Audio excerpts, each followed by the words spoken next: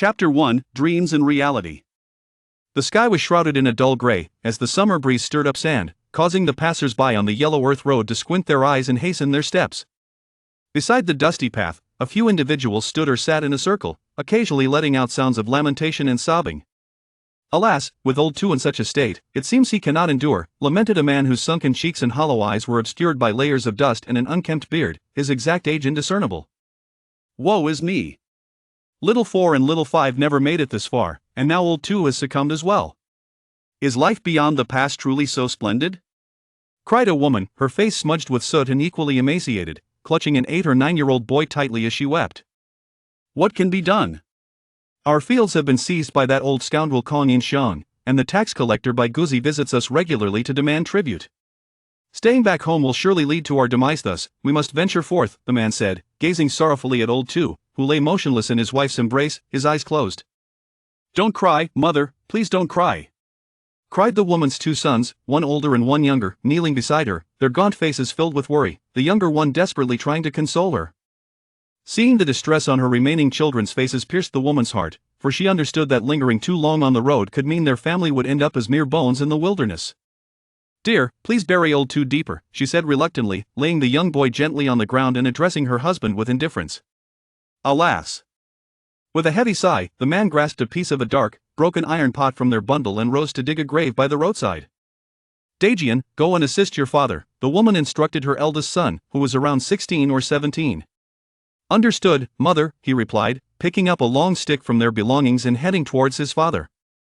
In a short while, the father and son were sweating profusely as they dug a pit not far away, yet the small hole seemed to exhaust their strength. While the woman was lost in despair over the impending loss of her 3rd child, the younger boy stared intently at his older brother. In a daze, he thought he saw old 2's brow twitch slightly, and he hurriedly rubbed his tear-streaked eyes with his grimy hands, observing closely but finding no further sign of life, which only deepened his sorrow. Years of warfare had rendered the countryside desolate, with not a single tree to shield them from the scorching sun in sight. Their tattered shirts, full of patches, were drenched in sweat. "Ouch! This hurts! Damn! Is this a dream or reality? Why is it so vivid?" Zhang Feng, still reeling from a hangover, felt as if his head might split open. Suddenly, a wave of unfamiliar memories flooded his mind, leaving him no time to ponder. To make matters worse, he felt a large, coarse mass lodged in his throat, choking him and making it difficult to breathe. "No way! Could this be vomit blocking my airway?" Zhang Feng thought in horror. It's over, it's over. Alas! Is this alcohol going to cost me my life?" At this moment, Zhang Feng disregarded everything else and struggled desperately. Unlike other time travelers who lamented over money, cars, houses, and beautiful women before their demise, he fought with all his limbs for survival. "Mother! Second brother is awake!" A boy kneeling nearby, lost in his own disillusionment, suddenly noticed his brother's frantic movements and immediately called out to his weeping mother. The woman, without needing a reminder, could hardly believe the extraordinary scene before her. Stunned into silence, she stood motionless, paralyzed by the overwhelming joy that rendered her limbs unresponsive. Fortunately, her youngest son's excited shouts soon attracted the attention of the father and his eldest son, who were digging nearby. They dropped their tools and hurried over. "What's wrong, Xiaosan? What happened to the 3rd brother?" the father and son called out as they approached quickly. "Father, big brother, 2nd brother is awake." "What? Really?" The jubilant exchange among the family provided no assistance to the struggling Zhang Feng, as they possessed no knowledge of first aid. "Am I going to die?" Tears streamed from the corners of Zhang Feng's eyes as he struggled. Perhaps some could remain indifferent in the face of life and death, but he was certainly not one of them. "What's wrong? What's happening to the second one?" Seeing their second son's flushed face and evident suffering, the parents and siblings transitioned from joy to concern. Just as Zhang Feng felt himself slipping into darkness, a moment of concentration at his throat caused the obstruction to inexplicably vanish. "Ha, ha, ha!" Zhang Feng lay flat on the ground, ceasing his struggle, and inhaled the dusty air deeply. At that moment, he found the mixture of dust in the air to be surprisingly sweet.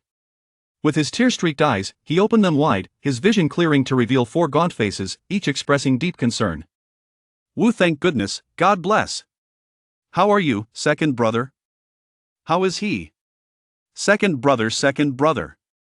Even Zhang Feng, who had lived 35 years in his previous life, found the scene hard to believe and profoundly shocking. As everyone focused intently on his face, he discreetly pinched the flesh of his thigh through his trousers. Hiss! That hurts. It can't be possible. It can't be. Zhang Feng gasped in surprise, his heart filled with astonishment and a persistent inner cry. Second brother? Second brother? The buzzing in Zhang Feng's head was interrupted by the concerned voices of the middle-aged couple before him, pulling him back to reality. After a moment's hesitation, he finally spoke, "Father, Mother, I'm fine, just a bit tired." The brief moment of uncertainty allowed Zhang Feng to mimic the pronunciation he remembered, responding to the worried couple before him. That's good, the woman murmured as she began to weep softly again, thinking she might lose another son, the emotional roller coaster nearly causing her to faint. Grumble, grumble. Just as the family basked in their joy, the youngest son shyly chuckled and awkwardly rubbed his flat stomach. Grumble. Another sound of hunger echoed, followed by a series of continuous rumbles. Should we have some dry rations first? Upon hearing the children's stomachs rumbling, the woman turned to her husband and spoke. Alas, yes, let us have some dry rations and rest a bit before we continue our journey. The middle-aged man sighed, casting a worried glance at his 3 half-grown sons, and nodded in agreement. At this moment, Zhang Feng was assisted by his elder brother to sit up, extending his slender, dark hand, reminiscent of a boy of 8 or 9, to receive the hard, stale cornmeal bun offered by his new mother. Gazing down at this rock-hard bun, which could potentially cause harm, Zhang Feng felt a pang of bitterness in his heart. However, when he noticed the food in the hands of his mother and others, despair truly enveloped him. Second son, wash it down with water. His new father handed Zhang Feng a large, grayish-yellow bamboo tube. Alas, what a stroke of misfortune! I have inexplicably found myself transported to the summer of 1948, in this war-torn era, embarking on a journey to the northeast. As Zhang Feng rifled through the memories in his mind, he silently grumbled, accepting the bamboo tube from his new father and laboriously gnawing at the bun, washing it down with the slightly brackish water. Reflecting on the memories that flooded back, he understood the plight of this family. Their ancestral land had been seized by landlords, and they were regularly harassed by unscrupulous individuals. Driven by desperation, his new father led the family of 7 northward to seek refuge with an uncle who had ventured eastward a few years prior. The arduous journey had taken its toll, with the youngest siblings succumbing to illness along the way. The original owner of this body had choked to death in his haste to eat, and by some twist of fate, Zhang Feng found himself inhabiting this body while suffering from a hangover. Good grief, what a stroke of misfortune to encounter such a soul transference! Feeling a burning sensation in his throat, even with water to wash down the bun, he felt utterly miserable. He was born in 1990 and had never endured such hardship. In his recollections, he learned that his new father was named Zhang Er, aged 35. His mother was named Zhouing, 33. His elder brother was Zhang Daijian, 16. He himself was Zhang Feng, 9. And his younger brother was Zhang Jiang, 7. The deceased siblings were best left unmentioned. Zhang Feng managed to consume only a little more than half of the bun, not for lack of desire, but because it was far too tough, causing him to lose a tooth in the process.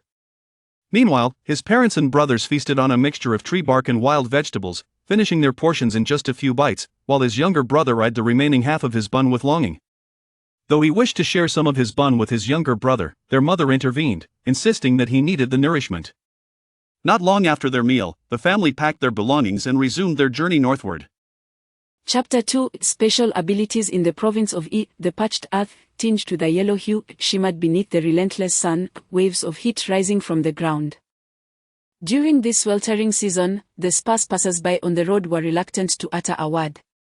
A family trudged along the path leading beyond the city gates, the father, burdened with their belongings, walked resolutely down the main road, while the mother, Zhou-ing, accompanied their 3 sons, meandering through the grass at the roadside, foraging for wild vegetables. Occasionally, they would pause to strip the bark from some edible saplings they encountered. Along the way, scattered among them were other refugees fleeing north, engaged in similar pursuits. Zhang Feng, who should have still been engulfed in the anxiety of his new surroundings, found his entire attention captivated by the 2 index fingers of his hands. To be precise, each finger contained a space, yes, 2 spaces. After casually experimenting with drawing a few wild grasses into these spaces, Zhang Feng was elated. Reminiscing about the predecessors in novels who possessed systems that provided various provisions of food, currency, skills, martial arts, cultivation techniques, and agricultural spaces. With this thought, He began to mentally invoke the activation phrases for his system: open sesame, imperial liquid gold, 80-pound hammer, yet nothing happened. After a prolonged attempt with several non-activation phrases, Zhang Feng numbly abandoned the fantasy of possessing a system. It seemed he truly lacked this external aid. A hint of disappointment washed over him. After all, having a system would allow him to take life easy, ensuring a more prosperous existence with minimal effort. He felt a twinge of regret for not having brought a system along, but the existence of two spaces was indeed a significant advantage. Suddenly, he recalled that protagonists in novels often possessed a spatial awareness, a unique ability of these traversers.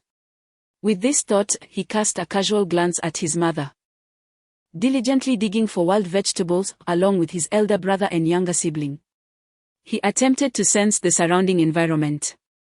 As soon as this thought emerged, his spatial awareness extended outward, enveloping the area around him. Indeed, it works. Zhang Feng's eyebrows arched in delight. Oh! What is this? As his spatial awareness spread, everything within a 10-meter radius fell under his perception. However, this awareness was akin to a blind person trying to identify objects. He knew they existed, yet he could not discern their specific nature. Zhang Feng sensed a multitude of creatures bustling beneath the ground. The realization sent a shiver down his spine, making him feel as if he were trapped in an ice cellar during broad daylight, a chilling dread enveloping his entire being, causing the hairs on his arms to stand on end, and beads of sweat to form on his forehead. Fortunately, it was daytime, and his family was nearby. Otherwise, even in daylight, he would have fled without hesitation. His lack of understanding regarding the application of his special abilities led him to forget what he had learned in biology class during his previous life, that the natural environment comprises a complete biological chain. And what he sensed were merely the snakes, insects, and rodents dwelling underground. "What's wrong with you, second son?" Zhou Ying, noticing her second son suddenly lost in thought, observed that his skin, darkened by the sun, seemed to pale in fright. Upon hearing his mother's inquiry and the questioning gazes of his two brothers, Zhang Feng took a deep breath to steady the tumult of his startled emotions. With a smile, he reassured them that everything was fine and resumed his search for wild vegetables. "If you're tired, just return to the path and rest for a while," Zhou Ying advised with concern before returning to her tasks. Observing his family once again engrossed in their activities, Zhang Feng, having calmed his emotions, extended his consciousness to envelop the surroundings. This time, he sought clarity, for the situation was undeniably eerie. Curiosity, once ignited, could not be suppressed. Nevertheless, as his awareness sank underground once more, a tingling sensation coursed through his scalp. After all, beneath his feet lay countless unknown creatures writhing in the dark. Who wouldn't feel a pang of dread, barring those with an iron constitution? Simply sensing them is not enough. Let me see if I can draw them into my space before releasing them to the surface, Zhang Feng mused. He then set about his task, his consciousness selecting an unknown creature about the size of a fist from the depths below. With a mere thought, the unknown entity suddenly materialized into the space of his right index finger. Zhang Feng refrained from conducting further tests, fearing the emergence of uncontrollable phenomena that would be difficult to explain. Another thought and the creature was released onto the grass 3 meters in front of him. Zhang Feng's body tensed, fully prepared to retreat at a moment's notice. Upon closer inspection, he couldn't help but chuckle. What a surprise, it was merely a frog.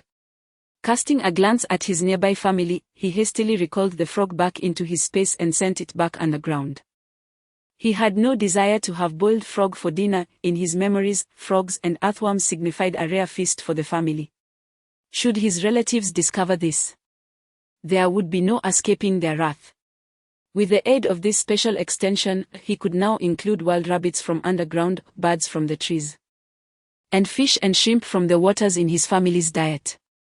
With these thoughts in mind, Zhang Feng sprang into action, collecting every edible wild vegetable he encountered into his space. Of course, he maintained the pretense of digging for wild greens, occasionally searching near the gravesite. When his spatial awareness detected living creatures, he felt a slight tremor or movement in his body with each breath. Additionally, his consciousness could relay a rough outline of the objects he came into contact with. As he explored the potential of his spatial abilities, Zhang Feng was greatly astonished by the discoveries he had already made. Centuries of rampant deforestation and decades of warfare had rendered this land nearly desolate. Save for the wild grasses. The summer winds stirred up clouds of dust, painting a grim picture of desolation that offered no hope to the fleeing populace. Perhaps only news of the vast black soil beyond the borders could ignite the spirit of those venturing eastward. Zhang Feng gathered more than a dozen wild rabbits of various sizes from their underground burrows, and employing his spatial awareness, he secured a nesting wild hen, yielding 7 wild eggs and a mottled gray female chicken. It appears that spatial awareness possesses the remarkable ability to immobilize living beings, however. The strength of the confined creatures cannot surpass that of Zhang Feng himself. He cautiously attempted to retrieve a large stone from beneath the ground, yet his efforts proved futile, as he could not budge it even a fraction. After numerous attempts, he managed to lift a stone weighing less than 20 pounds, and even this left him somewhat fatigued. Conversely, when he simply touched an object he wished to collect, he could do so effortlessly, without expending an ounce of energy. The deeper he delved into the capabilities of the two realms, the more astonished Zhang Feng became. As dusk fell, the evening glow was obscured by dust, rendering it less than picturesque. A family of 5, weary from a day's journey, paused by the banks of a river. The father set down the burdens he had been carrying, and Zhang Feng, following his 2 brothers, approached their mother, presenting her with the wild vegetables they had foraged throughout the day. Once the eldest and youngest brothers had delivered their harvest, Zhang Feng stepped forward to extract from his tattered burlap sack the wild chicken he had wrung the neck of, along with 7 wild eggs he had gathered from the nest. Chapter 3: The Journey at Dusk, by the riverbank. The sight of the wild fowl that Zhang Feng had procured brought a spark of excitement to the entire family. Indeed, capturing such creatures without the proper tools and experience proved exceedingly difficult. Second brother, when did you acquire this? Why have you been silent about it? Yes, indeed, second brother. When did you manage to get this? Faced with the consecutive inquiries from his father and younger brother alongside the eager gazes from his mother and elder brother, Zhang Feng had already concocted a plan in his mind. Unhurriedly, he responded, "We are not the only ones foraging for wild vegetables along this route. If I were to boast about it, there might be desperate souls eager to snatch it away. How could I dare to flaunt it?" The family found his reasoning quite sound. Zhang their father, chuckled and remarked, "You truly are a clever one. However, you do make a valid point. If we were to announce it, we might not even be able to enjoy it ourselves." "Very well. My dear wife, hand me the chicken, I shall prepare it." As he spoke, Zhang turned to Zhou Ying, requesting the chicken for processing. "Shouldn't we exchange this chicken for some cornmeal?" Zhou Ying pondered aloud while holding the chicken. "Oh, I understand we should trade for cornmeal, but since the second son fainted today, I thought it best to stew it for the family to nourish ourselves," she replied. "Well then, I defer to your judgment," came the agreement after a brief hesitation from Zhou Ying. Upon hearing his mother's decision, the youngest son, Zhang Zheng, could hardly contain his joy, hopping about. "We are having meat. We are having meat. What are you shouting about? If you continue, there will be none left for you." Zhou Ying feigned sternness as she admonished her youngest son. Once he quieted down, she turned to her eldest son, saying, "Dejian, go stoke the fire." "Understood, mother." Zhang Dejian responded promptly, rummaging through his belongings for the fire starter and tinder. Observing that he had nothing else to attend to, Zhang Feng volunteered, "Mother, I will go gather some firewood." "Very well, but do not stray too far. Take your younger brother with you," Zhou Ying replied, before diligently taking the iron pot and heading to the riverbank for water. Once their mother had departed, Zhang Feng called for his younger brother to bring the hemp rope and follow him. The 2 brothers, unsure of where to find firewood, began to search along the riverbank. As they ventured forth, Zhang Feng extended his awareness, moving some buried timber to the surface and relocating a few dry reeds to the riverbank. The brothers managed to gather a considerable amount of firewood, and as they approached a sufficient quantity, Zhang Feng cautioned his brother before descending to the riverside to walk along the riverbed.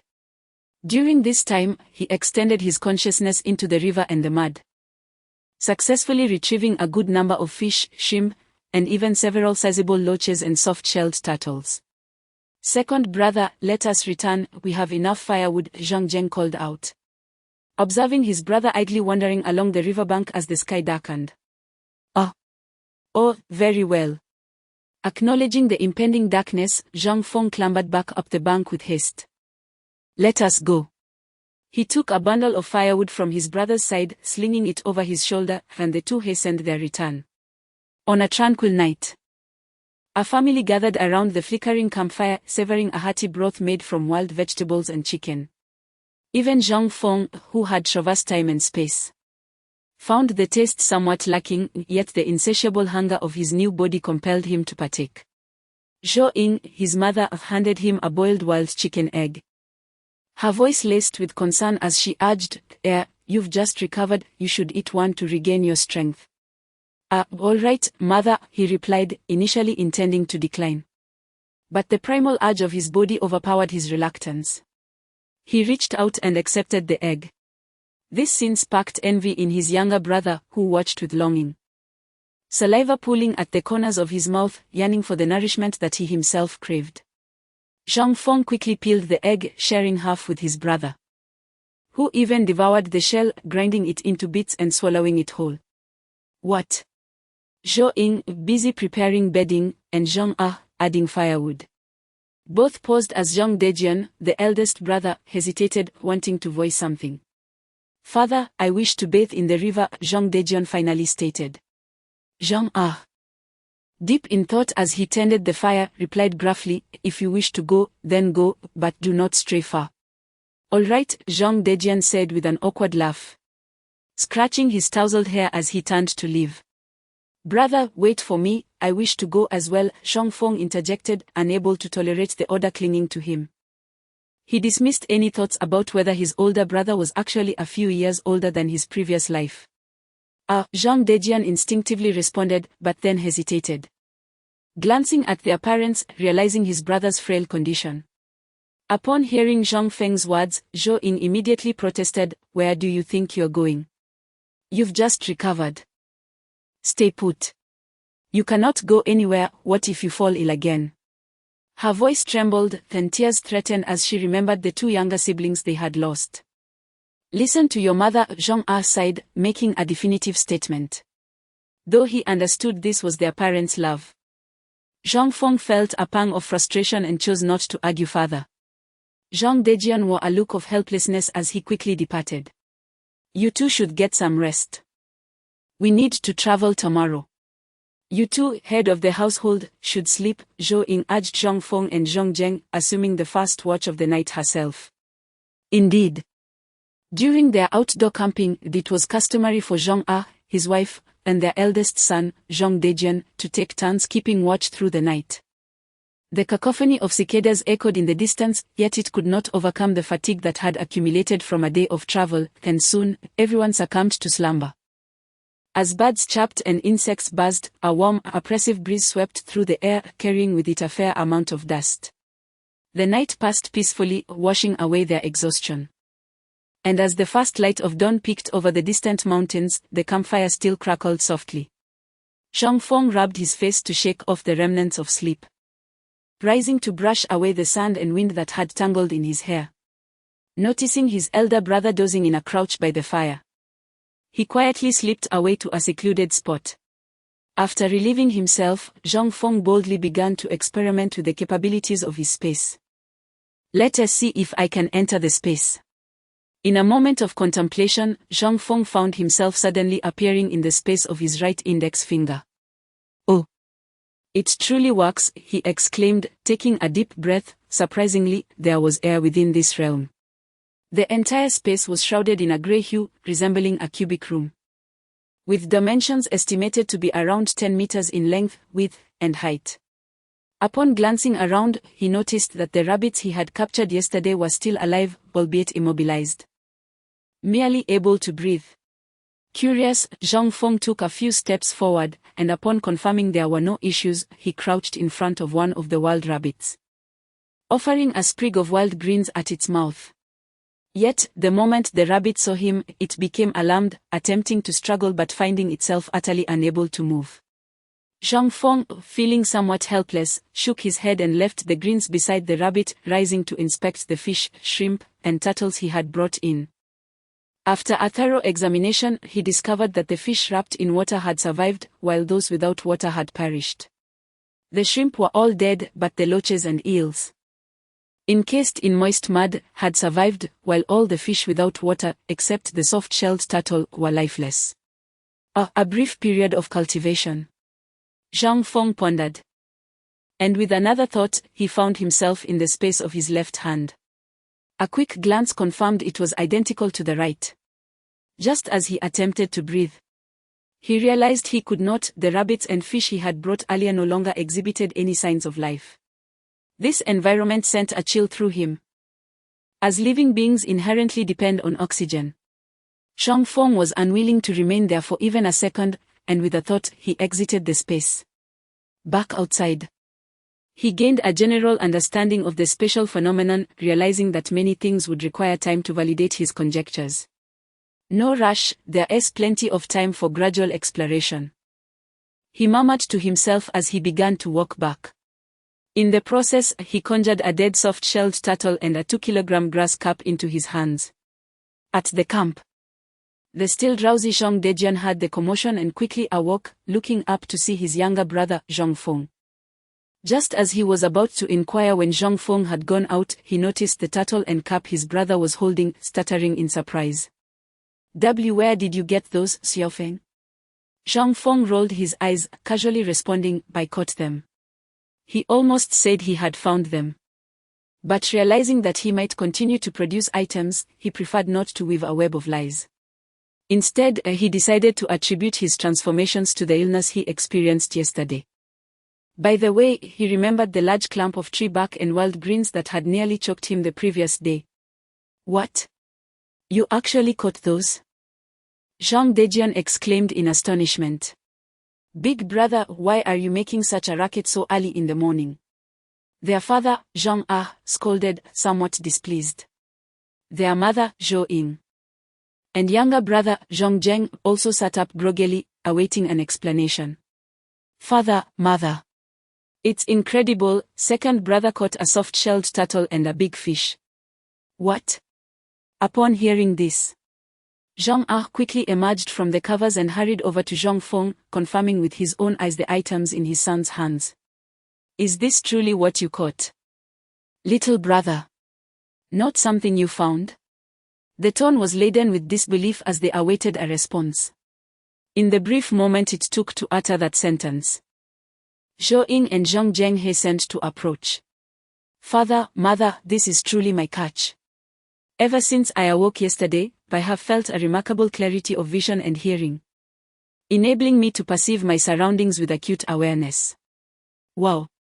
Second brother, you are truly extraordinary. The most formidable person I have ever encountered. Such words could only be unconditionally trusted by the youngest, Zhong Zheng, especially considering that with the addition of the 2 portions of meat in second brother's possession, they had accumulated quite a feast.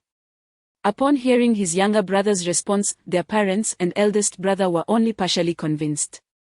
Yet they harbored a hopeful anticipation that it might indeed be true. If it were, then the journey ahead would likely not be as arduous. Zhang having received an answer, ceased to dwell on the authenticity of the words. He turned to Zhou Ying and instructed, since you are awake, and the dawn is nearly upon us, let us hasten to tidy the shop and prepare a meal, we shall continue our journey shortly. All right. Dejian. You take care of the soft-shelled turtle and the grass cup, I will begin organizing the shop. Zhou Ying promptly assigned tasks to the others. Understood, mother. Zhang Dejian reached out to take the soft-shelled turtle and grass cup, eagerly heading towards the riverbank. Meanwhile, Zhang Feng and Zhang Zheng assisted their mother in tidying the shop. "How delicious!" Zhang Zheng exclaimed, cradling a large bowl of soup, savoring the fish with great delight and frequently offering compliments. "Hurry up and eat. We must be on our way soon," Zhang Ah urged during a brief interlude between sips of soup. The family enjoyed a hearty meal of fish soup together. In the tranquil morning, the river shimmered with mist, and the warm breeze brought forth a sense of joy. Zhang Ah carried the luggage along the main road, while the three children foraged for wild vegetables along the roadside. Chapter 4: The Choice of Direction. Upon arriving in the town of Chenguantuan in Jincheng, Zhang Ah, accompanied by his family, immediately sensed an unsettling atmosphere. The streets were teeming with hurried pedestrians, and numerous refugees had flocked to the town. Zhang Ah inquired around and ultimately learned that fierce battles were raging beyond the borders. According to the fleeing individuals, millions were embroiled in combat, creating a tumultuous scene. This news left him bewildered, unsure of where to turn. One misstep could lead his family into irrevocable peril. Alas, this revelation struck him like a bolt from the blue, leaving Zhang Ah engulfed in confusion and helplessness. He found himself sighing deeply, holding a corn bun as he pondered his plight. "Dear, brooding alone will not solve anything. Let us all gather and devise a plan after we have eaten," Zhou Ying, his wife, gently reassured him, attempting to mask her own worries with a facade of ease. Observing that their children were neglecting their meals out of concern for him, Zhang Ah understood he must not display such dismay before them. He forced a faint smile and urged, "Let us eat, we must eat fast." "All right, children, hurry and eat," Zhou Ying encouraged, relieved to see her husband temporarily set aside his worries. She quickly called for Zhang Feng and the others. "Come, father, mother, elder brother, and third brother, have some buns." Zhang Feng, sensing the tension had eased, eagerly produced 5 steaming meat buns from his pocket to share among them. Zhang Ah chuckled upon witnessing this. "When did you acquire these, my boy?" I traded some fish for them," Zhang Feng replied with a grin. "Well then, let us eat swiftly," Zhou Ying said, taking the buns and urging them to enjoy their meal. Initially, she had intended to save the delicious morsels for her brothers. But under Zhang Feng's steadfast principle of "if you do not eat, neither shall I," she relented. After more than a week, they finally convinced their parents that their second son had indeed developed skills after his illness. Armed with a long pole, he could fish on the river's surface, spear fish in the water, and even venture into the fields at night to catch wild chickens and birds. Their diet had not only improved, but they had also amassed a fair amount of money through selling fish and game. Amidst their complex emotions, the family hastily finished their meal, and once Zhou Ying had sided up, they gathered together again. "Alas, children, I had originally planned to take you 3 to the Black Province to seek refuge with your uncle. However, the news from those fleeing beyond the borders suggests that chaos reigns out there," Zhang Ah lamented. "I fear that if we proceed towards the borders now, we may risk our very lives. My mind is in disarray. I invite you all to share your thoughts." Zhang Ah cast a worried gaze upon his 3 children, particularly focusing on his eldest son, Zhang Dejian, as he held a traditional reverence for the firstborn. Zhang Dejian, feeling the weight of his father's scrutiny, was engulfed in his own turmoil. Lacking confidence, he lowered his head, evading his father's gaze, and eventually murmured, "I will follow your lead, father." Hearing his eldest son express such sentiments brought Zhang Ah a mix of comfort and disappointment. His eldest was kind-hearted and honest, yet devoid of strong opinions. He gently shook his head and then turned his gaze toward his younger brother, who had recently been exuding a sense of astuteness, perhaps harboring some commendable ideas. Zhang Feng noticed that the family had once again turned their eyes toward him. During this time, he had not only been pondering how to make the best use of their special resources but had also gained a thorough understanding of the era they were in. July 1948. The Pinjin campaign would soon commence, and by January 31st of the following year, the city would be peacefully liberated. Where could they possibly go? Certainly, it would be to Beiping, the future capital. If they could just navigate the next 6 months with stability, waiting for the Red Army to take over Beiping, Their family would undoubtedly secure a residence permit in Beijing, and the 3 adults at home could be designated as workers. After all, for the next 3 decades, the status of workers would be the most favorable. A flurry of thoughts raced through Zhang Feng's mind as he gazed at his beloved family, and with a smile, he said, "Father, mother, elder brother, and third brother, I believe we should head to Beiping." "Oh, pray tell us more," Zhang inquired. Taken aback by his younger brother's swift response, his eyes bright with eagerness. The others also looked on, curious to hear from the most capable member of the family. Beiping was originally the capital of the Qing dynasty, but after the fall of the Qing, it was seized and contested by various warlords. It was taken by the Japanese in 1937, and in recent years, it has been under the control of the nationalists. The others nodded as if listening to a lecture. And Zhang Feng continued, "Currently, the nation is divided into 2 factions, one red and one blue. You are all aware of the red faction. They are the most benevolent towards the common people. The blue faction, as you know, is the nationalists. A significant portion of their soldiers oppresses the common folk.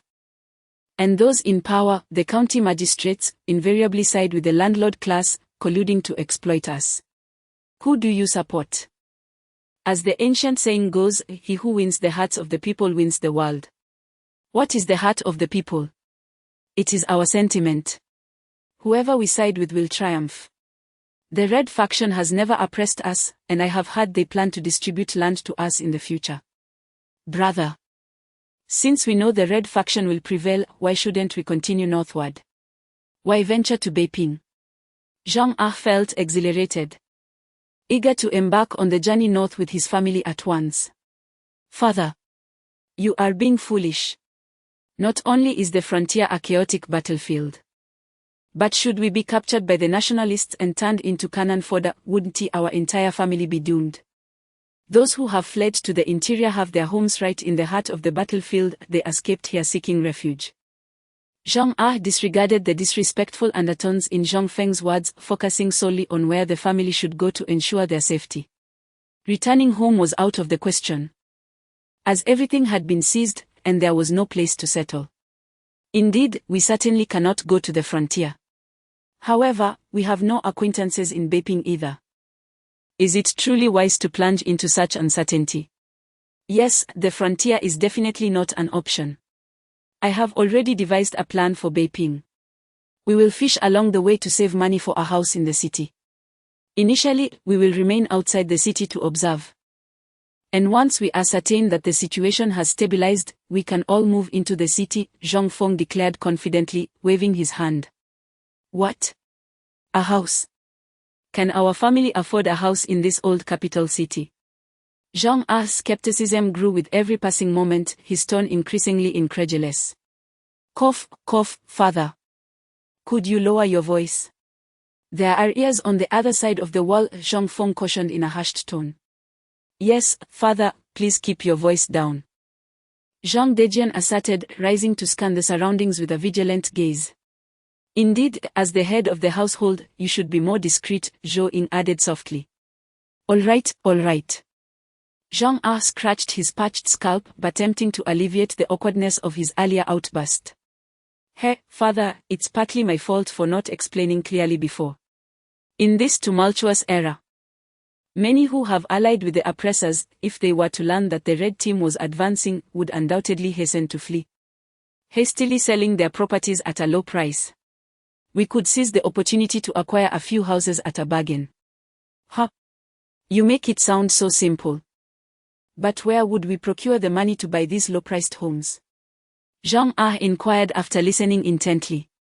Next, we shall exert ourselves in fishing. If funds remain insufficient, we can search for houses within the city that the owners have abandoned. Surely the new government will not disregard us, Zhang Feng replied, raising an eyebrow with a cheeky demeanor. Hey, are you suggesting we become bandits?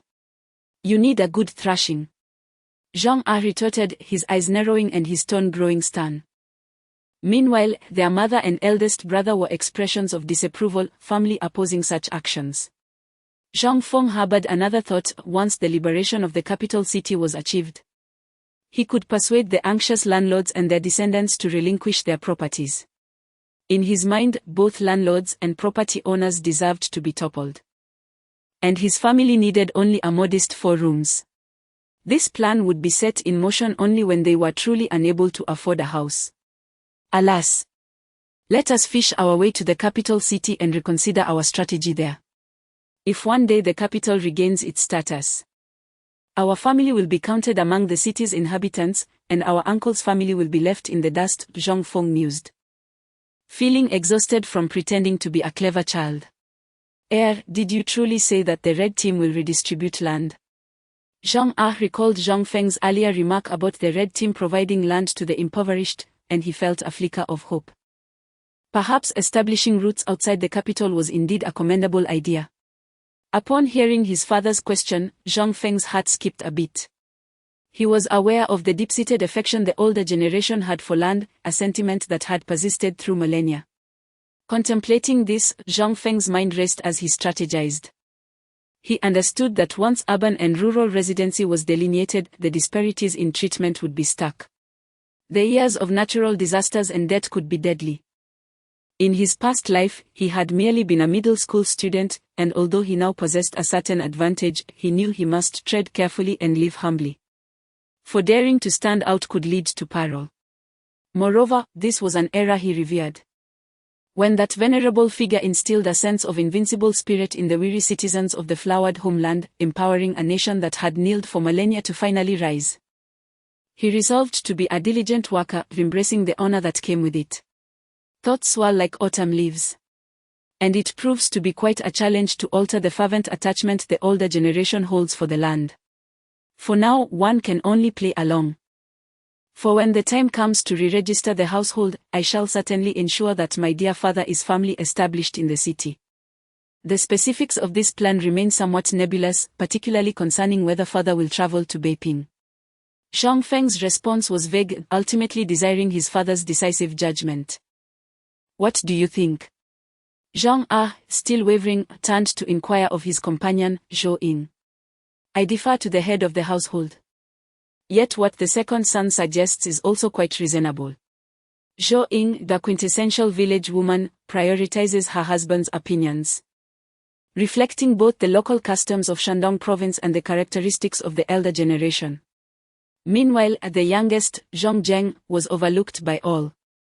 He merely understood that following his elder brother would lead to a share of the feast. After a long contemplation, Zhong's gaze flickered with determination. And he resolutely adopted Zhang Feng's proposal. Very well, let us proceed as the second son has advised. Thus, the fate of the family was irrevocably altered, and perhaps years hence, he would take pride in the choice made today. Chapter 5: Arrival at the city of Fornine. As the summer waned and autumn began to unfold, the daytime heat persisted. Along their journey, a family of 5 encountered numerous dilapidated villages overrun with weeds. Remnants of a bygone era where one would sing and another would take the stage, leaving this land in a state of desolation. Yet, amidst the ruins, many villages still housed residents who, despite their arduous lives, clung to their dreams of a prosperous and peaceful era. It had been 9 days since the family had finalized their plans. The Zhang family traveled through Bo City, Yongqing, and Guan, cautiously making their way northward. Today, they finally beheld the towering city that had stood for 6 centuries, its earth-toned walls weathered and worn, bearing the scars of time. At last, they had arrived. Gazing up at the majestic walls, Zhang squinted with delight, a smile crinkling his face as he revealed a mouthful of yellowed teeth. Wow! Brother! Is this the city of Beiping you spoke of? It truly is magnificent. Will we really live in this city? Zhang Feng glanced at his exuberant younger brother, nodding slightly. Yes, brother will eventually ensure you have a place in the city, he assured, gently ruffling the hair of his younger sibling, who stood a head shorter. That would be wonderful. Is there an endless supply of delicious food in the city? Zhang Zheng chimed in innocently, his eyes sparkling with excitement. What are you daydreaming about? You little rascal. Zhang chuckled, playfully swatting the back of the third brother's head. Brother 2, what should we do next? After half a month, the head of the family had to concede that his second son possessed remarkable foresight. Recognizing this quality, he decided it would be best not to overthink decisions, thus sparing himself additional worry. Zhang Feng had already formulated a plan to first seek out a village outside the city as a temporary refuge, preferably one to the north, where they could rent a room from a local villager to settle the family. He shared this thought with his family. Indeed, what Brother Chu suggests makes sense. Zhang Ah replied after a moment's contemplation, nodding in agreement. With their plan approved, the family spoke little more, shouldering their belongings and making their way toward the gates of Beiping City. As they approached the city, the throngs of pedestrians grew denser, transforming the road into a bustling marketplace flanked by vendors calling out their wares. Stalls offered fresh vegetables, chickens, eggs, pork, grains, river fish, firewood, and handmade crafts, everything one could desire. Zhang Feng noticed sellers of fish and game but refrained from inquiring about prices, acutely aware of how their family appeared like wanderers seeking scraps. Though their clothes bore numerous patches, each layered upon the other, and their bodies were covered in dust, it was an unavoidable circumstance. To appear better dressed on the road of hardship would only invite unwanted attention. In these times, the concept of law and order was virtually non-existent. One could dispose of a body without a second thought, and the streets were never devoid of the deceased.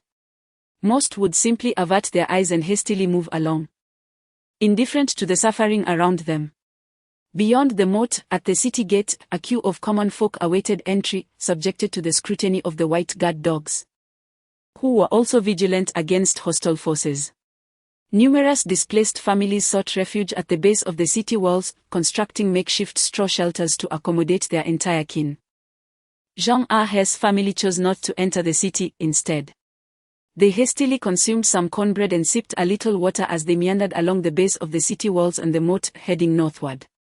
This journey, beset by wind and rain, had turned a once complete family of 7 into a mere 5, as desolation and wilderness accompanied them throughout their trek. Though their appearance was somewhat shabby, they were spared many unnecessary troubles. Zhang Feng strolled along the moat's edge, his spatial awareness extending into its depths, as he deftly relocated fish and shrimp from the waters. At that moment, his right hand contained a bounty of several thousand pounds of various aquatic delicacies. With oxygen present in his spatial realm, and by simply adding more water, these fish and shrimp could survive for a while. This was precisely what he endeavored to do. Meanwhile, his left hand, enveloped in a vacuum state, housed over 50,000 pounds of assorted grains, more than 2,000 silver dollars, 16 large yellow fish, 43 small yellow fish, over 5,000 copper coins, and a plethora of sundries including oil, salt, vinegar, tea, and cloth. The origin of such abundant provisions traced back to the family's decision to journey to Beiping City. Along the way, they encountered unscrupulous merchants who looked down upon the downtrodden. Zhang Feng, however, was unyielding towards these wrongdoers, seizing the cover of night to utilize his special abilities to procure as much as possible. During one such instance while exploring his special capabilities, he inadvertently discovered another function. By joining his 2 index fingers and concentrating his thoughts upon them, he could make his body vanish into thin air. This revelation startled his younger brother, who witnessed this phenomenon as if encountering a ghost in broad daylight. Fortuitously, upon hearing his brother's exclamations, Zhang Feng promptly dispelled his invisibility, concocting an explanation that ultimately convinced his brother that it was merely an optical illusion. Armed with this newfound ability, Zhang Feng sought every opportunity to train in secrecy as they continued their escape. Passing by 2 landlords' estates, he boldly employed his invisibility to raid their yards. Of course, he only took a fraction of the food, for in less than 6 months, they would be overthrown by the People's Army, and many starving citizens would depend on the distribution of grain to survive. Zhang Feng was indeed troubled. Despite having amassed such resources, he still subsisted on coarse cornmeal, while the provisions in his special realm could only be dispensed gradually, lest he raise suspicion, particularly as many items could not be revealed due to their dubious origins. He resolved that during their next fishing excursion with his father, he would subtly encourage his father to unwittingly procure a large yellow fish, Truly, it was a colossal city with a population exceeding 160,000. The journey from the south gate to the north gate took nearly 3 hours. As dusk settled, they had no time to seek shelter. Observing many others like himself, who had come with their families to escape calamity, Jean decided to set down their belongings at a flat, unoccupied spot against the city wall, preparing to camp there for the night. As I gaze around, not a single blade of grass can be seen upon the ground. The road is marked solely by tire tracks and stagnant puddles. Not even a droppings of livestock is in sight. It appears that we shall not be able to savor hot porridge or warm water tonight. In the future, it will be imperative not only to procure food but also to stockpile firewood in our limited space. There is no need for division of labor within the family. A mat is laid upon the ground, followed by a few blankets. Subsequently, my mother distributes several steamed buns to each person, hastily consumed with cold water. My mother, Jo-ing, stands watch while the rest of us cover ourselves with blankets and clothing, surrendering to slumber. Chapter 6. Renting at Zhujiazhuang. Or the morning breeze is refreshingly cool. Taking a deep breath of the morning air invigorates the senses, banishing all traces of fatigue. The sounds of roosters crowing and dogs barking echo throughout the city. While the refugees who fled here remain largely dormant, many lying down to conserve their energy. However, some industrious families have risen early, with the adults hastily departing in search of work. Zhang Feng's family was up at dawn, hastily packing their belongings without even a bite of breakfast, eager to leave. During daylight, eating among the throngs of refugees invites countless envious gazes, as if hungry eyes were poised to devour you. Common sense dictates avoidance. Outside Anding Gate, crossing the moat leads to a bustling marketplace organized by villagers. As Zhang Feng walks alongside his family, he observes the transactions occurring on either side of the street. He is profoundly struck. Yesterday they had merely passed through the market outside the southern city, barely understanding its scale. Today, witnessing the trade up close is astonishing. 1 egg costs 24 pounds of legal currency, and a pound of cornmeal is 100 pounds. Good heavens! Zhang Feng had only heard whispers of such inflation, but witnessing it firsthand is truly staggering. He watches wealthy citizens from the city loading their carts with sacks of money, only to exchange it for mere handfuls of cornmeal. A glance at his parents reveals their worried expressions, and he understands their concerns. As they walk, Zhang Feng observes the soaring prices. It is indeed beyond words. Simply put, it is unaffordable. The most valuable currency in the market is the large yellow fish, followed by the yuan large-head silver dollar, while copper coins, legal tender, and gold certificates are scarcely worthy for even the most menial tasks. Occasionally, a few discarded bills can be seen floating in the foul gutters. Reaching the end of the street, Zhang with a face full of worry, turns to Zhang Feng and says, "Second son, the prices in Beiping make it impossible for us to settle here. Shall we leave?" Upon hearing his father's words, Zhang Feng shakes his head in denial. "Father, I won't deceive you. The prices here are the same throughout Beiping. Other places likely offer little respite.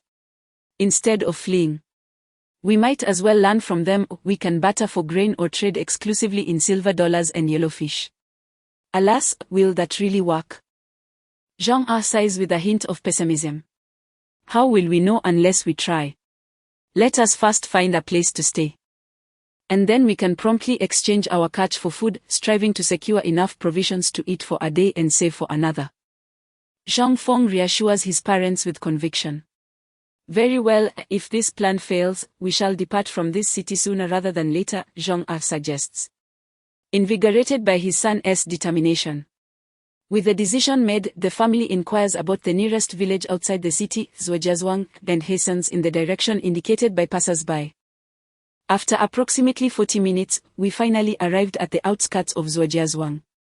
From an exterior perspective, this village predominantly featured earthen houses with thatched roofs, with only a few brick-and-tile dwellings, a reflection of the rural conditions of this era. At the village entrance, beneath a lush and sprawling mulberry tree, 7 or 8 women were engaged in casual conversation when they noticed 5 individuals approaching the village. Instantly, the women heightened their vigilance and stood up. concerned that refugees had arrived seeking alms or intent on thievery. "Stop. What brings you to Zhujiazhuang?"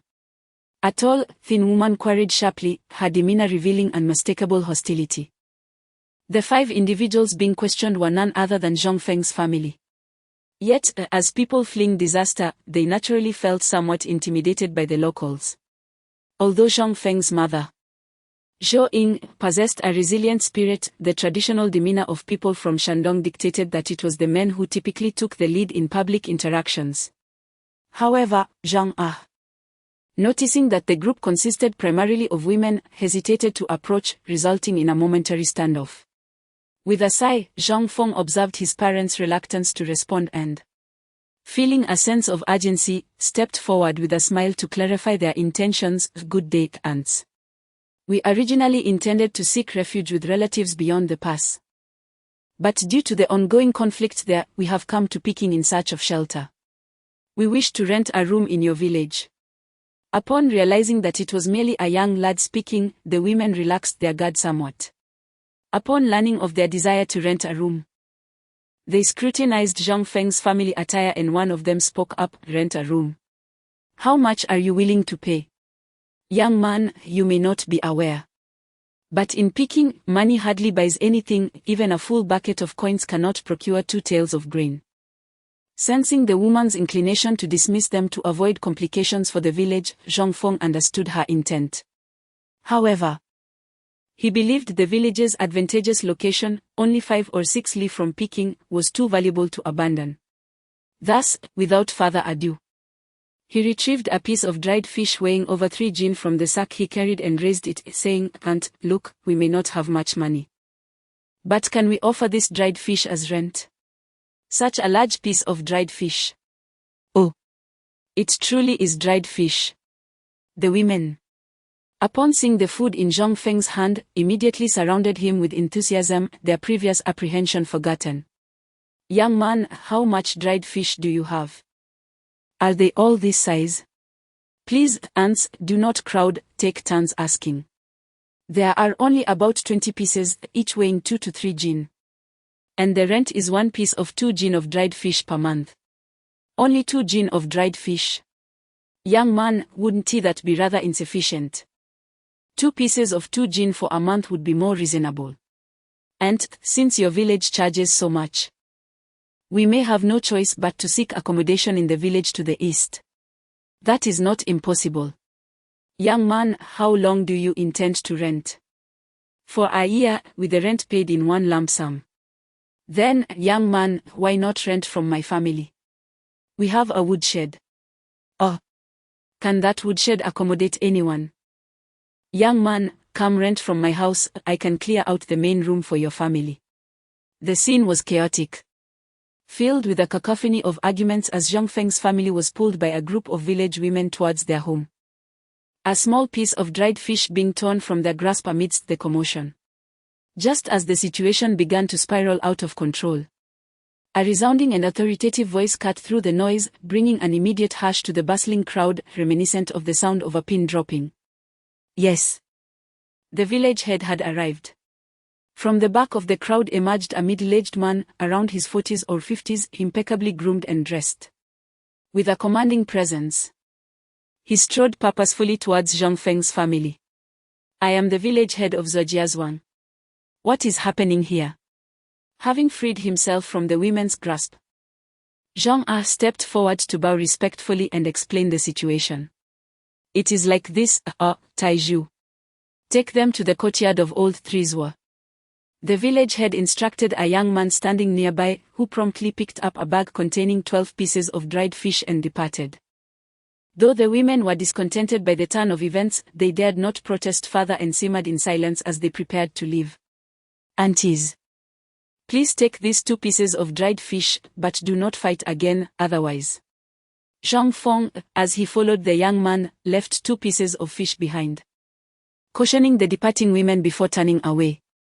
Having secured a 1 kilogram piece of dried fish and seen off Taiju, Zhang Feng finally returned to the earthen house within the fenced courtyard, joining his parents in tidying up the yard. "Oh, at last we have a decent place to live," he murmured, wiping the sweat from his brow. After nearly an hour of cleaning, his father and elder brother had repaired the thatched roof and were now working on the cooking shed in the yard. The interior of the thatched cottage was modest, measuring only about 20 square meters, with one side covered by a thick layer of wheat straw serving as the family's sleeping area. Head of the family. Let us eat inside, Zhou-Ying called, carrying a grey cloth bundle filled with steamed cornbread made during their journey. Yes, coming, Zhang responded loudly, brushing off the dust from his hands as he led his elder brother into the house. Before entering, he noticed the empty doorframe and muttered to himself, I must tidy up this door this afternoon. Well, let us hurry and eat, Zhou-Ying cheerfully urged. Before long, the family gathered around, sharing laughter and stories as they enjoyed their cornbread, reminiscing about the events of the morning. Chapter 7, Unearthing Gold in the vicinity of Zhou family village.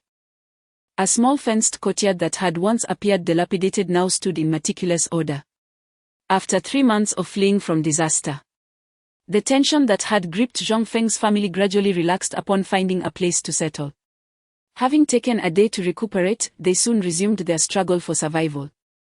After some deliberation, mother, the eldest brother, and the third brother decided to remain at home, as the family's belongings were all housed in the rented room. Zhang Feng, indifferent to the shabby luggage, understood that the others held it dear. Having consumed a bowl of cornmeal porridge, Zhang Feng and his father, Zhang set off from the courtyard with a bamboo pole and a basket, heading towards the direction of Pingcheng. After walking for a while, they reached the moat, where Zhang Feng inadvertently noticed a sprawling construction in the northwest, pondering, what is this? Did we not learn yesterday that the nearest village was the one closest to the city? What then is this residential area before me? Unbeknownst to him, this was an alleyway, and indeed, Zhou family village was the closest village. With his mind a bit muddled, Zhang Feng had little time for contemplation as he and his father descended the slope of the moat, nearing the water's edge. Next, through concentration, he summoned the fish in the river to the surface, rendering them unconscious for easier capture. With a swift motion, the bamboo pole sliced through the air, striking the water's surface, and a 3-pound cup floated up. He then used the pole to retrieve the fish, while his father, Zhang hurriedly placed it into the basket, fearful that a moment's delay would result in someone snatching it away. However, there was little need for concern, as Zhang Feng deliberately avoided the attention of passers-by while fishing. Otherwise, should his method of fishing be revealed, it wouldn't be long before hundreds would gather around him and his father, potentially depleting their catch. After successfully capturing over 10 large fish, Zhang Feng noticed they were nearing the landing gate and, seeing no pedestrians within 50 meters of the bank, he decided to leave behind 6 small yellow fish, $10 silver, and several copper coins right where he stood. This was the sum he had resolved to entrust to his parents after a night of contemplation. With a sharp motion, the half-pound crucian cup was rendered unconscious, sending ripples across the emerald surface of the water. Zhang instinctively crouched to collect the fish, while Zhang Feng stepped back 2 paces, inadvertently producing a metallic clink beneath his feet. Did you hear that sound, father? Zhang Feng inquired, feigning confusion while holding the bamboo pole, preoccupied with gathering fish. Zhang responded absent-mindedly, what sound? Look at that reply, how am I to respond? Zhang Feng mused internally, yet he continued to feign curiosity, crouching down to probe the riverbed with his bamboo pole. Come quickly, father. Zhang Feng called out, deliberately lowering his voice to convey urgency. What is it, heir? Zhang questioned, cradling the fish-laden basket with cautious curiosity. However, upon approaching Zhang Feng and catching sight of the glimmering object unearthed from the pit, his eyes widened in astonishment, causing him to nearly drop the basket from his trembling grip. Cover it, Zhang stammered in a flurry, hastily placing the fish basket onto the earthen pit while anxiously scanning the surroundings for onlookers. With a sigh of relief upon realizing no one was nearby, his heart raced violently, and his trembling hand clutched the rim of the basket. Second son, I'll shield your view. Quickly stash the treasures beneath the basket into your inner pocket, he urged Zhang Feng with a quivering voice. All right, father, Zhang Feng replied, reaching under the basket to retrieve the small yellow fish and silver coins he had previously hidden away. It's done, father. Move the basket aside so I can check for any omissions. Hearing this, Zhang again surveyed the area before cautiously shifting the basket. It's clear, father. Zhang Feng said as he prepared to rise, while Zhang still crouched, felt around nervously before finally standing. Shall we postpone selling the fish until later and head home instead? Zhang Feng, understanding his father's unease at not returning with the money, nodded in agreement to avoid attracting unwanted attention. Very well, let us hasten. After an hour's journey, they arrived back at Zhuo family village, swiftly making their way to their small courtyard. Outside, a dozen children of various ages played along the dirt path, likely intrigued by the presence of strangers in their village. The father and son spotted their youngest, Zhang-san, peering over the fence, playfully making faces at the children. Father, second brother, why are you back? Zhang Zheng exclaimed, his eyes lighting up with surprise. Oh, it's nothing, just go play, Zhang replied. Father, why have you returned? In the courtyard, Zhang Dejian and Zhou Ying, hearing the commotion, paused their work and stood up. Dejian, you guard the entrance, don't let anyone into our house. Zhou Ying, come inside with me. Zhang instructed. All right, head of the household. Though puzzled, Zhou Ying wiped her hands and followed him inside. The room was dimly lit upon entering. Zhang stood at the door, ever watchful. Meanwhile, Zhang Feng began to take out the small yellow fish and place them into his mother's hands. Zhou Ying, seeing the items in her palm, initially thought she was imagining things, but upon closer inspection, nearly gasped in shock, lowering her voice in fear as she inquired. Where did this come from? Found by the river. Don't ask too many questions, just bury it in the house where Zhongsan can't see it. Understood. Zhou Ying replied, her heart lightened by the answer, though excitement bubbled within her, causing her hands to tremble as she held the coins. After a flurry of activity, Zhou Ying buried the 6 small yellow fish in one corner of the house. Before departing, the father and son whispered a reminder, one of you must stay home. The reasoning was clear, while foraging for wild vegetables, it was crucial to leave an adult to guard the house. Understood, head of the household, Zhang Feng replied. Once again, father and son took their basket and headed towards the market, unaware that news of their fishing prowess had already spread among the keen-nosed children. In the evening, the village head of Zhuojiazhuang arrived at his home's courtyard accompanied by several elderly villagers. After exchanging pleasantries, the underlying message was clear, they sought to obtain fish at a reduced price for their village. The cost of living in Beiping had surged dramatically. Only the yellow crocker held any real value, while paper money had become virtually worthless. Even the silver dollar and copper coins had depreciated significantly, prompting some individuals to resort to barter for their transactions. The loss of the Northeast was a clear harbinger of Beiping's impending fate. Presently, the influence of the bold-headed faction in Beiping was solely focused on amassing genuine wealth, showing little regard for the plight of the common people, which had ultimately contributed to the outrageous inflation. Under Zhang Feng's covert guidance, the village had arranged to provide identification for his 5 family members, establishing the exchange rate at 2 pounds of fish for half a pound of cornmeal.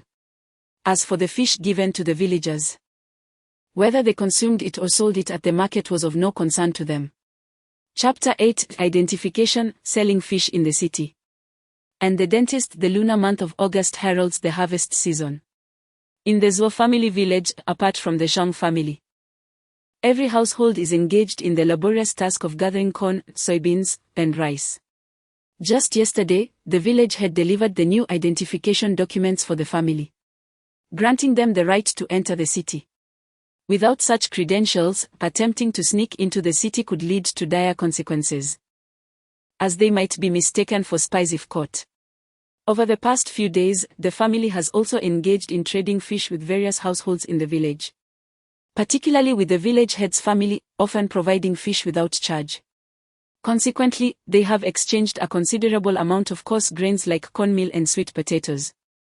And through bartering at the market, they have accumulated over 50 pounds of stored food, along with some miscellaneous household items. Zhang Feng has always been prudent about the number of fish they catch, fearing jealousy and potential sabotage from others. The catch has been limited to 5 or 6 fish, occasionally reaching 10, and the quantity sold at the market has been similarly restrained. Zhang not swayed by his son's fishing prowess, is well aware that those who stand out often face adversity, hence, the father and son work in harmonious unison. In the morning, after breakfast, the father and son prepared their gear and departed from Zhou family village. A few villagers had initially followed them, hoping to glean Zhang Feng's fishing secrets. But upon witnessing their methods, they quickly abandoned any ambitions of learning. Several miles south of Zhou family village lies an airport. Today, the father and son are heading south along the city moat to fish, intending to sell their catch at Dongzaiman while simultaneously scouting for real estate opportunities. Along the way, Zhang Feng remarked to his father, "Father, we should first consult a dentist to gauge the prices. I believe we must approach the matter of buying a house with caution. Prices are soaring, and significant upheavals are imminent. The optimal time to purchase property will soon present itself." Zhang Feng's character has evolved over the past few months. He now speaks with clarity and conviction, possessing a strong sense of agency regarding their family's livelihood, which now rests on his younger brother's shoulders. Consequently, his words carry considerable weight within their family of 5. Zhang smiling and nodding, replied, "You are quite astute, I will heed your advice." Zhang Feng, with assuredness, added, "I have a premonition that within 6 months, Beiping will achieve complete stability. The journey from Dongzaiman to Zhou family village is slightly longer, and it took the father and son over an hour to arrive, combining fishing and travel. In contrast to Andingman, Dongzaiman is bustling with life. The throngs of people outside the city seem to be nearly shoulder to shoulder." After a brief wait in line, it was finally their turn at the city gate. They presented their identification and paid 10 copper coins to the guard before entering the ancient city, which has stood for 600 years.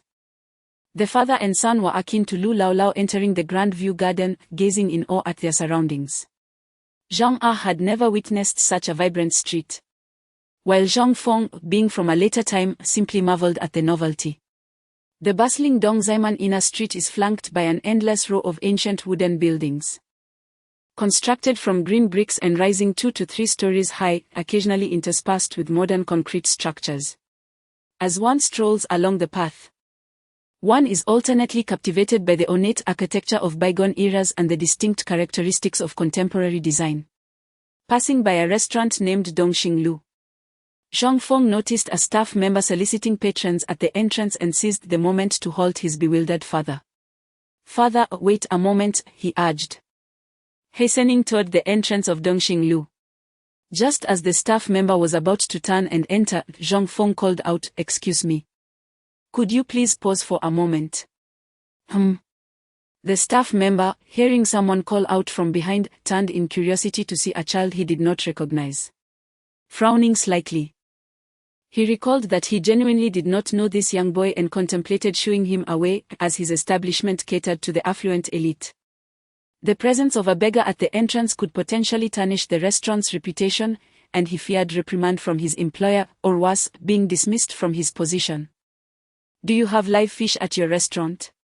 Zhang Feng, acutely aware of his family's current financial struggles and apprehensive about being dismissed by the staff member, hastily articulated his inquiry. "Fish? Do you have live fish?" The staff member swallowed his instinct to dismiss the boy, his eyes lighting up with interest. "Yes. We have fish of all kinds from the river," Zhang Feng replied confidently. "I need to see how fresh they are," the staff member stated, striding over. At this moment, Zhang joined Zhang Feng, placing their basket in front of him. "Wow! They are indeed live fish," the staff member exclaimed, astonished as he leaned down to inspect the fish in the basket, confirming their freshness. "Please wait a moment, I will return shortly." The staff member hurriedly turned back toward the restaurant, soon emerging with a proposal for the 2 waiting individuals, "Uncle, young sir. Please follow me to the back of the restaurant for the transaction. After navigating a considerable distance through the alleys behind the street, they finally entered the restaurant's expansive backyard. Although it was a back area, it was remarkably grand, featuring a rock garden and pavilions. "Are you the proprietor selling the fish?" asked a dignified middle-aged man with a shrewd countenance, approaching with a smile and clasping his hands in greeting. "Oh, what proprietor? I'm merely a fisherman," Jean replied, feeling somewhat uncomfortable with the flattery and awkwardly waving his hand. After exchanging pleasantries with manager Anne, a chef was dispatched to inspect the catch, ensuring that none had been poisoned or was stale. Negotiations for the price soon commenced. Zhang Feng interjected, offering a promise of a stable, long-term supply of fish, catering to the restaurant's needs. Manager Anne, though skeptical, maintained an open-minded attitude and presented a list of required fish. 11 fish were agreed upon, with half the payment made in cash and the other half in salt and cornmeal. After concluding the transaction in the backyard of Dongxing Lu, Zhang Feng inquired of the guiding staff member, Wang Yuping, "By the way, Brother Wang, do you know how to get to the nearby pawn shop?" "Greetings. You have indeed approached the right person. Upon exiting this alley, continue westward on the main street, and at the first intersection, proceed south for 20 meters. And you shall arrive at the pawn shop." Wang Yuping held a very favorable impression of Zhang Feng, thus, after providing directions, he regaled him with tales of old Beiping. At the mouth of the alley, both men exchanged reluctant farewells, one eager to narrate and the other keen to listen, occasionally interjecting with witty remarks. As they strolled along the street, Zhang beamed with pride at his astute second son, who had managed to extract a wealth of useful information in such a brief span. In just over 10 minutes, they reached the crossroads Wang Yuping had mentioned, turned south for another 20 meters, and arrived at the entrance of the pawn shop. "Is anyone inside?" Zhang Feng craned his neck to peer within the pawn shop. "Hey! Who are you? What do you want?" 3 middle-aged men, clad in open vests, emerged from the dimly lit lobby, the largest among them inquiring boisterously. "My family wishes to purchase several houses. My cousin informed me that you have properties available," Zhang Feng fabricated a tale. Primarily to ensure that the pawnbrokers recognized their standing in Beiping, whether for the business at hand or for any untoward intentions that might arise, instilling a sense of caution in them. "Oh, who is your cousin?" The pawnbroker, noticing the boy's confidence and the presence of adults behind him, sought to gauge the situation, determining whether they were potential victims of exploitation or genuine clients engaging in normal transactions. "My cousin is Wang Yuping, a clerk at Dongxing Building. Manager An is a distant relative of my cousin." Zhang Feng resolutely spun his web of connections. "Oh, that is quite a convoluted relationship. And what business does your family engage in?" The pawnbroker teased lightly, yet inwardly categorized the boy as a potential legitimate customer, awaiting to see if he grasped the market's intricacies. "Well, my family supplies fish to Dongxing Building." Zhang Feng displayed an innocent smile befitting his youth, expressing pride in his family's trade. Seeing the boy's unwavering conviction and genuine demeanor, alongside a palpable scent of fish in the air, the pawnbroker felt a renewed sense of trust. "Very well, the brokerage fee is $10, you must pay 5 upfront," the pawnbroker declared, feigning nonchalance. However, midway through his sentence, he watched as the boy took the adult's hand and turned to leave. "Hey, how about $8? 7 is the absolute minimum. Is 6 not acceptable? We at the pawn shop need to make a living too." The pawnbroker hurried after them, eager to negotiate. This urgency stemmed from recent inflation. Reports indicated that the conflict in the north was encroaching, causing those with insider knowledge or connections to the ruling faction to hastily sell their properties. Ordinary citizens were resorting to foraging for tree bark and wild vegetables, who would still purchase homes. Consequently, the pawn shop was also struggling. They were on the brink of laying off all employees, leaving only the owner and 2 long-serving elders to maintain their post, despite years of operations and substantial reserves. The adage of living off past wealth was a considerable torment for merchants like them. For pieces of silver, first pay 2 as a deposit. Otherwise we shall head to the dental shop by Andingman. The original broker's fee was 5 pieces, but given the current market situation, it is only natural to negotiate for a better price. Thus, one should propose a firm offer. If it is agreeable, splendid; if not, we shall seek another dental shop. Upon hearing the child's proposal, the dental shop owner sensed the urgency in his tone and sighed inwardly, "I truly detest conducting business with children. It drives me to the brink of exasperation." Very well. For pieces of silver it shall be. The owner of the dental shop begrudgingly acquiesced. The father and son followed the owner into the dental shop's hall and took their seats. Subsequently, one of the dental assistants began to elaborate on the available properties, detailing their locations and the previous uses of the houses. The courtyard at Nanlugaksiang is a grand establishment with 3 entrances, and there are also 2 adjoining courtyards. It once belonged to a certain prince and was later passed down to one of his wives. For reasons unknown, the elderly lady residing in the courtyard decided to dismantle and sell off parts of the 3-entry courtyard, leaving behind several side rooms, ear rooms, and back rooms. As Zhang Feng listened to the assistant's explanations, he couldn't help but feel that the situation of this courtyard bore a striking resemblance to the elderly lady in a certain television drama from a past life. The assistant then proceeded to describe a particularly low-priced sihiwan, astonishingly priced to the point of skepticism regarding its authenticity. How can this sihiwan be worth only 2 small yellow fish? Surely it cannot be in gold yuan notes. Zhang Feng curiously inquired about this absurd courtyard. Oh, the low price of this courtyard is due to it having been bombed by a chicken plane in the past. Now it is left with only the courtyard walls and a substantial pit in the middle.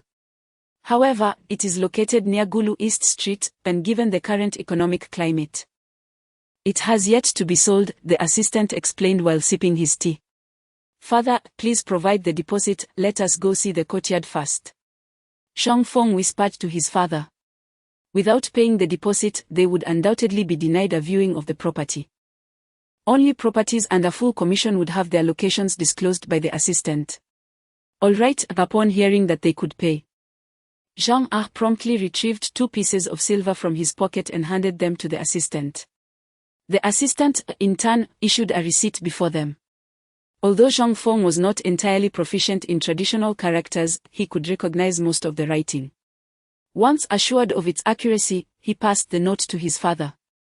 "Are you literate, little brother?" Zhang Ah inquired, his face brimming with astonishment.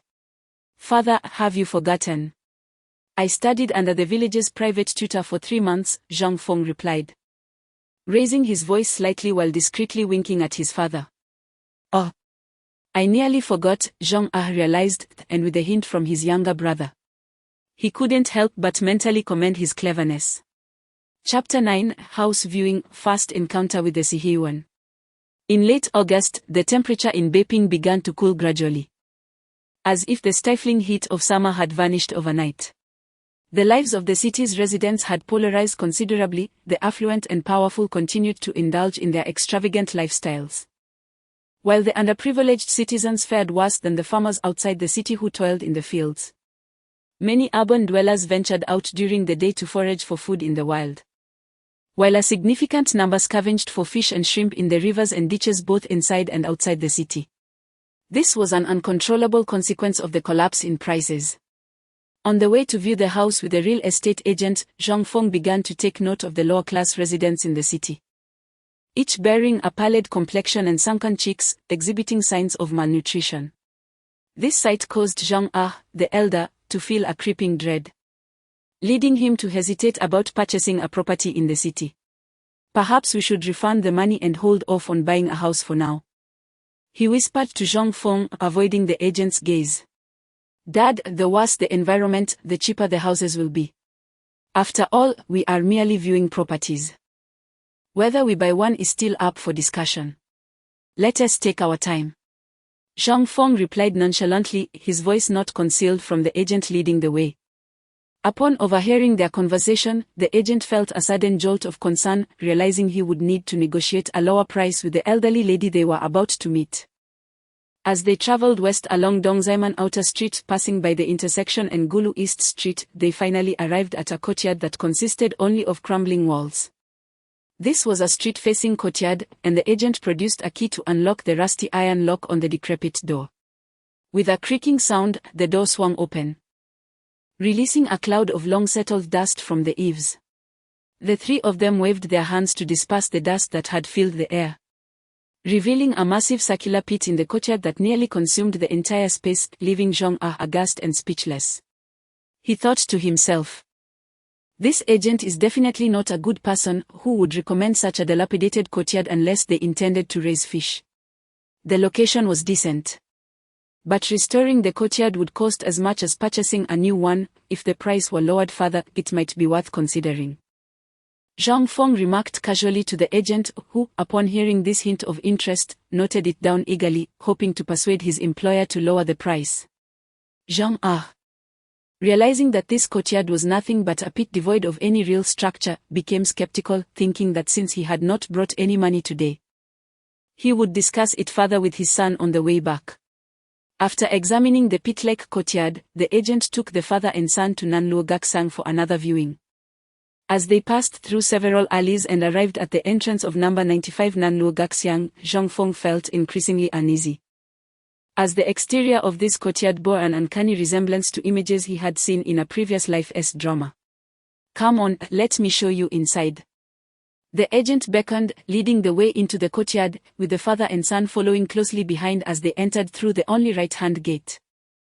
To the right was a small lodge where servants of affluent families once resided to guard the entrance. To the left of the door lies a row of 3 inverted houses, comprising 2 larger and 1 smaller dwelling. The closest of these inverted houses faces the entrance's hanging flower gate. Upon passing through the gate, one can see 4 or 5 women in their 30s seated on several long benches, engaged in casual conversation. "Oh, is the apprentice from the tooth shop bringing someone to view the house again?" One of the women, slightly plump and with a pale complexion, raised her voice to inquire, directing her gaze towards the newcomers. "Indeed, there have not been many prospective buyers lately," another woman remarked, seemingly to herself. "Certainly, with the ongoing famine, who would still consider purchasing a house?" The group continued to chatter. "Goodness, isn't that the somewhat younger Jia Zhang? And their Aunt Yi Zhonghai, along with these others." Zhang Feng observed the familiar figures from the drama, his emotions stirred and his heart racing with disbelief. Where had he found himself? In the courtyard of a sentimental narrative? At the end of the Republic of China era? Yet, his own family was not present in this tale. It was indeed his influence that had brought him to Beiping. "Oh, ladies, has a new tenant arrived in the courtyard?" At that moment, a tall young boy with a small horse-like face and a slung backpack entered the front yard. "Oh, is Damao back? Where is my Jie Cheng?" Young Ruehua did not respond to the boy's inquiry but instead asked about her own child. "Yes, Damao. My Guangqi and Guangtian are in the back, they will be here shortly." "Huh." Damao's long legs certainly allow him to walk swiftly. Listening to the women's playful banter regarding the boy named Damao, Zhang Feng picked out to catch a glimpse of this true-to-life character from the play.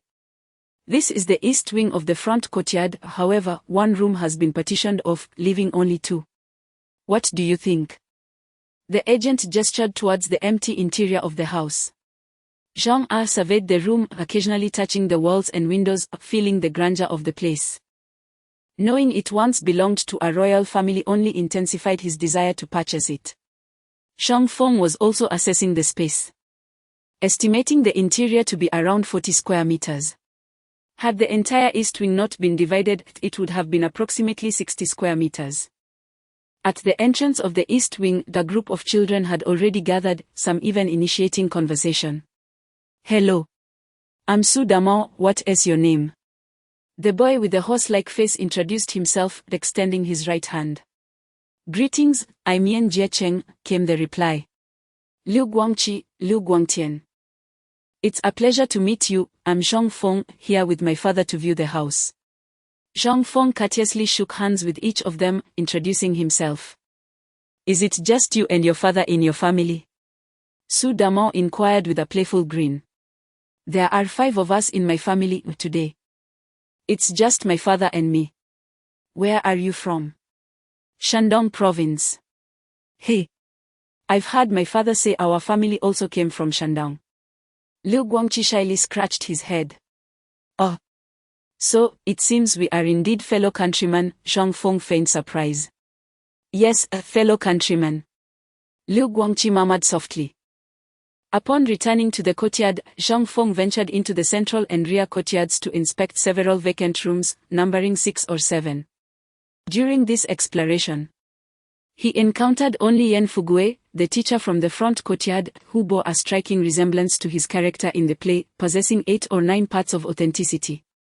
However, he did not come across Yi Zhonghai, the moral exemplar of the central courtyard, nor Lu Haizhong, the dutiful son of the rear courtyard. In the rear courtyard, he did, however, see the ancestral matriarch, the deaf old lady, who, at this moment, appeared younger than the character depicted in the narrative, likely in her 60s. Judging by her appearance and bone structure, she must have been a beauty in her youth. With deliberate scrutiny, he noted that she indeed had bound feet. And her speech was marked by a genuine Beijing accent, leading Zhang Feng to surmise that she might be of Manchu descent. Yet, when it came to bargaining, she was remarkably ruthless. Zhang Feng found himself inwardly cursing, "Old lady, are you not aware of the current circumstances outside?" Unlike other time travelers, he harbored no prejudices against the residents of this courtyard, nor did he perceive them as the demons often portrayed in novels.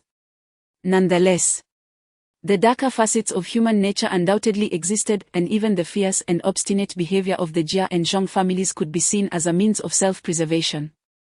Such is the reality of contemporary society, especially in an era marked by incomplete laws and regulations. The narrative does not seek to absolve any character. And the original work indeed reflects the darker aspects of humanity. Chapter 10, Acquiring the House and Pillaging Gold in the Courtyard of No. 95 Nanluo Gaxiang. Within the confines of the back house, the toothy merchant was engaged in negotiations with Zhong Ah and his son regarding the price. "Madam, we are purchasing this house with small yellow fish, for it is the only commodity holding value in the current market. While even the dollar has depreciated significantly, 3 fish is simply excessive." Upon seeing the house in the courtyard, Zhang Feng began to entertain thoughts of purchase, prompting him to enter discussions in the back house. "Unless you also sell us the 2 side rooms in the east of the front courtyard," Zhang Feng argued passionately, his words flowing fervently. "What? You truly are a living bandit," the elderly lady retorted. 3 small yellow fish can only exchange for the 2 east wing rooms and the 2 back rooms. At this moment, the seemingly deaf elderly woman was quite alert, engaging in spirited bargaining with Zhang Feng, her demeanor reflecting the bustling market atmosphere. "Madam, outside, even 2 small yellow fish could procure an entire independent courtyard." Observing the elderly lady's obstinacy, Zhang Feng decided to reveal the price of the courtyard, leaving her momentarily bewildered. How could the world outside have turned so mad in just a few days? "Madam, you must be aware of the current market for fiat currency, the gold yuan note. Right? A single silver dollar would scarcely buy a pound of cornmeal, only small yellow fish are truly desired for buttering essential goods." The merchant was eager to finalize the deal, as they profited from both ends, the buyer and seller. "Give me a day, and come back the day after tomorrow for my response." The elderly lady intended to venture out and seek connections to gather the latest information, lest she be deceived in the end. "Very well, since that is the case, we shall not disturb you any further." With the negotiations at an impasse, the merchant had no choice but to take his leave with the father and son. In the back west wing, Su Damon was crouched at the door. And as the father and son exited the elderly lady's house, he suddenly winked at Zhang Feng, saying, "Be cautious if you move into our courtyard. He in the central courtyard is a fool, a real troublemaker." "Damon, what nonsense are you spouting? Hurry back inside," came a woman's admonishing voice from within. Zhang Feng's expression was quite animated. These 2 adversaries were already at odds from such a young age. Nodding, He followed his father through the moon gate into the central courtyard, where the echo of the woman's scolding and Su Damao's cries of dismay lingered behind them. The three shared a knowing smile. In the central courtyard, Jia Zhangsha sat before her door, squinting her triangular eyes at the departing trio. Holding a shoe sole in hand and mumbling to herself in a way that was indecipherable. By midday, the sun hung high in the sky. And a hint of coolness lingered in the air. Exiting the courtyard, they informed the merchant of their residence and the time each morning they would head to Dongxing Tower to deliver fish. Eager to part ways with the merchant. As hunger had set in, they sought a place to dine. Given that the food nowadays lacked substance, their stomachs would soon grow ravenous. After parting ways, the father and son inquired of passers-by and eventually found a stall selling flatbreads. Zhang Ah, feeling the sting of expenses, reluctantly spent $1 to purchase 4 flatbreads. The prices were indeed outrageous. If one were to use fiat currency, no amount of paper money would sway the proprietor. Fortunately, with the purchase of flatbreads, they could enjoy complimentary tea, allowing the father and son to quench their thirst. Contemplating the presence of his wife and children at home, Zhang Ah gritted his teeth and produced $1, purchasing 4 additional sesame cakes to take with him. After satisfying his hunger, he felt rejuvenated and excitedly remarked, I believe that house in Nanluo Gaxiang is quite suitable. The structure is built with blue bricks and black tiles, and the beams appear to be of excellent quality, even surpassing many landlords' residences. Zhang Feng nodded in agreement, though his primary concern lay in his familiarity with the courtyard. Should they reside in that courtyard, no one would know it better than he, perhaps even they themselves did not understand it as well as he did. Rather than continue to languish in unfamiliar surroundings, it was far better to thrive in a place he knew well, thus he resolved to inhabit that courtyard. Furthermore, he intended to utilize the space for future endeavors, necessitating a foothold in the city. Should this plan come to fruition, he might even secure positions for his parents and elder brother in the factory, sparing them from the worry of the land outside the city or the prospect of returning to their hometown for land distribution. With these thoughts in mind, he reassured, Father, do not rush into the matter of purchasing a house. As I mentioned before, the more outrageous the prices in the city, the cheaper the houses tend to be. Moreover, with the impending conflict spilling into the city, let us exercise patience. Indeed, Zhang Ah sighed. The father and son made their way along Gulu Street, resolutely heading towards Dongzaiman. Upon exiting Dongzaiman, they found the outer street still bustling with the local populace striving for their livelihoods. The banks of the moat were filled with citizens fishing. The moat was wide enough that it was difficult to drain it otherwise. The fish would certainly be insufficient for the number of people present. Given the ample food supply, Zhang Feng never allowed Zhang Ah to bring home fish caught from the moat. For who could say how many corpses had been discarded into the river in recent years to feed the fish, which were indeed large and plump. In a secluded stretch of the river, Zhang Feng caught several sizable fish, pausing to admire the airport with his father as they passed by. Upon returning to Zhuojiazhuang, he exchanged the fish with several villagers for a few pounds of cornmeal before heading home. That evening, after dinner, the family reclined on the grass couch, and Father Zhang Ah recounted the events of the day. Was that house truly inhabited by princes in the past? Asked Zhou Ying softly. Indeed, I have seen it. The bricks are blue, and the beams are quite sturdy. Zhang Ah gestured with his hands. Those sesame cakes are quite expensive. Do not waste that money in the future. Throughout the night, the parents engaged in extensive conversation, particularly regarding the princely residence spoken of by their father. Their faces alight with anticipation. In the following days, their routine remained unchanged, rising before dawn to fish and delivering the required catch to Dongxing Building, which led manager An to trust in the fishing prowess of the father and son. As the weather turned cooler, they began exchanging fish for food, fabric, and cotton. The duo ventured to get haircuts, finally shedding their appearance as little beggars. Once their clothes and shoes were ready, they would completely discard their beggar attire. However, the Pingjin campaign was set to erupt within 3 months, and during the siege lasting over 60 days, the father and son would find themselves meandering about the city daily, as entering the city required a fee. Having encountered extortion from unscrupulous individuals, several large fish were seized. The negotiations for the property at number 95 Nanlu Gaxiang continue. 2 back rooms, 2 eastern rooms of the front courtyard, and 2 eastern wing rooms have now been discussed at the price of 3 small yellow fish along with 100 yuan. Zhang Ah has repeatedly attempted to agree, yet has been halted by Zhang Feng. Meanwhile, there have been offers to purchase the eastern wing room of the deaf old lady's front courtyard. But the prospective buyers could only muster a small amount of yuan along with a heap of worthless fiat currency and gold certificates. Although their overall offer was higher than that of Zhang Feng's family, these currencies were not recognized, their value fluctuating daily. Zhang Feng managed to collect some of these paper notes, intending to exchange them for new currency with the new government in the future. Indeed, these banknotes were so ubiquitous that some even used them in restrooms. Ultimately, one a day 2 weeks later, the Zhang family acquired the 6 rooms of the front courtyard for 3 yellow fish and 20 yuan. It must be said that the deaf old lady was quite a capable woman. Leveraging her connections as a flag-waving individual, she learned of the turmoil beyond the borders, thus hastening the sale of her numerous properties. A portion of the courtyard was swiftly purchased by the Lu family, and with the assistance of a money exchange, the property was quickly transferred to the names of her father, eldest brother, third brother, and Zhang Feng.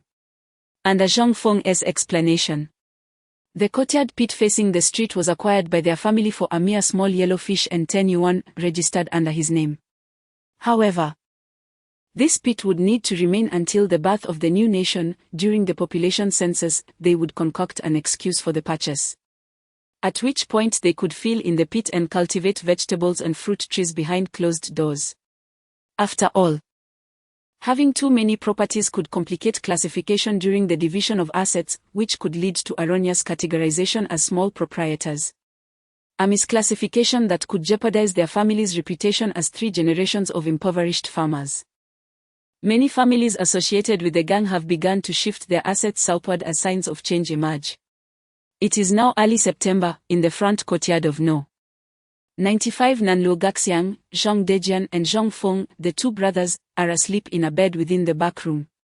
The entire space contains only a single stove, an iron pot, 5 sets of bowls and chopsticks, a table, 5 stools, a small wooden bed, and several blankets.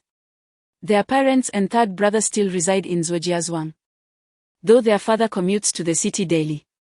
The 6 rooms are being tidied up. Rather than 6 separate rooms, they are more akin to 3 large spaces, each capable of being divided into a bedroom and a living room. After much deliberation, the family decided to first construct a partition in the eastern wing where their parents reside, designating the inner area as a bedroom and the outer space as a kitchen and living room. The back room of the front courtyard will be arranged similarly, especially since the eldest, Zhang Dejian, is nearing marriageable age. As for the eastern wing of the front courtyard, no partition will be made for now to avoid inciting jealousy with an excess of rooms. Every day, Zhang Ah ventures into the city in search of furniture. Fortunately, aside from the scarcity of food, he has managed to find some good furnishings. A redwood wardrobe and yellow pear-wood table and chairs can now be procured for just 2 or 3 jin of cornmeal. The family is preparing to install a kong. Otherwise, they could have obtained several fine beds. Currently, the house is vigilantly guarded by the elder brother, while Zhang Feng meanders aimlessly around the city each day, merely ensuring that he delivers fish to his father at the appointed time. Utilizing the hidden capabilities of his special abilities, Zhang Feng routinely wanders through the courtyards of the bold gang's families. His primary objective upon entering these residences is to discreetly retain the gold and jewels that these families intend to transport away. The substantial cache of gold and jewels he has seized has been relocated to the depths of the riverbed in the rear sea, courtesy of his special powers. Unfortunately, his 2 special realms together only accommodate 2,000 cubic units, rendering him unable to transport the weaponry and ammunition of the bold gang alongside the jewels. He harbors hopes that his father will stumble upon this treasure, leading to a report to the Red Party that would earn him accolades. At that juncture, He plans to modestly request that no rewards be bestowed, instead arranging for his parents and elder brother to contribute to the nation's industrial endeavors, which could easily be facilitated with a mere word from those in power. Time is of the essence, and he must hasten his efforts. Thus, Zhongfeng roams the city both day and night, fortunate that he can return each evening to reassure his elder brother, otherwise, the situation would become quite untenable. Indeed, it was not long before the city fell under a strict lockdown, with squads of white dogs scouring the streets and alleys, conducting repeated searches in every household, resulting in widespread unrest and public outcry. Many families had their tiled floors pried up, and secret chambers in affluent households were thoroughly searched. The truth emerged: Zhongfeng had plundered the gold stored by the bold gang in various banks throughout the city, transferring a vast amount of gold that he had exchanged for with gold coupons to the depths of the river at the center of the Rear Sea. Chapter 11, Layout. Past life, departure before the siege. In October, the bold party began to experience significant losses of weapons, ammunition, and artillery across various military camps in Beiping, with even 6 aircraft disappearing from several airfields. This unsettling situation caused considerable anxiety among the upper echelons of the bold party, while the oppressive urban management exacerbated the famine within the city. Each day, Zhongfeng would secretly bring steamed buns back to the courtyard. He was uncertain about the hunger faced by others, but he was certain his elder brother would be the first to succumb to starvation. With the city under strict martial law, and seeing his younger brother continually venturing outside, Zhong Dejian repeatedly admonished him in desperation. By the end of October, Zhongfeng began transporting gold, silver, and jewels from the Hohai area out of the city, utilizing a concealed underground chamber he excavated near the airport south of Zhujiazhuang. Within this underground hideaway, 6 aircraft were neatly arranged, while the innermost chamber was piled high with several tons of gold and jewels. Flanking the 6 planes were stacks of firearms, ammunition, and artillery, enough to arm at least 20,000 individuals. Zhongfeng covered the treasures with earth, camouflaging the planes and weapons with soil to conceal them from prying eyes, and subsequently sealed the entrance. Having completed this task, he awaited an opportunity for his father to achieve merit. At this juncture, the supplies in both of his concealed spaces had dwindled. He retained 500 pounds of gold as a family reserve, 2 M1903 rifles, 3,000 rounds of 7.62 ammunition, 2 Mauser pistols, over 300 rounds of compatible bullets, along with various miscellaneous items. As Zhongfeng rendered himself invisible on his way back to the city, thoughts turned to the necessity of stockpiling essential supplies. The finest era was on the horizon, yet it promised to be the most arduous as well. The city had been under martial law for over a month, during which his father had no opportunity to enter, though it seemed the time for lifting the ban was drawing near. On his journey back, snowflakes began to drift gracefully from the sky. Zhongfeng reached out to catch one, its beauty melting instantly upon contact with his warm hand. Since arriving in this world, he had scarcely paused to reflect, remaining perpetually occupied until now, finally completing the most crucial segment of his plan. Next, he needed to accumulate survival supplies to endure the 3 most challenging years of the impending decade, after which he would stabilize and seek a school for his third brother to obtain a student registration, ultimately graduating and finding employment in a factory until the reforms and opening up policy took effect. Lost in thought, Zhongfeng pondered what profession he should pursue in the future. He possessed numerous skills from his past life that could provide for a family. Speaking of his former existence, Zhongfeng felt a sense of exasperation. His father worked in the automotive repair industry, and from the moment he learned to walk, he had been playing with wrenches, with his father's unreserved guidance. By the age of 17, he was already driving and independently repairing vehicles near a highway interchange. Eventually, weary of the greasy routine, he spent 2 years learning plumbing and electrical work from his cousin. However, after witnessing his cousin's near-fatal fall from the 5th to the 4th floor while working outside, he abandoned the plumbing and electrical trade he had come to know. At 20, he entered a relationship and the following year welcomed a robust baby boy into the world. Born into a prosperous family with little pressure, I eventually chose the culinary profession driven by my passion for food. After 3 years of foundational training at culinary school, I leveraged connections and financial resources to apprentice under a mentor at a 5-star hotel in Kyoto for 5 years, acquiring knowledge in various regional cuisines. I subsequently resigned from a lucrative position as a sous chef, embarking on a 3-year journey across the country to learn local delicacies and capture secret recipes, which I shared on short video platforms. By the age of 30, I returned to my hometown, where my father invested a portion of his wealth to establish a restaurant named Hajiayen. By the time I turned 35, the business flourished. Supported by a virtuous wife and a child whose studies, though mediocre, brought no trouble. I indulged in occasional drinks, savoring the pleasures of life, until fate took an unexpected turn. In the months following my arrival in this unfamiliar time, I found myself surviving on foraged vegetables and coarse cornmeal. With fish devoid of seasoning, it was bearable only in moments of desperation. Transported to the late Republic era, destiny offered no respite. I navigated a treacherous path, fleeing famine and conflict while protecting my family from warlords and bandits as we made our way to Beiping. There, I busied myself with making a living and securing housing, while also planning for the future of my loved ones. Eventually, I focused on stockpiling essential supplies such as rice, flour, oil, fabric, and cotton. Battling the biting winds and snow, I concealed my presence and boldly entered Dongzaiman. Along the way, I encountered patrols of soldiers at intervals. Finally, I returned to the courtyard of number 95, Nanlugaxiang, where I kicked the wall of my family Esria house twice. Moments later, the door opened from within, revealing my brother, Zhang Dejian, who welcomed me inside and promptly closed the door. Once inside, I retrieved a small package from my bosom, or rather from my concealed space, placing it on the table. "Brother, you must refrain from going out tomorrow," Zhang Dejian urged, his gaze fixed intently on me. "Come, brother.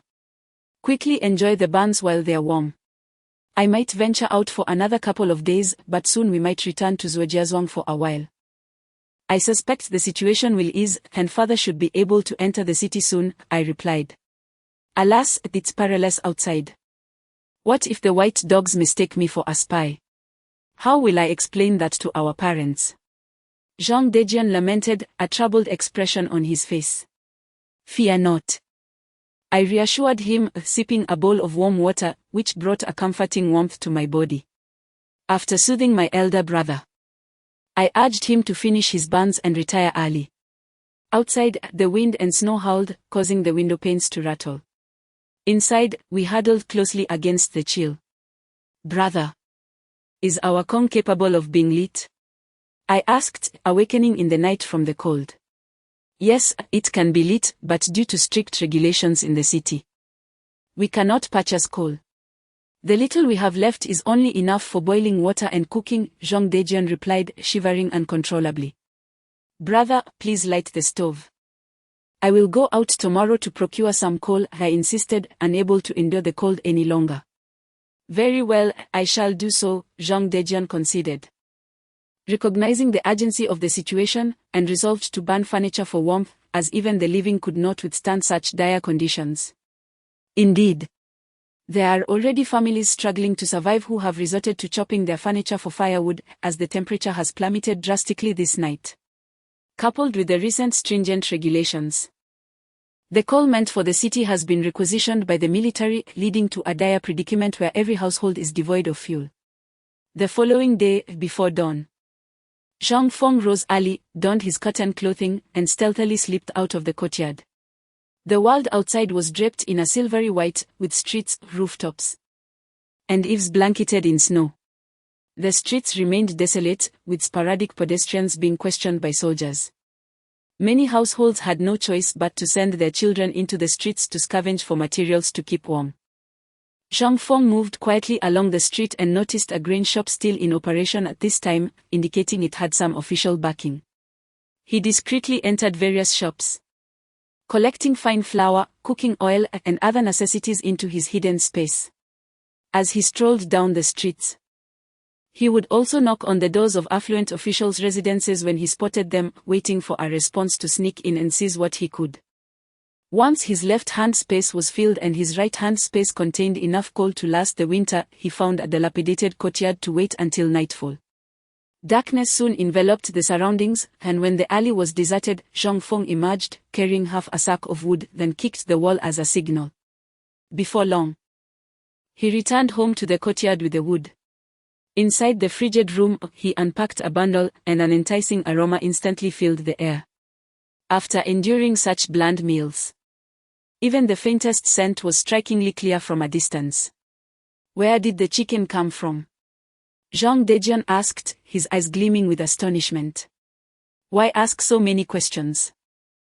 Just eat, this is steamed bread, Zhang Feng replied with a smile as he revealed another package. The temptation of the food proved irresistible to 16-year-old Zhang Dejian, who began devouring the bread and meat with fervor, leaving even the chicken bones untouched.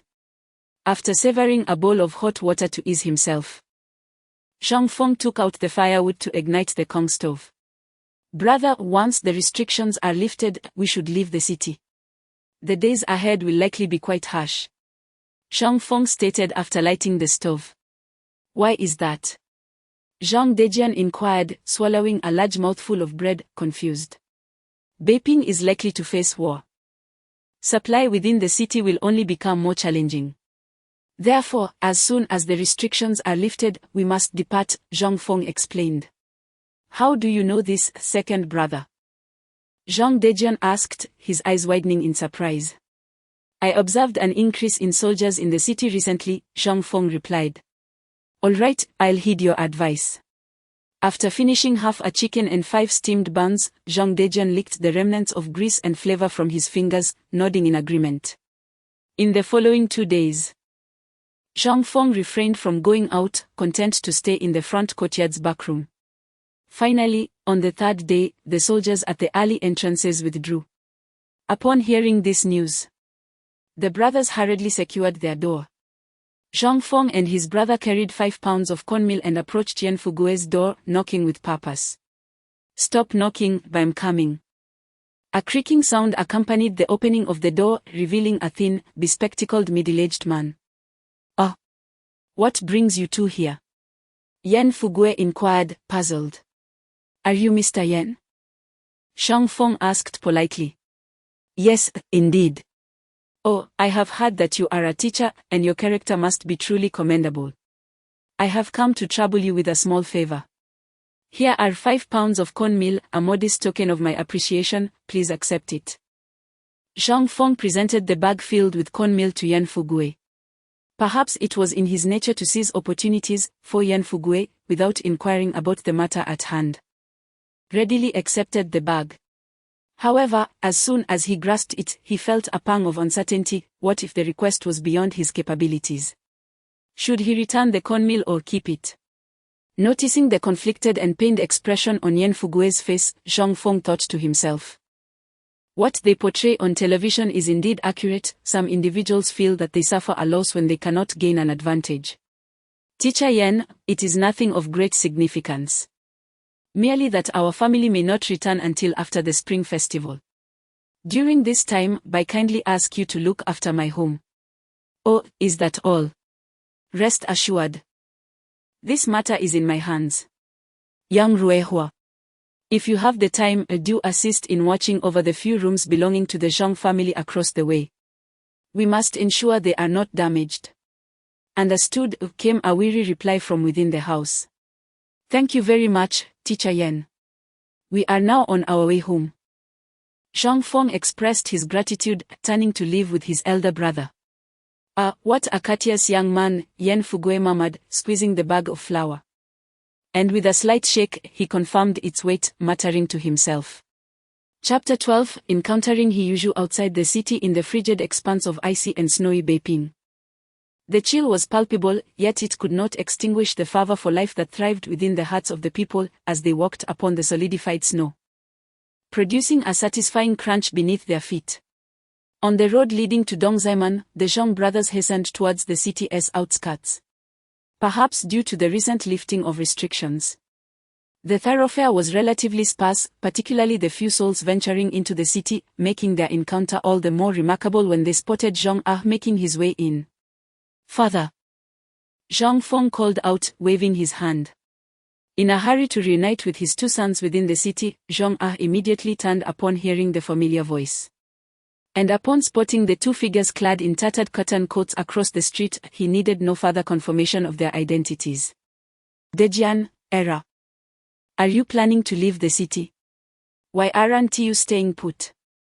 He inquired eagerly as the father and sons convened at the roadside. Father. Let us discuss this outside the city, it's not convenient to talk here with so many people around, Zhang Feng replied, glancing around cautiously and lowering his voice. Oh. I just paid the entrance fee only to leave again. Zhang Ah lamented, a pained expression crossing his face. Father, let us return for now. Next time. You won't have to pay that fee again when entering, Zhang Feng said with an air of mystery. Really? Zhang Ah asked, curiosity piqued. Father. It's too crowded here, let us talk outside the city, Zhang Feng urged. After a brief exchange, the three turned and made their way toward the city gate. Under the gate, they were subjected to a simple search by the guard, who, having seen them daily selling fish, recognized their purpose and spared them any further scrutiny. Upon exiting Dongzaimon, they arrived at the bustling outer street, which was teeming with life, far more vibrant than the city within. The thoroughfare was alive with throngs of pedestrians. And vendors could be heard hawking their wares. Steamed buns. Freshly steamed buns. How many would you like, a steamed guest? A middle-aged man bellowed from beside a steaming basket. Across the street, a simple-minded youth of around 13 or 14 was also selling buns, albeit in a more subdued manner. The vendor across the way, seemingly familiar with him, kindly advised, Juzi, you can't sell buns like that. You need to shout louder. Buns. Hot buns. The simple-minded boy, Hiyuju, who lived in courtyard number 95, attempted to mimic, albeit quietly. Give me 10 buns, Yuju, Zhang Feng said as he approached the stall, placing 2 large coins upon the cloth covering the basket. Eh? Is that you, grandfather? Hiyuju exclaimed in surprise upon recognizing a familiar face. Indeed it is. Hurry and get me the buns, I'm in a rush. Zhang Feng urged, well aware of the unfolding scenario. Right away. I'll pick 10 large buns for you, Hiyuju replied with a cheerful grin. Swiftly wrapping the buns in oil paper. Yuju, when selling buns, you can't charge for paper, it's losing its value terribly, Zhang Feng thought to himself. Hoping to alter this little narrative and see if Hiyuju would still fall prey to deception, leading to his eventual nickname, Simpleton Ju. Grandfather. What does losing value mean? Hiyuju asked, his mind momentarily befuddled. Upon receiving the paper money, one may find it troublesome to spend it later. Even if one were to possess a basket full of this paper currency, it would scarcely suffice to purchase a single bun from the steamer. Can one truly call such worthless notes money? Zhang Feng casually explained this notion, hastily seizing a bun before rushing off to join his family. Left behind was a somewhat bewildered Hiyuju, who, upon noticing his friend's son lost in thought, was playfully chastised by the vendor across from him, Juzi. What are you daydreaming about? Focus on selling those buns. Uncle Tion. Just now a person from our courtyard came to buy buns and told me that we can't accept paper money anymore. They said a basket of it wouldn't even buy a single bun. Hiyuju honestly sought confirmation, his expression earnest. Hearing the reason, the vendor immediately expressed his displeasure. What on earth is happening in this great Qing? How can such an important matter be kept from you? You must properly thank your neighbor for the heads up. Oh. Uncle Tion, is it true that we really can't accept paper money? Hiyuju exclaimed, astonished. Unable to believe that the new companion from his courtyard would deceive him. It absolutely cannot be accepted, Juzi, or your father will surely be furious. Came the vendor's stern warning. Goodness. The soldiers are coming, quick, run. The roar of an approaching vehicle echoed through the street. The sharp-eyed vendor shouted a warning to Hiyuju, who quickly clutched his dwindling supply of buns and vanished into the crowd without a glance back. The once bustling market was suddenly thrown into chaos. As He Yuju gathered all the buns into one basket, a soldier approached the stall, reaching out to seize the buns. Only to be met with a sudden collision as He Yuju, clutching his basket, knocked him to the ground.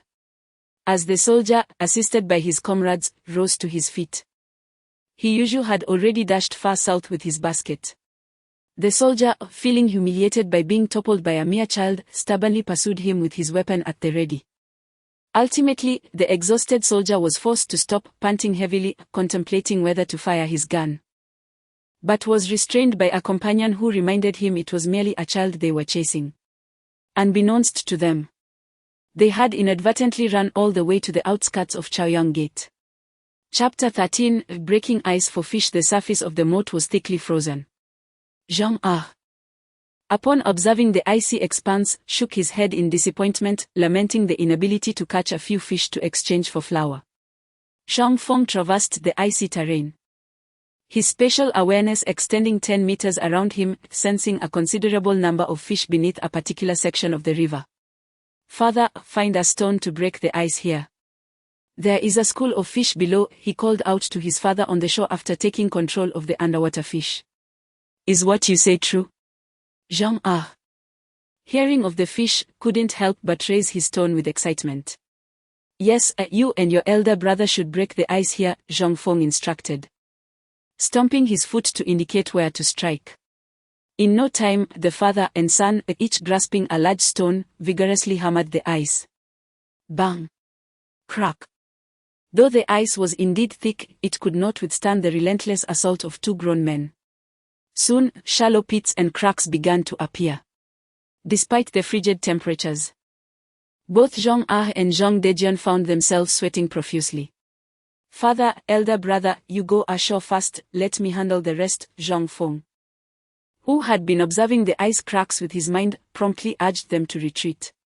"No, you rest, or you will need to come down to fish shortly," Zhang Ah replied, wiping the sweat from his brow with his sleeve. "Indeed, little brother," Zhang Dejian, equally drenched in sweat, agreed. "Stop. Father, elder brother, I must do the rest myself, otherwise you might fall into the river," Zhang Feng quickly interjected to halt their reckless efforts. "Well, little brother, you won't get hurt, will you?" Zhang Ah's concern was evident as he looked at his son. "I'm fine." Sensing his father's worry, Zhang Feng confidently patted his chest and spoke loudly. "All right then, Dejian. Let us go ashore." Zhang Ah could only call for his elder son to stop and accompany him back to the bank. "Understood, father," Zhang Dejian replied, delivering one final strike to the ice before following his father ashore. The two men paid no mind to the stones on the ice and hurriedly made their way back to land. Zhang Feng grasped a cold, piercing stone and pretended to strike the ice, all the while using his special abilities to remove the ice from beneath. Before long, an irregular hole appeared in the ice. He then directed the fish below to leap through the opening, and like dumplings, they flopped onto the surface, desperately flailing against the ice. "What?" This scene left Zhang Ah utterly astonished, his mouth agape as he struggled to find words to convey his shock. Zhang Dejian, equally taken aback, mirrored his brother's expression of disbelief. "Father, stop dawdling. Come down and help me gather the fish." Zhang Feng, noticing their stunned silence, urgently called out. "Oh! Right. Quickly. Let us listen to little brother and go down to collect the fish." Zhang Ah mentally chided himself for his moment of distraction and hurried onto the ice to assist. The pace of fish gathering was swift. In no time, they had collected over 30 large fish. "Little brother, what is going on?" For a considerable time, Zhang Ah on the shore remained deeply unsettled, his curiosity prompting him to inquire of the resting Lao air beside him. "How could I possibly know how they leapt onto the ice? Perhaps they were feeling stifled beneath the surface and wished for fresh air." Zhang Feng dared not reveal the truth, for how could he explain the source of his knowledge? Thus, he resolved to attend school once stability returned, seeking to legitimize his understanding. This remark nearly caused Zhang Ah and Zhang Dejian to burst into laughter. The notion of fish feeling suffocated underwater and then jumping out to be captured by humans was indeed humorous. With so many fish, they could not possibly take them all home, and ultimately, Jean Dejian offered his belt to string the fish together, bringing the endeavor to a satisfactory conclusion. On the way back, as they traversed a certain stretch of road, Zhang Feng unearthed a large burlap sack from beneath a patch of soil. Lao Er, how did you know there was a sack buried beneath here? Zhang Ah questioned, staring at the enormous sack in bewilderment, his confusion mirrored by Zhang Dejian. This is where I secretly stored some fine grains and cured meats before leaving the city, Zhang Feng explained, the hint of guilt prompting him to rub his nose. Goodness! This entire sack is filled with meat and grain. Zhang Ah exclaimed, astonished by the sack's massive size. Not entirely, there are also some other odds and ends.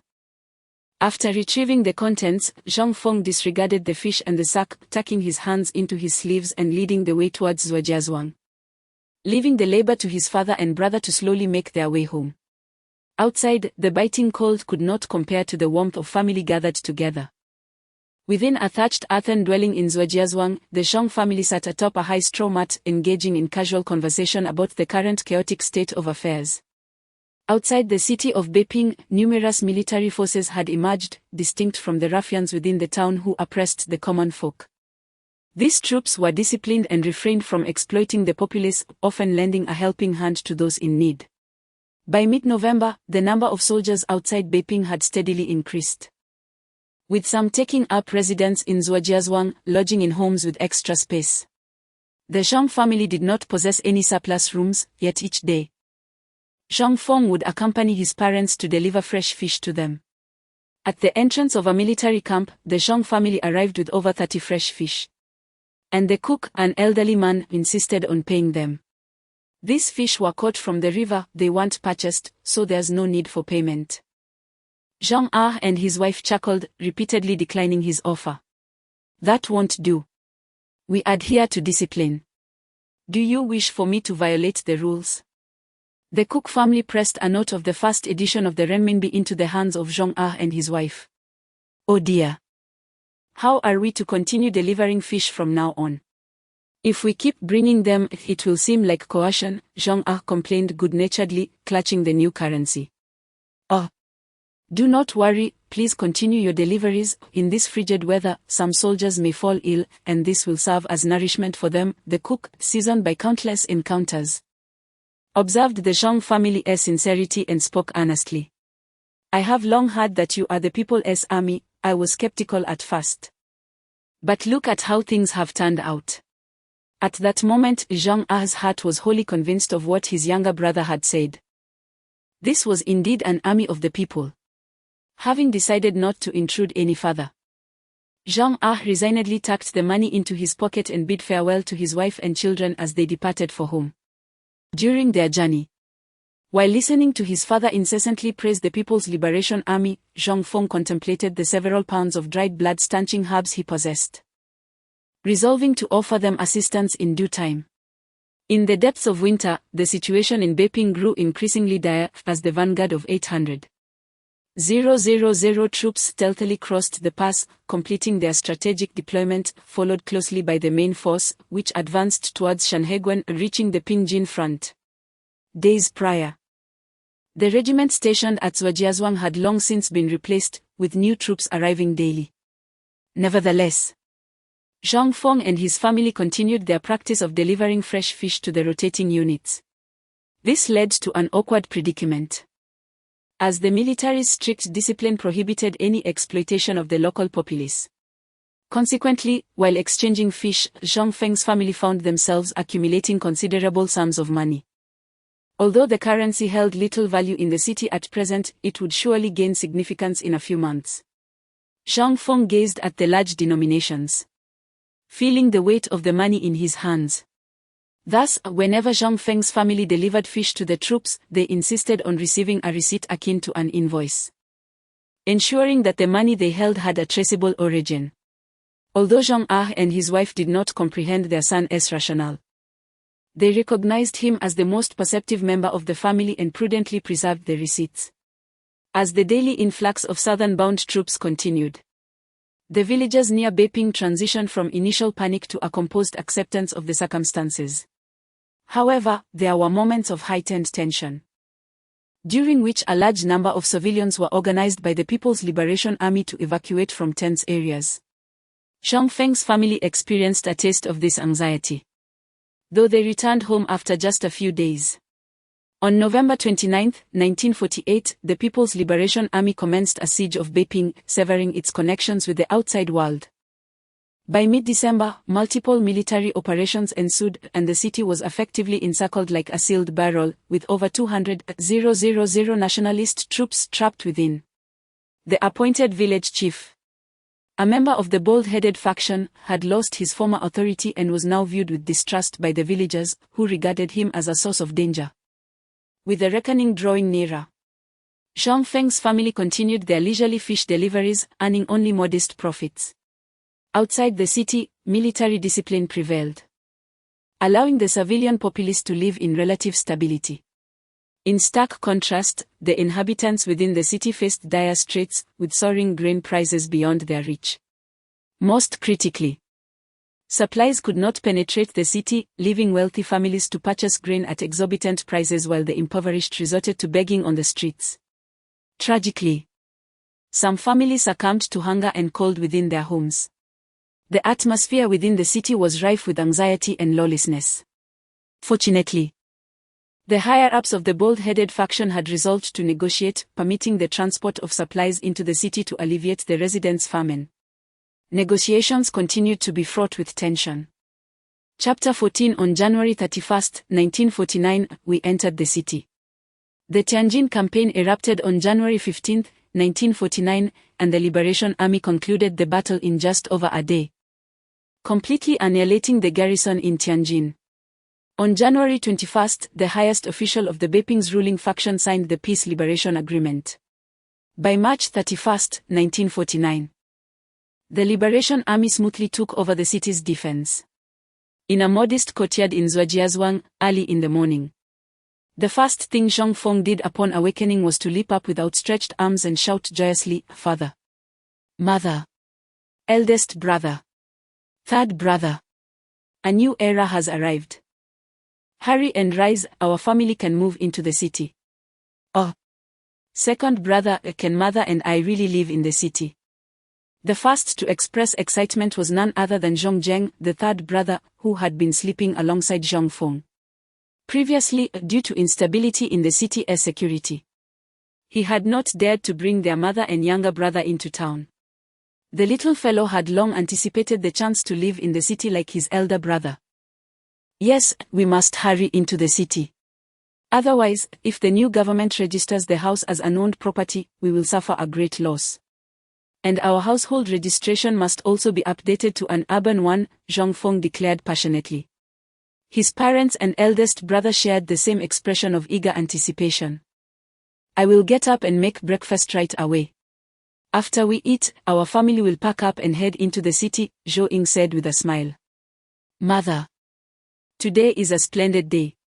We want to eat at home, let us dine in the city together," Zhang Feng exclaimed, his enthusiasm becoming almost manic. Only he understood the significance of the era that was about to unfold. "How can that be? That will cost us a fortune," Zhou Ying immediately retorted. "Mother, just trust my arrangements. From today onwards, our family's life will stabilize," Zhang Feng insisted, bursting with excitement. Zhou Ying hesitated, glancing at her husband, Zhang Ah, seeking his opinion. "Well, let us listen to the second one. Our family will eat in the city today," Zhang Ah said with a smile, nodding in agreement with his wife. "All right then. I suppose we shall indulge in this whim for once," Zhou Ying finally considered with a hint of resignation. "Father and mother, let us first take the essentials: firewood, rice, oil, salt, bedding, and warm clothing. We can return for the rest later," Zhang Feng suggested. Agreed, Zhang Ah nodded in approval. With their decision made, the family set their plans into motion. Before long, the father was shouldering the luggage and food, the eldest brother was carrying 2 loads of firewood. The mother had a bag of odds and ends on her back, and Zhang Feng took charge of his younger brother. The family left their home, locking the doors and windows, and swaggered toward the outskirts of Zhujiazhuang. Where are the Zhongs headed? They encountered a woman from the village along the way. Who greeted them? It's Aunt Ju. We are just going into the city to work for a few days, but we'll be back in a few days. Zhou Ying replied cheerfully. Is that so? Then you all carry on, the woman named Aunt Ju said, having gathered the information she sought. As they left the village, it was inevitable that they would be asked questions, some inquiring about their destination, others about their work, and many curious about when they would return. Traveling south along the moat, the streets were bustling with people. At the very moment of the Liberation Army's entry into the city, their first order of business was to stabilize security and prices. Although the price of food remained somewhat elevated, it is still within a range acceptable to the common people. At least the People's Liberation Army will ensure that the citizens of the city do not starve. Upon arriving outside Dongzaiman, the bustling and vibrant market dazzled Mother Zhou Ying and Zhong Zheng, with red flags and grand slogans adorning the streets and walls. Zhang Feng, too, waved a red flag that he had prepared in advance. Observing the heartfelt smiles of the fellow citizens, one might say this is what the people desire. The family found a breakfast stall and ordered fried liver, wontons, deep-fried dough sticks, steamed buns, and soy milk, enjoying their meal while taking in the lively atmosphere. Zhang Zheng, with one hand clutching a sugar figure and a candied hawthorn, used his free hand to grasp a large meat bun, devouring it with unabashed delight. The family no longer resembled the impoverished state they had just arrived in. They were all clad in newly made cloth garments and had neatly styled hair, presenting themselves as a family of city dwellers. Despite the stability of prices, the meal still cost $2, which distressed Mother Zhou, who kept murmuring her concerns. Mother, prices have just stabilized, they will only decrease further. I guarantee that with 20 copper coins, we could enjoy an even better meal, Zhang Feng confidently asserted, patting his chest. Humph. That won't do, there won't be a next time, Mother insisted, despite his explanation. After wiping her mouth and settling the bill, the family gathered their belongings and entered the city through Dongzaiman. Hey, little brother, you really are something, we don't have to pay anymore. Father Zhang as was his habit, reached for money to give to the soldier stationed at the city gate, only to be waved off by the young soldier, who insisted there was no need for payment. Indeed, we no longer have to pay, perhaps soon, even the city walls will be demolished, Zhang Feng murmured, gazing at the imposing walls in astonishment. We will follow this road from Dongzaiman westward to Nanluo Gaxiang, then turn into the alley at number 95, that is our home. The 17-year-old Zhang Dejian proudly introduced to his mother and younger brother. Zhang Feng had just turned 10, Zhang Zheng was 8, Mother Zhou Ying was 34. And Father Zhang was 36. Many in the older generation of rural folk married early, and thus had children at a young age. As the family walked along, carrying their belongings and enjoying the scenery, they made a detour to check on their courtyard, which prompted a flurry of complaints from Zhou Ying about wasting money. Fortunately, Zhang Feng quickly explained that they could level the ground and grow vegetables behind closed doors, which soothed her concerns. The journey from Dongzaiman to Nanluo Gaxiang took an hour, and the 5 of them finally arrived at the entrance of their new home at number 95. Dear, this is the courtyard where we will live from now on, Father Zhang boasted proudly, pointing at the tall, grey brick walls. Wow! What an impressive courtyard! Brother, will we really live here? Little Zhang Zheng's cherubic face was filled with astonishment. Meanwhile, the eldest, Zhang Dejian, wore a glum expression, thinking, why doesn't my little brother ask about himself? Come on. Let us go inside. Father Zhang waved his hand and led the way into the courtyard, with Zhang Zheng happily following behind. Upon entering the front yard, Zhang gazed in bewilderment at the door of his inverted house, now ajar. He turned to inquire, eldest, second, did you forget to lock the door before leaving? It was locked, wasn't it, second? Zhang Dejian responded to their father, then sought confirmation from Zhang Feng. Yes, it was locked, Zhang Feng replied thoughtfully, internally concluding that their home had indeed been burgled. As anticipated, upon entering the house, Zhang discovered it devoid of all possessions. Not daring to dwell on it, He hurried back to the front yard, relieved to find the lock on the east wing intact. He then placed his luggage at the doorstep and rushed to inspect the door of the east room, finding it secure, which allowed him to finally exhale in relief. Suddenly, with a creak, the door of the west wing swung open, revealing a frail, bespectacled middle-aged man. Upon recognizing the visitor, his legs weakened slightly, and he awkwardly greeted. "Old Jean, you've brought your family back." "Oh. It's Teacher Yen, isn't it? How have you been lately?" Jean replied with a hint of coldness. "Oh. What good can be said? Not long after your family departed, famine struck the city, and we nearly starved," Yen Fugui lamented, recalling the hardships of the past 2 months. "Oh, by the way, Teacher Yen, what happened to the door of my front yard house?" Jean inquired, casting a piercing gaze at Yen Fugui. After all, they were both survivors of tumultuous times, who among them lacked a certain fierceness. Especially someone like him who had fled with his entire family. Alas, it was unforeseen, someone managed to break in and clear it out.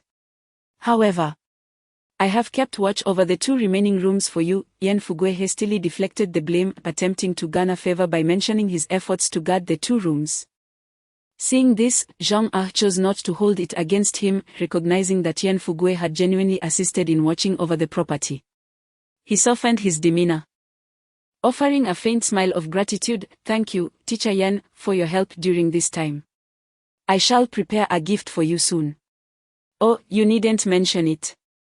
Just let me know if you need anything." Yen Fugui packed up at the mention of a gift, his frail demeanor instantly revitalized. The people in the yard had just emerged from the throes of famine, merely peering through windows before retreating back inside. "Well, let's set aside the inverted house for now and focus on tidying up the east wing and the ear room for habitation," Jean instructed his wife and children, leading them inside to unpack their belongings and clean the space. Fortunately, the snow had yet to melt, otherwise, in the dust-laden environment of the capital, the interiors would likely have been coated in grime. The whole family worked together and, within an hour, had completed a basic cleaning of the 6 rooms. His mother, Zhou Ying, spread bedding on the kong while his father lit the stove, and soon the rooms became warm. The house is truly warm. Is this really our home? Father and mother. The third's remark plunged the family into silence.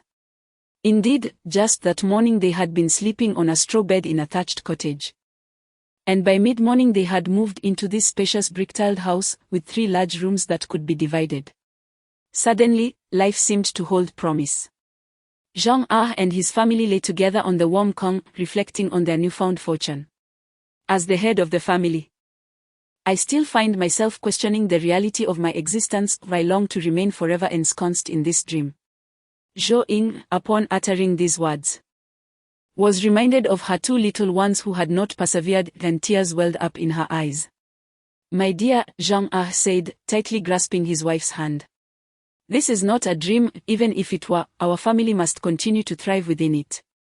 The display of affection made Zhang Feng, lying nearby, feel a touch of discomfort. The family lingered indoors, reluctant to venture out, until at last, the mother rose to gather the bedding and tidy up the room for their 3rd son. "Second son, you are the most resourceful in the family. What do you think our next steps should be?" Zhang inquired, glancing at Zhang Feng, who was reclining beside him. "Well, father," Zhang Feng replied cautiously, "our current reliance on fishing is indeed somewhat precarious. My plan is for you, mother, and elder brother to seek employment in a factory. But we must await the right opportunity. For now, let us continue fishing until social order is restored." "Is it truly so advantageous to work in a factory? Is it better than farming?" Zhang asked, still grappling with reluctance.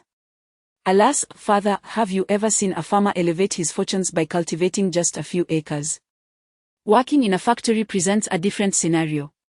After so many years of conflict, our region has only just begun to stabilize, and development is imperative.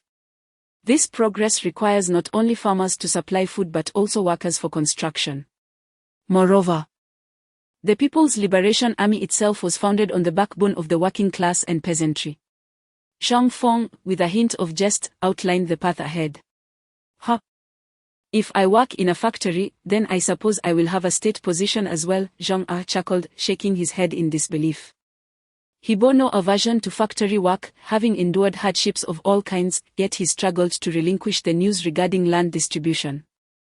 Chapter 15, Suffering and Easing Discontent. At 10 o'clock in the morning, Zhang Feng proposed that the family dine out for lunch, garnering the unanimous support of his father, older brother, and younger brother, only to be single-handedly suppressed by his mother.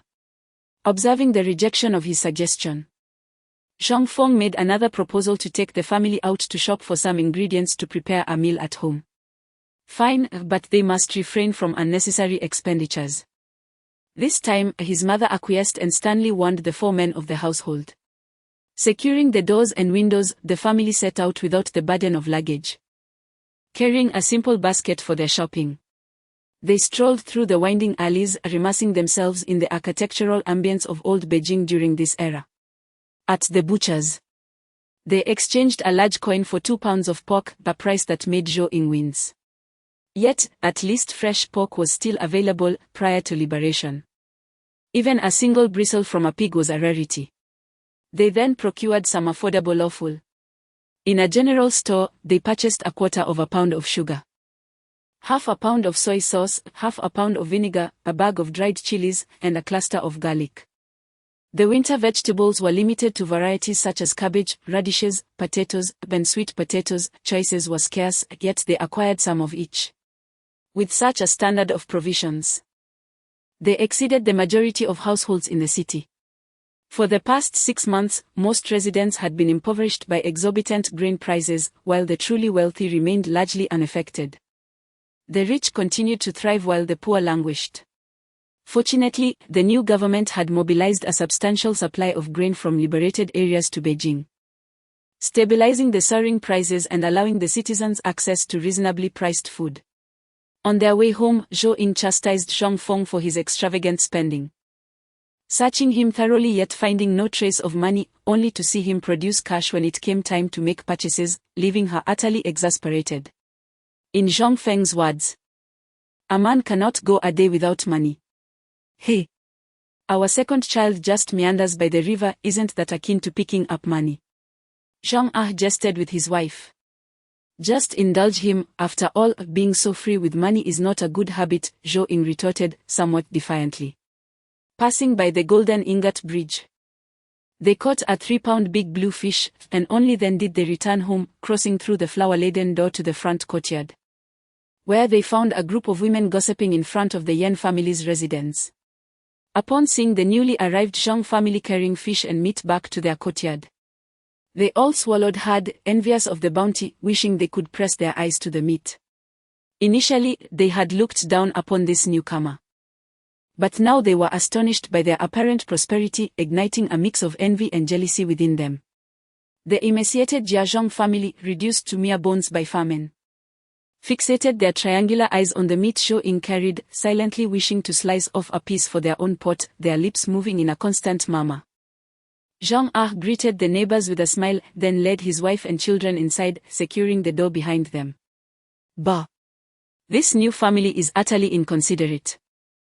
They don't even know to bring something for the other households. They only think of themselves, not fearing to choke on their own greed. As Zhang's door closed, Jia Zhang openly displayed her greedy demeanor, albeit in a hushed tone, audible only to a few nearby women. Young Ruehua and her companions refrained from responding, as they still cared about their dignity, though they could not help but feel a twinge of excitement. Before long, Zhang Feng opened his front door, carrying a fish and stepping outside. The people in the courtyard assumed he was headed to the well in the central courtyard to prepare the fish. However, to their surprise, Zhang Feng made his way directly towards them, which sparked some confusion in their minds. Upon witnessing this scene, Jia Zhangsha thought to herself, could it be that the old Jia is indeed manifesting? This young lad from the Zhang family is delivering fish to us. With this thought, a smirk quickly spread across her face as she hurried to greet the approaching Zhang Feng. Oh dear, this is quite inappropriate. But before Jia Zhongsha could finish her sentence, Zhang Feng skillfully sidestepped her outstretched hand and politely called out to young Ruehua and Tian. My mother has asked me to express her gratitude for your family's help in watching over our house during this time. Hearing these words, Jia Zhongsha's hand froze mid-reach. While young Ruehua, beaming with joy, promptly rose to accept the fish and graciously replied, "Oh, how embarrassing. Our family is also facing difficulties. Please extend my thanks to your mother and invite her to visit us often." As expected of Jia Zhongsha, her thick skin allowed her to return to her seat with an impassive expression, adhering to the notion that as long as she was not embarrassed, it was others who would feel awkward. Zhang Feng, having delivered the fish as a token of gratitude and having greeted the other ants with a smile, turned and headed back home. Look at how polite this child is, his family truly has a good reputation. Everyone, it's time to disperse. Old Yan and the children should be returning from school soon. I must return to prepare dinner, young Ruehua declared, clutching the fish in her hands, fearing further conversation might lead to someone asking to borrow it. She quickly announced the gathering's conclusion, contemplating discussing with Old Yan about where to exchange the fish for more corn meal. The women, filled with envy, began to rise and take their benches back home, while Jia Zhongsha still wanted to reach for the fish, eager to toss it into the pot. But the Yan household was notorious for being miserly, and she swiftly turned to lock the door behind her, all in one fluid motion. Inside, the heated Kong made the room cozy and inviting, a perfect refuge from the biting cold outside. Noticing his mother was cooking, Zhang Feng had no intention of showcasing his culinary skills. After all, whether knowledge or wealth, one must always have a source. The 3 rooms in their home had been remodeled. The east wing was converted into 2 rooms, with the inner room serving as a bedroom, separated by a partition and fitted with a single bedroom door. The outer room served as a combination of kitchen, living room, and dining area. The stove was positioned against the eastern wall, with a flue for smoke ventilation, and it was also connected to the Kong in the inner room, serving multiple purposes. The downside was that during hot weather, they could only cook using the stove. At noon, the children from the courtyard returned home from school, and upon catching the mouth-watering aroma of meat wafting through the air, they couldn't help but drool. People in this era were often hungry, lacking not only grains but also oil. Even a hint of meat could be smelled from a great distance. Thus, the enticing scent of meat permeated not only the 3 courtyards but also the alleyway outside. This is not an exaggeration, as the enticing aroma wafted through the air, the children from every household began to wail, prompting the adults within to continually offer their reassurances. The unmistakable sounds of expletives echoed throughout the alley. Outside the Zhang residence, a throng of children pressed their faces against the doors and windows, their mouths watering and noses twitching fervently. Some clever youngsters even resorted to making noise to attract the attention of their family members, while the adults, weary from the struggles of a time when sustenance was scarce, could hardly be bothered to intervene. In this era of hardship, who could afford to be generous with meat? Oh mother, do you see? This is precisely why I am reluctant to eat at home, Zhang Feng said, noticing his mother's displeased expression, a hint of schadenfreude in his voice. Isn't it all because of you, you little rascal, insisting on having meat? His mother, Zhou Ying, retorted, her irritation rising as she hastily sought a solution to the situation. Their family, thanks to Zhang Feng's knack for fishing, had long since secured their share of food and money. Yet she never imagined that those living in the city could be even worse off than them. The thought of sharing meat with others, after enduring so many hardships, was something she could scarcely entertain. It was time to consult her second son for advice. Mother, how about we plan our future feasts? You must heed my counsel, Zhang Feng declared with a touch of pride.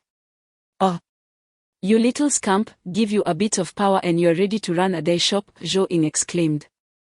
Feeling exasperated by her second son's boldness, Ben reached out to pinch his ear. Ouch, ouch, ouch. I'm not doing this for myself, Zhang Feng protested, wincing while defending his intentions. Humph. Pray tell, if you provide me with a satisfactory reason, I shall agree to your plans for future feasts, Zhou Ying said, releasing him with a glare that indicated she would not relent until she received an explanation. My proposal for our feasts is not merely for indulgence. It is for the health of our family. As the saying goes, a good diet prevents illness. You have 3 sons who are all in their growth spurts. Especially the eldest, who will soon reach a height plateau. Surely, you desire for your sons to grow tall and strong, particularly since we are newcomers in this community. If our family is frail, we will surely be subjected to bullying, Zhang Feng articulated passionately. His heartfelt reasoning resonated deeply with the family. Especially considering the loss of their 2 youngest members, a lingering pain in their mother's heart. Zhou Ying felt her eyes welling with tears. Reminiscing about how her second son often brought food home, unlike other children who only thought of their own appetites. Nodding with a heavy heart, she considered, very well. From now on, we shall heed your decisions regarding our meals, your father's opinion holds no weight. Rest assured, mother. Every coin my father and I earn will be entrusted to you. I will also strive to catch more fish to enhance our family's diet. However, in the future, we shall prepare the meat outside and bring it home, lest we become isolated in this courtyard, which would be detrimental for us, Zhang Feng said with a playful grin. Analyzing the situation before the family. It seems I must listen to you, Zhou Ying thought, feeling a sense of gratitude for her second son's thoughtful considerations. Then what about outside? Zhang inquired, having observed the mother and son bargaining, yet aware that there were still pressing matters to address outside. This matter is easily resolved.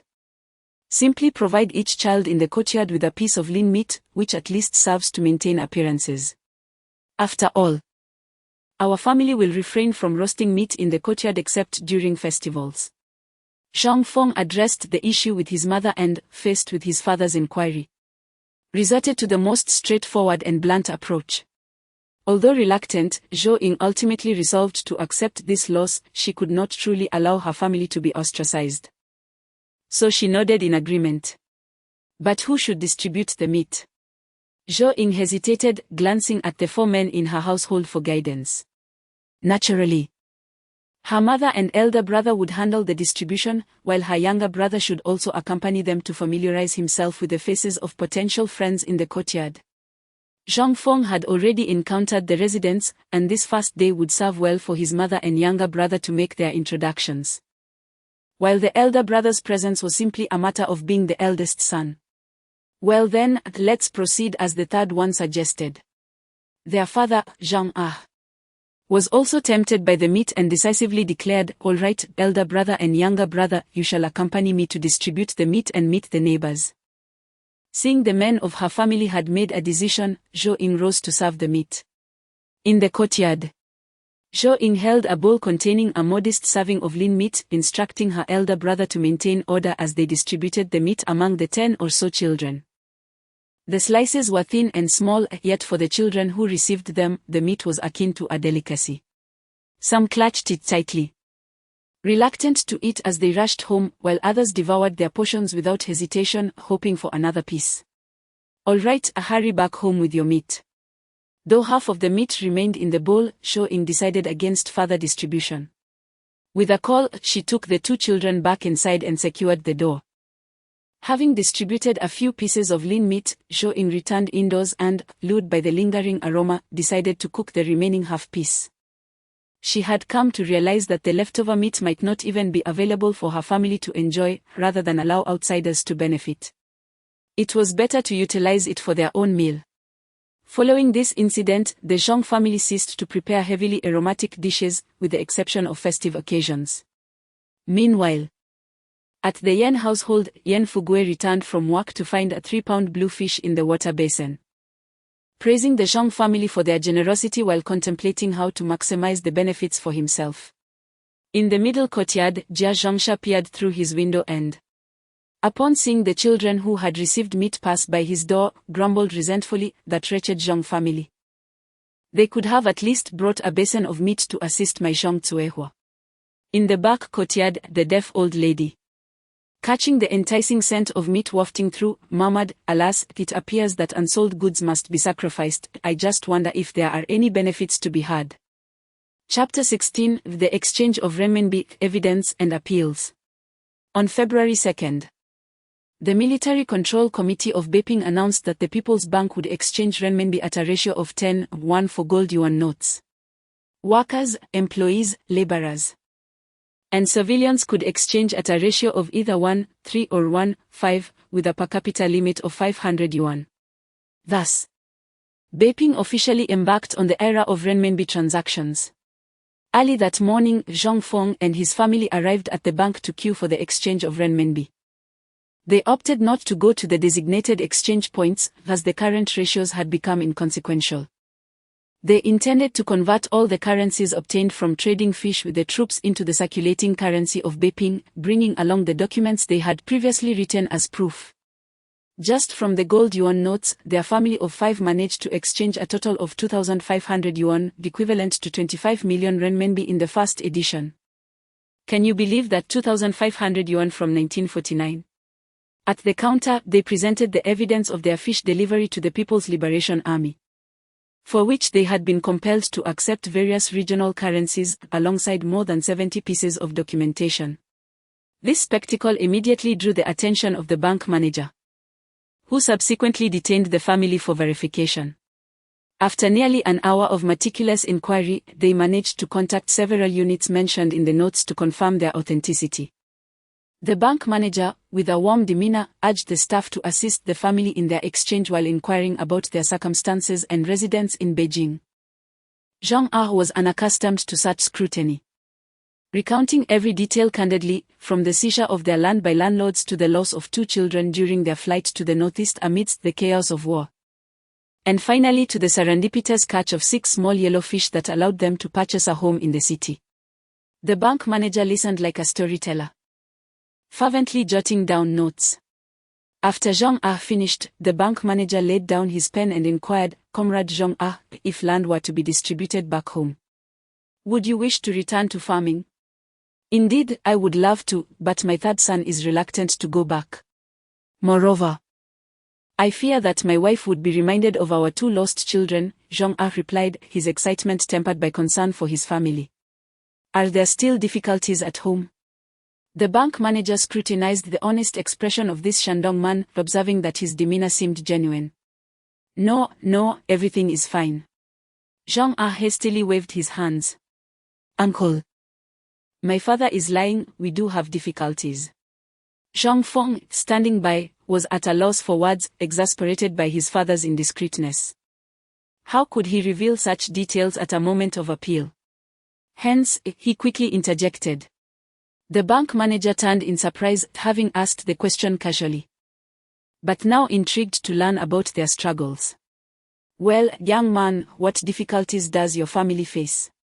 Please share them with me," he said with a kind smile.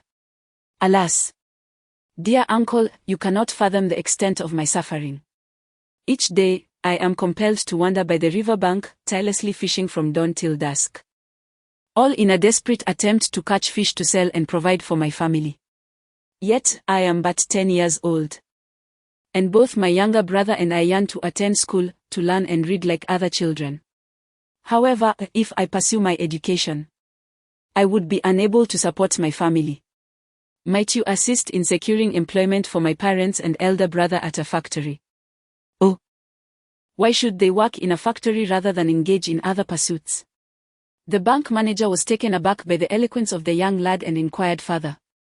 "Alas, uncle, they are illiterate, what else can they do apart from factory work? You see, your position at the bank suggests you possess considerable education." Zhang Feng added a compliment to his appeal. "Haha, young comrade, your reasoning is quite clear. What do you aspire to be when you grow up?" The bank manager chuckled heartily, returning the question. "When I grow up, I too wish to be a worker." Zhang Feng feigned a look of confusion in response. "Haha. Well said, well said. I shall relay your concerns to the higher authorities, though the outcome shall depend on your fortunes." The bank manager smiled as he meticulously recorded every word spoken by Zhang Feng. Then, uncle, could you arrange for my parents and brother to work at the loose steel mill? Zhang Feng feigned innocence. Oh. Why the loose steel mill? The bank manager queried with curiosity. Because many of my friends' fathers are employed there, Zhang Feng replied, displaying an envious expression. I will report your family's situation to my superiors, but I cannot guarantee a favorable result, the bank manager stated thoughtfully. Regardless of the outcome, I am grateful, uncle. Zhang Feng expressed his uncontainable excitement in thanks. Here, this is the money for your family, please count it, totaling 29,600,000. After concluding their conversation, the bank manager summoned the patiently waiting bank staff to hand over the money to Zhang Ah. Noticing the bank manager hesitating to speak further, Zhang Feng's mind sparked with an idea. He quickly turned to his parents, saying, "Dear parents, carrying such a large sum of money is inconvenient should it be stolen. We would regret it too late. It would be wiser to keep a portion for our daily needs and deposit the remainder in the bank. After all, when we generously offered fish to the People's Liberation Army, they insisted on giving us money, fearing we would refuse. Surely, the bank associated with the People's Liberation Army is reliable."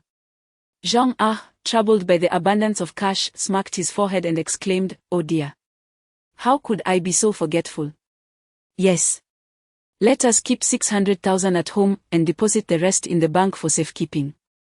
The bank manager silently commended the father and son duo. Having experienced the chaos of currency fluctuations, the public's trust in the new government's banking system was still tenuous, leading to a scarcity of depositors. Haha, Comrade Zhang, indeed, keeping money at home poses certain risks, depositing it in the bank offers interest. The bank manager recognized the family's candor and attributed their substantial savings to sheer luck. What? Interest?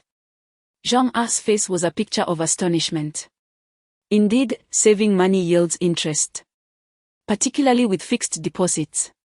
The bank manager patiently elucidated the regulations concerning bank deposits, emphasizing key points for the Zhang family. After a while, the family emerged from the bank, somewhat dazed, with merely 600,000 in cash and several passbooks in hand. "Let us venture forth and spend this newfound wealth," suggested Zhang Ah, feeling a pang of hunger in his belly. "Hooray! Let us go out to eat," cheered the exuberant Zhang San as he circled around his family in delight.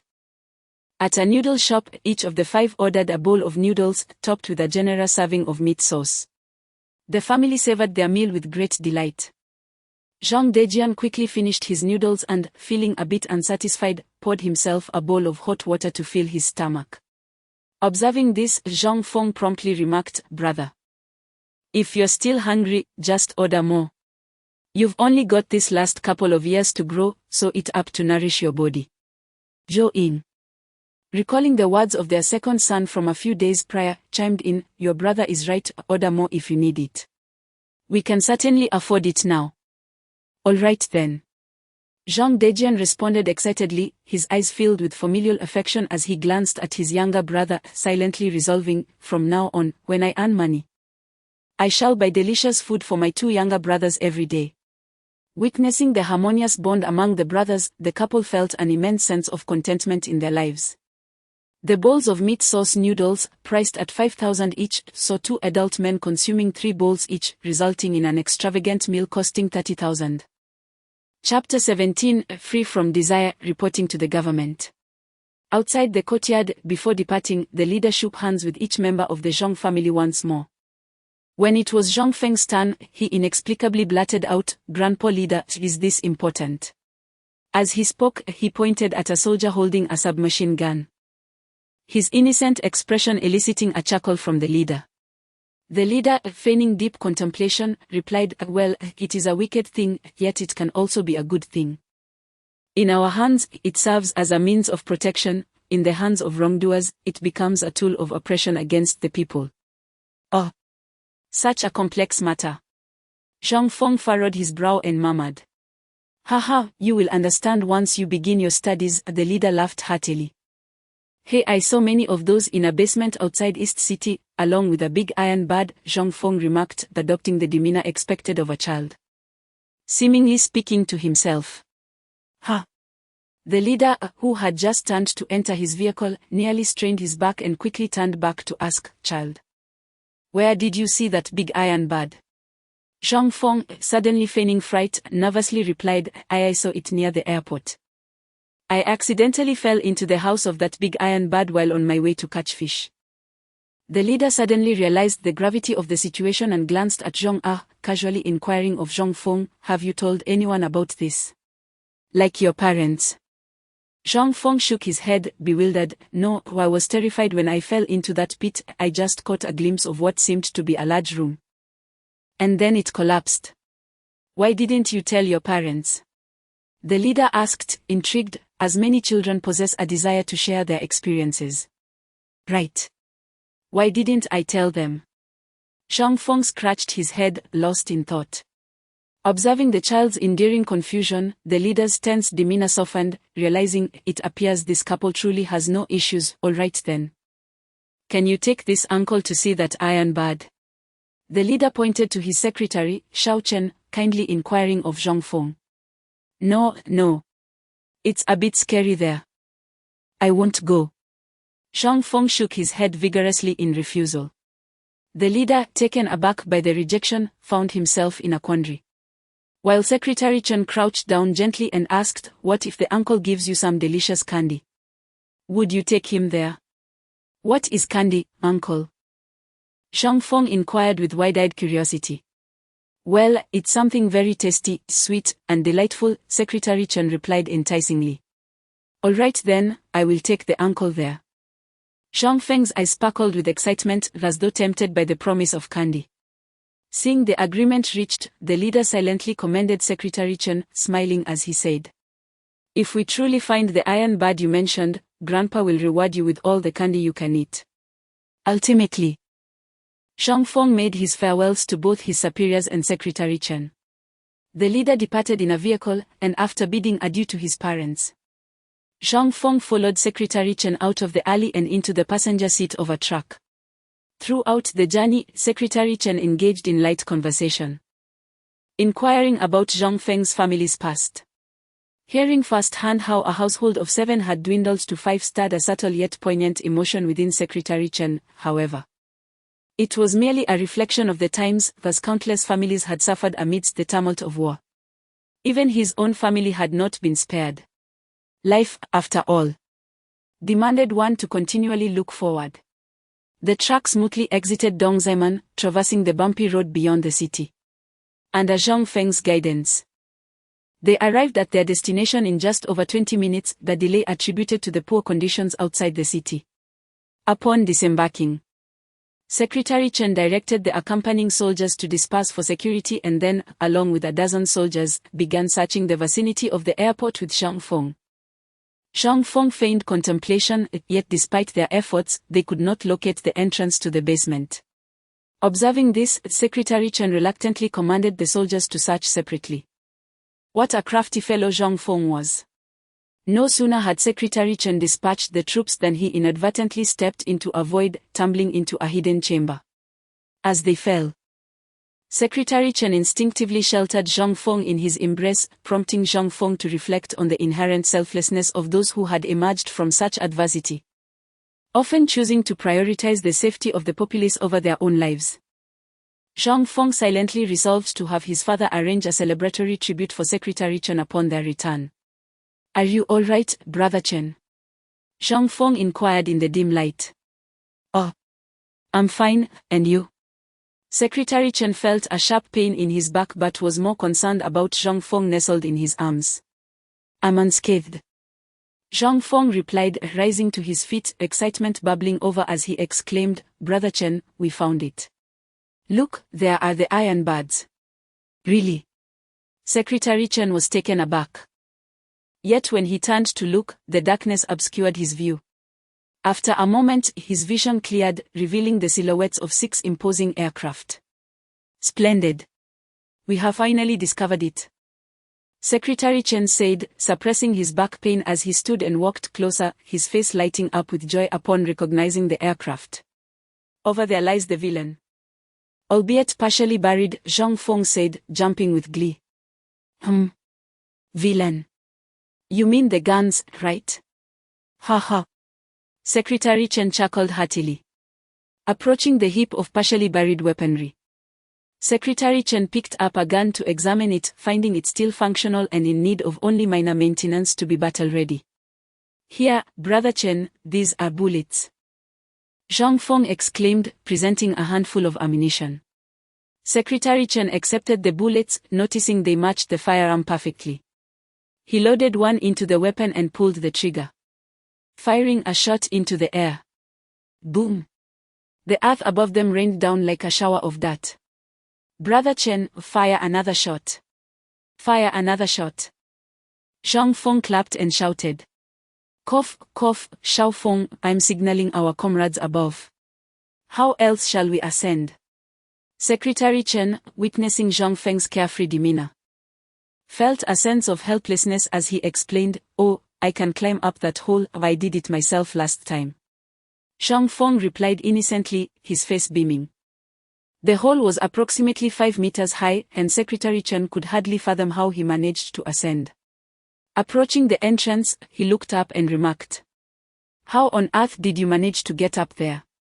Simple, I just pushed myself up, Zhang Feng stated as he arrived at the hole, placing his palms against the wall in front of him.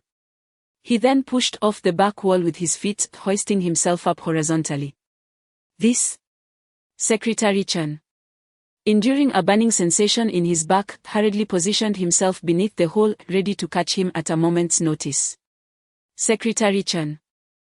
The soldiers above heard the gunfire and are rushing this way, one of the soldiers shouted, observing the child nearly reaching the hole while Secretary Chen stood below, poised to assist. Squad leader Chi, quickly drive a team back to the city to report to the commander, informing him that there are 6 aircraft and a substantial cache of weapons concealed below. We require support, Secretary Chen instructed. Understood, Secretary Chen, Squad leader Chi replied, accepting the military orders.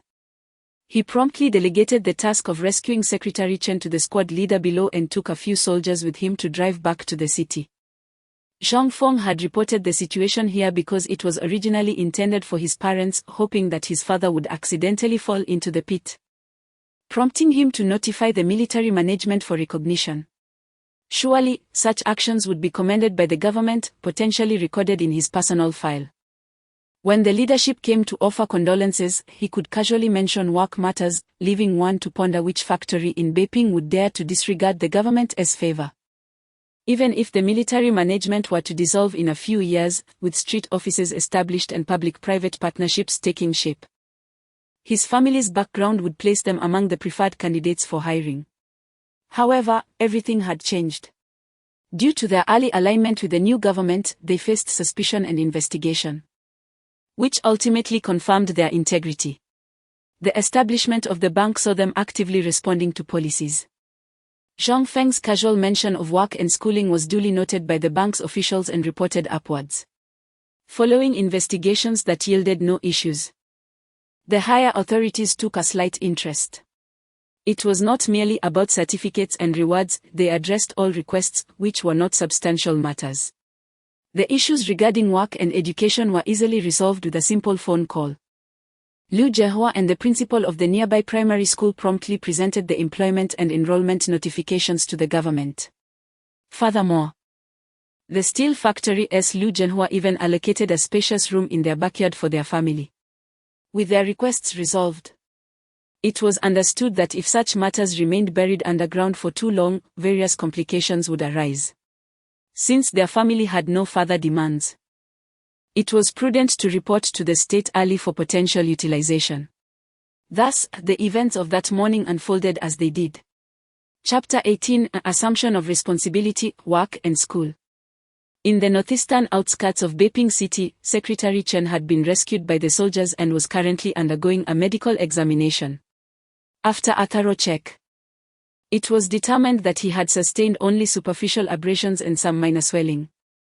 At that moment, Zhang Feng was passionately recounting the events to several soldiers, emphasizing that if they had not been preoccupied with their own safety, Brother Chen would not have been injured. This elicited admiration from the soldiers as they glanced at Secretary Chen. In the face of unknown dangers, those who selflessly risk their lives to save others are rightly regarded as heroes. This made Secretary Chen feel quite uncomfortable. After all, he was only 22 years old and not accustomed to such praise, particularly under the gaze of those who revered him. Amidst a cacophony of noise, more than a dozen trucks came to a halt nearby. In swift succession, defenses were established around the area. After more than 20 minutes, a long line of individuals, each wielding a shovel, rushed in from a distance. Zhang Feng encountered a high-ranking official he had not seen for over an hour. Upon their meeting, the leader first inquired about Secretary Chen's injuries with genuine concern, then greeted Zhang Feng warmly before solemnly asking for an update. Xiao Chen, I heard reports from the soldiers indicating that there are 6 aircraft and a substantial cache of weapons and ammunition below. Yes, sir. But the exact quantity of weapons and ammunition remains unknown, as they are buried beneath the collapsed earth, Secretary Chen reported, supported by a soldier. Regardless of the reasons or intentions behind the abandonment of this equipment, it is imperative that we undertake a rescue excavation. Commander Lu, organize a team to investigate immediately. I want those 6 aircraft intact. The leader issued a series of commands with unflinching authority, undeterred by Zhang Feng's presence. Once the arrangements were made, the leader turned to Secretary Chen. Xiao Chen, given your injuries, I will have the driver take you and Comrade Zhang Feng back to the city. You should visit the hospital to have your injuries checked. The matters here will be handled by others. Sir, I am still capable, Secretary Chen insisted, wishing to remain. However, he was promptly interrupted by the leader. Remember, your health is the foundation of our revolution. The work is never ending. Besides, your contributions will not go unrecognized this time. This is an order, execute it immediately. The leader's tone was grave and left no room for dissent. Yes, sir. Secretary Chen saluted and, accompanied by Zhang Feng, followed the driver and several soldiers as they departed. As they approached Nanluo Gaxiang, Zhang Feng requested the driver to drop him off in a secluded alley, opting to return home alone. He was concerned that, during this time, spies lurking in the city might target his family, which would be disastrous. All right. Let us proceed as you suggest, Xiao Feng. Secretary Chen agreed, noting that they were not far from number 95 courtyard. Brother Chen, remember your promise regarding the candy. And be sure to take care of your health. Zhang Feng waved goodbye, watching as the vehicle drove away. That rascal. Secretary Chen chuckled and shook his head, feeling an increasing fondness for the young boy. Little did he know that in the years to come, Zhang Feng would frequently recount the tale of his selfless act, celebrating it as a remarkable instance of altruism, bestowing upon him the benefits of that single deed for decades. This eventually vexed Chen, who had risen to the position of district chief. He often wished to confront the incessant promoter of his story, as it was profoundly embarrassing. His singular act of selflessness turned into a recurring topic of conversation among colleagues, casting a shadow over his entire life, as if that alone were his sole accolade. Upon returning home, Zhang Feng found his entire family gathered around the table, where 6 pieces of paper lay before them, 3 employment notifications, 2 school admission letters, and 1 regarding the 2 small rooms in the eastern annex of their backyard. As Zhang Feng entered, his father, Zhang Ah, brightened and eagerly motioned for him to sit on the nearby stool.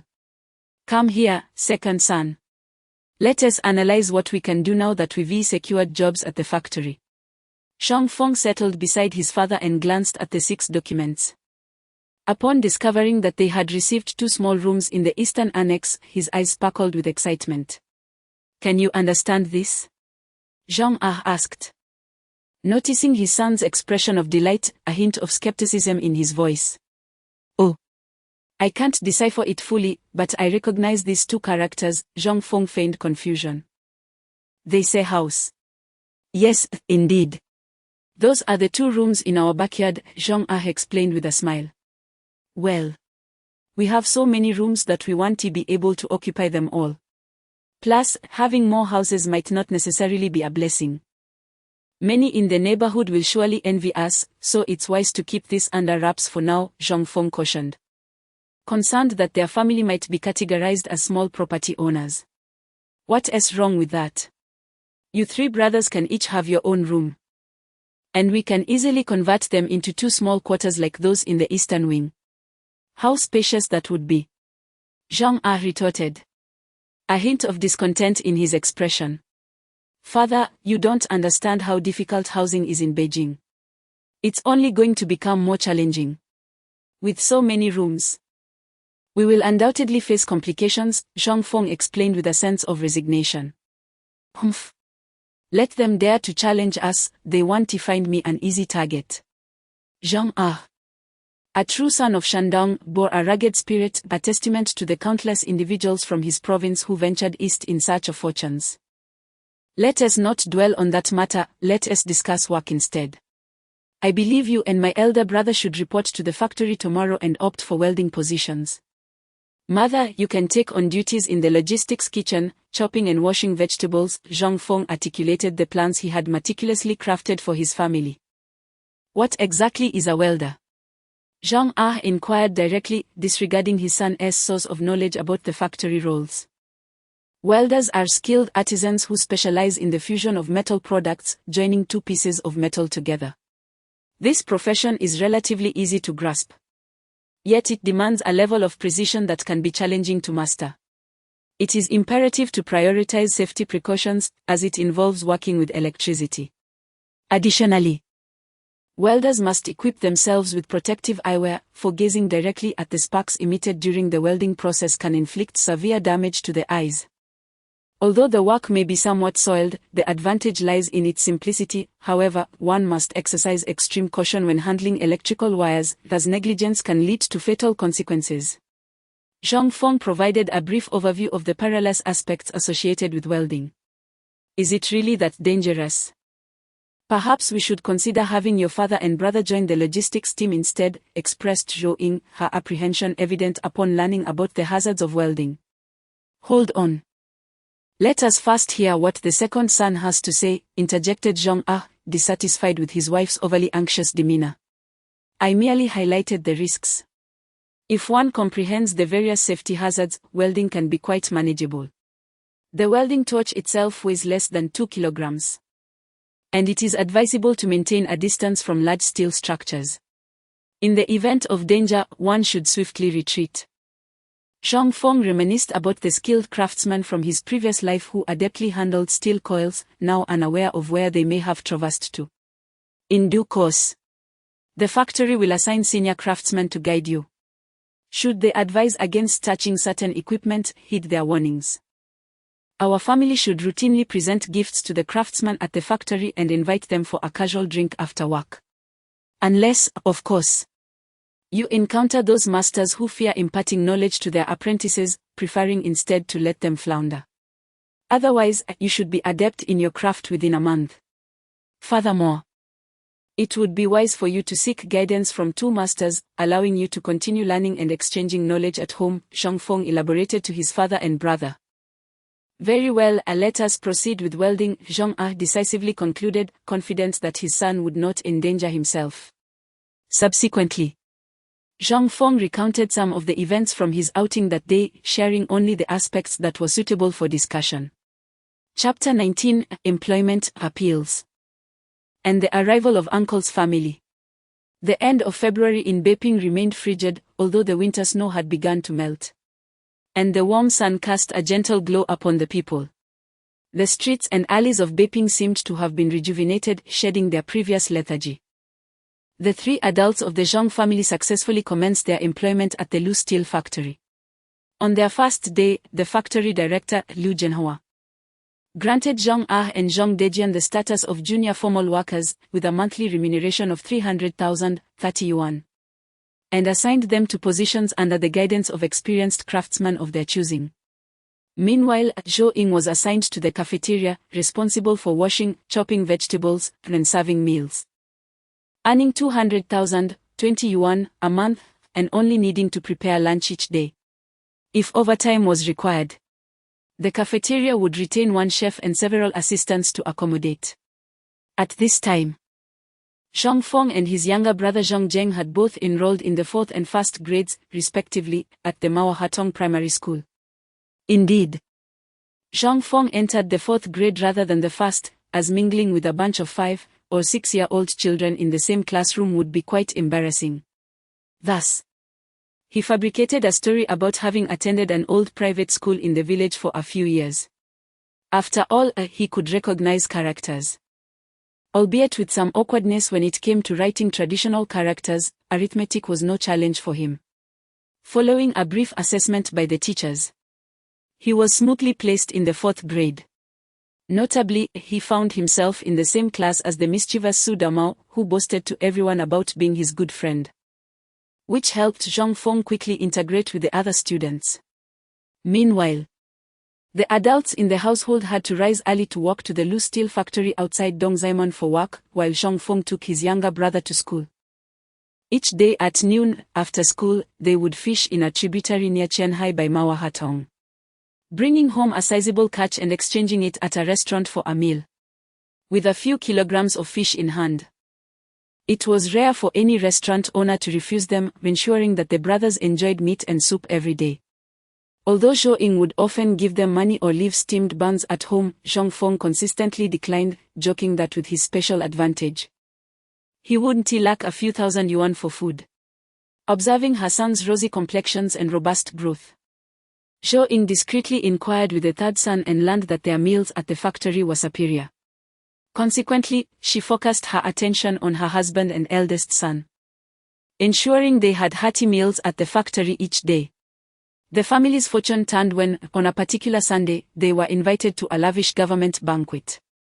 The leader who had visited them previously inquired if they still required assistance. After much contemplation, Zhang Feng finally thought of the person his father missed the most, his uncle. Thus, he broached the subject at the banquet, asking whether it would be feasible to relocate his uncle's family from the Black Province to Beiping and arrange employment for them. Zhang Feng realized the significance of his family's connections, as the leader merely pondered for a moment before confirming the arrangement, contingent upon his uncle's consent. Subsequently, at the banquet, Zhang Feng proposed that his father dictate a letter to be recorded, which would then be conveyed to his uncle's family by the government, under his subtle guidance. The letter's content moved many to tears. The essence of the letter conveys that a fraternal bond, once missed, may never be rekindled, leaving one with only the company of an elder brother's family. The thought of this evokes profound sorrow. It also mentions the arrangements made for the elder's family regarding housing and employment, even the prospect of land allocation for farming if desired. After a banquet, Zhang Feng was awarded a certificate, a stack of cash, and a handwritten inscription from the head of the military administration: "Family is country." This was in light of the substantial treasures unearthed following a cache of arms, notably a considerable quantity of gold bars left by the gangsters. Recently, Zhang has been preoccupied with thoughts, as news from the government indicated that his elder brother's family had boarded a train headed for the border. The anticipation of reuniting with his long-lost brother has rendered him restless at night. Following a dinner with leadership, Zhang hastily enlisted Master Lei's team to renovate the courtyard, ensuring the house was prepared. He joyfully took his wife to purchase furniture and household essentials. In the depths of the night, noticing her husband's restlessness, Zhou Ying gently reassured him, suggesting that he should present himself well when greeting his brother, who would soon arrive. Zhang reflected on the past, recalling how his elder brother had bravely ventured north with his wife and several nieces and nephews, leaving behind the family's livelihood to ensure their survival, thus preserving their lineage. Tears welled in his eyes as he spoke. Zhou Ying, with a tender tone, expressed the importance of ensuring that the elder brother's family remained in Beiping, alleviating his constant worries. She reminisced about their own decision to head north, which had been met with unhesitating support from his brother's family, who had sent money and addresses. The couple exchanged words late into the night until fatigue finally overtook them. 2 days later, they had a simple meal near the train station before returning to await their arrival. Jean Ah paced nervously in the station hall, frequently inquiring with staff about the train's arrival from Heilongjiang province. "Comrade, today's train may be delayed, so please be patient," a staff member kindly advised. "Thank you. Comrade of the People's Liberation Army," Jean Ah replied, his gaze fixed on the entrance.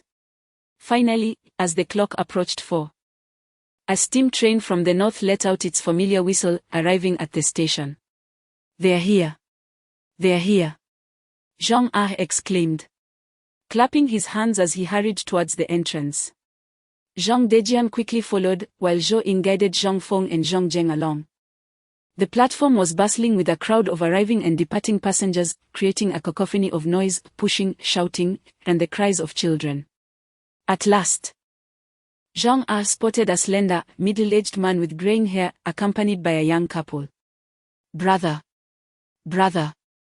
I am here, it's Ah." Zhang Ah leaned out half his body, waving his hand and shouting, his voice nearly drowning out the surrounding clamor.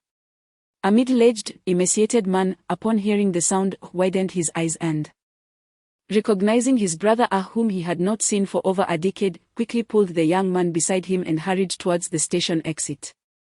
"Ah, I thought I would never see you again in this lifetime. I miss you, brother." The two brothers embraced and wept at the station entrance, oblivious to the peculiar stares from bystanders. "Are you Xiao Yang? Where are my sister-in-law, Xiao Kong and Xiao Ping?" Zhou Ying's gaze scanned the area behind the young man, only to find a beautiful girl standing alone beside him. "Aunt, my mother and the others did not survive back then. Only my father and I remain," the young man replied, his eyes reddening with tears. Upon hearing this, Zhou Ying could no longer contain her sorrow and covered her face, weeping uncontrollably. "Elder brother." Zhang Dejian recalled his childhood, when he would follow this elder brother like a shadow. "Oh, you must be Xiao Jian," Zhang Yang said, his gaze earnestly assessing the younger brother from his memories. "Yes, I am Xiao Jian," Zhang Dejian nodded heavily. "And, please do not cry. It has been so long," Zhang Yang said, his emotions somewhat complex.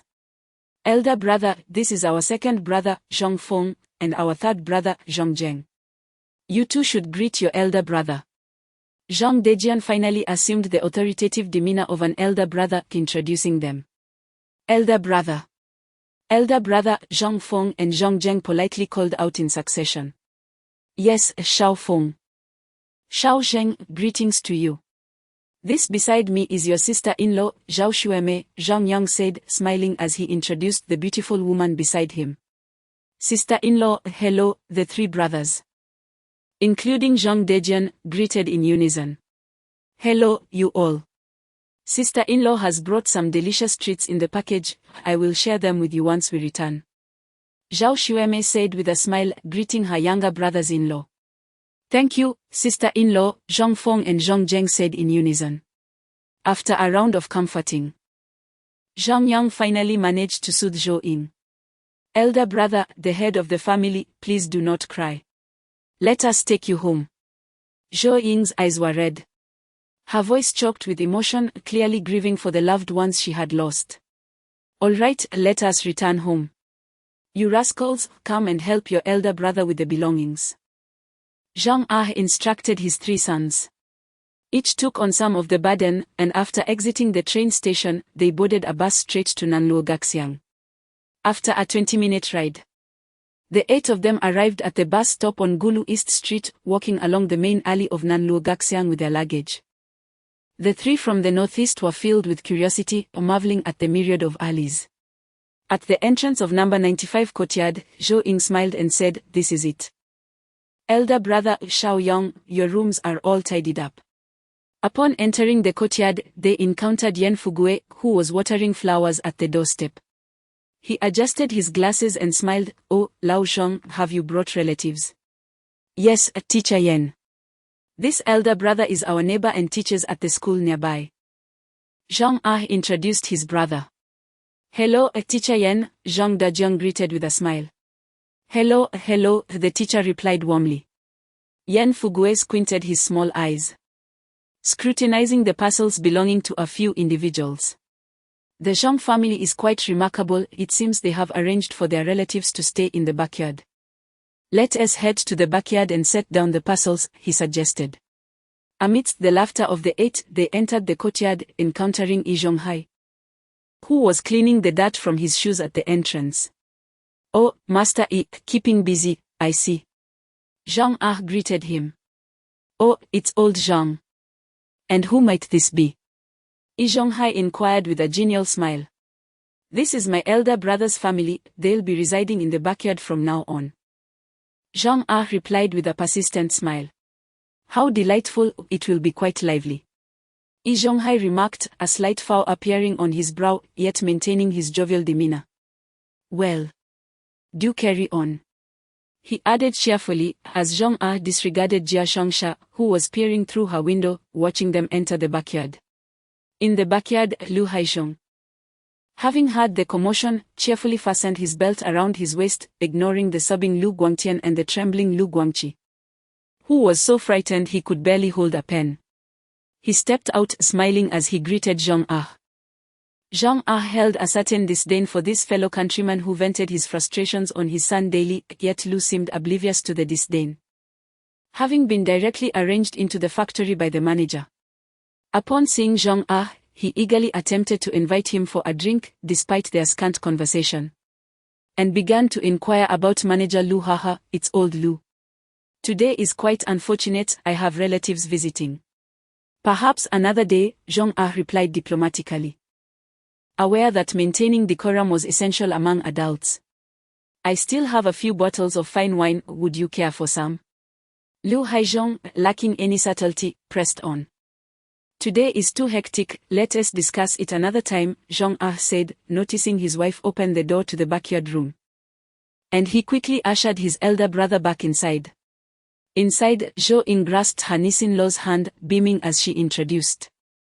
"These 2 rooms have been prepared by your second uncle for you young couple."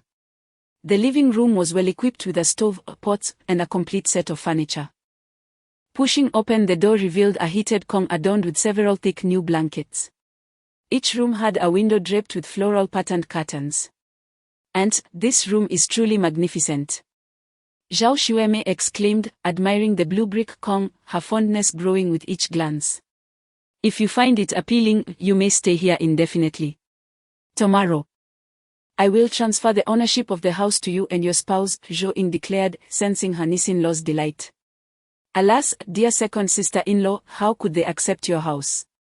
Uncle Zhang Dejiang hurriedly intervened to refuse. "Brother, what are you saying?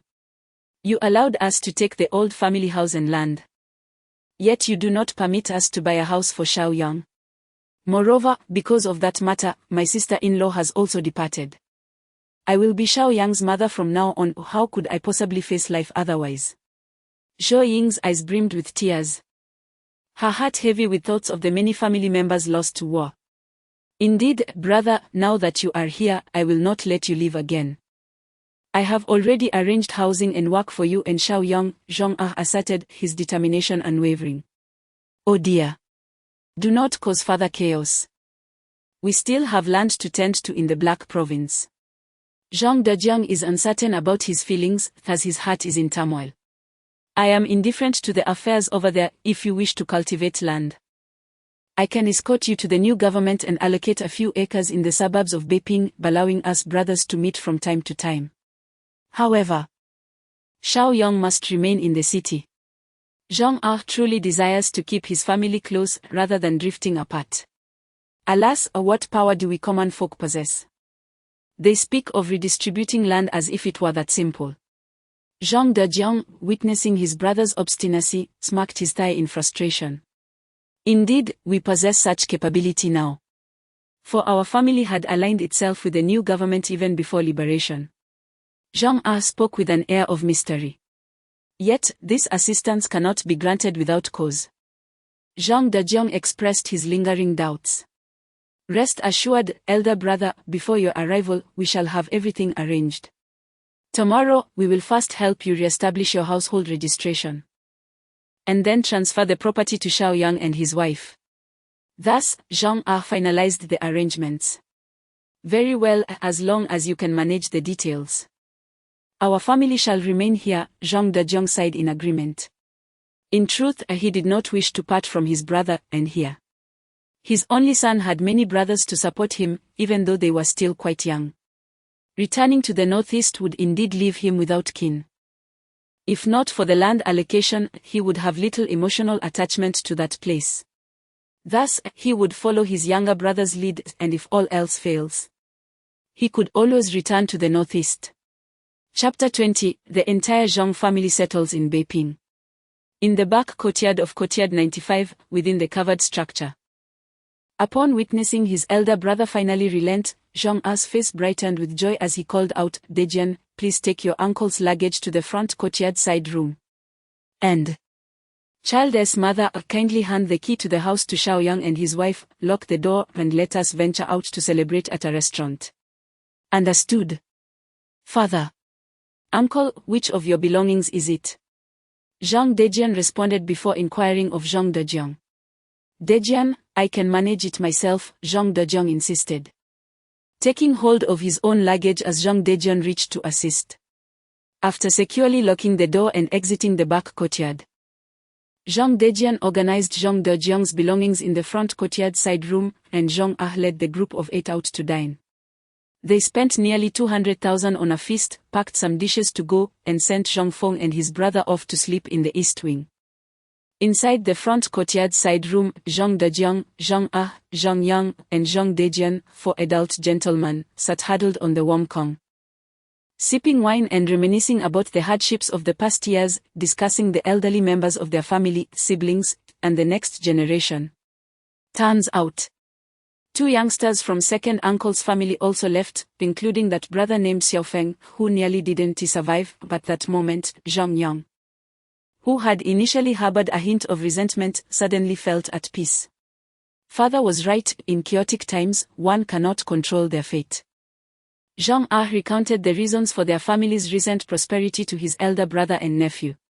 You have no idea, since Xiaofeng recovered, he has transformed entirely. As if he has gained wisdom. He has been guiding our family of 4 to establish roots in the capital. This house, this job, providing a home and work for you, my elder brother and nephew, were all earned through your second nephew's contributions to the government.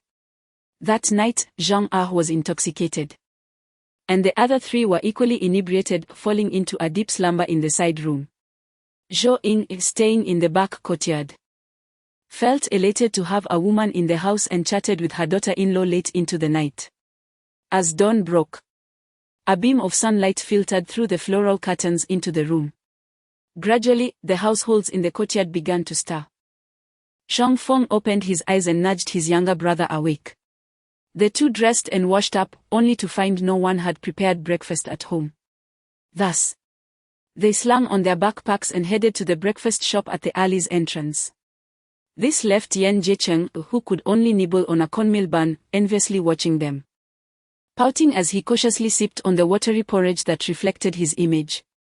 In this era of loosened restrictions before the arrival of rationing, Zhang Feng took his brother out to indulge in a feast daily.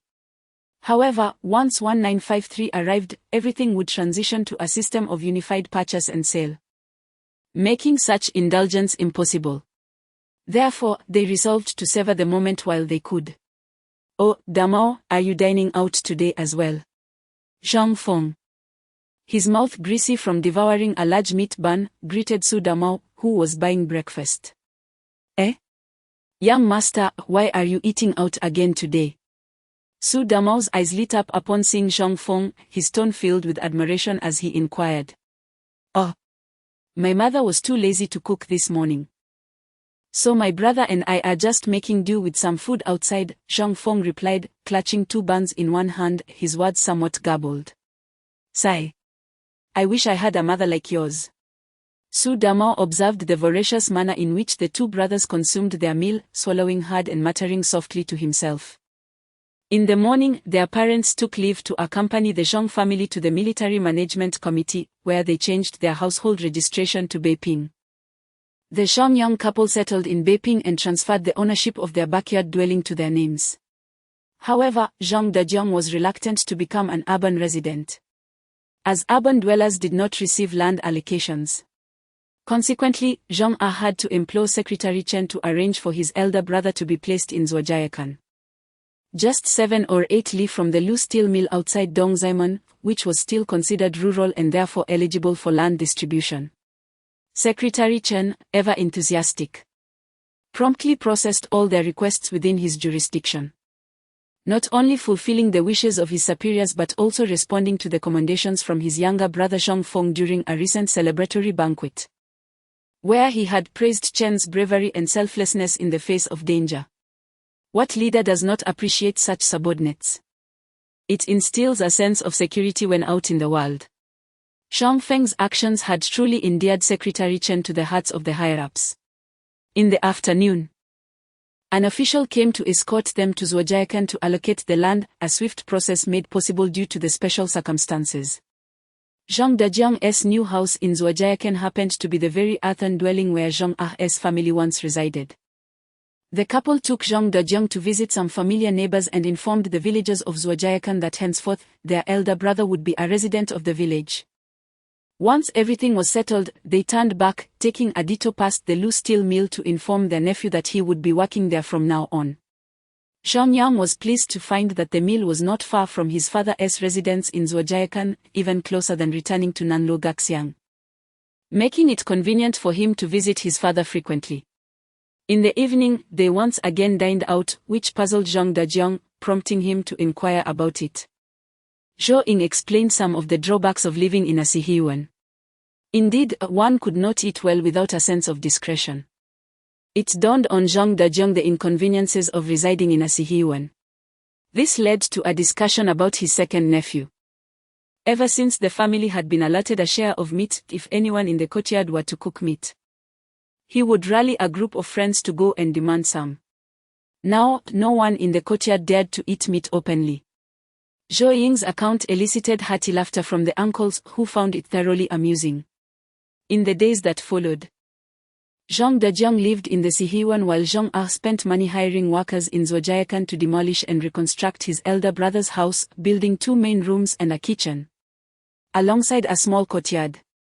Once the courtyard was completed, he secretly constructed a larger vegetable cellar, a decision prompted by Zhang Feng's suggestion. Otherwise, given Zhang Ah's tendencies, he would have built an even grander residence for his elder brother, which would have complicated matters during the allocation of household status. The house has indeed become a source of envy and jealousy among the villagers of Zhuojiakan. Matchmakers have been knocking on the door seeking to introduce a suitable match for the elder, and had it not been for the presence of 3 sons, the couple, Zhang Ah and his wife, might have yielded to the proposal. This has certainly given them pause, for Zhang Dejiang, at the tender age of 39, ought to seek a companion who understands the ebb and flow of life. Zhang Yang's emotions regarding his father's intention to remarry are rather complex, however. In light of his uncle's generous gift of a new bicycle, he resolves to allow his uncle and aunt to manage the situation. Indeed, the Zhang family has acquired 2 bicycles in one go, a rare luxury in these times of scarcity. The supply is tight, yet few are inclined to make purchases, creating a rather contradictory predicament. As time passes, the grain prices in Beiping experience significant fluctuations once more in April, sending the urban populace into a state of alarm, especially given that the shadows of those dark days have barely receded. Families scramble to secure high-priced grain, and even Zhou Ying finds herself in a frenzy, though Zhang Feng manages to calm her with assurances that the government will soon intervene. Each day, Zhang Feng brings home 20 pounds of grain, all fine quality, thereby soothing his mother's anxieties. Indeed, within 3 days, the unscrupulous merchants who had inflated the grain prices were dealt with by the government, leading to a stabilization of prices in Beiping. Those who had purchased grain at exorbitant rates found themselves depleting their savings yet again, fortunately, with supplies in hand, they avoided the brink of famine. Chapter 21, The Altercation at Quanjude in May, for various reasons. The remnants of the old societal underbelly in Beiping had been nearly eradicated by the new government, with only a few minor figures fleeing. The elder brother and sister-in-law had been assigned to work at a steel mill. The sister-in-law, much like their mother, toiled in the kitchen, while the elder brother opted for a position as a welder. Their days unfolded in tranquility and warmth. And the uncle had returned to Zuo family village to tend to the fields, perhaps a pursuit he cherished most. Had it not been for the loss of so many family members during the war, this household might have been truly idyllic. At Moa Primary School, in one classroom, Zhang Feng twirled a pencil in his hand, lost in thought, savoring the extraordinary experience of reliving a life anew. He reveled in the joys of childhood. The daily chatter of his mother ringing in his ears, and the conveniences that space afforded him. The teacher at the podium spoke at length. While several girls in the class stole glances at Zhang Feng, their eyes betraying inexplicable feelings. It was not only his academic prowess that drew their attention but also his mature and handsome demeanor. Yet, Zhang Feng harbored no interest in these young girls. Much to the envy of Su Damao, who wondered why these superficial girls failed to see his own merits. Outside, sparrows flitted about, chirping incessantly, filling the school with vibrant life. The bulletin board at the entrance displayed several commendable articles, one of which stood out prominently, titled Selflessness, Chen Yongkang. As the school bell rang, signaling the end of the day, Zhang Feng merged with the throng of students heading to the exit. Even fifth graders would steer clear of him. This was due to the notorious nature of the fights he and his brother engaged in, which were so fierce that anyone who dared provoke them would end up severely injured. When others brought their parents to school to confront them, Zhang Feng would threaten to take them to the military command office, alleging robbery and extortion. Indeed, the brothers' lifestyle could rival that of a landlord's household, capable of leading to bankruptcy within a few years. On one occasion, after school, a student attempted to ambush them in an alley with a group of older students. To their shock, he brandished a handgun, causing one child to wet himself in fear. From that day forward, Zhang Feng became a taboo figure within the school. Naturally, some teachers sought to discuss the matter of firearms with him, to which he nonchalantly produced a non-functional shell of a gun. The class teacher tended to favor Zhang Feng, considering his disciplined behavior and consistently excellent academic performance. Most crucially, he occasionally brought the teacher some fish he had caught himself, which, upon learning of its origin and not purchased with adult money, were gladly accepted after a gentle reminder to ensure his safety. After reuniting with his younger brother, Zhong Zheng, the two exited the campus heading west. They crossed the Golden Ingot Bridge and strolled along the banks of the Chenhai River. "Elder brother, where shall we dine today?" Zhong Zheng inquired, his face alight with anticipation. "We'll catch a couple of big fish and then head to Quanjude for Peking duck," Zhang Feng replied casually. "Yeah. Peking duck sounds great. I love it," Zhong Zheng exclaimed, his fist pumping in excitement. In the depths of the water, spatial awareness guided the exploration, swiftly locking onto two sizable fish. After rendering them unconscious with a long pole, they were retrieved from the depths. Zhong Zheng skillfully produced two ropes, threading them through the fish gills as he triumphantly declared, "Let us go, today we have secured our provisions." Elated, he hoisted the two fish, weighing a total of over 10 kilograms. As they approached the road leading to Quanjude, the brothers were halted by a bicycle ridden by a young man, approximately 27 or 28 years of age. The sight of him sparked excitement in their eyes. It appeared they had encountered a potential buyer. Indeed, the young man, somewhat bashful, inquired, "Do you wish to sell the fish you are carrying? I can offer a higher price, what do you think?" Zhong Zheng, brimming with anticipation, turned to his elder brother, who gave a subtle nod. He then eagerly asked, "Of course. How much can you offer?" "How about 120,000? 12 yuan, the young man was uncertain of how to quote a price and simply ventured his highest possible offer, knowing he might have to forgo the purchase otherwise. However, the 16 to 17 kilograms of fish they carried would undoubtedly be a rare find in the market. "That sounds reasonable, we shall sell them to you." Zhong Zheng, experienced in fish trading, recognized the fairness of the offer. His elder brother often remarked that as long as the price was fair, there was no need for excessive greed. Thank you so much, comrades, the young man expressed, feeling no sense of loss as he promptly paid. Such brief encounters had become commonplace for them. Suddenly, Zhang Feng caught sight of a group of youths who exuded an unsavory aura. He quickly seized his brother's arm, and they hurriedly dashed into Quanjude. Brother! What is the matter? Zhang Zheng queried, puzzled. We were just spotted by a few thugs during the transaction. No worries, they won't dare enter here. Let's eat fast. Zhang Feng replied, leading the way into the establishment. You two are here again for the roast duck. Oh. Not exchanging fish today. Asava, clearly familiar with the brothers, greeted them with a smile. Alas! Our fish was intercepted by a man outside. Zhang Feng casually took a seat at a table, pouring himself a pot of tea. Well, I trust you earned quite a bit today. The server inquired, her tone tinged with a hint of envy. Thanks to your kind words, it was decent enough for another roast duck, Zhang Feng replied as he sipped his tea while Zhang Zheng went to wash his hands. Alright then, we'll have 2 roast ducks, 1 duck carcass fried, another for soup, and a plate of stir-fried duck offal, along with plenty of pancakes. Zhang Feng casually ordered after washing his hands with tea. Goodness!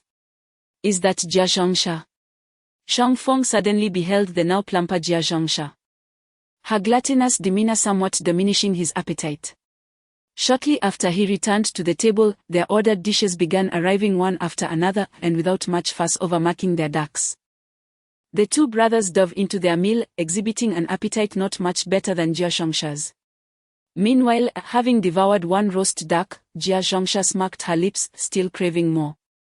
Her beady eye scanning the surrounding tables for any leftover duck. Suddenly, I noticed the 2 young boys from the Zhang family in the front yard ravenously devouring roasted duck. Their eyes darting around to check for the presence of any adults from their household. Seeing that the coast was clear, they immediately swayed their hips and approached, wearing broad smiles and adopting a familiar adult demeanor. Oh, you 2 little rascals, how delightful to see you here. Allow me to offer you a seat. One of them said, extending their greasy hand toward the roast duck on the table. With a sudden thud, a dagger was thrust into the table. The abruptness of this action startled Jia Zhang, nearly causing her to topple over. Embarrassed and infuriated, she began to throw a tantrum. Oh dear, you 2 ungrateful wretches. After all the kindness I've shown you, you repay me with such disregard. How could you indulge in such delicacies without honoring your elders? The patrons in the restaurant stood up to witness the commotion, some expressing their displeasure while others chastised the brothers. What a mess! This is disgraceful behavior. Zhang Feng roared, kicking Jia Zhang squarely in the face. Upon hearing his brother's call, Zhang Zheng seized a plate and hurled it at Jia Zhang. The plate shattered upon impact, followed by a flurry of punches and kicks. Oh my! How can you strike someone? The waiter exclaimed in alarm. What do you mean we are striking? Your establishment allows this old hag to come and snatch food from others. Zhang Feng promptly corrected the waiter's wording. My brother and I are not acquainted with this woman. Someone should fetch the military management to handle this. He shouted, distancing himself from Jia Zhang and demanding assistance. I bear witness. I just saw this woman causing trouble for these 2 young gentlemen. A diner stood up to testify. What? So it's a case of someone trying to pilfer food. Jia Zhang screeched, blood streaming from her face. Enough. I cannot meddle in your affairs. As the young gentleman suggested, let us summon the military management to resolve this, the proprietor declared. Excellent. Justice prevails. The crowd cheered in response.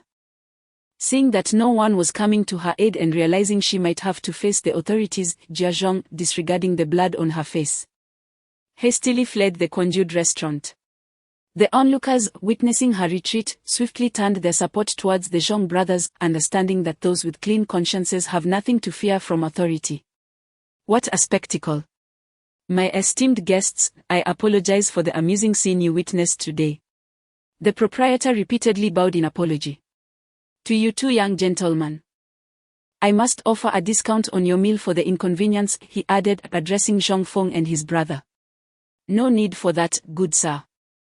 We've caused you trouble today, and should we desire roasted duck in the future, we shall return to trade with you. Zhang Feng replied courteously. The proprietor, pleasantly surprised by the boys' charm and their refusal of a complimentary offer, cheerfully acquiesced. After a satisfying meal, the brothers settled their bill, including the cost of the shattered plates. Before heading to school, the two brothers indulged in a delightful swim in the river, reveling in the joy of splashing about. Zhang Feng even managed to collect an assortment of intriguing treasures from the water. Chapter 22, Yi Zhonghai visits, midnight confrontation with Jia Yi. In the evening, Yi Zhonghai, accompanied by his disciple Jia Dongshu, approached the Zhong family's front gate. Old Zhong, you must train in your two boys. Today, they assaulted Jia's wife in the courtyard, leaving her with a serious injury. She is still at home, groaning in pain. Perhaps you could consider compensating for her medical expenses. Yi Zhonghai feigned a benevolent demeanor. Hey, old Yi, are you joking? My two children are well regarded in this neighborhood. How could they possibly strike a woman? Zhang Ah exclaimed incredulously, biting into his steamed bun. Is it a fabrication that Jia's wife is lying at home injured? If you're doubtful, summon your boys and inquire. Yi Zhonghai retorted, his displeasure evident. Zhang Ah shouted into the house, Nyo, San Nyo, come out. Master Yi claims you assaulted Jia's wife outside. The brothers, who were dining inside, recognized the commotion outside as a sign that someone was defending the Jia family. They set down their buns and stepped out, followed by their cousins and mother, all pausing their meals to see what was amiss. Upon witnessing the gathering of the Zhong family, Jia Dongshu instinctively took a few steps back behind his master. This was the essence of unity within families during this era. With the unexpected entrance of Zhang Feng, Yi Zhonghai's moral authority would be tested, depending on his ability to manage the situation without further upsetting the Zhong family. As Zhang Ah inquired about the incident, he learned that the Jia family was reprimanded for stealing their lunch, which incited his wrath toward Yi Zhonghai. Old Yi, you haven't even grasped the full story and already demand compensation. In the village, one would be deserving of a beating for such behavior. Does anyone truly live comfortably these days? Who isn't tightening their belts? If they pilfer from others, what are those others to eat? The courtyard was now filled with residents from the surrounding Sihiwan, and upon hearing the account, they secretly scorned the Jia family, albeit with an air of accustomed acceptance. Regardless of the circumstances, one should never strike an elder, Yi Zhonghai, lacking the future prestige he would later possess, remarked. What nonsense are you spouting, Yi Zhonghai? You dismiss the facts, and now you wish to converse. Shall we discuss your own transgressions against the widow? Zhang Ah retorted angrily, his words igniting laughter among the onlookers. Yi Zhonghai felt his face flush with embarrassment, his long-concealed secret laid bare before this insufferable Zhong family and their audience. Adopting a angry demeanor, he declared, Humph. You two families can sort out your own affairs. And promptly departed. Master, Jia Dongshu called out, seeing his mentor leave, and quickly followed suit. Oh! Did I inadvertently expose him? Zhang Ah mused, squinting at the departing Yi Zhonghai. All right, let the spectacle conclude. Everyone, disperse and return home for your meals. Zhang Ah beckoned to the gathering crowd before leading them back to their homes. In the eastern wing of the front courtyard, Zhou Ying, in a huff, tugged at the ear of her second son and chided, Oh, so you can enjoy roast duck outside without a thought for your family. How could you forget? Starting tomorrow, make sure to bring it home every day, but you must prepare several empty lunch boxes for him. Zhang Feng immediately capitulated, surrendering to his mother. From that day forth, he would catch fish at noon and again after school in the evening, though he returned with a delightful array of food. His cousins had not anticipated that these two young ones could manage so well without a single penny from home, dining splendidly each day. However, Zhang Dejian cast a resentful glance at his younger brother. In the eastern wing of the central courtyard, Yi Zhonghai sat on the Kong with a frigid gaze, silently clutching a tea jar. Miao Tsuelan, witnessing her husband's demeanor, dared not utter a word. Late at night, Jia Dongxu was tormented by thoughts of how his mother had been bullied by the two boys from the Zhong family earlier that day. He tossed and turned, unable to find rest, reflecting on the hardships he endured after losing his father at a young age, with his mother raising him through toil and sacrifice. Though his mother had been attacked while trying to procure food, he could not suppress his anger, and it weighed heavily on his heart. Thus, Jia Dongxu quietly rose, donned his clothes, and slipped out of his room. Stealthily, he made his way to the front courtyard, first visiting the restroom outside the courtyard. Upon returning, he seized two broken bricks and, with a swift motion, shattered two panes of glass in the Zhong family's side building. Crash! As the glass shattered, Zhong Feng jolted awake, his spatial awareness extending to detect a figure darting towards the central courtyard. He immediately used his mind to trip the intruder, hindering their escape. "Someone is smashing our windows. Get up and handle this," Zhong Feng called out to his brother, rushing from his room without even putting on his shoes, a hefty club appearing in his hand as if conjured from thin air. In that moment, Jia Dongxu was gripped by terror, cursing under his breath as he clumsily attempted to flee.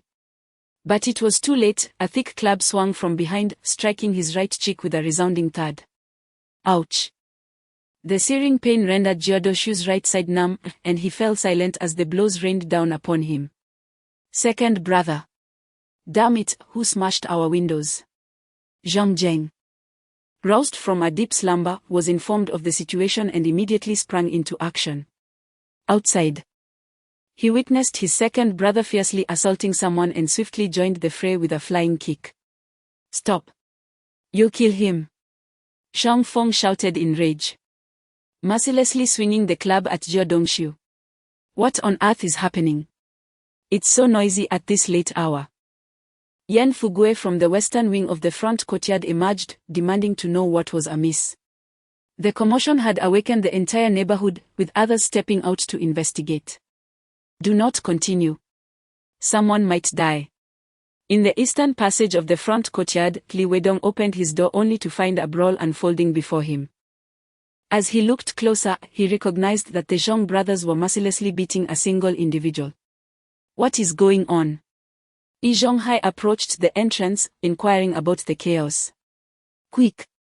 Master Yi, the one being beaten is Jia Dongxu from the Jia family." Upon the arrival of the newcomer, Li Weidong hesitated to intervene, prompting Yi Zhonghai to step forward. "What? Cease this at once. How can you assault someone without cause? I shall see to it that you are all brought before the authorities." Yi Zhonghai, upon realizing that his disciple was being attacked, felt compelled to act, for this was indeed a potential support for his old age. At that moment, Yi Zhonghai had not yet relinquished his hopes of fatherhood, but he was contemplating this matter seriously. "Curse it! This one is an accomplice!" Zhang Feng shouted, his eyes bloodshot, as he brandished the bloodied club towards Yi Zhonghai's forehead. He understood that he was no match for an adult, so he aimed to catch him off guard. "What do you mean I am an accomplice?" Yi Zhonghai's mind had yet to catch up when a blow struck his forehead, causing him to fall to the ground. Clutching his head, Zhang Feng's eyes gleamed with malice. Seizing the opportunity, he relentlessly swung the club, particularly wary of retaliation, directing his strikes towards Yi Zhonghai's vulnerable head. "Quick! Someone step in and separate them." Hidaching, the head of the courtyard, along with Hiyuzhu, rushed forward upon witnessing the assault on Yi Zhonghai and an unfamiliar individual, urgently summoning neighbors to intervene. In the back courtyard, Su Buddha hastily pulled his son Damao back, whispering a warning, "Never provoke those two brothers, they are born outlaws." Damao, clearly intimidated by the Zhong brothers' ferocity, nodded vigorously, disregarding his father's admonitions. Hiyuzhu, having previously received assistance from Zhang Feng, was struck by a sudden fear that Zhang Feng might inadvertently kill someone. He rushed forward, embracing Zhang Feng, exclaiming, "Grandpa, don't kill him. That would lead to the authorities." Let go of me, you fool. Who allowed these two ruffians to smash my windows? Zhang Feng finally voiced the reason behind his aggression. In the midst of the struggle, he used a mental push to discreetly transfer some of the broken bricks from the floor into the right-hand pockets of Jia Dongshu and Yi Zhonghai. Blood oozed from Yi Zhonghai's forehead as he pressed his hand against the wound, while his wife, Miao Zuelan, wept in distress. Oh dear! Old Jia! You must take these little brutes away. They are bullying us, the widows and orphans. Those wretched little fiends, they are cursed to die childless. Jia Zhongsha. Upon seeing Jia Dongshu, a mere shadow of his former self, sprawled in a pool of blood, broke down in tears. Quick! Stop the wailing and get him to the hospital. He Daching, the head of the cafeteria at the Lucia steel plant, instructed the crowd to transport Jia Dongshu and Yi Zhonghai to the hospital. You vile little beast! I shall fight you! Jia Zhongsha screamed, attempting to charge at Zhang Zheng, who had been restrained. To hell with this! Zhang Feng, witnessing the scene, reinforced his grip on the club and swung it. With a thud, Jia Zhongsha fell. And Zhong Er, seeing that his son had not been harmed, refrained from advancing. However, when Jia Zhongsha attempted to claw at his son, the entire Zhang family surged forward, cousins, siblings, and mother alike. Enough! Old Zhang, your family need not add to the chaos, just get the injured to the hospital, Hidoching interjected, seeking to restore order. Humph! For the sake of Director He, I shall spare you this once, Yushu. Zhou Ying tugged at her sister-in-law and stepped aside. Everyone, come and see. The glass in my home was shattered by Jia Dongshu and Yi Zhonghai. It serves them right to be beaten by the children. If they do not compensate for the damage to my glass, our families will not settle this matter. Zhou Ying proclaimed, hands on her hips, her voice ringing out.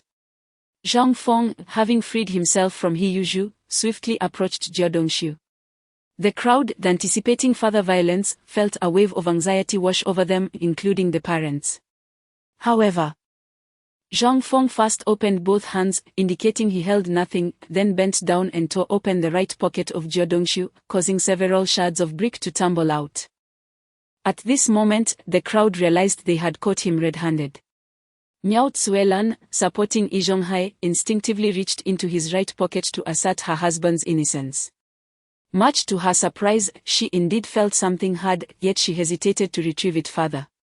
Zhang Feng's gaze was fixated on her actions, and he called out with a smile, Auntie, why don't you take out what's in Uncle Yi's pocket?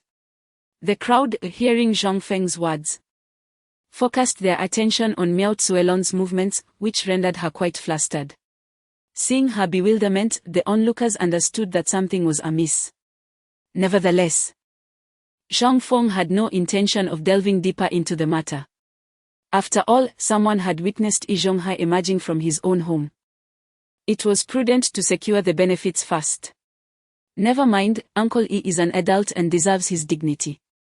Aunt Yi, just compensate me with 150,000 for the 2 pieces of glass, Zhang Feng declared in an ostensibly magnanimous tone.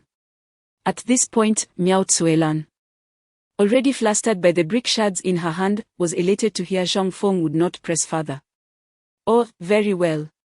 I will pay, she exclaimed, hastily placing Yi Zhonghai down to lie on the ground, tightly clutching the brick fragments, then rushed home to retrieve the money. However, her actions did not escape the watchful eyes of the adults present, resembling a futile attempt to cover up her misdeeds. Chapter 23, Financial Losses, A Busy Summer, and Childhood Foolishness. That evening, Miao Zuelan had lost 150,000 yuan to the Zhang family, and Yi Zhonghai and Jia Dongshu were subsequently sent to the hospital by the residents of the courtyard. From that day forth, the families in the courtyard warned their members to steer clear of the 2 young men. After having his wounds bandaged that night, Yi Zhonghai took a considerable time to regain his composure. Upon learning of the subsequent developments, he realized that remaining in the hospital would yield no financial gain. So he quietly returned home at dawn to recuperate. 2 days later, Jia Dongshu also left the hospital. aside from losing half of his teeth from the first blow. He bore numerous bruises all over his body. In an era where fractures were not commonly acknowledged, his injuries were deemed relatively minor. However, his once handsome visage was now marred by the absence of half his teeth, leaving him with a crooked grin, a complete disfigurement. Now, whenever Jiao Dongshu encountered the two brothers, he scurried about like a mouse evading a cat. Meanwhile, Zhang Feng discerned a profound chill in Yi Zhonghai's eyes. He understood that such a person needed to be completely subdued, otherwise, he might one day spring forth like a wild dog, ready to bite. Thus, Zhang Feng frequently advised his brother Zhang Zheng to remain vigilant around Yi Zhonghai, even equipping him with a dagger for self-defense. In truth, Zhang Feng's heart was conflicted. On one hand, he wished to preserve his humanity's goodness, yet such benevolence might lead to unnecessary troubles and vexations. He reflected on the nature of people in this era, who had emerged from a bygone society where malice knew no bounds. Therefore, he concluded that the only means to encourage the wicked to reform was to metaphorically place the muzzle of a loaded gun against their foreheads. Days flowed by, filled yet uneventful. Each evening after school, the brothers would catch a few fish, exchanging them for meat and savory dishes to enhance their family's meals. Every Saturday, they would take their younger brother to the steel factory for some leisure, primarily to discreetly impart welding techniques and safety precautions regarding electricity to their father and uncle. Considering the impending public-private partnerships and the 8th-grade wage system inherited from the Northeast, Zhang Feng estimated that his welding skills could qualify him at a level 5 or 6. Any higher would be beyond his current capabilities. His cousin inquired how he had acquired knowledge of welding and electricity, to which Zhang Feng attributed it to the library built in Wangfujing on February 10 of this year. Sensing his cousin's thirst for knowledge, Zhang Feng immediately proposed that the entire family dedicate an hour each evening to study. Initially, he had intended to wait for the night school to commence before enrolling the family, but it seemed prudent to advance that plan. Consequently, his and Zhang Zheng's responsibilities increased. Indeed, despite Zhang Zheng's fierce demeanor, he possessed a genuine aptitude for academics, and the hardships he had endured in earlier years fueled his motivation to learn. As for Zhang Feng, his academic achievements were largely a product of his past experiences. While he could manage to pass vocational school, high school would pose a challenge. After all, a vocational school focused on technical skills, and with his knowledge in repair, electricity, and culinary arts, theoretical knowledge became easier to deduce. However, he was unwilling to be ensnared in a particular position for the next decade or two. Therefore, he chose to attend high school, intending to later join the logistics department of a steel mill as a well-educated procurement officer. With his high school diploma and a wealth of technical skills, he was confident that by closely aligning himself with Li Huaid, who managed logistics, he would undoubtedly be valued. This determination to navigate the complexities of this institution, despite being acutely aware of its intricacies, was the very reason he boldly brought his family into this environment. The same rationale applied to assisting his family in securing positions at the steel mill. He was intimately familiar with the landscape. No one understood this place better than he did. Even Yi Zhonghai was less aware of himself than he was, and he was regarded as the wise one of this enclave. As for Li Huaid, he was genuinely benevolent towards his own people, delivering on promises and generously rewarding those who endeared themselves to him. During that tumultuous period, he was a reliable protector. Yet, during that prolonged and challenging time, rising to prominence was impossible, especially with the treacherous Su Damao and the unscrupulous Lu Haisheng lacking. With this formidable duo leading the charge, he merely needed to recommend individuals at strategic moments and subsequently orchestrate their downfall when the opportunity arose. But I digress. Let us return to the main subject.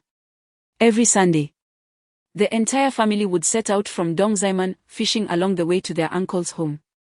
After a hearty lunch, they would fish their way back to the city, selling their catch at various restaurants and taverns.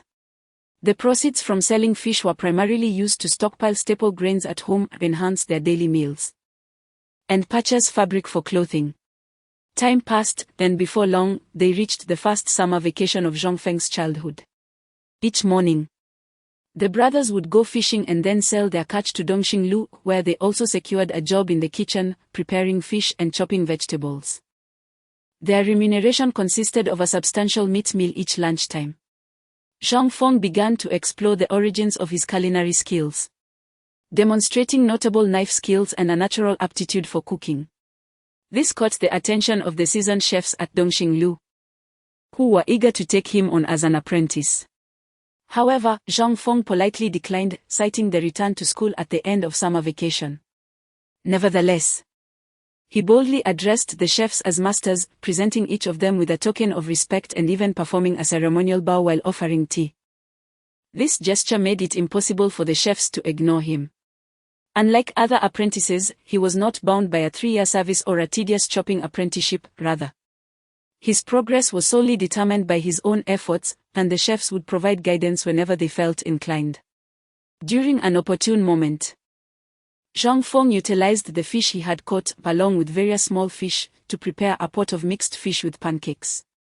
The flavor was so exquisite that even the seasoned chefs declared it exceptional. Manager An, after tasting it, gave a thumbs up and, upon realizing that Zhang Feng had no intentions of pursuing a culinary career, expressed his regret but ultimately let him go his own way. Every afternoon, he would take a well-fed Zhang Zheng to the steel mill, ensuring Zhang Zheng was settled in the kitchen before stealthily slipping into the workshop. Ostensibly, he was assisting with chores, but in reality, he was secretly imparting welding skills. To facilitate this, he diligently borrowed books on welding, electricity, and machinery repair from the library. As the days passed, Zhang Feng was making rapid strides in his own learning while teaching his family. He was enhancing his skills in cooking, welding, electrical work, and machinery repair all at once. During the summer vacation, except for Sundays, he frequented the steel mill daily. During this period, he naturally encountered the renowned Lu Zhenhua, as well as their beloved daughter, Lu Shaoyi. The 8-year-old girl was indeed a vision of delicate beauty, clad in a charming dress, exuding an undeniable cuteness. However, that was the extent of his interest. He had no intention of engaging with the daughter of a capitalist, nor did his brother, Zhang Zheng. Moreover, during this time, others would scarcely cast a glance in their direction. Yet, certain circumstances proved difficult to evade. It seemed that they were the only children in the entire steel mill, prompting Lu Shaoyi to frequently seek out Zhang Zheng to play, as she did not approach Zhang Feng, who was invariably occupied in the welding workshop. Initially, Zhang Zheng heeded her wishes and attempted to avoid the little girl, but the cafeteria was simply too small for him to hide. The more he shunned her company, the more she sought him out, enticing him with treats that were unattainable for those of their humble background: cookies, chocolates, bread, and soda. Upon discovering this, Zhang Feng thought it best to let his brother be, questioning why he should avoid her. After all, they were merely children, why complicate matters? They could simply enjoy their time together without any reservations. One must say, true to her spirited nature, she had always been straightforward. Perhaps her innate qualities would eventually lend themselves to a future in commerce. Time passed swiftly, and thus, the first summer vacation came to a busy yet delightful conclusion. Chapter 24, State of Mind, Utilizing Courtyards, Introducing Qin Huairu. The sweltering summer has drawn to a close, leaving a hint of autumn's chill in the air. On August 31st, Zhang Feng ascended to the 5th grade, still in the same class as his long-desired companion, Damao. Zhang Zheng also progressed to the 2nd grade. In July, the gold yuan notes completely lost their circulation utility, and that day, within the confines of Courtyard 95, a woman lamented with a grief deeper than that of losing a loved one. She wept for 2 full days and nights. The source of her sorrow was the half of her family's wealth still held in gold yuan notes. The arrival of the new semester was not what Zhang Feng anticipated the most, rather he eagerly awaited the unfolding new chapter at Tiananmen Square on October 1st. The fiery sun rose majestically, breaking through all obstacles with unparalleled force, allowing the long-bowed people of the flower-growing nation to stand tall and step into a new era. In Class 5 at Mao Primary School, a new teacher animatedly engaged the students, though most of the faces around him were unfamiliar. At noon, The two brothers enjoyed a meal of somewhat unrefined lamb hot pot nearby, the strong mutton flavor delighting young Zhongjeng. Time flew, and soon it was October 1st, excitingly. Their family had previously undertaken two endeavors that granted them the opportunity to partake in this grand event, albeit as merely one unit among many formations in the square. In an instant, they donned hats, cotton jackets, trousers, socks, and shoes once more. In the eastern wing of the front courtyard, their mother and sister-in-law sat on the kong. Knitting sweaters, their companionship reminiscent of a close-knit family with endless conversations. In the evening, 6 men, each carrying a lunchbox, jovially entered courtyard 95. Yen Fugue, residing in the western wing opposite, pied the lunchboxers and greeted them with a smile. "Oh, old Zhong, where have you been all afternoon?" "Well, it's Sunday, isn't it? Just wandering about as a family." "You carry on, it's quite chilly outside," Zhong replied, maintaining a polite facade before leading his family back indoors. "Big brother, the head of the family, you are back," Zhou Ying exclaimed as she emerged from within, accompanied by Zhao Xueme, her smile bright. "Father, second uncle," Zhao Xueme chimed in. "Now expecting a child." Yet, women of this era were not as delicate as those in later generations, they still had to work, though they would rest during certain months. "Well, dear, please warm up the dishes, soon I'll have a few drinks with your big brother," Zhong grinned. "Yes, you all go warm yourselves on the kong," Zhou Ying replied, taking the lunchboxes to heat the food. "Indeed, it's rather cold today," Zhong muttered, exhaling a cloud of vapor. The 6 men entered the house. Shedding their shoes and stepping onto the kong, the stench of feet filling the room, a topic of no concern among the gentlemen. "Third brother, when will you level that little courtyard of yours?" Zhang inquired of Zhang Feng, now the third in the family hierarchy, as soon as he settled onto the kong. Zhang Feng had little to say regarding his diminished status within the family. After all, who could afford to be concerned in such times? "Father, there is no rush. We can discuss it when our family grows and housing becomes a concern. Haven't we already planted a few fruit trees in the corners of the yard? Besides, even if the land is uneven, we can still cultivate vegetables. The pit in the middle could serve as a reservoir," Zhongsan casually remarked, resting his hands behind his head. "Hey, you little rascal. Did you hear that, big brother? Your third brother has already planned out the house for your child. You must work hard to ensure our Zhong family has 7 or 8 offspring," Zhong teased Zhang Yang with a grin. "Indeed, uncle. I am determined to put in the effort. However, you and aunt must expedite the construction matters as well. Together, we brothers will strive," Zhang Yang responded, noting that he was no longer the same person who had just arrived months prior. After half a year of familial bonding, he understood the value of having relatives. In the northeast, it was just he and his father, and they had borne their share of indignities. Here, they had a household of individuals who regarded them with respect, 4 able-bodied men and 2 younger brothers, who, despite their youth, exuded a fierce determination. Their family was fiercely protective of one another. He had long contemplated why his father had reluctantly relinquished the 10 acres of black soil in the northeast. A legacy earned through nearly a decade of hard work. The warmth of kinship here had swiftly melted his heart, which had been braced to face the world alone. Zhang Dejian's face flashed from his brother's teasing, rendering him speechless. Zhang Feng, suddenly struck by an idea, exclaimed, "I heard from a classmate that he has a relative in Qingjiabian, Chongping, and there is a girl named Qin Huiru in the village who is extraordinarily beautiful. I heard she just turned 16, and my brother will be 18 after the new year. We could adjust my brother's age to 20 and arrange a visit to see her. If he finds her appealing, we can offer a generous betrothal gift to bring her home." "What do you mean by a generous betrothal gift?" Zhou Ying interjected, having just stepped out of her bedroom, catching the tail end of her third son's remarks. "And it was just Xiao Feng talking about his classmate."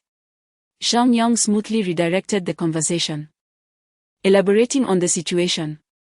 "Third brother, is this girl truly as beautiful as you claim?" Zhou Ying inquired, her expression a mix of skepticism and curiosity. Hey, mother. You shouldn't doubt it. My classmate said that if she lived in ancient times, she would surely enter the royal palace, Zhang Feng asserted earnestly. Goodness. You child. Always spouting nonsense. Shall we find a time to visit Chongping, Kinjebian? If she is indeed as wonderful as you say, and possesses a commendable character, I would willingly offer a substantial dowry, Zhou Ying declared, a confident demeanor gracing her countenance. Then you must act swiftly, as time may not be on our side. Zhang Feng provocatively urged. Now that you mention it, I am genuinely inclined to see for myself. Let us go together next Sunday. If it turns out to be a falsehood, you will see how I deal with you upon my return, Zhou Ying warned, her eyes wide with determination. Oh. As the younger brother, I am truly burdened with worry for you, my dear brother. Zhang Feng lamented, casting a glance at Zhang Dejian, whose face was as red as a monkey's behind, and he feigned a complaint in a playful tone. Inwardly, he muttered coldly. That scoundrel Jia Dongshu dares to aspire to marry this pure lotus flower, perhaps in another life. For now, I shall take this exquisite lotus home. In the evening, the 4 adult men of the household gathered around the dining table, savoring their wine and indulging in the dishes. Meanwhile, Zhou Ying and Zhao Xuemei, having finished their meal, retreated to the back courtyard to rest in the covered area. Chapter 25. Accompanying my brother to Wu Qin Huairu. As the busy hours passed, time seemed to fly. And soon it was Sunday. Early in the morning, while still nestled in his warm bed, Zhang Feng was pulled out by his mother, rubbing his bleary eyes. He wore an expression of bewilderment and dissatisfaction, grumbling, "Mother, today is Sunday, we don't have school until tomorrow." After saying this, he flopped back into his blankets, covering his face with a quilt, and kicked his younger brother, Zhong Zheng, who was nearby. "Huh? What's wrong, brother?" Zhong Zheng mumbled, roused from his slumber, and turned over, exposing his backside. "Get up quickly. Have you forgotten what we discussed last Sunday?" Zhou Ying said with annoyance, reaching into the blankets to pinch Zhang Feng's ear. "Ouch. That hurts. If you have something to say, just say it without resorting to physical punishment, otherwise, I'll make you copy the 3-character classic tonight." Zhang Feng protested, clearly displeased as he was subjected to further ear-pinching. Seeing that he was being threatened, Zhou Ying intensified her grip, exasperatedly retorting, "You ungrateful child. How dare you threaten your mother? Have you forgotten that you promised to help your elder brother with his courtship?" "Oh, that matter. If you had mentioned it sooner, I wouldn't have needed to be called." Upon hearing this, Zhang Feng immediately shook off his drowsiness. "Huh? You're the one who forgot and are blaming me?" Zhou Ying shot him a glare, and seeing him dressing, she let him be. Zhang Feng hurriedly donned his clothes and shoes, rising from the bed and heading out.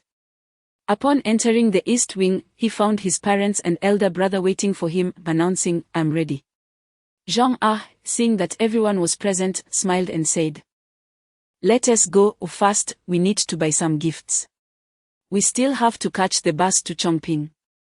Zhang Dejian felt a bit speechless. Having just turned 18 after the new year, he wondered why his parents were so anxious. He sighed internally, thinking, "This troublesome younger brother just adds to my woes." He would soon discover how delightful it would be when he met the real person.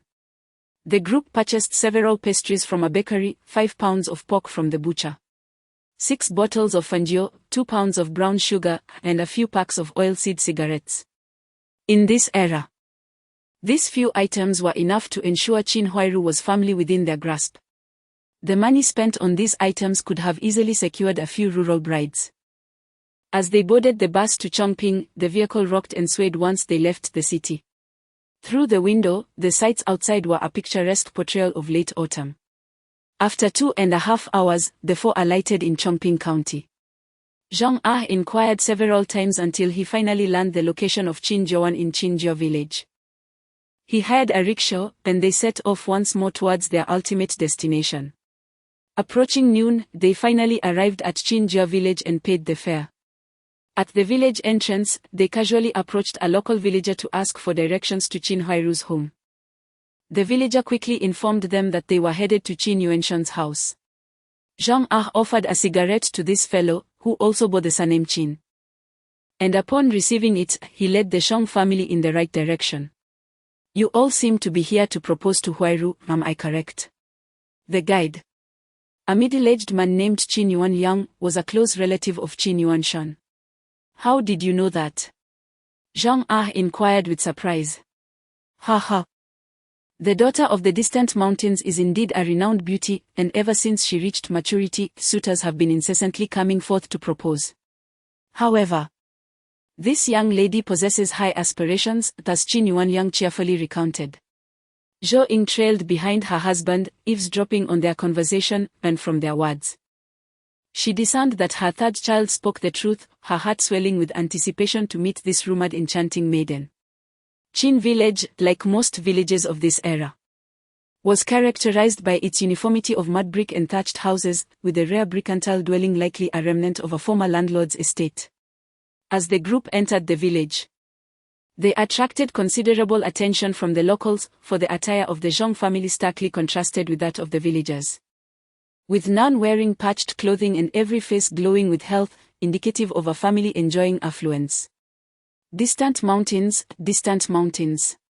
Someone has come to see Huairu. Qin Yuanyang shouted from afar.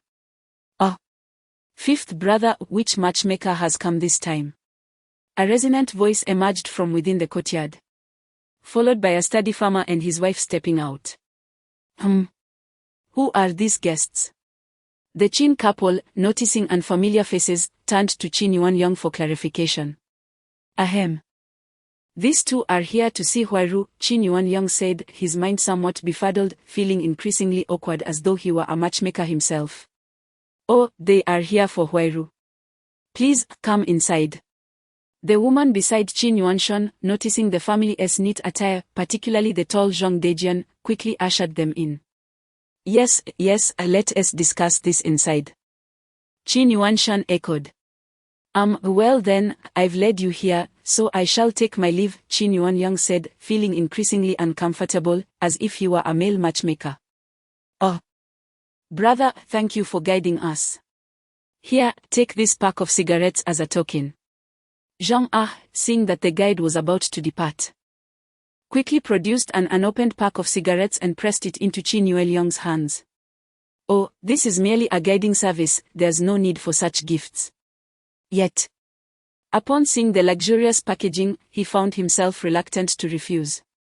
Qin Yuanshan observed and thought to himself, goodness, this family is quite generous, such cigarettes must not be cheap. Ultimately, Qin Yuanyang accepted the cigarettes and hastily departed. Only the two families remained in the courtyard. To alleviate the awkwardness, Qin's mother called out and went inside to fetch Qin Huairu. Brother Dashan, this is a gift from us. Regardless of whether the children match.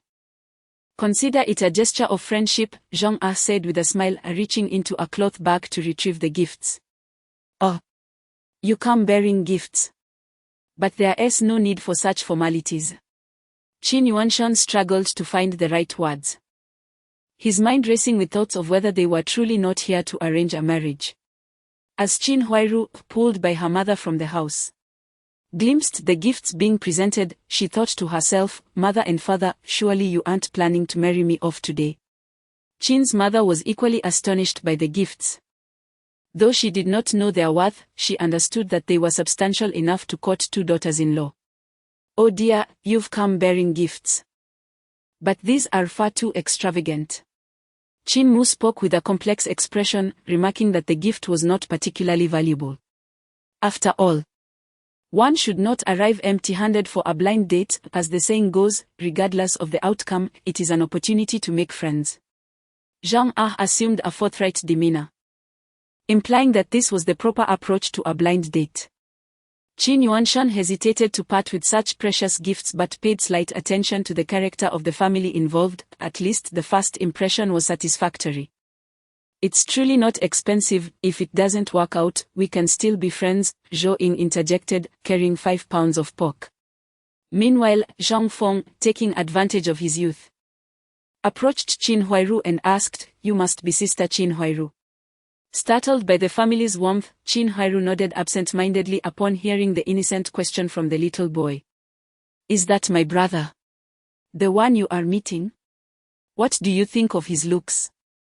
Zhang Feng tugged at Chin-Hairu's hand, pointing to his brother in introduction. Stealing a glance at Zhang Dejian, who stood at a height of 1.77 meters, a considerable stature for that era, Chin-Hairu noted his robust features, with a square face. Prominent brows, deep-set eyes, and a high nose, all complemented by a sun-kissed complexion exuding masculinity. At that moment, Zhang Dejian could hardly tear his gaze away from this youthful version of the 13th ant, entranced in a daze.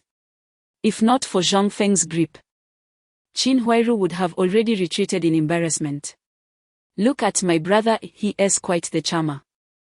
He must have taken a liking to you and is probably determined to pursue you. Zhang Feng continued his enthusiastic chatter. The awkwardness in the courtyard did not linger for long. As Qin Mu ushered Zhou Ying into the kitchen while Zhang Ah and Qin Yuanshun strolled shoulder to shoulder into the house. Before entering the kitchen, Qin Mu called back. Huairu, make sure to have a good chat with Dejian.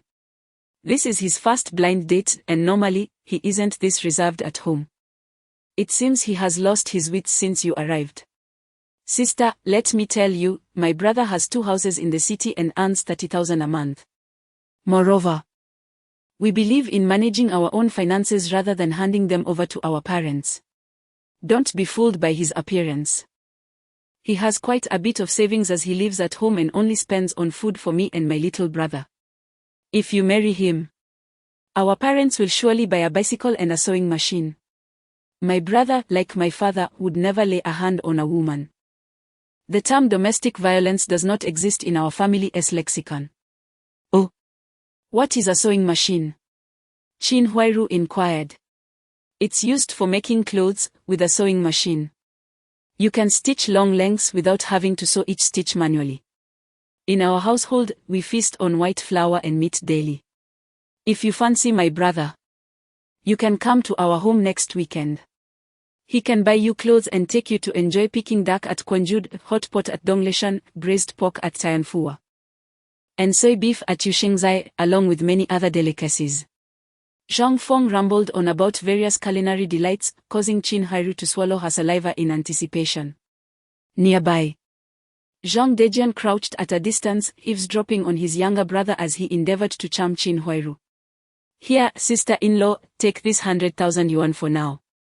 You can use it as you please. Don't worry about taking uncle and aunt into the city, my home has plenty of rooms for you to stay. You mustn't venture into the city alone, it's quite perilous for a young lady like you. I can't possibly accept your money. Chin-Hairu exclaimed, her face flushed with embarrassment, as she repeatedly declined the 100,000 yuan that Zhang Feng extended towards her. In her heart, she marveled, goodness. What kind of family is this? A mere child can casually produce 100,000 yuan. With this amount, one could marry 2 or 3 wives in their place. Come now, accept it. From now on, we are all family, aren't we, brother? Zhang Feng abruptly shifted the conversation to Zhang Dejian. Caught off guard, Zhang Dejian nodded repeatedly, stammering, yes, indeed. You should take it, if it's not enough, I have more. All right then, sister-in-law, why don't you take my brother for a stroll around the village? Here. Take this to enjoy as well, Zhang Feng said, as he pressed the 100,000 yuan into her hands, alongside a handful of Mickey Mouse candy that he retrieved from his space. With her cheeks as red as a peach, Chin-Hairu clutched the money and candy tightly, bashfully murmuring, why you come with me? Without looking back, she hurriedly exited. Brother, what are you hesitating for? Sister-in-law wants you to accompany her. Zhang Feng urged his elder brother, who appeared dazed. Oh. Right. Zhang Dejian, lost in thought and trembling, quickly followed her outside. Shortly after their departure, 2 young men, one older and one younger, entered the yard, each wielding a hoe. Noticing a small boy squatting in their courtyard, they were filled with curiosity. The older of the 2 set down his hoe and approached, inquiring, Hey, which family's child are you? What brings you here? Are you from this household? Then who is Qin Huairu to you? Zhang Feng initially presumed they were neighbors of the Qin family, but realizing his mistake, he responded with a question of his own. Chapter 26, The Qin Brothers in the quaint village of Qinjiabao, nestled within Qinjiayakan. The brothers Qin Guangmin and Qin Guangxing had just returned from tilling the land when they were confronted by a young boy. "Hey, what's up?" the boy inquired. "Qin Huairu is my sister, can you tell me who you are now?" Finding the child amusing, Qin Guangmin replied, before probing further, "Oh, so you are my sister's brother. And what about you?" Zhang Feng mumbled in response, then turned his attention to the slightly younger Qin Guangxing. "Hey, who are you calling sister-in-law?" "You must be careful with your words," Qin Guangmin interjected before his younger brother could respond. "Really, if you don't believe me, just go ask uncle and auntie at home, my parents have already come to propose," Zhang Feng asserted earnestly. "Brother, let us just go inside and ask our parents. Then we'll know the truth," Qin Guangxing suggested, pulling his elder brother along as they quickly made their way toward the house. As they entered, Zhang Feng called out to their retreating figures, "Your sister, who is also my sister-in-law, has already gone out with my brother." Upon hearing this, both brothers paused momentarily before continuing into the house. In the kitchen, Zhou Ying was deftly assisting Qin's mother in washing and chopping vegetables. They reminisced about their family's past, discussing how they managed to establish themselves in the city while fleeing from famine. "I remember the time when our household would send fish to the soldiers braving the cold in the wilderness. Unlike the bold-headed ones who refused to accept fish unless they were paid, our soldiers were different. Later, my son Xiaofeng suggested that we write receipts for the money given to the soldiers, so when our family responded to the new government's call, we could exchange the money at the bank." Zhou Ying recounted the family's history with great enthusiasm. "I promise that once Huairu marries in, I will treat her as my own daughter," Zhou Ying declared, clearly fond of the young girl, especially after hearing from the older brother that she was particularly industrious. "Oh, this matter is not a problem for me. As for her father and Huairu, I will inquire privately later." Qin's mother expressed her satisfaction with Zhang Dejian's appearance and stature, making her intentions clear. "Well, it ultimately depends on whether the two children are compatible," Zhou Ying smiled, feeling relieved.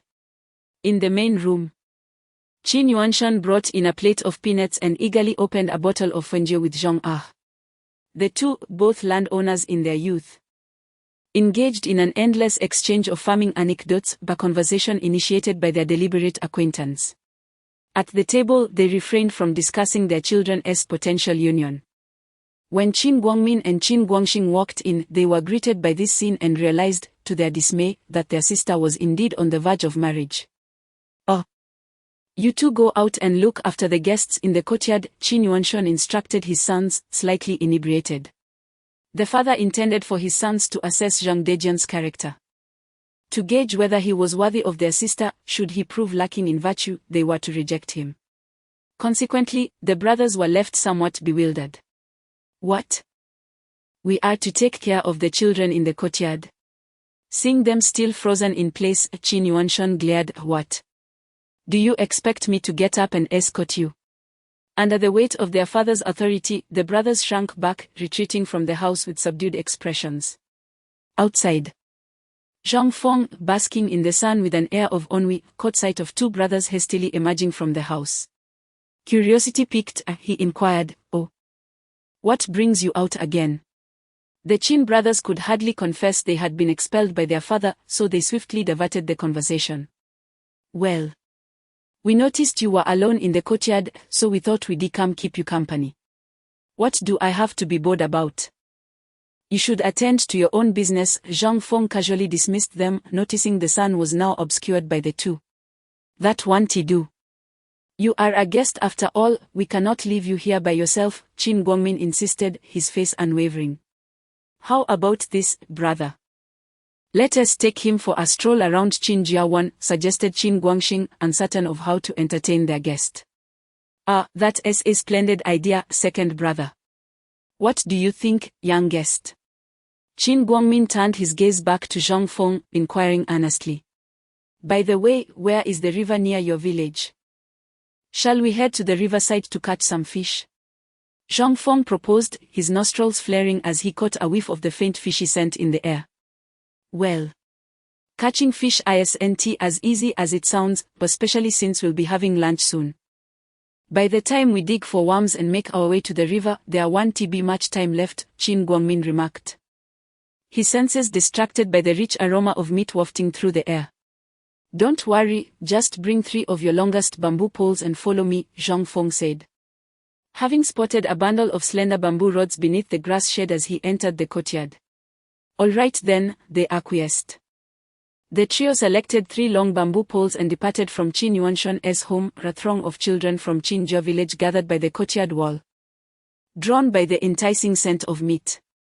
Traversing the earthen paths of the village, they soon emerged into a vast expanse of harvested fields, at the end of which lay extensive wetlands, connecting to a winding river on the other side. What a splendid place! Imagine how many wild ducks thrive in this reed marsh during summer. Zhang Feng exclaimed as he took hold of one of the long bamboo poles, ready to showcase his skills. The brothers exchanged glances, silently shaking their heads in disbelief. Let us just consider it a game for the child, Qin Guangmin sighed. It was then that, within the brothers' line of sight, Zhang Feng struck the water's surface with a resounding splash using the bamboo pole. The river, whether above or below the surface, was brimming with various aquatic plants. The brothers leisurely followed, only to see Zhang Feng attempting to scoop something from the water with the pole, prompting them to hasten forward for a closer look. Wow! It's a big carp! Qin Guangmin exclaimed, eyes wide with astonishment. My goodness! It must weigh 5 or 6 pounds. Qin Guangxing added, utterly flabbergasted, not wanting to touch the fish directly. Zhang Feng merely nudged it to the water's edge with the pole and left it there, without a moment's hesitation. The brothers disregarded the fishy odor and plunged their hands into the water to retrieve the fish. Ha ha! This fish is enormous. Wait, it's still alive. They pondered, seeing the fish's gills heaving, still uncertain whether Zhang Feng had truly caught it through skill. However, just as the brothers reveled in their catch, another splashing sound emerged from Zhang Feng's side. The 2 brothers soon spotted their small guest seemingly engaged in the act of fishing once more. They exchanged glances and hurried over, only to find a 3-pound catfish bobbing on the water surface. This revelation stirred a sense of excitement within them. Either they had fortuitously encountered 2 disoriented fish, or this young guest possessed remarkable skills. Intrigued, one brother reached out to catch the fish while the other dashed back to retrieve a bamboo rod, each eager to discern the unfolding spectacle. The brother in front focused on catching the fish, while the one behind observed the fishing technique. With a resounding splash, the bamboo rod struck the water, sending ripples cascading outward. The fish surfaced, revealing its belly in a display of defeat. Astonishing! The brothers were astounded. Qin Guangxing, in a burst of enthusiasm, inadvertently coined a phrase that would not be uttered for decades. Zhang Feng shot him a sidelong glance, pondering if this fellow had also traversed time, masquerading as a simpleton while hiding his prowess. What's the matter? Is something amiss? Qin Guangxing, feeling the weight of Zhang Feng's scrutinizing gaze, inquired nervously. After a prolonged inspection, Zhang Feng discerned no oddity in him and finally replied, nothing at all. After several attempts, the brothers concluded that they could not replicate this fishing method and ultimately followed Zhang Feng, dutifully collecting fish. Half an hour later, each brother hoisted a bamboo rod laden with an array of sizable fish. However, lacking experience, they continued until the rods bent perilously, only to be halted when Qin Huairu and Zhong Dejian arrived. Goodness, did you truly catch all these fish? Qin Huairu, though previously informed by Zhong Dejian of her brother's exceptional fishing talent, found it hard to believe the sight of nearly 200 pounds of fish. Noticing her brother's reluctance to respond, Zhong Dejian stepped in. Indeed, Huairu, we've grown quite averse to fish at home, but we relish the ones prepared by our third brother. Brother, there's a large turtle here. On their way back, Zhang Feng pointed his bamboo rod at a muddy spot along the riverbank. Without hesitation, Zhang Dejian crouched down and began to sift through the mud. Their seamless cooperation left the three siblings exchanging incredulous glances once more, a familiar occurrence by now. With a swift motion, the bamboo rod struck the reeds, causing the siblings to jump in surprise as they witnessed Zhongsan retrieving something. "Sister-in-law, it's a wild duck. You should pick it up." "I dislike the fishy smell on my hands," Zhang Feng said, turning to the startled Qin Huairu. Okay, she stuttered, oblivious to the nuances of the address. As she crouched to graft the duck, the brothers exchanged peculiar looks but remained silent, seemingly content with this newfound relative. The green-headed duck was retrieved, and Zhang Dejian unearthed the turtle, cleaning the mud off its shell. It weighed 9 pounds and was now stretching its neck, attempting to bite Zhang Dejian's hand, yet his experienced grip indicated he was well acquainted with such creatures. Walking along the ridge, Zhang Feng infused his bamboo rod with special awareness, raising it high before plunging it into the earth. "Sister-in-law, I have just pierced a wild rabbit into the ground." Zhang Feng spoke with a calm demeanor, releasing his grip on the bamboo pole. "Alas, but how can we dig it up?" Qin Huairu remarked, noticing the hardness of the ground, feeling somewhat at a loss.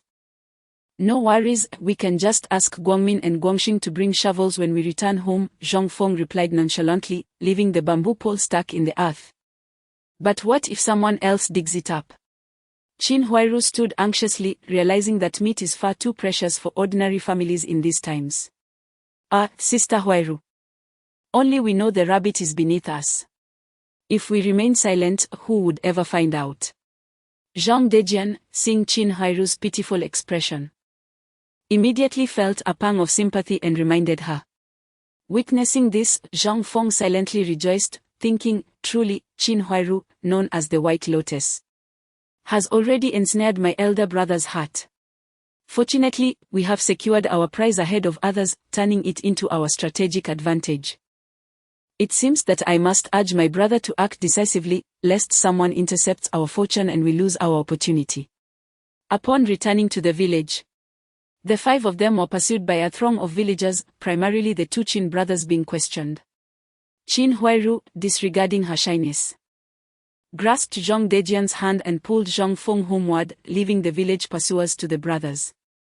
For the first time, Zhang Dejian was pulled along by a girl, especially one as charming as Qin Huairu, feeling her hand softness as if it were made of the finest silk, causing his heart to race uncontrollably. In contrast, Zhang Feng had no time for romantic musings. He noticed that Qin Huairu's hand was rougher than his mother's. After all, years of labor in the fields leave no room for delicate skin. Such differences in perspective highlight their contrasting experiences. "By the way, brother, sister-in-law, have you confirmed your relationship yet?" Once they escaped the village crowd and found themselves in a secluded spot, Zhang Feng promptly halted the 2 to inquire. Upon seeing their flushed faces and lowered gazes, he playfully threatened, "Brother, sister-in-law, if you don't establish your relationship now while there are no outsiders, you'll miss your chance to be alone later. If your parents remain unaware of your intentions, and given how difficult communication is nowadays, how will my brother find you this Sunday? Without clarity on your relationship, how can he take you back to the city for a visit?" Caught in a flurry of emotions, both found merit in Zhang Feng's words, their gazes inadvertently meeting. Noticing their daze, Zhang Feng urgently pressed, "Do you truly wish to be together?" "I do," Zhang Dejian exclaimed in a sudden rush. I also wish to," Qin Huairu echoed, her voice barely escaping her lips before she shyly darted away, leaving Zhang Dejian alone with his mind buzzing. She agreed. "Brother, you must strive for this. Before you leave, I will arrange for you to meet next week," Zhang Feng urged, leading the still-dazed Zhang Dejian toward the Qin family's home. Today, in Qin family village, was destined to be anything but ordinary. Chapter 27, The matchmaking. In the main hall of the Qin family's home, the meal was ready, and the parents from both families sat at the dining table, awaiting the return of the children. The boys seemed to have lost themselves in merriment elsewhere. Qin Yuanshan muttered with a hint of displeasure, It's perfectly normal for children to play outside. Zhang chuckled in response. At that moment, Qin Huairu rushed in. Her cheeks flushed. Upon entering, she was greeted by the sight of both families engaged in lively conversation, which made her blush even deeper. Without a word, she lowered her head and dashed into her bedroom. Qin's mother glanced at Qin's father and then at Zhou Ying, expressing her concern. What is the matter? Why is this girl being so rude today? I'll go check on her. Before she left, she cast a knowing look at Zhou Ying. Inside a small earthen house, the walls near the bed were plastered with old newspapers. The room was quite modest, containing a wooden bed, a table, a chair, and a small wooden box. All aged yet impeccably clean, with a faint scent of youthful perfume lingering in the air. Qin Huairu lay on the bed, burying her head in a neatly folded quilt. When Qin's mother entered and saw her daughter in such a state, she smiled and sat on the edge of the bed, gently patting Qin Huairu's back as she softly inquired, "What is the matter? Did you not take a liking to this young man?" Hearing her mother's question and recalling her brother's earlier comments, Qin Huairu quickly sat up, her face still flushed, then mumbled shyly, "No, I just found it a bit sudden. But he seems quite nice." Upon hearing her daughter's words, Qin's mother breathed a sigh of relief. After her brief acquaintance with the family, she found them to be genuinely sincere and intelligent. She remarked, "Your father and I have also met that young man's parents. They possess commendable characters. Marrying into their family will not subject you to the same trials that other women face under their mothers-in-law." Qin Huairu had not considered that perspective until now, and her face no longer felt as hot. Suddenly, she recalled something and said, "By the way, mother, his younger brother is quite remarkable. He caught a lot of fish at the river bend, while my older brothers are still stuck at the village entrance. And look at that duck. He managed to knock it dead with just a bamboo pole." As she spoke, she pointed to the deceased green-headed duck lying near the door. "Is he truly that skilled?" Qin's mother was initially taken aback, realizing her daughter was not exaggerating. "Indeed. I witnessed it myself, it was truly impressive. Oh. And he also killed a rabbit in the field, which we haven't dug up yet." Qin Huairu's eyes sparkled as she thought of such an extraordinary child, feeling as though she were in a dream. "Oh my, he is quite the talented individual, such people are rare," Qin's mother praised, though she had yet to see the feats for herself and thus was not overwhelmed. Zhang Feng, filled with excitement, returned to the Qin family with his older brother. Upon seeing Qin Yuanshan and his parents sitting together, he managed to maintain his composure in the presence of his future father-in-law and promptly greeted, "Hello, uncle." "Yes. Please take a seat," Qin Yuanshan replied with a satisfied nod upon seeing his prospective son-in-law. "By the way, where are Guangmin and Guangxing?" Qin Yuanshan inquired, somewhat puzzled. "Uncle, they caught a big fish and are being questioned by the villagers," Zhang Feng replied. Zhang Dejian found himself momentarily perplexed, at a loss for words, but fortunately, his younger brother came to his rescue. "Alas! This matter has dragged on for far too long. What a colossal fish has captivated the villagers, young and old, for such an extended period." Qin Yuanshan felt a twinge of embarrassment before his future in-laws and, in discontent, muttered a remark. Uncle Yuanshan. Your family has struck it rich." Suddenly, the courtyard erupted with excitement as a villager shouted exuberantly. "Humph, what do these ignorant villagers know? Is a single fish worth such a due?" Qin Yuanshan grumbled disapprovingly and rose to leave the main room.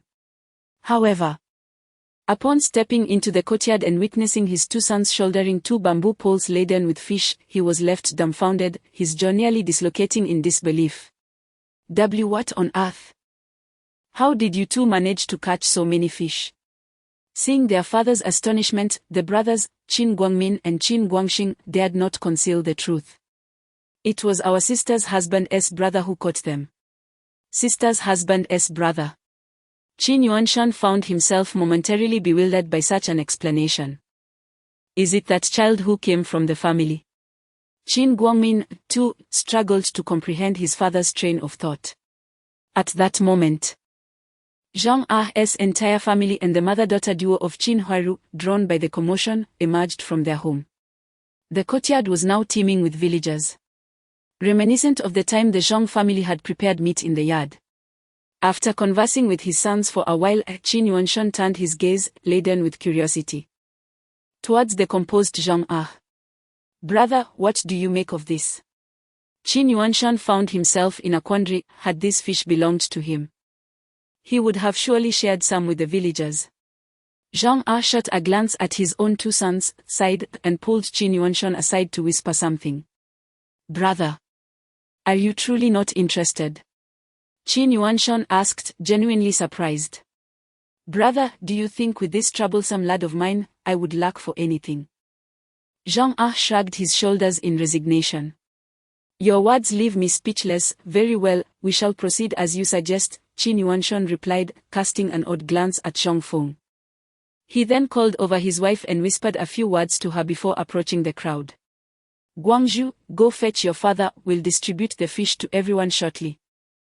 Qin Yuanshan instructed the village chief's youngest son. "Understood, Uncle Yuanshan," Qin Guangzhu exclaimed, his eyes sparkling at the prospect of sharing fish, before dashing off. Meanwhile, Qin Mu took a few selected turtles and 7 or 8 fish, placing them in a water bucket and heading into the kitchen. The brothers carried the remaining fish out of the courtyard, remembering to take the hoe from home, as they had not forgotten about the wild rabbit that still awaited them in the field. "Let us go, in-laws, it's time for dinner. No need to wait for those two troublesome lads." At this moment, Qin Yuanshan's address had changed, for he was no fool. He recognized that this familial connection would lead to prosperity. "All right then, let us return indoors and continue our revelry," Zhang Ah thought to himself, silently commending the third son, and followed Qin Yuanshan back inside. At the dining table, the atmosphere between the two families was harmonious, with toasts exchanged and sparks flying between the young couple's gazes. The brothers returned home, triumphantly carrying a wild rabbit weighing 6 or 7 pounds, which further elevated Zhang Feng's status in the eyes of the entire Qin family. "My dear brother, next week, you must bring your wife, Huairu, and our 2 nephews into the city to my home, where we shall gather once more. As for the matter of the young couple's marriage, I am eager for them to wed as soon as this afternoon. However, given Huairu's less than favorable reputation, do inform me when they may be ready to tie the knot. We shall ensure that Huairu is welcomed with great pomp and circumstance." Zhang Ah, slightly inebriated, patted his chest as he spoke. What words are these from my esteemed in-law?" "We shall choose an auspicious date upon our return," replied Qin Yuanshan, sensing a deep camaraderie between them that made them reluctant to part, even after having borrowed a donkey cart to convey them to the county town. "Elder sister, we shall meet again in Beijing next week. We will be at the station to greet you," chuckled Zhou Ying as she grasped Qin's mother's hand. "Oh, little Feng, since you are to become my sister's little uncle, you must frequent Qin family village," urged the brothers Qin Guangmin and Qin Guangxing, with a sense of fond farewell. "Oh, well said, and I extend a warm invitation for you to visit my home as well," Zhang Feng replied, mirroring the sentiment of the elder brothers in a heartfelt farewell.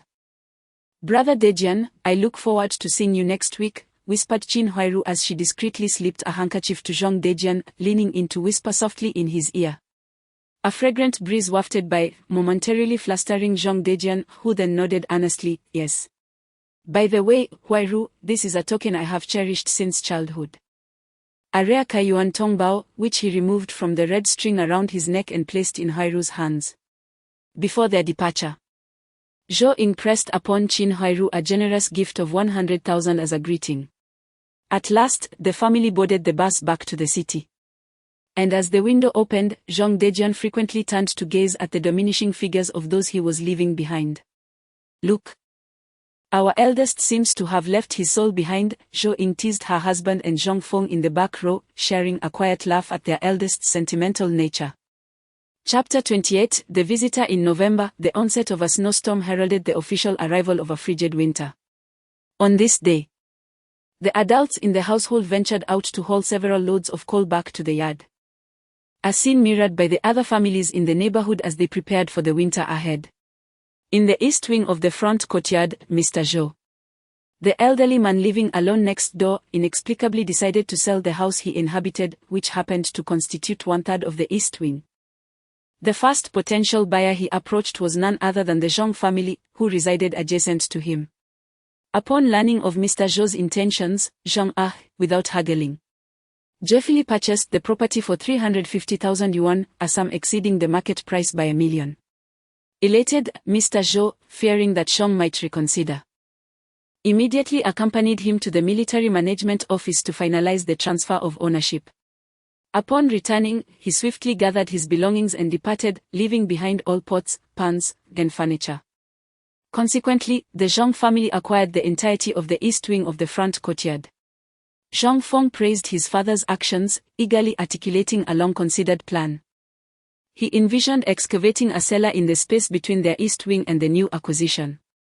This cellar would measure 2.5 meters wide, 6 meters long, and 2.5 meters deep, with its entrance located in what was once Mr. Zhou's house. Additionally, he proposed modifying the stove in the central hall of the east wing and constructing a heated bed in Mr. Zhou's former room, thereby facilitating simultaneous cooking and heating. This arrangement would even allow for a division of space, with men in one room and women in another, if they desired to conserve coal. The more Zhang listened, the brighter his eyes shone, and with excitement, he slapped his thigh, exclaiming that this was indeed a fortuitous development, as it would eliminate the need to store winter vegetables in old his cellar in the backyard. Zhang Feng continued his analysis, suggesting that when the enlisted master lay to build the walls, they should use a generous amount of lime to ensure the cellar remained dry, thus providing ample space for storing grain and cured meats. Fine, we shall proceed as you suggest. However, given the season, the ground is frozen solid, making excavation quite challenging. Zhang pondered aloud, contemplating the weather.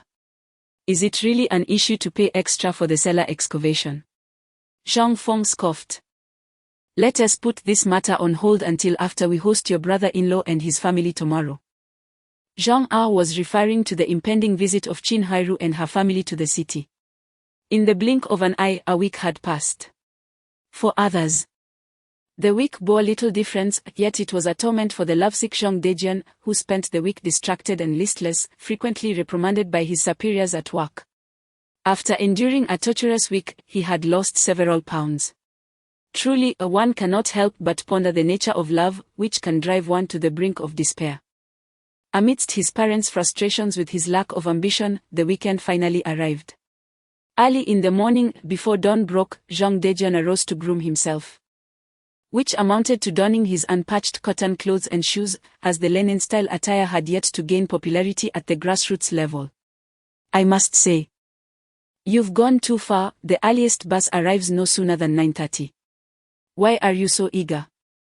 It's as if you've lost your senses after merely glimpsing the girl, his mother remarked, exasperated by her eldest son's infatuation, as he spent his days dawdling with a handkerchief, lost in foolish smiles. After finishing breakfast at 8, the entire family set out to welcome their guests, with the exception of the cousin, who remained at home to care for his pregnant sister-in-law. At the appointed bus stop, amidst the biting cold of winter, even though bundled up tightly, the chill persisted, and white vapors escaped from Zhang Feng and Zhang's mouths as they stomped their feet. The elder uncle and father were engaged in conversation, cigarettes clutched in their hands. The winter scenery of Beiping possessed a unique charm. The streets bustled with people and vehicles, most faces radiating joy, while someone at the roadside diligently swept away the accumulated snow. Perhaps due to the snowy weather, the bus was delayed by a full hour, only arriving past 10. Zhang Dejian finally laid eyes on the girl he had longed for. His spirit invigorated as he maintained a distance neither too close nor too far from Qin Huairu, since it was not yet mealtime. Zhang and Zhang Dejiang led her to the courtyard, introducing her to their home. They toured the back rooms, then guided her to the ear room, which would be the couple's future marital abode, before finally ushering her into the east wing.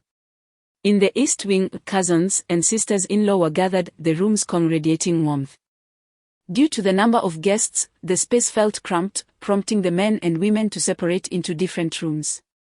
The elder uncle, father, Chin's father, cousins Guangmin and Guangxing sat in the hall, sipping tea and snacking on sunflower seeds and peanuts. Meanwhile, Chin's mother, Zhou Ying, and the sister-in-law engaged in conversation on the Kong in the master bedroom, while Qin Huairu and Zhang Dejian were assigned to the East Wing room, formerly Old Man Zhou's. The two brothers arranged for their guests before stepping out to fetch tea and water, resembling two young servants. Time passed swiftly during tea and conversation. And as the warmth enveloped everyone, it was nearly noon. Zhang cheerfully called out, "In-laws, mealtime approaches, let us head to the restaurant." Qin Yuanshan, puzzled as to why the family did not prepare a meal at home, soon realized they intended to dine out and quickly interjected, "In-laws, let us manage with what we have at home, there is no need to spend extravagantly on dining out.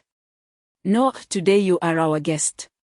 We must adhere to the customs of hospitality, everything will be arranged according to my plans." Zhang and his brother, one on each side, pulled Qin Yuanshan out the door. Zhou Ying locked the door and, accompanied by Qin's mother and the entire family, exited the front courtyard. Just as they reached the alley, they encountered the crooked-faced man, Jia Dongshu, whose gaze fell upon the youthful and radiant Qin Huairu, instantly ensnaring him in a trance. How could such a beautiful woman exist? I must inquire about which family she belongs to. Unbeknownst to Jia Dongshu, who was utterly captivated by Qin Huairu, he overlooked the Zhang family accompanying her. Given Jia Dongshu's disfigured appearance, he was likely to face considerable difficulties in the future matchmaking market. Not to mention that Qin Huairu was already taken. Should they cross paths again, he might find himself further shattered. Yet, perhaps without the burdens of rural household registration, this lifetime might spare Jia Dongshu from hanging on the wall. Zhang leading Qin Yuanshan's family, sought out a modest yet reputable restaurant nearby, where they often ordered takeout. "Oh, old Zhang, why aren't you taking food home today?" The restaurant owner, recognizing him as a familiar face, teased as they met. "Today, as the in-laws are not visiting, there will be no cooking at home. Young, do prepare a splendid feast for us today," Zhang boisterously declared with a hearty laugh. "Very well. We shall dine in the private room upstairs. Waiter, bring 2 pots of fine tea for Lao Zhang." Yang called out with a commanding voice. "Certainly, master," came the reply. "Come, in-law, follow me to the private room." Zhang led Qin Yuanshan up the staircase, navigating the familiar path to the second-floor private room. The adult men gathered in one room, while the women and children occupied another. As they sipped tea, an array of cold dishes was presented on the table. The men engaged in a lively exchange, clinking glasses, while the women enjoyed their meal and shared pleasant conversations, creating a delightful atmosphere. The Qin family had previously indulged in the finest banquets at village weddings, yet they had never experienced such exquisite dishes. Each person savored the food, their mouths glistening with satisfaction. Zhang Dejian sat beside Qin Huairu, continually serving her food, piling her plates high. This made Qin Huairu feel both shy and touched, as well as a bit embarrassed. Gently nudging him with her foot, she playfully scolded, "Don't just serve me, you should eat too." Witnessing their closeness, Qin's mother felt a surge of happiness for her daughter. Zhou Ying occasionally got up to serve dishes to her niece-in-law, Qin's mother, and her future daughter-in-law, fostering a warm and joyous ambience in the private room. The banquet continued into the afternoon, with the 3 older gentlemen deliberately getting the 3 elders from the Qin family quite inebriated. Consequently, the Qin family could not return home, much to Zhang Dejian's delight. Zhou Ying also urged Qin's mother to stay the night. Observing her 3 men sprawled on the Kong like limp noodles, Qin's mother could only express her annoyance, saying, "I apologize for the trouble, dear in-law." Upon hearing that his future mother-in-law was willing to stay, Zhang Dejian busied himself tending to the 3 drunken men, stoking the Kong and boiling water. Once he had attended to everything, he blushed as he approached his future mother-in-law, saying, "Auntie, I would like to take Huairu out for a stroll." Chin's mother, charmed by her honest and straightforward future son-in-law, nodded approvingly and cautioned. Do keep a close watch on Huairu, do not let her wander off. The mother-in-law's consent almost made Zhang Dejian leap with joy. He promptly called for Qin Huairu and together they set off on the family bicycle. Children grow up so fast. Zhou Ying's remark brought a smile to Qin's mother's face. Perplexed, Qin's mother inquired further. Zhou Ying then recounted the amusing mishaps of her eldest son from the past week. Chapter 29, Consumption in the city of Beiping, on Wangfujing Street. Zhang Dejian pedaled his bicycle with Qin Huairu perched behind him. Together, they navigated the bustling thoroughfare, occasionally swaying and stumbling along the way. In this era, possessing a bicycle was akin to owning a supercar. In later times, bicycles were exceedingly rare. As they rode, they basked in the envious glances of passers-by, reveling in their small adventures, even as they stumbled numerous times due to the slick pavement. This delightful experience greatly satisfied Qin Huairu's vanity. Zhang Dejian guided Qin Huairu into the charmingly antiquated Rifaxiang, where an array of silks and fabrics dazzled the eye. However, patrons seeking ready-made garments were few, with only a handful of customers scattered about. Oh, are you two here to shop for fabrics or ready to wear? A young attendant approached them with a friendly smile.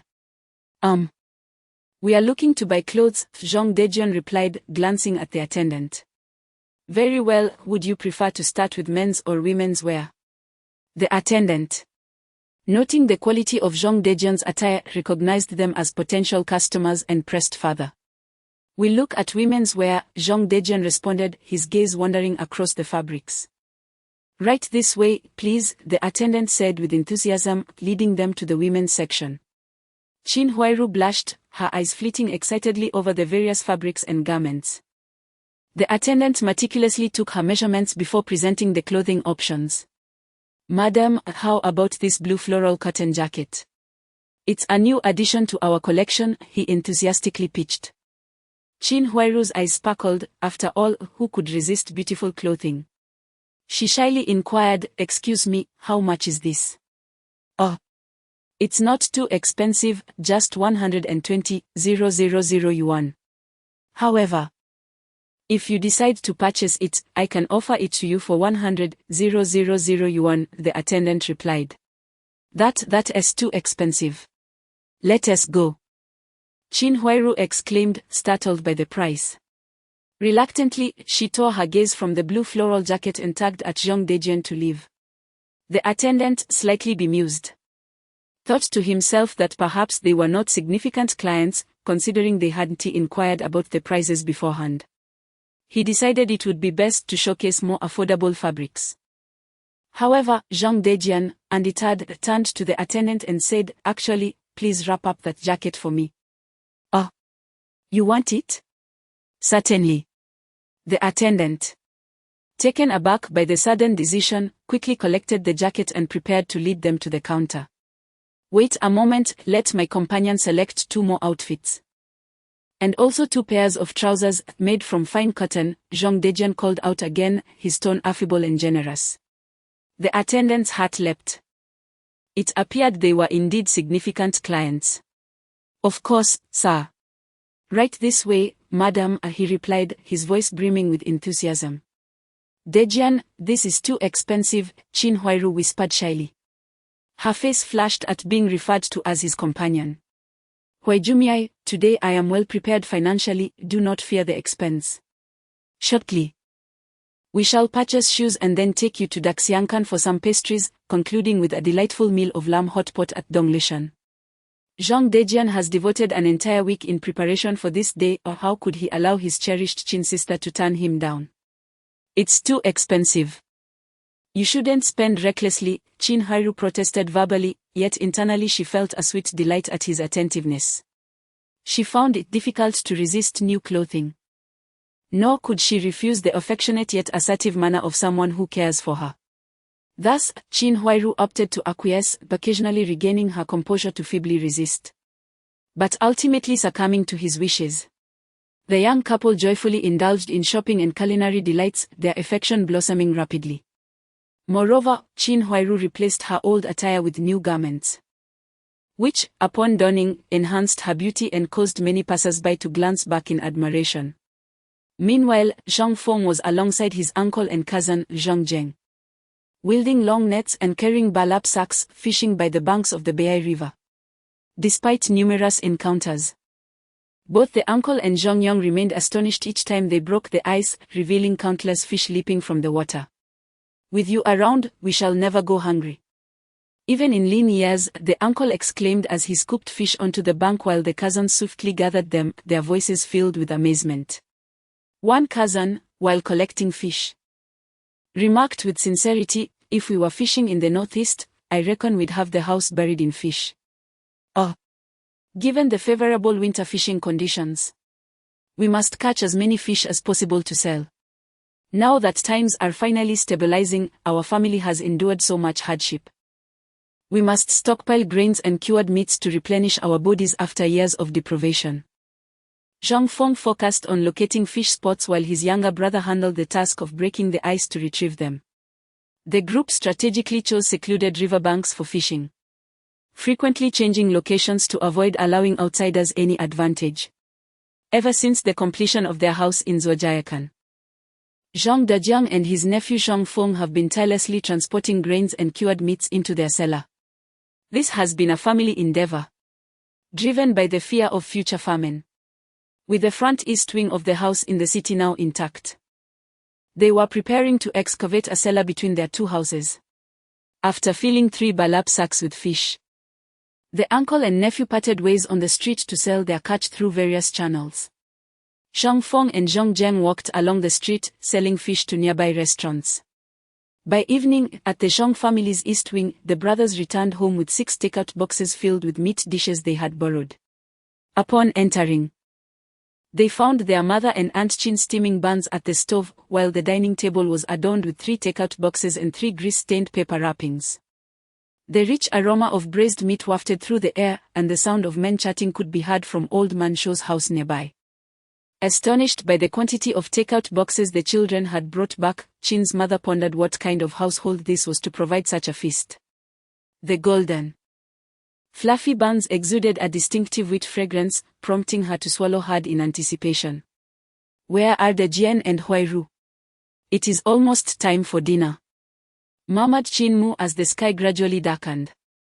"Oh, dear sister, do not fret about them, they might be indulging in a delightful meal outside," reassured Zhou Ying, understanding her son well.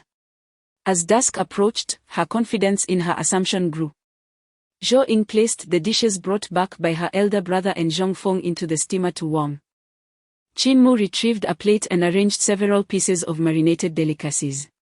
"Go, summon your uncle and Chin Bo to dinner," Zhou Ying instructed Zhang Zheng, who was seated at the table. "All right, mother," Zhang Zheng replied, promptly rising and running into the adjacent room. The cramped kitchen and dining area could hardly accommodate so many guests, so the women chose to dine in the inner room. As Zhang Ah and the others entered the dining hall, they noticed the absence of wine on the table. He quickly called out, "Lao San, hurry and fetch 2 bottles of fangio, one cannot dine without wine." "Oh, in-laws, you must refrain, you drank too much at noon and didn't return home. We must leave tomorrow morning," Qin Yuanshun quickly intervened. But with our in-laws here, how can we not celebrate with wine?" After much back and forth, the banquet continued. Hearing the commotion, Zhang Feng reluctantly descended from the heated Kong and retrieved 2 bottles of fangio from a cupboard in his parents' bedroom, making his way to the dining hall. Across the way, Yan Fugui, observing the tear-streaked faces of Yan Jicheng and Yan Jifeng as they quietly ate, sighed deeply. He sat down and took a bite of his half-eaten steamed bun, yet the enticing aroma of meat and wine in the air only heightened his discomfort. "This family truly indulges daily, they have no fear of choking," young Ruehua muttered under her breath. "Keep your voice down, you know how ruthless those 2 boys are." Yan Fugui, a teacher, replied, well aware that the Zhang family's sons were little tyrants, and no one could hope to gain an advantage over them. "I suspect that old Zhou next door was tempted away by them," young Ruehua whispered, recalling something. Yan Fugui nodded in agreement. Zhang Dejian wheeled in with Qin Huairu. who worried that the bundles they carried would earn them a scolding from their parents. Understanding her concern, Jean Dejian took her directly to the back room to store their purchases before returning home with a jar of braised pork and roasted duck. They both carried the lingering scent of hot pot. Upon entering their home, Jean called out, "Dejian, come here. You had matters to attend to at noon and missed drinking with your father-in-law. You must not neglect your manners this evening." Jean Dejian smiled, "Of course, father. Let me first take Huiru to my mother, and I shall return shortly." Throughout the afternoon, their bond deepened, hinting at a burgeoning intimacy. That night would once again see revelry, though it bore little relevance to our protagonists. Chapter 30, Jia Dongshu's intent to intercept outside. The world lay frozen in the grip of winter, while within the house, warmth enveloped like the embrace of summer. After a restful night, Jean Dejian arose early the next morning. Having washed and dressed, he positioned himself by the window of the ear room, awaiting something.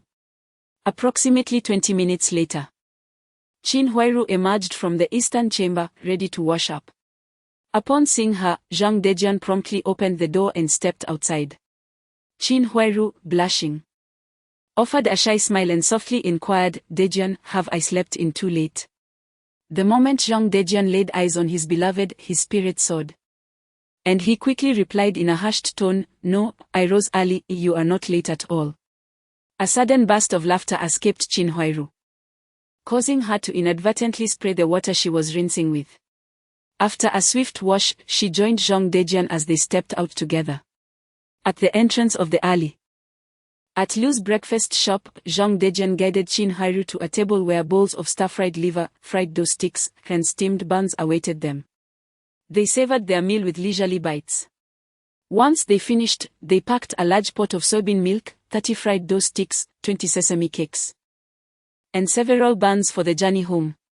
By the time they arrived, Zhou Ying was already awake, boiling eggs and steaming buns.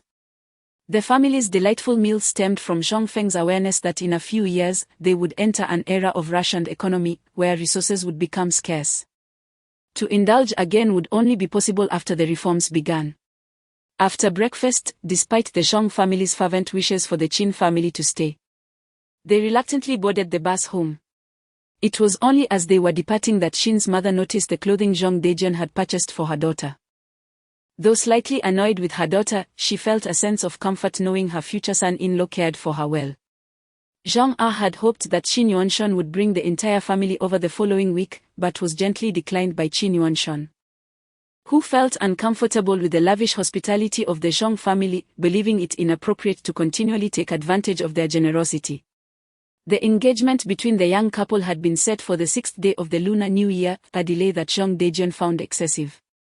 Yet, his objections fell on deaf ears, and ultimately, he and Qin Huiru agreed that he would visit her family every week.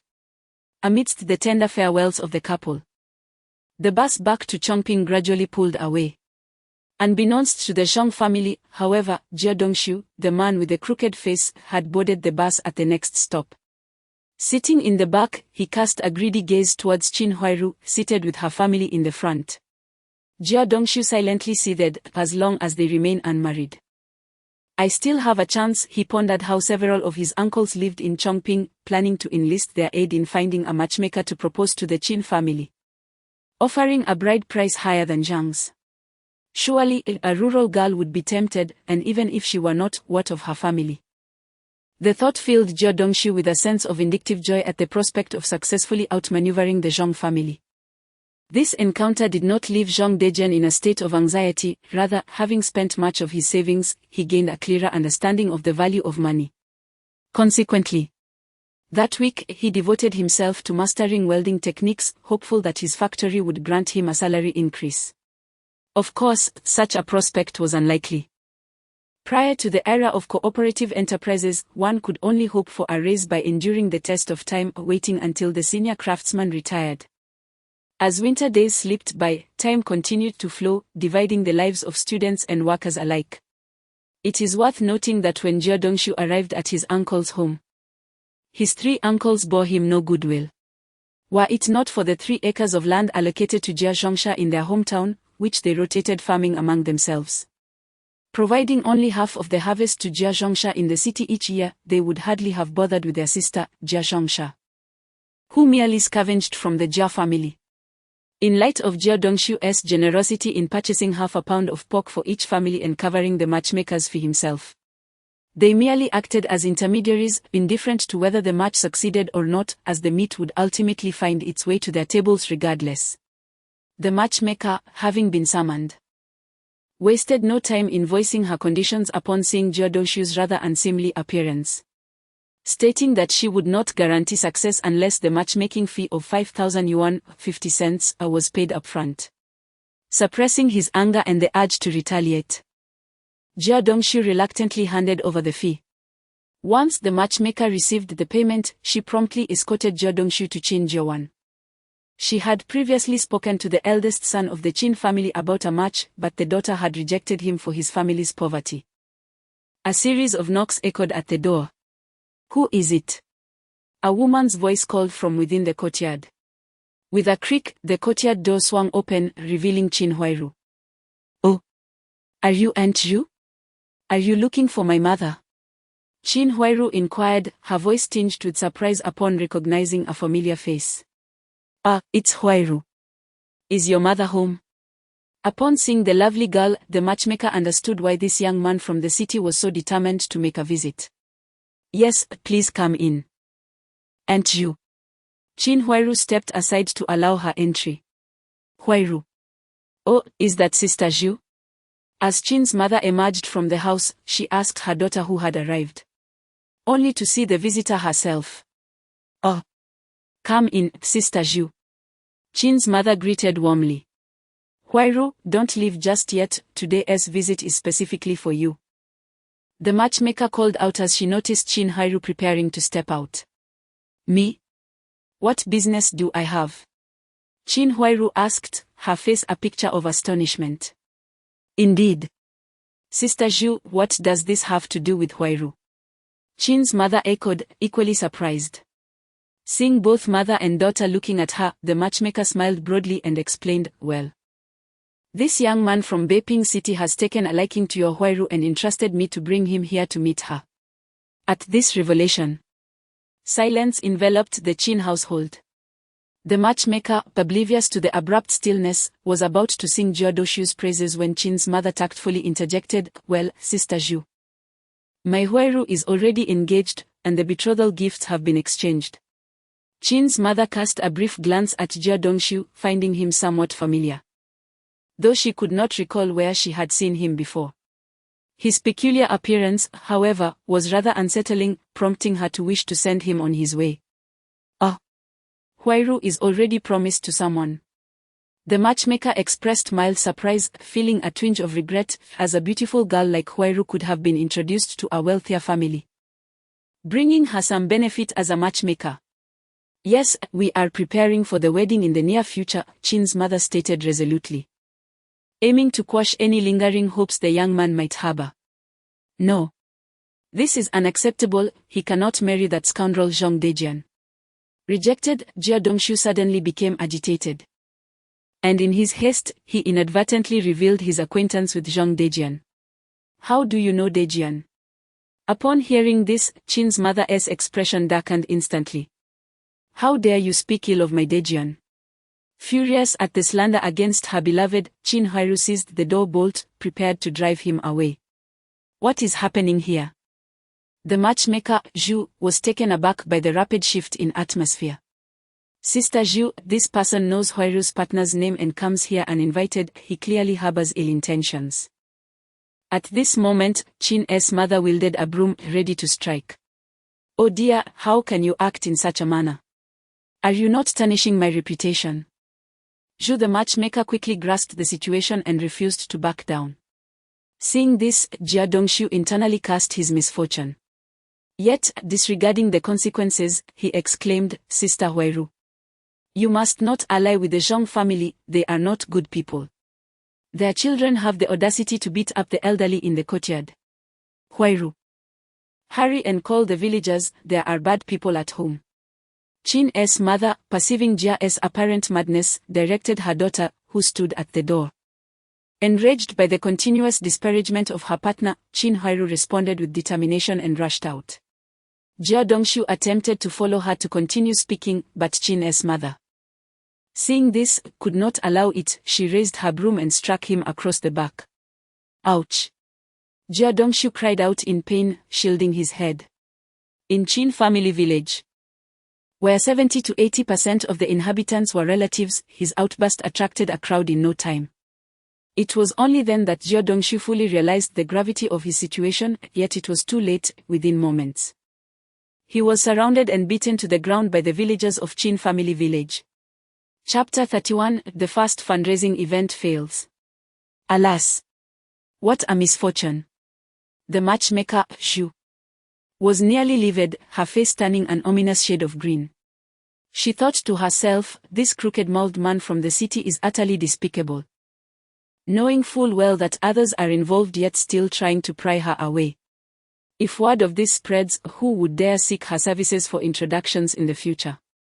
This is tantamount to tarnishing her reputation and jeopardizing her livelihood, leading her to despise this unfortunate soul who was on the verge of being beaten to a pulp.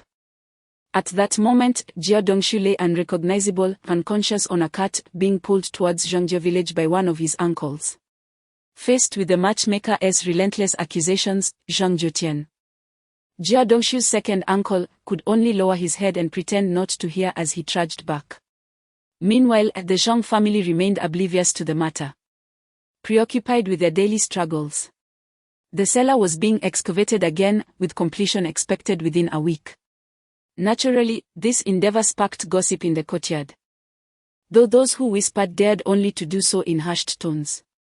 The day after the Qin family returned home, Zhang Feng and his companions had just come back from school when they heard the wailing of a woman from the middle courtyard. The next day at school, Su Damao mentioned that the woman had been wailing from morning until night, her voice hoarse.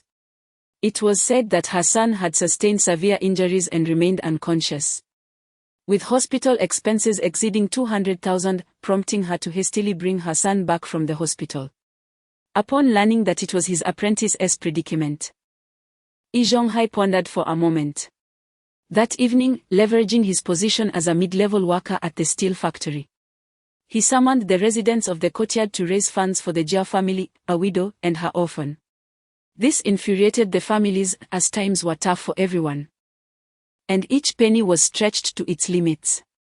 However, refusing to contribute would invite Yi Zhonghai's moral condemnation. Even Zhang Er could not devise a way to counter this moral pressure and had no choice but to comply, for they could not truly isolate themselves from the community. Zhang Feng, with a glint of mischief in his eyes, conceived a plan to deal with Yi Zhonghai. As long as his family donated money, he would rally his servants to press forward, while those not in his employ would gather behind, blocking Yi Zhonghai's door daily until they extracted many times the amount donated in food. That evening, in the middle courtyard, before he used home, Yi Zhonghai wielded his moral authority, compelling the entire courtyard to contribute to the Jia family.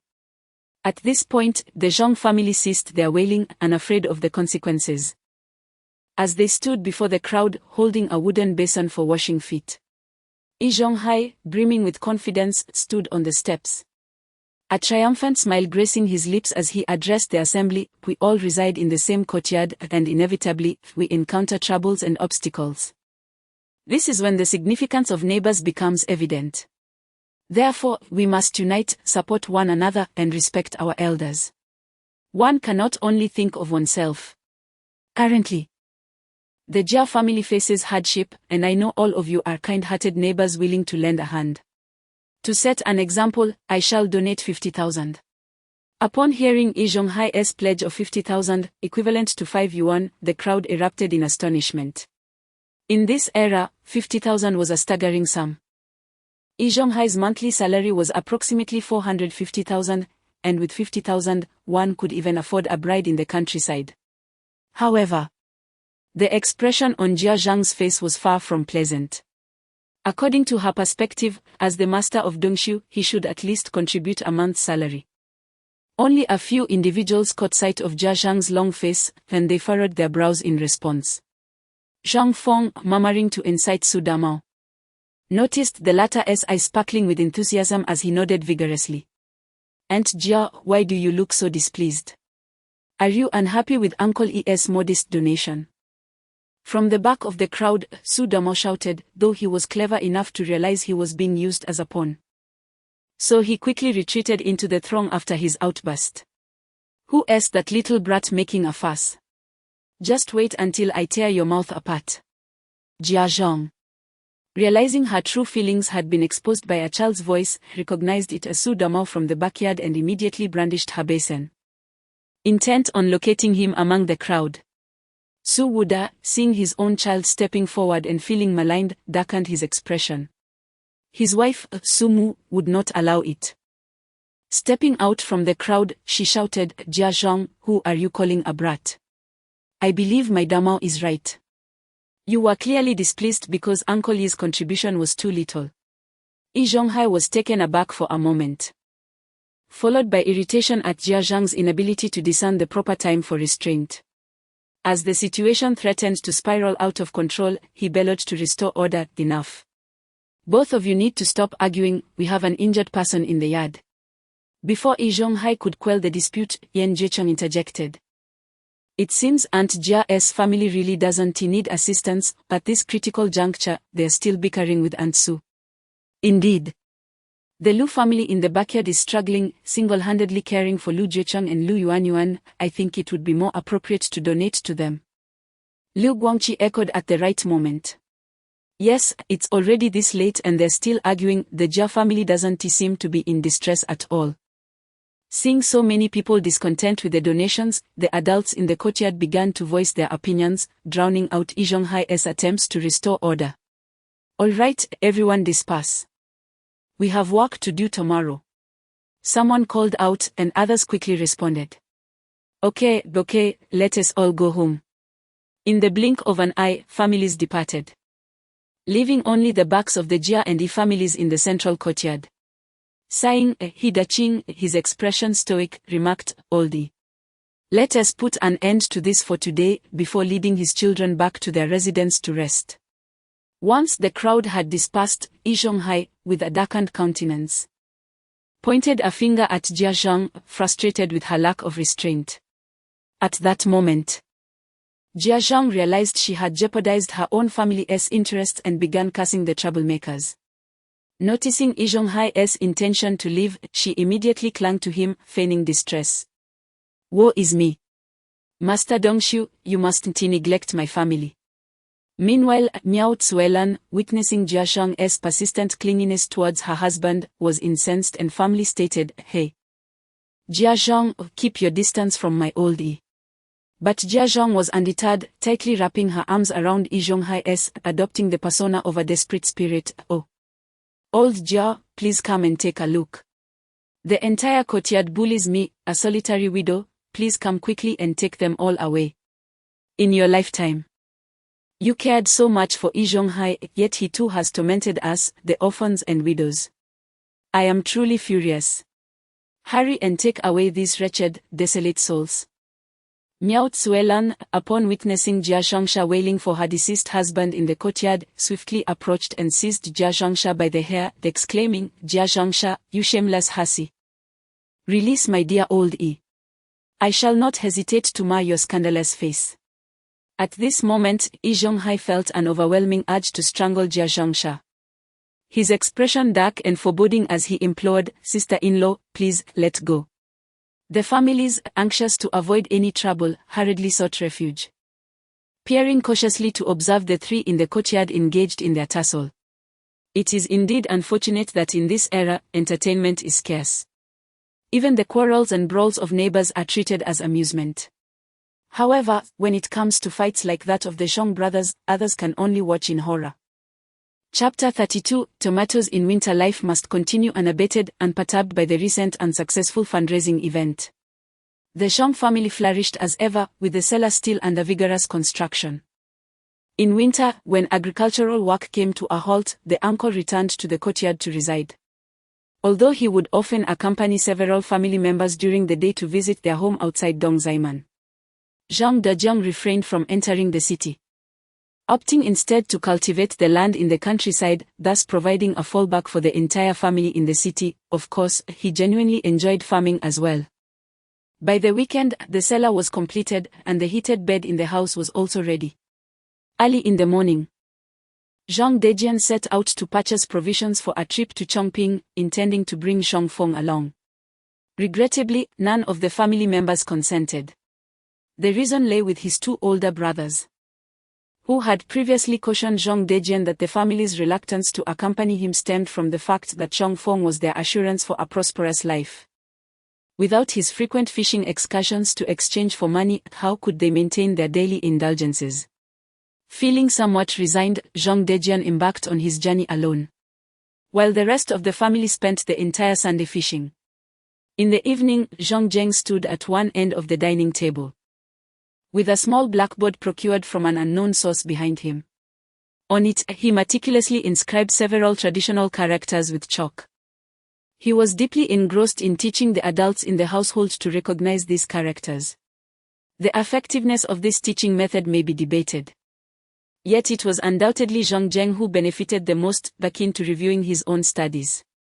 Through Zhang Feng's explanations, the family came to appreciate the significance of literacy and understood that to prosper in the future, one must never allow oneself to remain obliviously ignorant. This was especially pertinent for those in the household studying welding, as electrical safety had always been a focal point of Zhang Feng's teachings. Zhang Feng truly cared for his relatives in this life, including the uncle's family, and it was only after getting to know them that he revealed his heartfelt intentions.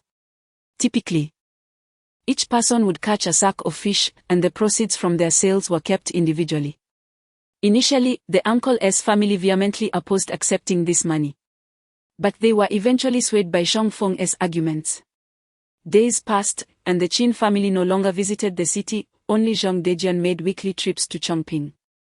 In response to the Qin brothers' repeated invitations, Zhang Feng conveyed his promise to visit Chongping during the summer vacation next year, as he still had his eye on the numerous wild ducks in that wetland. Moreover, had it not been for Jia Dongshu's lingering injury, Zhang Dejian would undoubtedly have retaliated against him in a fit of rage, for he had audaciously encroached upon the Zhang family's affairs. Upon returning home, Zhang Dejian recounted the incident, leading the entire family to block the Jia family's entrance for 2 hours, vocally condemning their shameless actions. This incident also made the neighbors aware of the Jia family's disgraceful behavior, instilling a sense of respect for the unity of the Zhang family. Despite Yi Zhonghai's attempts at mediation proving futile, Zhang Feng's words rang true. Meanwhile, the group of children gathered outside Yi's door, clamoring for food, vociferously proclaiming mutual assistance and respect for the elderly and young. This caused Yi Zhonghai and his wife considerable distress, as the memory of their last encounter over meat was still vividly etched in their minds. In this courtyard and throughout the alley, which child would dare to disregard the Zhang brothers? Did you see that little donkey face? He was beaten by his brothers for not begging at the door. In the eastern wing of the courtyard, Miao Tzuelon sighed with a furrowed brow, saying, "Old Yi, why don't you go and humble yourself before the Zhang family?" Listening to the commotion outside, where dozens of children brandished their moral sticks and relentlessly berated him, Yi Zhonghai covered his ears in distress, exclaiming irritably, "You can go if you wish, I certainly will not bow to that Zhang. Uncle Yi, Aunt Yi, you respect the elderly and cherish the young. Please give us a bun to fill our stomachs. Please do good, bear a plump child, and bless us with a bun." Zhang Zheng hid among the crowd, leading his friends Damao, Guangqi, Guangtian, Jicheng, Lu Yuanyuan, Lu Jucheng, and dozens of other children from the alley who attended the hut school, all shouting at the top of their lungs. Meanwhile, the adults in the courtyard secretly watched the farce unfold at Yi Zhonghai's expense. As time passed, the winter vacation arrived, and Zhang Feng returned to the same routine as during the summer. Each morning, he went fishing, while his uncle and Zhang Zheng sold the catch. He would deliver fish to the Dongxing restaurant, where he would learn cooking. Of course, he frequented other large restaurants to deliver fish and mingled in the kitchens, doing odd jobs. By noon, after securing a meal, he would head to the Lu steel rolling mill to work alongside his family in the workshop. 3 days before the new year, the mill closed for the holiday, and without any worker benefits, each worker received a red envelope of 10,000 yuan, which was considered a holiday bonus. Approaching the festive season, the aroma of meat wafted from every household in the courtyard, but Zhang Feng's home was particularly extravagant, with enticing scents lingering throughout the day. His father, uncle, and cousin spent their days in a stupor on the Kong, while Zhang Dejian was rarely seen.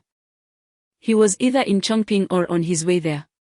"Hey, third brother, where did you get those tomatoes, beans, and cucumbers?"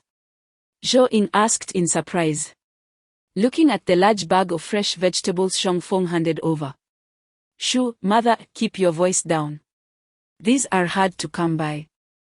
And we can only eat them in secret, don't let the family show them off," Zhang Feng advised seriously, raising a finger to his lips. "All right, I won't ask."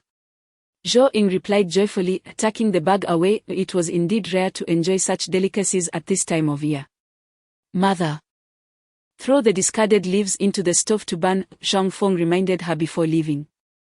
It turned out that the space within Zhang Feng's left index finger had a vacuum preservation function, allowing him to select fresh and delicious vegetables and fruits for storage in spring, summer, and autumn. This ability was simply remarkable. Although not as potent as the planting spaces found in other novels, it granted him the extraordinary capability to conjure items in this society without raising suspicion. Thus, even in years of scarcity, Zhang Feng would use copious amounts of dried fish to divert attention, allowing his family to discreetly enjoy meat. Bang! Outside in the alley, Zhang Jiang and a group of friends played with firecrackers, the smoke mingling with the aroma of meat, adding to the festive atmosphere. Late at night, in one of the rooms of the eastern wing, Zhao Xuemei was astonished to see her aunt bringing in 2 fresh tomatoes. "Aunt, where did this come from?" "Do not inquire further, simply indulge and leave no trace," Zhou Ying advised her daughter-in-law with a gentle smile. In the adjacent room, Zhang Dejiang and his son Zhang Yong were equally astonished by the prospect of savoring such fresh delicacies in the midst of winter. Reluctantly, they wished to reserve the treat for Zhao Xuemei, but were reminded by Zhang Feng that everyone was entitled to partake, and that these treasures were best enjoyed away from prying eyes. A group of robust men huddled together on a heated Kong, relishing the exquisite, succulent tomatoes. The flavor was beyond compare. Chapter 33, Qin Huairu enters the hospital. As the new year approached, having sold a copious amount of fish in the days leading up to it, the festive atmosphere permeated the air early in the morning. My mother and sister-in-law busily prepared dumplings and sweet rice bowls for the New Year's Eve feast. Outside, the sound of firecrackers echoed, heralding the joyous celebrations. And people exchanged greetings upon meeting. "Wishing you prosperity. Wishing you prosperity." Mr. Yan, a teacher, received a dried fish from Zhang Ah, who cheerfully greeted him while carrying a 3-kilogram salted fish. "Of old Zhang, your family is truly generous." Mr. Yan adjusted his glasses, recognizing his neighbor, and quickly accepted the fish. After a few polite exchanges, Mr. Yan took the offered red paper, spread it out, and began to write. "As the old year departs, may the fireworks light up the new. May joy abound year after year, and may each year surpass the last." The couplets were written with vigor, each stroke imbued with strength and grace. Zhang Ah, holding the completed couplets, glue, and accompanied by his elder brother, nephew, and sons, adorned the front and back of their home with the vibrant red couplets.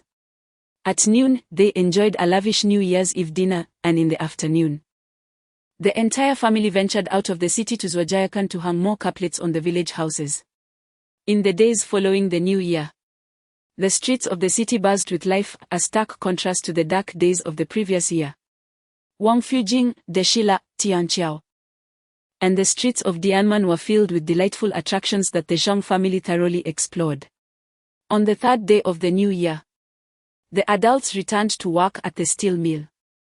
Zhang Feng and his brothers continued to catch and sell fish, also preparing for the wedding of Zhang Dejian on the 6th day. Indeed, both young men had reached the appropriate age for marriage.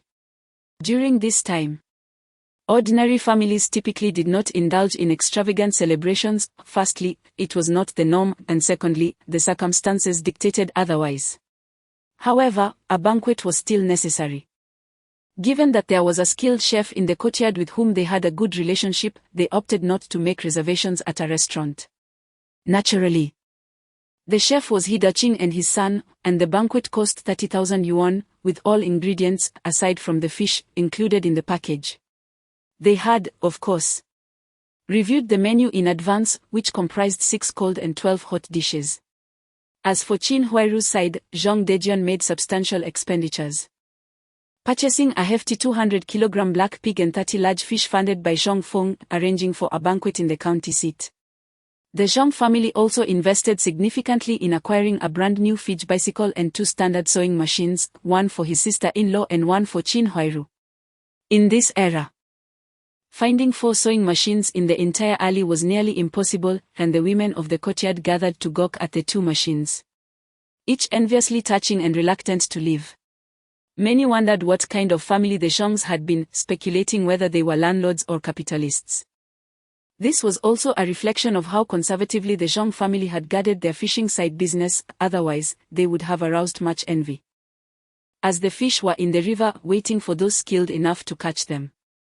In the entire courtyard, aside from the Jia family, all residents were invited by the Zhang family to take their seats. Jia Zhongsha leaned against her window, her sharp, triangular eyes resentfully fixed on the lively gathering outside, her mouth incessantly murmuring. Meanwhile, Jia Dongshu had nearly recovered from his injuries during this time at home, however, whether he bore any hidden wounds remained uncertain. At that moment, he appeared emaciated, scarcely resembling a human skeleton, while his mother, Jia Zhangke, continued to gain weight. Old Zhang, it is better to resolve enmities than to deepen them. Look at Jia Yizonghai, he remains unrepentant, still wielding his moral stick, she lamented. Yet before she could finish, Zhang interjected, Old I, we have no grievances, do we? Why do you always bring trouble to my family? Just because you are Jia Dongshu's mentor doesn't mean you should be so biased. Look at what his family has done. If it weren't for his injuries, do you think I would spare them? Zhang found himself at a loss, puzzled by Yi Zhonghai's reasoning, as such matters were hardly debatable. Interrupting Yi Zhonghai's words again, he pondered for a moment and decided to relent for the time being. The fragrance from the kitchen began to waft through the air, and a group of eager children gathered around the stove, salivating at the prospect of meat. Old He, how about sharing some meatballs with the children? Zhou Ying, in high spirits due to her eldest son's wedding, generously suggested. All right, as you wish. Today you are the host, Hidaching replied, forcing a smile before instructing his son, Zhuzi, bring a bowl and give each child 2 meatballs. Understood, Dad. Hiyuju picked up a bowl filled with fried meatballs, casting a teasing glance at the queuing Su Damao. Huh? What is so impressive about you? A mere servant as cook. Su Damao, feeling provoked by Hiyuju's taunt, retorted defiantly. Just as he finished speaking, his mother, Su Mu, slapped the back of his head, admonishing, silly child, what nonsense are you saying? Aunt Su is right, or what foolish words are you uttering? Hiyuju chimed in, further provoking Su Damao. Mom, look at what Hiyuju is doing. Su Damao complained, his face contorted with resentment as he turned to his mother. Su Mu shot a disapproving glance at Hiyuju before continuing to scold Su Damao, you be quiet. After Su Damao had been sufficiently riled up and managed to snag 2 of the smallest meatballs, he exclaimed, Hiyuju, just you wait. And without looking back, he ran off. Hey! Seeing Su Mu nearby, Hiyuju chuckled and continued assisting his father in the kitchen. Around 4 in the afternoon, Zhang Dejian rode his bicycle into the courtyard, bringing Qin Huairu along. It turned out that his uncle and cousin had ridden 2 bicycles to the station to pick her up. The group of young boys in the courtyard were utterly captivated by the 17-year-old Qin Huairu, their eyes glued to her, particularly Su Damao and Hiyuju, who stood there, dumbfounded and with lustful expressions. Hey! Old Zhang, your son is truly fortunate. Someone in the courtyard couldn't help but tease. Indeed, what a beautiful girl, others chimed in, showering compliments upon Qin Huairu, causing her to shyly lower her head, clutching the hem of Zhang Dejian's shirt, following him wherever he went. Huiju, please distribute the candies and introduce yourselves. Zhang Dejian felt a slight tug behind him and turned around joyfully. Indeed. Qin Huiju nodded in agreement. Come. This is Aunt Yen from across the courtyard. My Uncle Yen is a teacher at the primary school of Mawahatong. Zhang Dejian introduced each person to those closest to him. Aunt Yen, please enjoy some candy, Qin Huiju called out, retrieving 2 pieces from her bag and handing them over. Oh. This young lady is truly striking. Congratulations to you both on your union. Young Ruehua smiled as she accepted the candy and offered her blessings. This is He Yuju. As time flowed by, once all introductions were made, it was time to begin the feast, with the workers from the courtyard gradually finishing their shifts. Wow! What a lavish spread! Lu Haizhong exclaimed upon seeing the chicken, fish, pork, lamb, and river shrimp laid out on the table. Secretly astonished at the cost of such a feast. Oh! And this soft-shelled turtle soup smells incredibly fresh. How impressive that they could procure such a delicacy. Just look at this large cup, it must weigh 7 or 8 pounds. He praised director his culinary skills are exceptional. Truly. He is a former master of Fangza Garden. Everyone in the courtyard, young and old, except for the Jia family, participated in this grand banquet, indulging in the feast with delight and applause. Meanwhile, Jia Zhongsha and Jia Dongshu, their expressions twisted with resentment, lurked by the window, watching as the others devoured their meal with abandon, none of whom seemed to remember the Jia family. The two muttered curses against the courtyard's residents in hushed tones. This is our Uncle He, the director of our factory's canteen. My mother and sister-in-law both work there. Come, Huiju, let us raise a glass to Uncle He. Zhang Dejian introduced He Doqing. Ah, there's nothing to say. Well, I also wish you both a joyful marriage, He Doqing remarked with a smile, clinking glasses with the newlyweds and offering his good wishes. The newlyweds then toasted other guests at their table, not individually, but collectively, before finally returning to their own table to enjoy the food and drink. In summary, everyone in the courtyard relished the meal thoroughly, with the exception of the Jia family. Chapter 34, Zhong Pingning, Policies, Warfare, then Pregnancy. The Zhong family returned to tranquility after the newlyweds' 3-day visit, and around this time, the Zhong brothers were nearing the start of the new academic year. On January 6, the military administration announced the reclamation of foreign military rights on the mainland, along with properties and buildings. On May 11, from the elder uncle's lineage, Aunt Xiao Yume gave birth to the first male heir of the Zhong family. Aware of the hard-won peace, the brothers Zhong Dojong decided to name the next generation with the character Ping, thus naming him Zhong Pingning, symbolizing peace, safety, and well-being. The arrival of the first male descendant in 3 generations made the elder uncle reluctant to return to the village, resulting in a lack of diligence in farming that year, likely leading to a slight decrease in yield. His days were consumed with finding ways to nourish his daughter-in-law, as he and Zhong Feng caught nearly 100 crucian carp, not to mention the numerous hens and pig trotters they purchased. On June 25, civil strife erupted among the neighbors, prompting the state to issue warnings once more. By June 30, the land reform law was enacted, officially redistributing land and abolishing the landlord class, thus empowering the farmers as true masters of their land, significantly liberating rural productivity.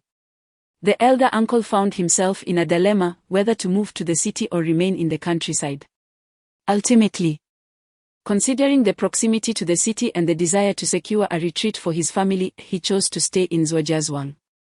During the summer vacation, Zhang Feng could no longer make excuses and accompanied his aunt to Chongping for over 10 days. Zhang Zheng also followed, although his aunt returned to the city after just 2 days. Throughout this time, Zhang Feng fished, hunted wild ducks, and trapped rabbits, ultimately selling his catch in the county town with the Qin brothers, sharing the profits equally, despite the Qin couple's adamant refusal to accept money. Zhang Feng managed to persuade them to help him gather fresh vegetables and fruits, which he intended to store for winter use. He discreetly compensated the Chin brothers, as they were of good character, and he also planned to offer them a job opportunity, but he noted that rural life was not inferior to urban living. During this period, Zhang Feng captured over 600 wild ducks and 2,000 duck eggs, secretly planning to prepare preserved duck and salted duck eggs with his uncle. On the day of departure, he mentioned the job opportunity at the dinner table, prompting the Qin couple to decline once more. Ultimately, after consulting their two sons, the elder brother Qin Guangmin agreed to stay and farm, while the younger brother Qin Guangxing, who shared a close bond with Zhang Feng, expressed his desire to move to the city. In the afternoon, the three of them packed their belongings and boarded the bus back to Beiping. On August 20th, the government announced the classification of household components, categorizing rural residents into poor peasants, hired laborers, middle peasants, rich peasants, and landlords. In October, as certain nations disregarded warnings and crossed boundaries, the state officially dispatched troops to support the neighbors, marking the commencement of war. Since the establishment of the nation, Beiping's security had significantly improved. Although external conflicts raged, they had little impact on the daily lives of ordinary citizens. The Zhang family continued to live a moderately prosperous life, with everyone discreetly assisting Zhang Feng in gathering supplies for their household. Qin Huairu was genuinely surprised that after marriage she could enjoy restaurant-prepared meals every day at her in-laws' home, gaining insight into the reasons for not cooking meat in the yard. In other households, it is customary to have cornmeal steamed buns accompanied by cornmeal porridge, while those of a better standing enjoy steamed buns made of refined flour to enhance their meals. As for white flour, it is a luxury reserved for festive occasions.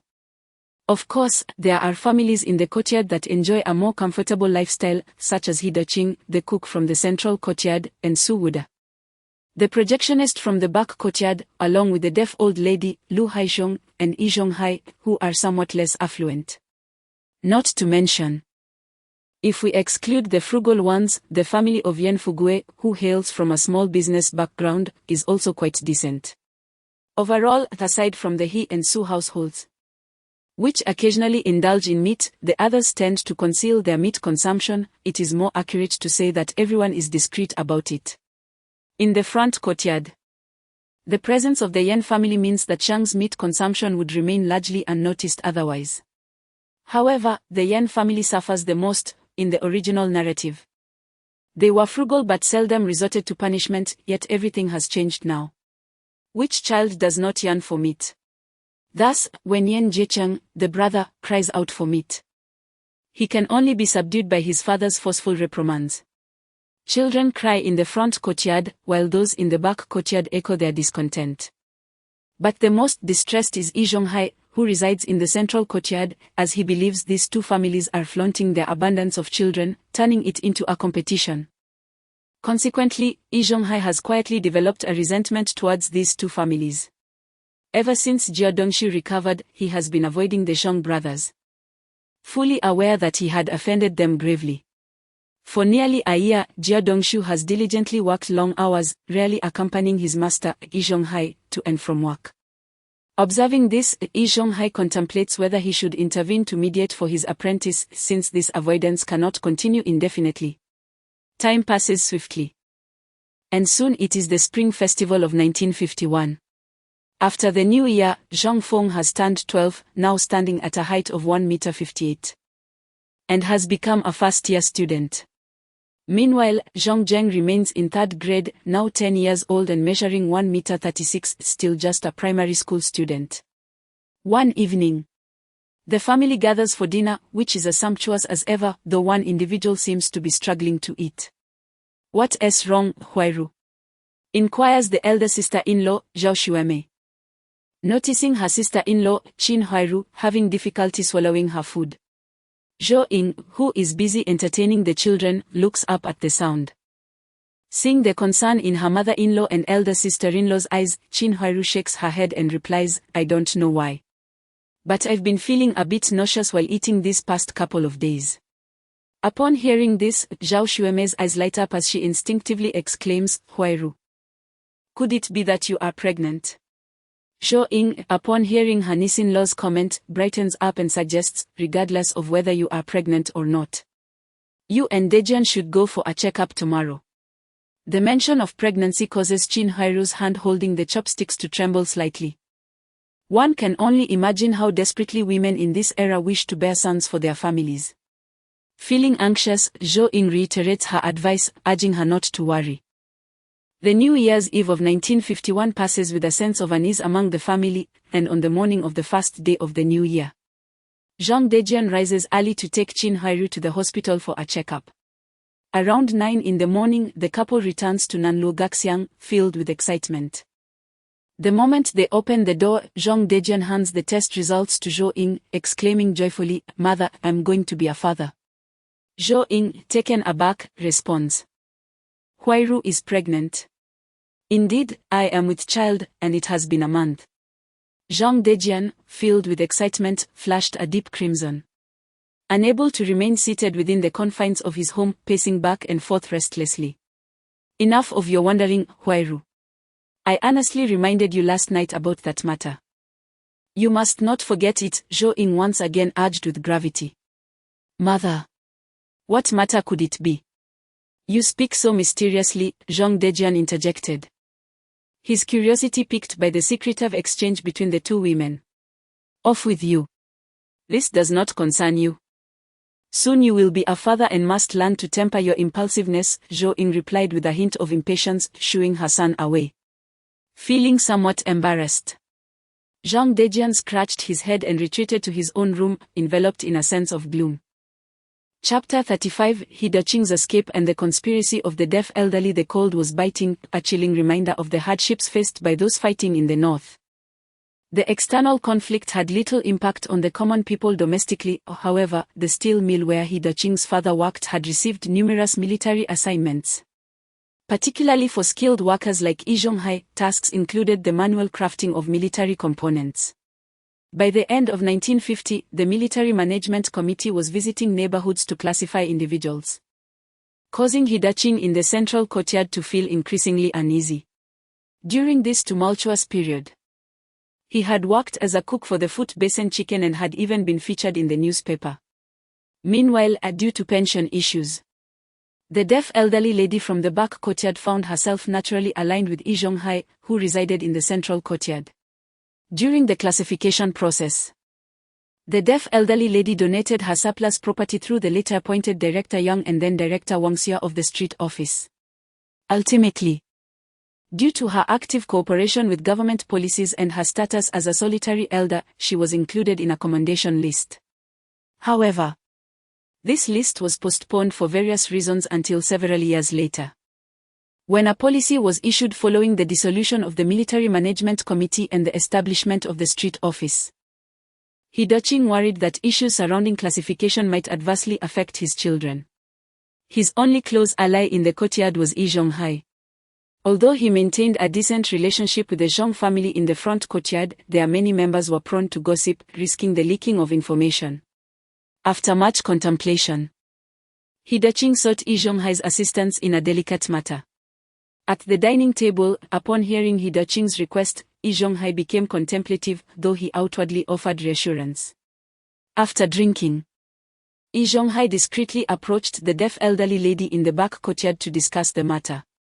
Upon hearing the news, the deaf elderly lady thought of the robust Hee Yoo-ju, considering him an excellent candidate for companionship in her old age. As a chef, he would provide her with delightful meals in her later years when mobility became an issue. Moreover, having watched Hee Yoo-ju grow up, she felt a close bond with him, having always affectionately called him grandson. If it weren't for Hee Do-ching's interference, she would have welcomed him more openly.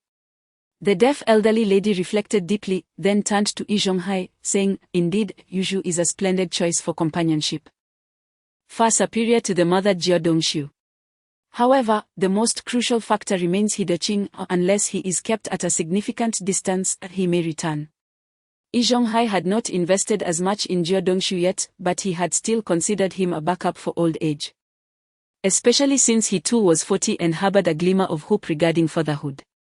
Contemplating the potential of adding Hee Yoo-ju as another option for companionship, he pondered, What do you think we should do, elderly lady? Yi Zhonghai affirmed the deaf elderly lady's sentiments and inquired further. You return for now. And let me ponder this further, the deaf elderly lady replied, closing her eyes in thought. Very well, I shall return tomorrow, Yi Zhonghai said, rising to depart. In the days that followed, the deaf elderly lady ventured out almost daily. One day, a beautiful woman surnamed Bai arrived at the cafeteria of the loose steel mill. Within just a couple of days, she became familiar with the other female staff and it was revealed that she was a widow mourning her late husband. Initially, Zhou Ying contemplated introducing her to her elder brother, however, the widow had her own intentions. Upon learning that he was a farmer from the countryside, she subtly expressed her concern about supporting her 3 children, which led Zhou Ying to abandon her thoughts. In September of 1951, on the 22nd day, Qin Huairu brought joy to the Zhang family with the birth of a son. From that day forth, Zhang Ah and Zhou Ying became grandparents, while Zhang Feng and his brother assumed the role of uncles. The joyous occasion in the Zhang household stirred envy and jealousy in a certain family from the courtyard. The elder uncle, the great-uncle of the newborn, named the child Zhongping An, symbolizing health, safety, and family harmony. After understanding her own circumstances, the widow Bai began to engage with Hidaching, who found himself increasingly intrigued by her. Yet, Bai was not one to easily fall for his advances. Their flirtation continued until late October, when an intimate encounter occurred in Bai's residence, only to be interrupted by her elder. Faced with threats from this elder, an old newspaper surfaced at a most opportune moment. Terrified, Hidaching hastily arranged matters for Hiyushu and Hiyushui, leaving money, purchasing grain, and arranging for replacements at work, before urgently seeking out Yi Zhonghai to request care for the 2 brothers. He dared not linger, swiftly fleeing with the widow. After Hidaching's departure, Yi Zhonghai quietly visited Hiyushu's home and instructed Miao Tsuelon to casually spread the news of Hidaching's elopement with the widow to the Jia and Zhong families. Upon hearing this, the Jia and Zhong families wasted no time in seizing the opportunity to invade He's household, ransacking it for provisions and leaving with all the grain, a situation that did not escape the notice of the observant neighbors. In the evening, Hiyushu picked up his sister Hiyushue from school and returned home, only to find the house in disarray. He initially thought they had been robbed, but soon the malicious taunts of Jia Zhongsha echoed from outside. Juzi, your father has run off with the widow and abandoned you siblings. That is impossible. My father would never leave. Hiyushu retorted indignantly upon hearing Jia Zhongsha's words. Oh, you still don't believe it? Regardless, your father has indeed left. This big house is too spacious for you. So why don't you and Yushue move to the ear room and let your brother Dongshu use this main room for his wedding? Shut your mouth, you old witch. You are talking nonsense, believe me, I'll hit you.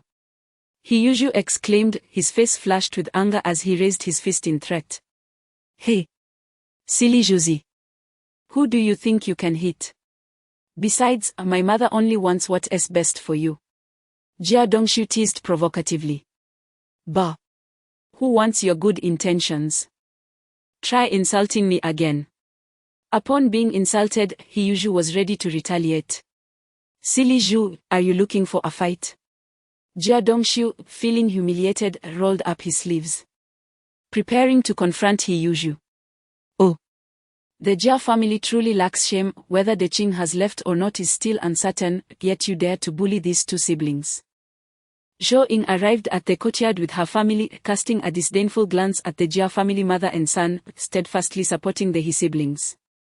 From the window of the eastern wing of the courtyard, Yi Zhonghai furrowed his brows, observing the Zhong family's arrival with discontent.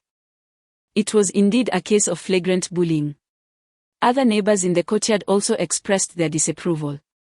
The Jia mother and son were infuriated by the Zhong family's meddling, especially when they noticed Zhang Feng and Zhong Zheng wielding thick wooden clubs, striking them against their palms with an intimidating rhythm, sending shivers down their spines. Humph! The Jia family and Jia Dongshu recoiled in terror, as if confronted by a ghost, hastily retreating into their home.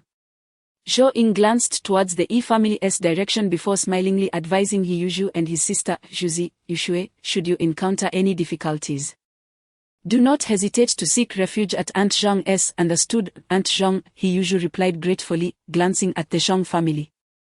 Aware that this individual was akin to his father, both working in the cafeteria of the steel mill, Zhou Ying remained unaware of He Daqing's departure.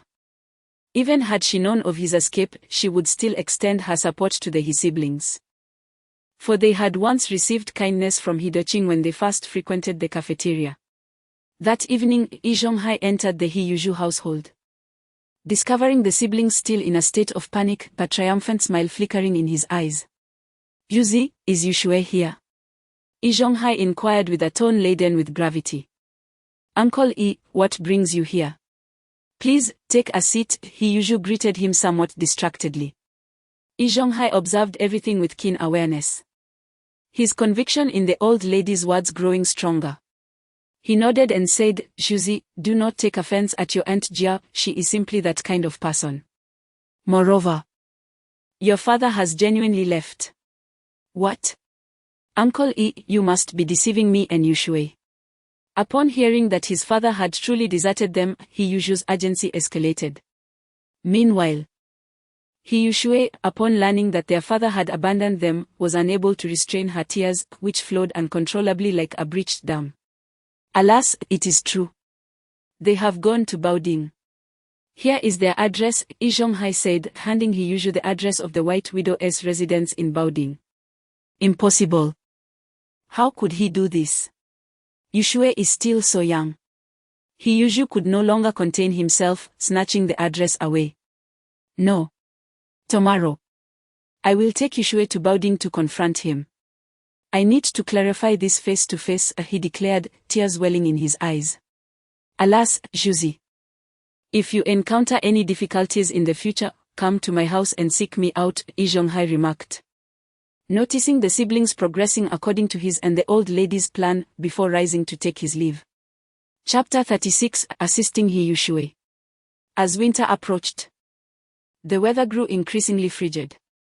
Early the next day, He Yushu took his sister, He Yushue, aboard a train bound for Baosheng. By noon, the siblings arrived at the residence of the widow Bai, following the address. Upon opening the door, the widow Bai confronted He Daqing's two children with a scowl, declaring, Your father has abandoned you, you should leave at once. He Yushu was taken aback, momentarily stunned, as he had not anticipated that their father truly no longer wanted them.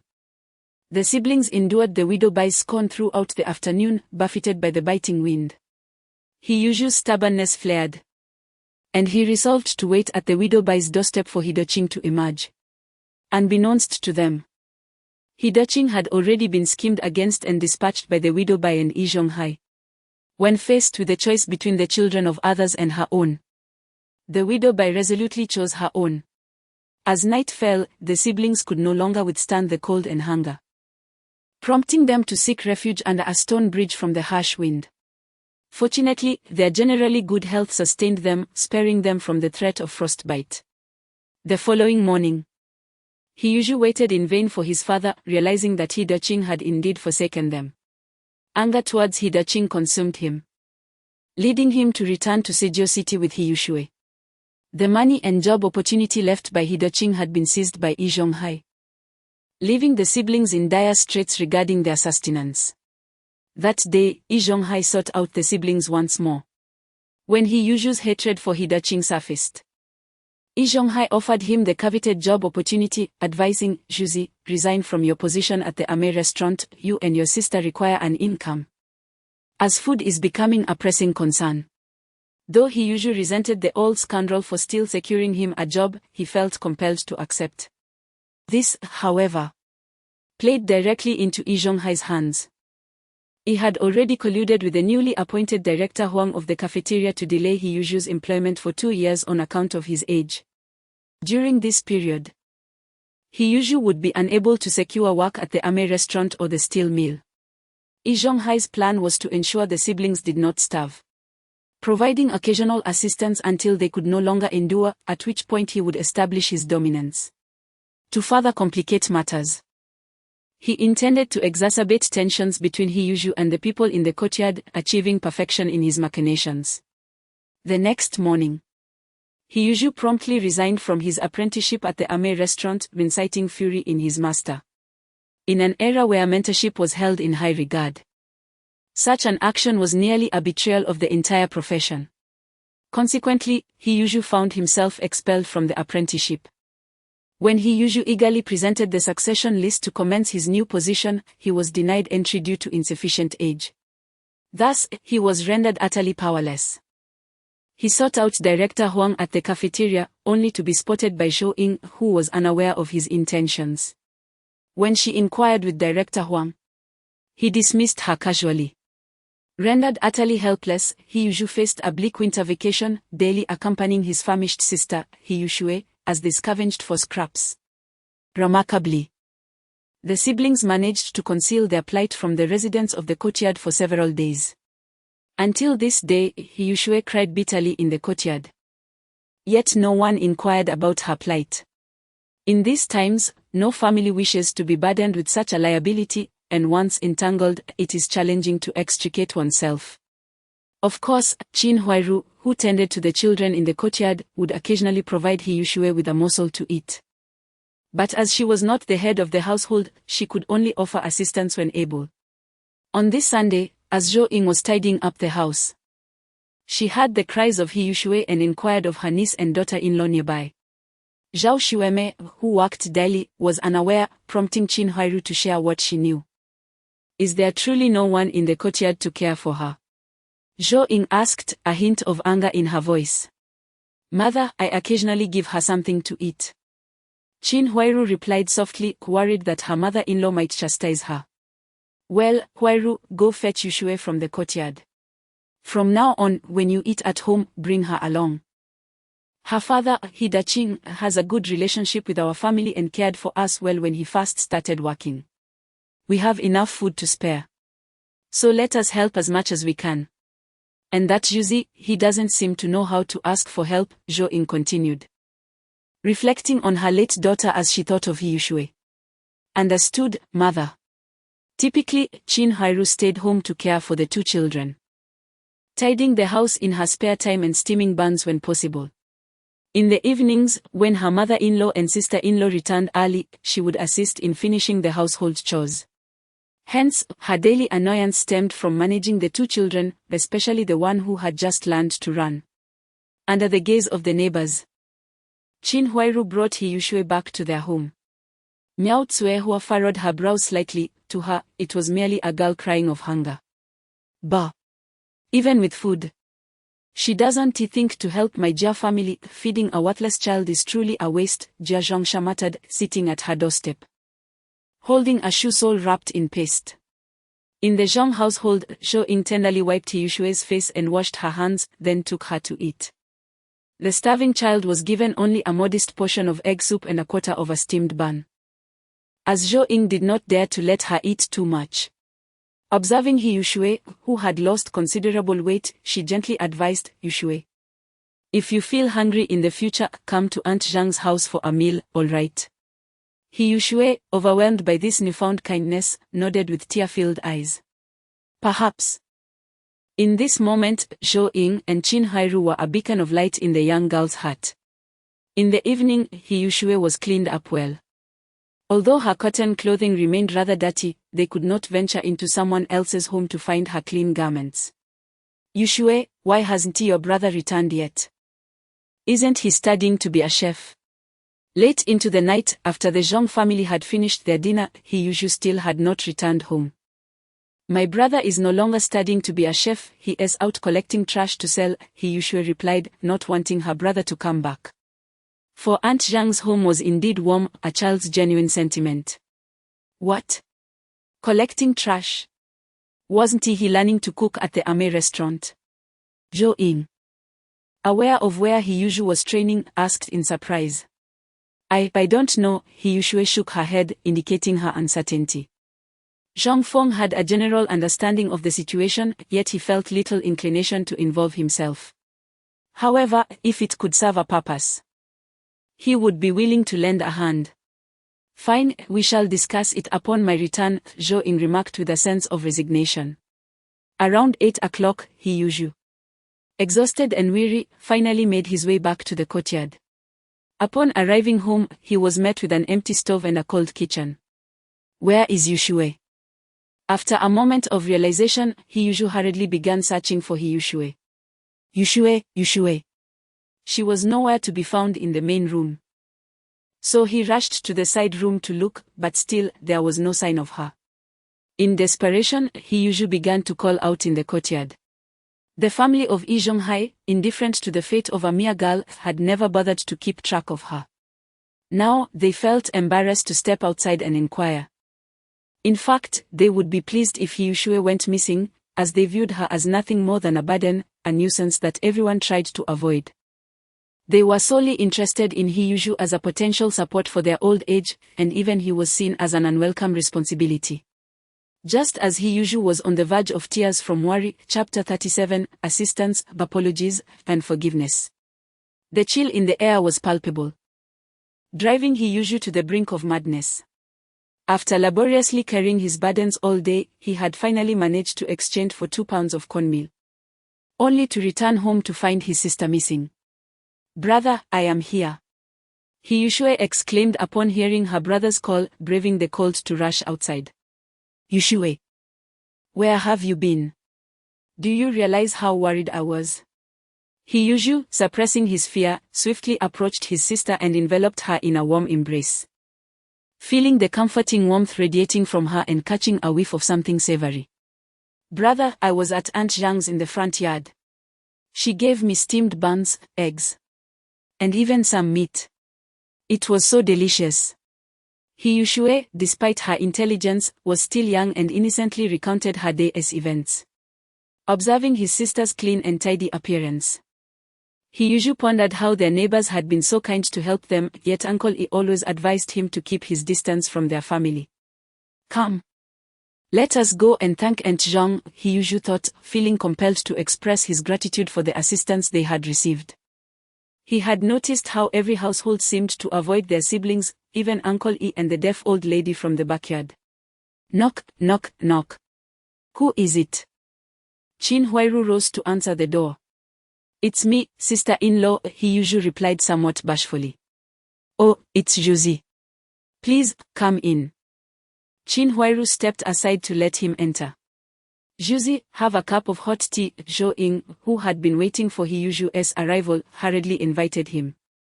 "Thank you, Aunt." Yushue accepted the tea with a hint of shyness, his eyes drawn to the basket of steamed buns on the dining table. And he could not help but swallow hard. "Have you eaten?" Zhou Ying inquired upon noticing his reaction. "I have," Yushue replied, trying to resist the allure of the buns, yet the faint aroma of meat wafting through the air made his stomach rumble. "Oh, you silly boy. Don't be so polite with your aunt. Here, take some to eat," Zhou Ying said as she placed 2 buns into Yushue's somewhat dirty hands. "Thank you, Aunt." Yushu murmured, initially wanting to decline but unable to withstand the pangs of hunger. "Huairu, heat up that little box of meat for Josie," Zhou Ying called to her daughter-in-law. "Oh. No, Aunt, the buns are enough," Yushue said, his eyes glistening with emotion. Nevertheless, Qin Huairu still rose to heat the meat. "Josie, take your time eating, or I will ask you some questions later," Zhou Ying added as she filled Yushue's bowl with water. Yushue replied, devouring the buns hastily, his response muffled, reflecting the saying that a growing boy could eat his parents out of house and home. Qin Huairu returned with the warmed meat, and alongside the 6 buns. Yushue consumed every last morsel. Noticing Yushue's embarrassment, Zhou Ying asked, "Josie, why aren't you learning to cook at the Ame Tavern anymore?" "It was Uncle Yi who advised me to resign from my apprenticeship and to take my father's job placement to work at the steel factory. But they said I was too young to be employed there," Yushue replied, his head hanging low in disappointment. "No wonder I saw you at the factory the other day. So, how are you supporting Yushue now?" Zhou Ying murmured, then continued to question him. "Aunt, I am currently earning a living by carrying heavy packages, and in a couple of years, I will be able to work in a factory. He Yuju, with a hearty belch, felt embarrassed to mention his scavenging activities. What? Carrying heavy packages? But how can your body withstand that? Zhou-Ying exclaimed, her voice rising in astonishment. It's nothing and I'm quite strong, he Yuju replied with a goofy grin. No, Juzi, you are too young to be doing such strenuous labor. And that is Zhonghai. Really, he should have checked things out properly. If he makes you resign again, he won't take responsibility for what happens, Zhou-Ying said, her anger palpable. Juzi, why don't you see if you can return to a Mei restaurant and explain the situation to your master? If he forgives you, you can continue learning to cook. As for Yuxue, you needn't worry, she can stay at my place for meals and lodging. It's too cold for a little girl like her to be alone at home, Zhou-Ying thought about helping, as her family was not in dire straits. Thus repaying the kindness from when she first entered the factory. And, why are you being so kind to my family? The other families in the courtyard avoid us. He Yuju asked, puzzled. Back when I entered the factory and during that time, our winter vegetables were stored in your family's cellar. Zhou-Ying recounted the reason. He Yuju softly murmured, I never imagined that the small favor I did back then would help us today, while the other families did not. Even without this connection, I cannot just stand by and watch you two suffer. Alright, listen to your aunt. Go apologize to your master and clearly explain the reasons. Be humble, and don't be too proud. If that doesn't work, I will take you to see Director Lu and see if there are still openings in the factory, Zhou-Ying instructed He Yuju on how to apologize. Even at the cost of offending the new cafeteria director. Thank you, aunt. I will let you take care of Yuxue from now on. I won't speak of repayment. We shall see how things unfold. He Yuju was genuinely moved, having felt the warmth of human kindness in recent days. You silly child, what are you saying? Is your aunt the kind of person who seeks repayment? Zhou-Ying chided lightly, then got up to fetch 50 yuan for He Yuju. You are in need as well. Consider this money a loan from your aunt. If you ever find yourself without food, come to my place to eat. He Yuju looked down at the money in his hands, unable to contain his emotions any longer. Aunt, I'll head back now. You should rest early. On his way back through the courtyard, He Yuju felt that he was no longer a lonely soul adrift in the world, he was someone cared for. The night passed slowly, and before dawn, He Yuju rose to tidy himself up, hiding most of the money lent by Aunt Zhong. Taking a portion to buy some gifts for his master. The residents of the courtyard gradually awoke and began their morning routines. Early in the day, Yi Zhonghai noticed the door to He Yuju's home was tightly locked, his brow furrowing in concern. The adults in the courtyard left for work, while the children enjoyed their winter break. Outside, the alley was filled with the joyful laughter and playful chatter of students, undeterred by the frigid weather. He Yuanju arrived early in the morning, carrying 2 bottles of wine, and hesitated for a long time before finally knocking on the door of his master's house. Who is it? Came a gentle woman's voice. It's me, He Yuanju, he replied somewhat bashfully. Oh. It's Juzi, the mistress exclaimed, surprised. What brings you here? You've already been cast out from the household. Master Tian, upon seeing He Yuanju, did not greet him warmly. Master, my father ran off with a widow, leaving my sister and me behind. A few days ago, I found myself in a dire situation. My father left us with neither a penny nor a grain of rice. I truly had no other choice. Master, Uncle E from the courtyard asked me to quit my apprenticeship and take my father's place at the steel factory. But they refused to let me in due to my young age. Fortunately, a kind-hearted aunt took in Yuan Shui and advised me to come and apologize to you, urging me to continue learning the craft under your tutelage. Otherwise, I would have been lost, He Yuanju recounted, kneeling down to share the grievances of recent days now that his master seemed to be calming down. Your father ran off with a widow. He didn't leave you any provisions. Master Tian, upon hearing this, felt his anger dissipate, though disbelief lingered in his voice. He thought to himself that it was no wonder Hidaching had not come by to apologize in all this time. Yes, master. I've spent the last few days scavenging for scraps and carrying packages to survive. Had it not been for Aunt Zhang noticing Yuanshui's hunger, I would have truly had no way to turn back, Yuanshu said, his eyes reddening with emotion, feeling a deep sense of injustice. Then how did you acquire the money for the wine? Was it lent to you by another aunt? Master Tian inquired, glancing at the 2 bottles in Yuanshu's possession. Yuanshu could only nod vigorously. Alas, a foolish child, you have been learning the culinary arts with me for 5 or 6 years now. Although you came to me with skills, I have come to regard you as a son. How could I not be upset that you left so abruptly? When faced with difficulties, why did you not seek my assistance? Come, let us go inside, Master Tian said, pulling Yuanshu to his feet and leading him into the house. After a considerable time, Yuanshu, with 100,000 in his pocket, bid farewell to his master as he stepped outside. On the way, when no one was around, he secretly wiped away his tears. Realizing that his master would retire in a year and return to his hometown in Sichuan, possibly never to see him again. His master mentioned that he had been schemed against by Yi Zhonghai, but urged him to remain silent and not to expose it. For he was still young and could not contend with others, he must learn to endure. Yuanshu's emotions were tumultuous, he found it difficult to comprehend the situation. Upon returning to the courtyard, he knocked on the door of the Zhang family.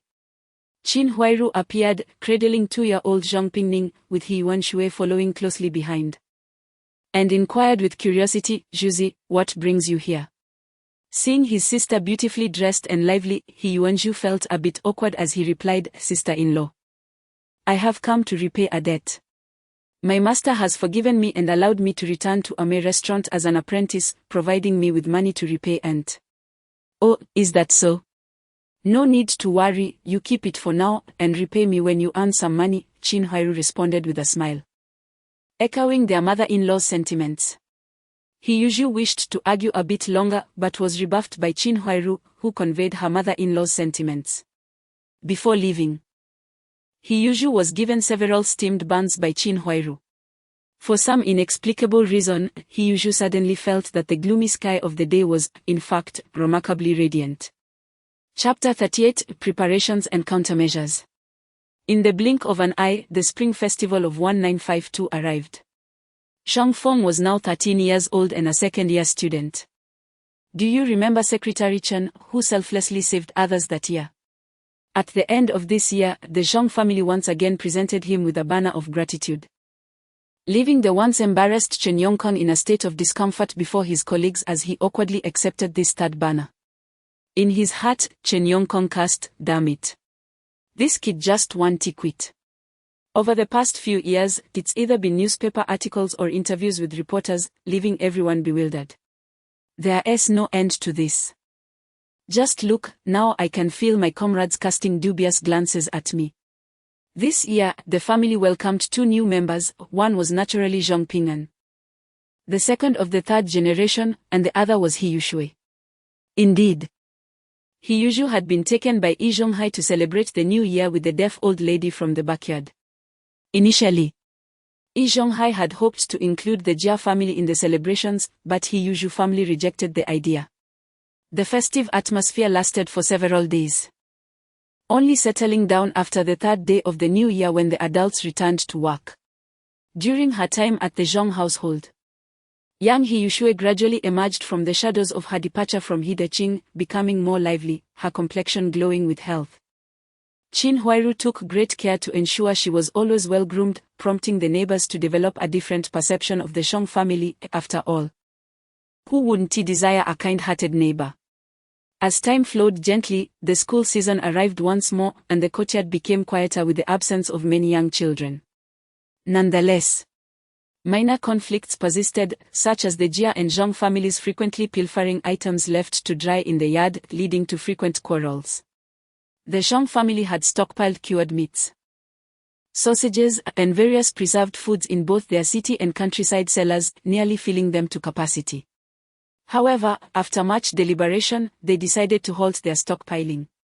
Currently, The nation was undergoing land reform, while external conflicts continued with countries like Eagle Source. Upon learning that He Yushu had returned to the Ame restaurant to study cooking, Lee Zhonghai felt a surge of anger, yet he could no longer openly dissuade her, lest He Yushu, regardless of her naivety, perceive his intentions. Furthermore, without He Yushu's presence to burden him, he found no opportunity to support the siblings.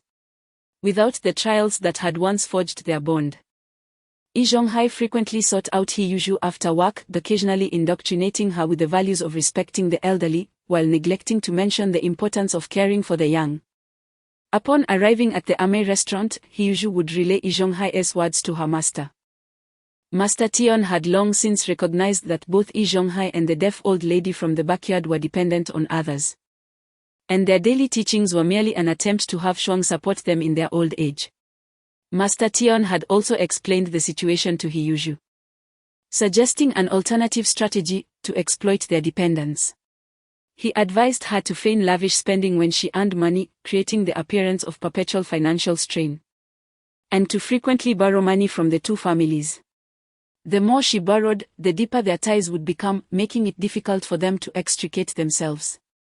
Ultimately, the money and the house would belong to the He family, allowing her to avoid offending either party while binding them to her own chariot. He Yushu, having heeded his master's suggestion, recalled 5 words, "Yeet from 2 families to the end."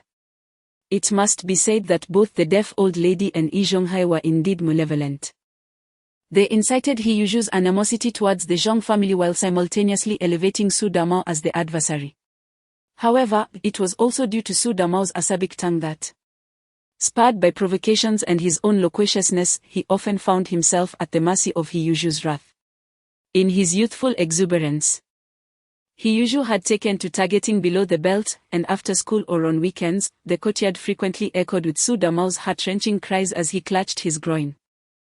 In that era, no one truly grasped the peril of such actions. Both adults and children regarded it as mere amusement, and those who understood the implications were too apathetic to intervene. With the guidance of his master, He Yushu cast aside his scruples and began to borrow money from both the deaf old lady and Lee Zhonghai, much to their chagrin. Though they were indeed seeking to support their elder, they were reluctant to exhaust their resources on a son. Yet, failing to lend would jeopardize their relationship, especially considering the costs incurred in their previous dealings with Hidoching. The deaf old lady was willing to spend on He Yushu, but she was drawing from her dwindling reserves. What if, one day, she found herself without funds? Nevertheless, He Yushu, with the backing of an influential figure, subtly indicated his closeness, casually mentioning elder care in conversation, initially borrowing small amounts, and later, when hungry, expressing camaraderie by visiting for meals. Thus, he not only repaid the Zhong families and his master's debts but also provided monthly living expenses for Yushu.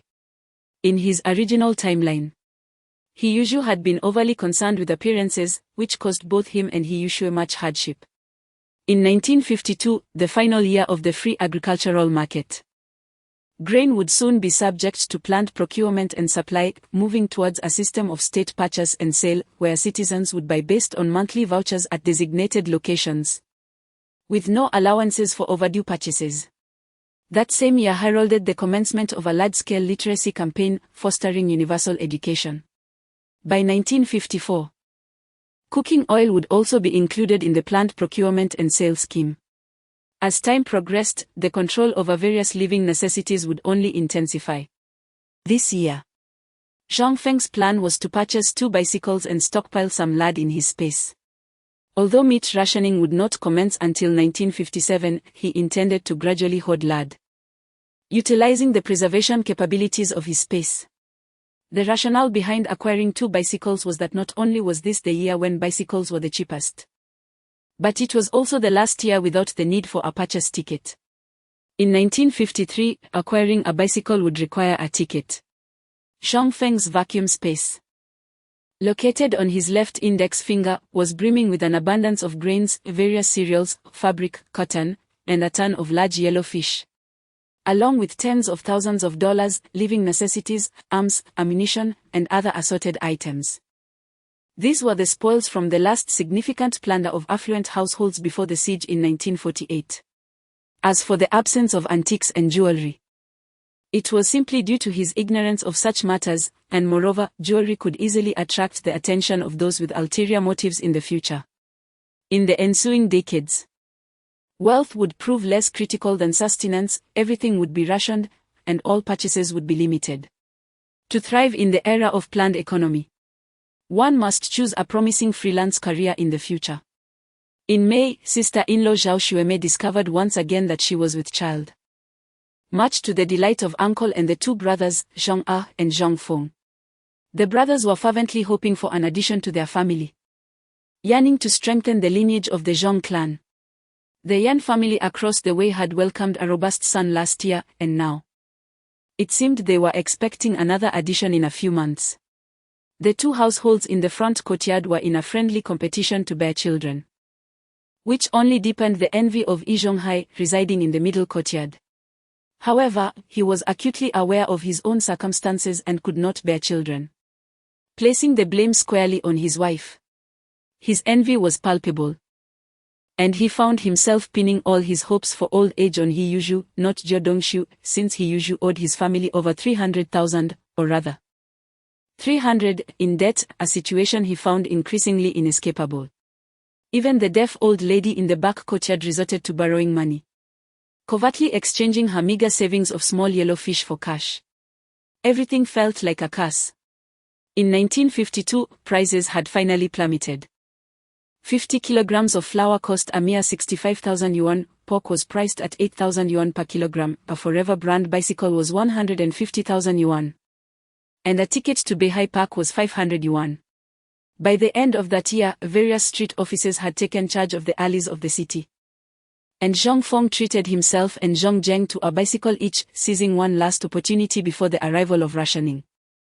Chapter 39, The System of Stewardship and the Examination of Public-Private Partnerships. In January 1953, military management committees across the nation were gradually supplanted by local people's governments. In the same year, the state implemented a policy of unified purchasing and marketing for grain and agricultural products nationwide, to manage residential areas and prevent espionage. Neighborhood committees were established, comprising elderly individuals adorned with red armbands and mediators from large courtyards, who later became known as stewards. Zhang Ah had no intention of competing for the role of mediator, but upon hearing Zhang Feng mention that if Yi Zhonghai were to become a mediator, he would undoubtedly exploit his official connections to cause turmoil in the courtyard, Zhang Ah found the argument compelling and thus decided to participate in the election. With the assistance of the deaf elderly woman, Yi Zhonghai supported the care of lonely and elderly residents, thereby securing his position as mediator. The Zhang family had demonstrated merit both before and after liberation, and they were currently caring for a little girl in the courtyard who had no one to look after her, which facilitated Zhang A's successful election as mediator. In the back courtyard, Lu Haizhong was the most proactive in pursuing an official position, frequently visiting the neighborhood committee until Director Wang, having lost his patience, also became a mediator. At this juncture, Yi Zhonghai sought to stir the pot by proposing a ranking system for mediators based on age, suggesting a collective management of the entire courtyard. This idea was insidiously crafted, if implemented, it would reduce Zhang Ah and Lu Haizhong to mere figureheads.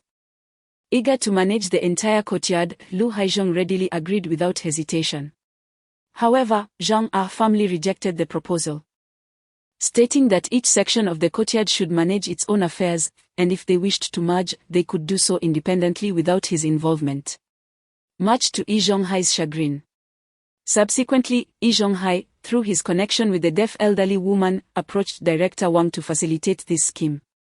Director Wang, without much thought, deemed it feasible and, at the end of the workday, brought several officials to the courtyard to consult the remaining two mediators. Lu Haizhong wholeheartedly supported the idea. But when Yi Zhonghai revealed a victorious smile, Zhang Ah again outrightly refused, asserting that he had no desire to meddle in the affairs of the middle and back courtyards. He articulated that the mediator's responsibility was to resolve neighborhood disputes and address potential threats, emphasizing that with everyone occupied with their own work, it was impractical to manage collectively.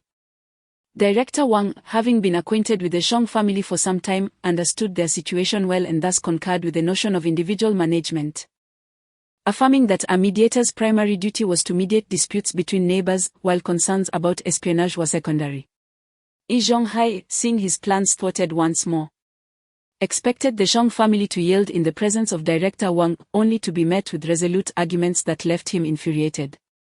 After Director Wang departed, Yi Zhonghai proposed to Zhong Ah and Lu Haisheng that they rename the mediators as stewards, only to be rebuffed again by Zhong Ah, who questioned the absurdity of having peers and older individuals address him as steward.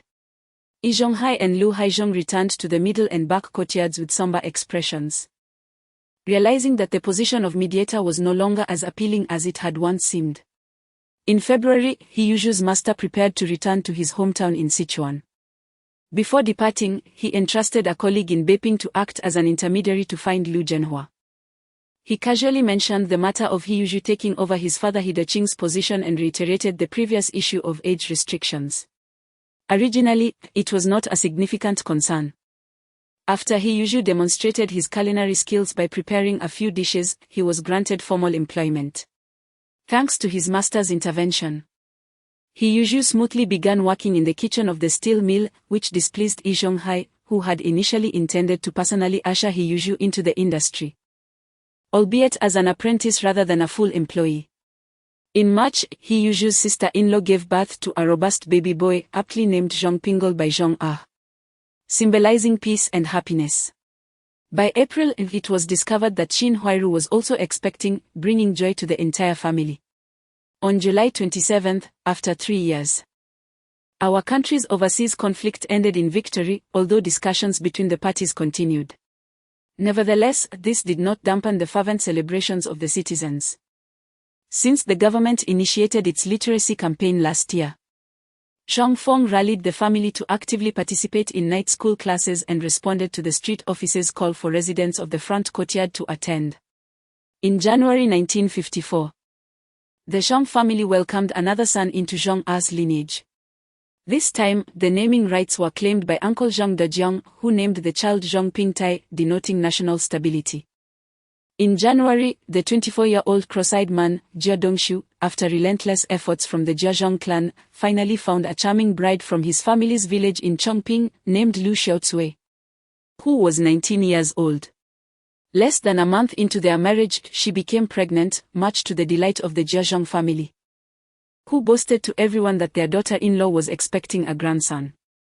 However, while they celebrated outwardly, at home, they relentlessly pressured the pregnant Lu Xiaocui with endless chores, often referring to her in derogatory terms, which left the newlywed woman in tears each day, secretly envious of her compatriot Qin Huairu, who had also married into the same courtyard. In September, private shops across the streets of the city and major factories outside the city began negotiations with the government for public-private partnerships, resulting in a mixture of smooth progress and bureaucratic red tape. At the Lu steel factory beyond Dongzaiman, the gatekeepers had been replaced by armed personnel from the Public Security Bureau to prevent sabotage of the nation's heavy industry by enemy agents.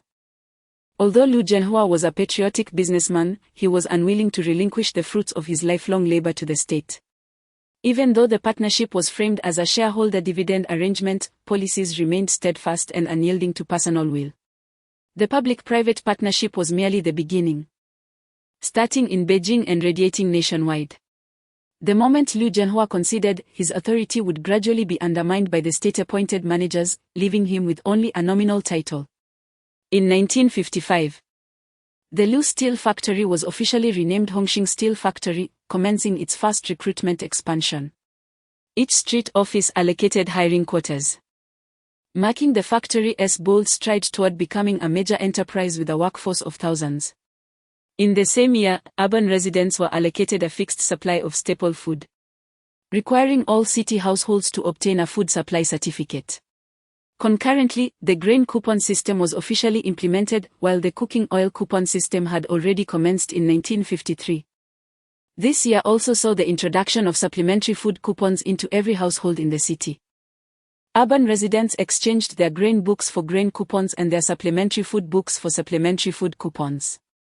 The currency of the time included grain coupons, cloth coupons, meat coupons, oil coupons, pastry coupons, tofu coupons, soy sauce coupons, match coupons, fish coupons, coal coupons. Everything required a coupon. Without one, there was no hope for survival in the city. As time progressed, the variety of coupons only increased. On May 10, the second series of renminbi was officially issued, bringing an end to the circulation of enormous denominations that reached into the thousands, tens of thousands, and even millions. In August, workers were dispatched to rural areas to assist farmers in harvesting grain. It was also during this year that the segregation of rural and urban household registrations was once again instituted. Since marrying into the Zhang family, Qin Huairu had changed her household registration to the city, thus no longer retaining her previous rural status. By the end of the year, the Zhang family received joyful news. Cousin Zhao Xueme was pregnant once again, which evoked envy among all in the courtyard for the Zhang family's burgeoning lineage. Yi Zhonghai, in the courtyard, avoided encounters with the Zhang family. Meanwhile, a 16-year-old Zhang Feng was already a second-year high school student. With just a year and a half remaining until his graduation and subsequent assignment. In January 1956, the state promoted simplified Chinese characters and the widespread use of Mandarin. The complete merger of public and private sectors was finalized, with steel mills now employing thousands. That year, the government strictly prohibited private trade. Those caught would face charges of speculation. However, individuals were permitted to sell their yields directly to the state. Zhang Feng took advantage of his spare time each day to deliver the fish he caught to the nearby supply and marketing cooperative. His mother, cousin, and elder sister-in-law had all transferred to work at this cooperative, which was rapidly expanding its reach in both urban and rural areas. The job switch was necessitated by the lack of upward mobility in the steel mill's cafeteria, where the only benefits were leftover dishes and the best meals reserved for the head chef. In contrast, the cooperative offered numerous incentives for internal employees, allowing them to take home quality perishables at reduced prices, with even eggs available for selection. This welfare would prove invaluable in the decades to come. That year, all factories across the nation instituted an 8-level worker system, prompting every unit to redefine its wage structure. Factories initiated fervent assessments and classifications. In the welding workshop of the Hongqing Steel Mill, 3 8th-level masters from the northeast were evaluating the skill levels of the workers. Hundreds gathered, forming layers of spectators, occasionally erupting into cheers of excitement as they watched the assessments unfold. The sizzling sound of welding steel resonated, illuminated by flickering blue-white sparks. "Master Zhang, you've passed the 6th level. Impressive!" exclaimed a worker. Zhang Yang, now 27, removed his sunglasses and accepted the congratulations from his fellow workers with a relaxed smile. "Master, here's a towel for you to wipe your sweat." "Incredible, Master, have some water," chimed in 3 young apprentices, each carrying something with joyful expressions as they approached Zhang Yang. These 3 were assigned to the factory as apprentices the previous year due to the expansion of recruitment. Zhang Yang first took the towel to wipe the sweat from his brow and then opened the tea thermos, tilting his head back slightly to drink. "Look over there. Master Zhang has begun the assessment for the 6th level."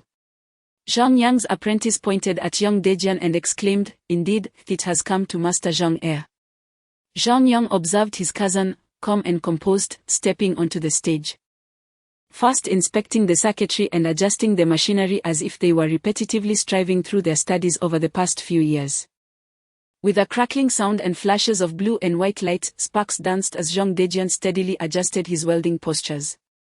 For 6 years, they had devoted themselves to mastering technical knowledge, initially believing that advancement would rely solely on years of experience. Yet, the pace of change was swift. Amidst the whirlwind of factory rebranding and shifts in leadership, they had become state workers, secure in their positions, immune to arbitrary dismissal by even the factory director. All of this left Zhang Yang feeling somewhat surreal. His enigmatic third brother seemed to possess a prescient quality, as if he had orchestrated everything in advance. Had he been illiterate, he might have remained at the third or fourth level of welding, but through self-exploration, perhaps someday he would have become a master craftsman. Albeit after a long and arduous journey. Meanwhile, Zhang Ah, who had successfully passed the sixth level, harbored a complex emotional state. Initially driven by the hardships he endured, he aspired to forge a better life for his family. However, as life improved, he became complacent. If it weren't for the relentless dedication of his nephew and eldest son to their studies, he feared being left behind by the younger generation. Their companionship had motivated him to continue learning. Without them, he might have settled at a mere fifth level.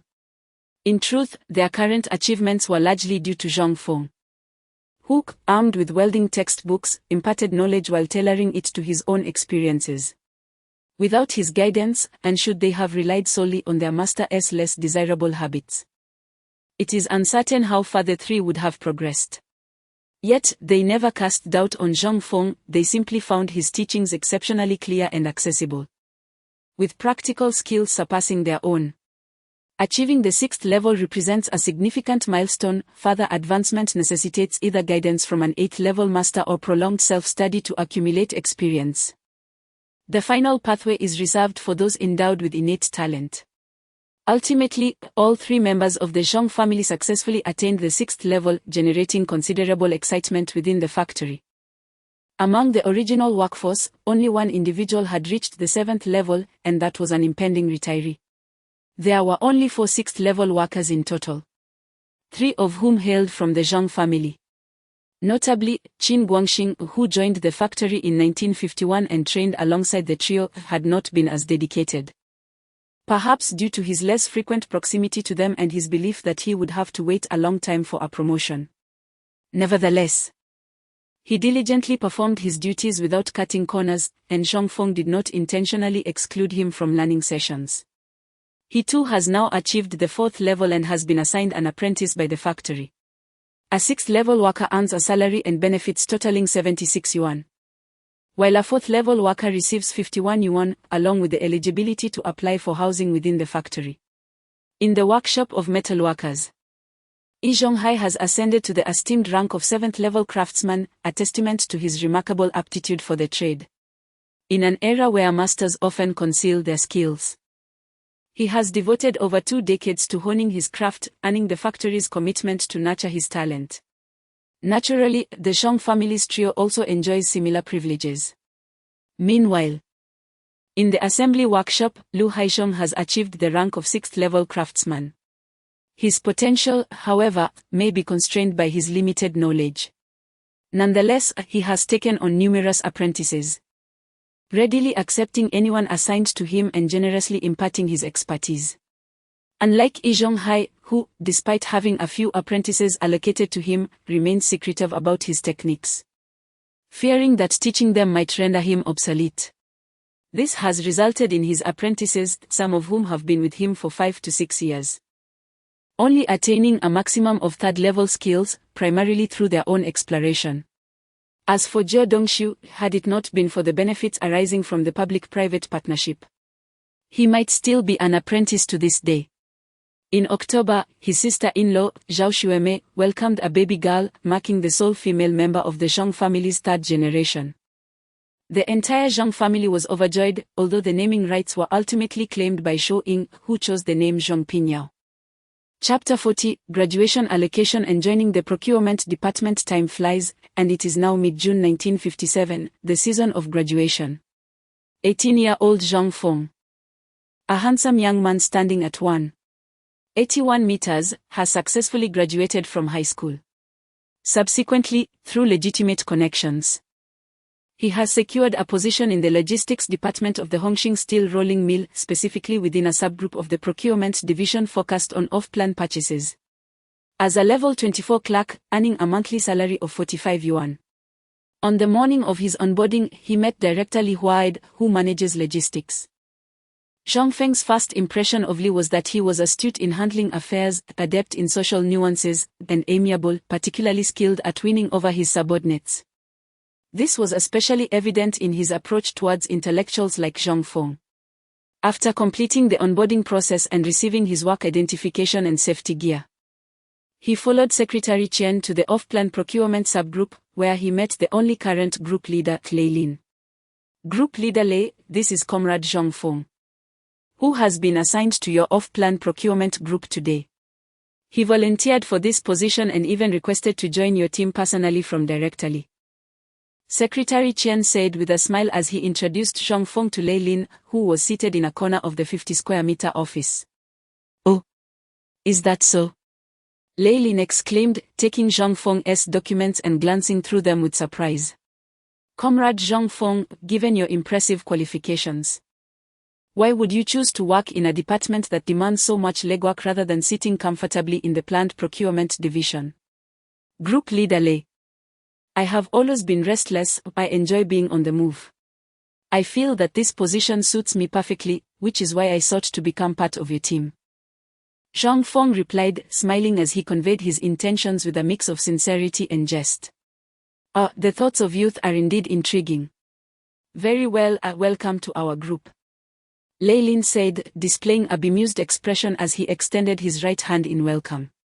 Zhang Feng promptly shook his hand and responded, thank you for taking me in, leader.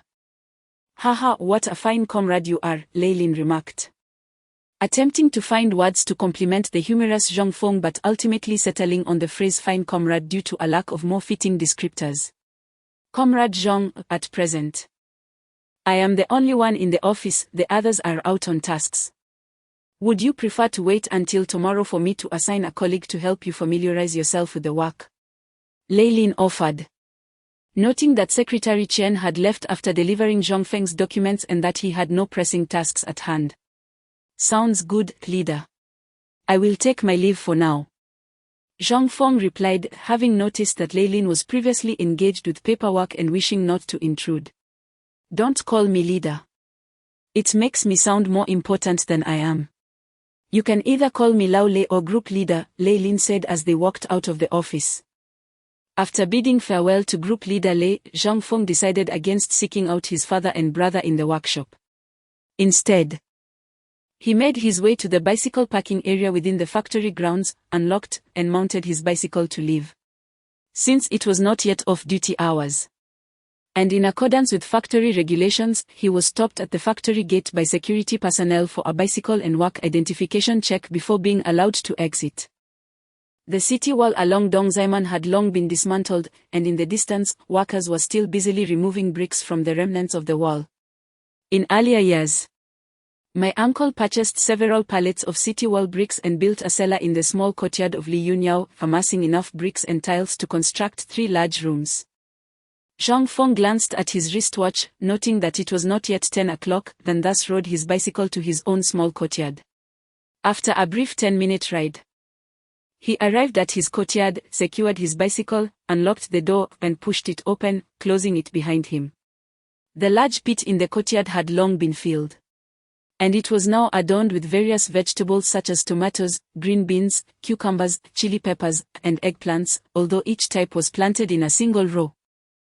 Besides the towering stacks of bricks in the corners, the walls were lined with apricot trees, apple trees, persimmon trees, pear trees, cherry trees, grapevines, jujube trees, and peach trees. To the left of the entrance, there was a sizable cellar, while to the right, near the cherry tree, stood a water tap. In the northwest corner, beneath the apple tree, there was a small brick room and a thatched shed. The small room served as a summer residence for my uncle when he came to tend the garden, leaving little space beyond a wooden bed, while the thatched shed was used for storing firewood for cooking. At this hour, my uncle would likely have returned to Zhuojiakan to tend the fields, only to return in the evening to sleep and oversee the garden, as the produce grown in the city was quite precious, drawing many admirers. Zhang Feng came here to harvest vegetables and fruits. By mid-June, apricots, fuzzy peaches, and strawberries were ripe. He picked a few of each, along with various vegetables, before retrieving the key to open the cellar. He descended to fetch a piece of cured meat and a cured chicken, locked the cellar entrance, placed all the meat and vegetables into a black cloth bag, and then exited the courtyard, securing the door behind him. Instead of heading to Nanluogaxiang, he took a detour to Baijianzixiang. With schools on summer break, children of all sizes played along the streets and alleys. In a large courtyard of Baijianxiang. Zhang Feng lifted his bicycle over the threshold and entered. "Oh! Old Yu's son-in-law has come again." A woman exclaimed enviously to another woman who had her back turned to the entrance. The woman cleaning vegetables in the courtyard, Yu's mother, heard the shout from the young family's old sister and turned to see her daughter's boyfriend had arrived. Elated, she called out, "Yes, it's Xiao Zhong. Come in and sit down. Aunt will prepare you a meal." Aunt, is my uncle home?" Zhang Feng replied as he parked his bicycle. "You child. Why do you bring things when you come?" Yu's mother chided gently as she took the somewhat heavy bag from him. Aunt, these are all from our garden." Zhang Feng replied with a smile. "Is this cured meat and chicken also from the garden?" Yu's mother asked, opening the bag to find an assortment of vegetables, fruits, and cured meat, then admonished him. "Ahem, Aunt, we cured a lot of these a few years ago, I didn't take much." Zhang Feng explained as he prepared to enter the house, nearly colliding with three siblings. It turned out that hearing the commotion, Yuli, Yu Haitang, and Yu Haijun had rushed out. Before Yuli could speak, Yu Haitang and Yu Haijun eagerly exclaimed, "Brother-in-law is here. What delicious treats has brother-in-law brought for us?" Zhang Feng silently pointed towards the black cloth bag in Yumu's hand. Indeed, the two immediately abandoned him and rushed towards Yumu. "Watch where you're going. Do you realize you've trampled on the vegetables?" Zhang Feng was abruptly pulled into the house by Yuli. Only hearing Yumu's reprimands and the bickering of the two children behind him. In the main hall, upon hearing the commotion, Yu Guotao arrived just in time to encounter Zhang Feng, who had been pulled inside. However, before Zhang Feng could utter a word, Yuli swiftly led him into the bedroom she shared with Yu Haitang. Observing his daughter so unconcernedly ushering a man into her private sanctuary, Yu Guotao couldn't help but lament that he truly could not hold on to her any longer. Inside, after securing the door, the two shared a warm embrace and passionate kiss before reluctantly parting. Yuli, her cheeks slightly flushed, perhaps accustomed to such moments, inquired, "How was the work distribution today? Are you satisfied?" Chapter 41, Memories of the Past. Dining at the Yu family. With an air of enigmatic mischief, Zhang Feng smirked and said, Guess my foot." "Just tell me already," Yuli retorted, her beautiful eyes wide with playful indignation at her boyfriend's antics. "Well, it's a position I particularly like," Zhang Feng replied lazily, reclining on Yuli's bed and stretching his waist. That's a relief," Yuli exhaled, clearly relieved. Since the tender age of 14, when she first encountered Zhang Feng, a senior, she had been irresistibly drawn to his mature and self-assured demeanor. His handsome features and tall stature captivated her deeply, summoning an abundance of courage. Yuli boldly penned a love letter and delivered it to Zhang Feng. To be honest, when Zhang Feng first received the letter, he was somewhat taken aback, as this was a rather conservative era. What was it like to receive a love letter from a delicate girl just a year younger? Yuli possessed delicate features and a slender figure, standing just over 1.60 meters. Although she might not rival the beauty of Qin Huairu, her confident aura and attractive physique certainly set her apart. That evening, Zhang Feng pondered deeply, realizing that he would one day marry and have children. The girl who had sent him a love letter was not only appealing but also bold enough to defy the conventions of their time. What sort of wife should he seek? Someone akin to the beauty of Qin Huairu. Perhaps her cousin, Qin Jingru. No. I think I shall choose the one who captures my heart, thus she aligns perfectly with my aesthetic. That very night, Zhang Feng composed a reply and the next day, with great candor, found her class and personally handed it to Yuli, discovering to his surprise that she was in the same class as Yan Jiecheng. Under the watchful and somewhat envious gaze of Yan Jiecheng, Zhang Feng exited the classroom and returned to his own. It wasn't that no girls pursued Zhang Feng, rather. Those who dared were often not to his liking, while those who appealed to him lacked the courage to approach him directly, instead resorting to subtle glances. It would be unfair to label the less appealing girls as unattractive, he simply preferred those with gentler features. Yuli's face flashed with excitement as she eagerly opened the love letter, which read, "Let's wait until we get into high school to discuss." This content left Yuli feeling rather despondent.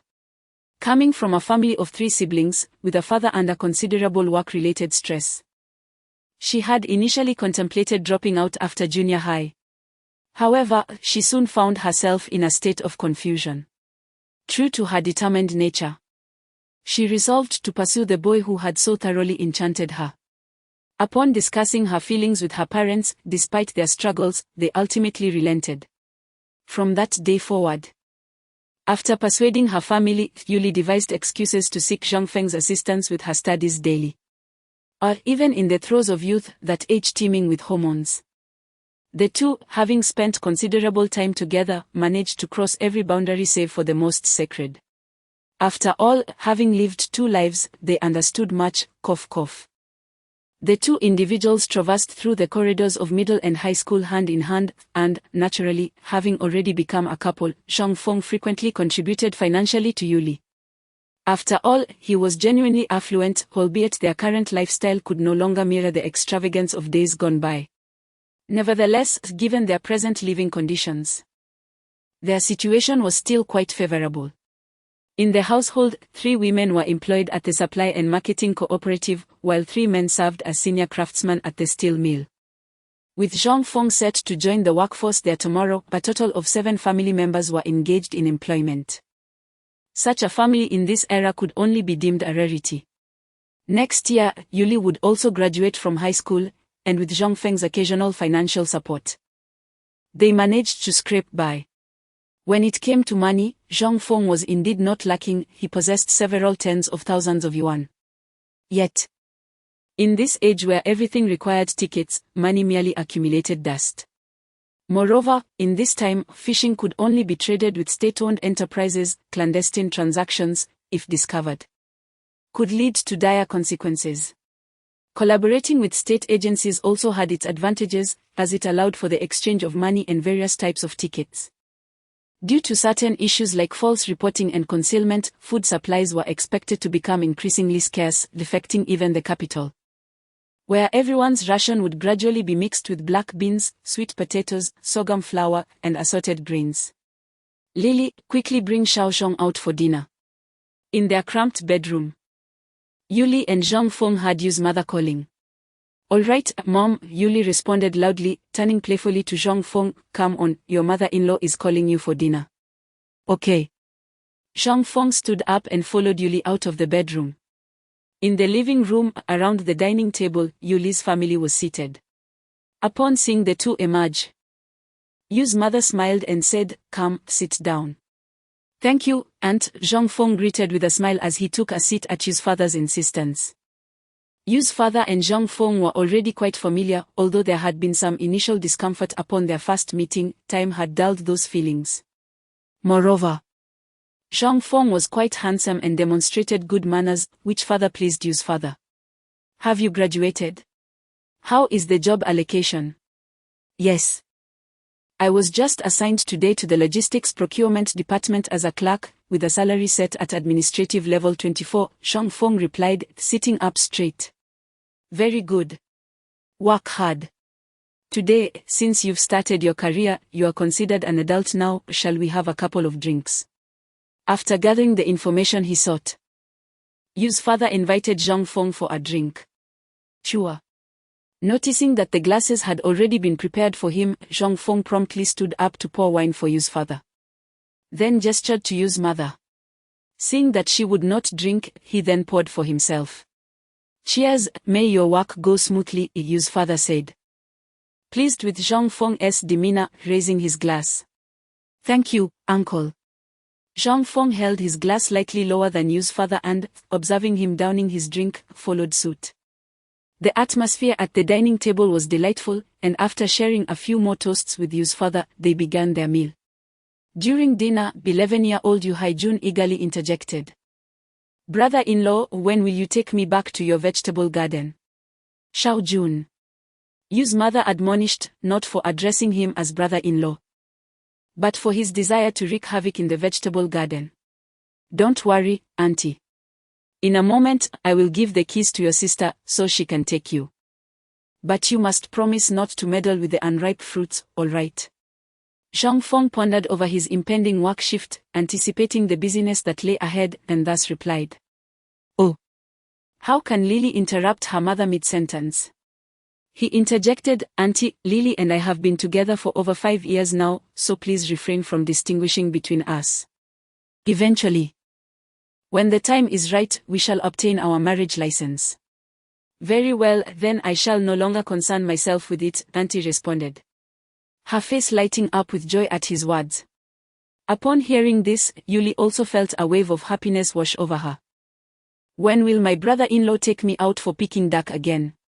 Yu Haitang, seizing her moment to speak, playfully chimed in. You mustn't scold the little girl again, Auntie. Zhang Feng preemptively interrupted. This Sunday, I will take you. Brother-in-law, I want to go too. Yu Haijun, anxious not to be forgotten, quickly stood up to remind them. Of course, you can go, wherever we are, there you shall be, Auntie said, her heart swelling with delight at her prospective son-in-law's attitude towards her children. And she hastily attempted to quiet the 2 younger ones. The meal concluded amidst this light-hearted atmosphere. Afterward, Zhang Feng produced half a jin of grain coupons to hand to Auntie. He refrained from offering money, as that would create distance, by not providing cash. He could compensate in other ways for the Yu family. Auntie accepted the grain coupons with a cheerful demeanor, as in these times, no household had surplus food, though, of course, there were exceptions. Chapter 42, The Summer Rain, a heart-wrenching revelation. Summer is a season characterized by abundant rainfall. The morning may shine with the blazing sun, yet by afternoon, a stifling breeze sweeps in, bringing with it a canopy of dark clouds. Amidst the flashes of lightning and the rumble of thunder, silver serpents of light flicker and dance within the heavy clouds. The oppressive heat seems to evaporate instantaneously, granting a fleeting sense of coolness, yet this is merely an illusion. The sultry temperature remains unrelieved by the sudden deluge. In a pavilion at Beihai Park, Yuli, sheltered by the curtain of rain, nestles in her boyfriend's embrace. The couple, with no particular plans for the afternoon, decided to venture out together. Beneath the pavilion, Zhang Feng savors the faint earthy aroma wafting through the air, his gaze directed towards the park outside. The lush greenery of summer, adorned with vibrant blossoms, sways defiantly under the cleansing rain, exuding vitality. While the entire nation unites in fervent efforts to build a prosperous homeland, Sunday provides a rare opportunity for respite. After 2 hours of relentless rain, it finally subsides. Before leaving the park, Ganda Yuli's adoring gaze, Zhang Feng skillfully catches 5 fish of varying sizes, estimated to weigh around 10 pounds. He deftly twists some river grass into a makeshift string and strings the fish together, handing them to Yuli. Let us see if we can exchange this for a meal of lamb hot pot. If not, we can negotiate a price, Zhang Feng remarks with a beaming smile. Yuli, having grown accustomed to this, nods in admiration and follows her boyfriend's lead, stepping out amidst the envious glances of passers-by. Zhang Feng wipes the rain off the seat of his bicycle. Let us go, he calls, ensuring Yuli is settled before he pedals vigorously, propelling them forward. Indeed, being well-connected makes a significant difference. Zhang Feng, who previously took Zhongzheng fishing to barter for meals, now finds that his advantages have blossomed. Former restaurant workers have transformed into employees with stable government jobs. Having acquaintances certainly eases transactions, thus every establishment offers internal perks to its staff. With the fish they caught for free, they exchanged over 10 pounds for 4 plates of lamb, accompanied by a generous serving of black fungus, vermicelli, cabbage, and radish. Initially, Yuli felt it was an unworthy exchange, given the substantial amount of fish traded for only 2 pounds of lamb and some side dishes. However, Zhang Feng reminded her that in such exchanges, one must be willing to accept a minor loss for the sake of gaining a greater benefit. Only then would others be inclined to trade, and they would even offer superior cuts of meat and vegetables. Ultimately, the fish had cost them nothing to catch. Incurring a small loss to receive better service is indeed a worthy trade. Thus, the lamb served at their table was a delightful mix of fat and lean. tender and devoid of any unpleasant odor, and the waitstaff met them with cheerful smiles. Look at the lamb at the neighboring table, a significant portion is overcooked and tough, requiring considerable effort to chew. Moreover, observe the service at the adjacent table, where the waitstaff displayed no smiles. Any hint of criticism would earn a frosty response. And in the worst cases, one might even find a spitting server. In the present day, indulging in lamb requires either financial means or meat coupons. Or one must depend on the whims of the manager and staff at the local lamb shop. After adjusting the dipping sauce, the two savored a delightful meal. For some inexplicable reason, Yuli developed a fondness for the sauce prepared by Zhongfeng. It is hardly surprising, considering his extensive experience as a chef in a previous life, which undoubtedly ensured the sauce's exquisite taste. As evening descended, Zhongfeng purchased a new outfit for Yuli and half a pound of ABC Mickey Mouse milk candy before cycling her home. Upon returning to Courtyard 95, he passed through the flower archway and spotted Yan Fugui tending to the flowers. Zhongfeng pushed his bicycle forward, greeting with a jovial tone, "Oh, Uncle Yan. Busy with the flowers? Oh, Xiaofeng is back. Why didn't you go fishing today?" Yan Fugui replied, adjusting his glasses, his sharp gaze scanning Zhongfeng's hands for any items. Noticing that Zhongfeng had returned empty-handed, a hint of disappointment flickered in his eyes. "Not today. I was preoccupied with factory matters," Zhongfeng explained, well accustomed to Yan Fugui's scrutinizing gaze. Moreover, the front courtyard was under their family's care. And as long as there were no disturbances, they occasionally bestowed small favors upon the residents of the front courtyard, such as a handful of beans or peppers, and occasionally shared some miscellaneous fish.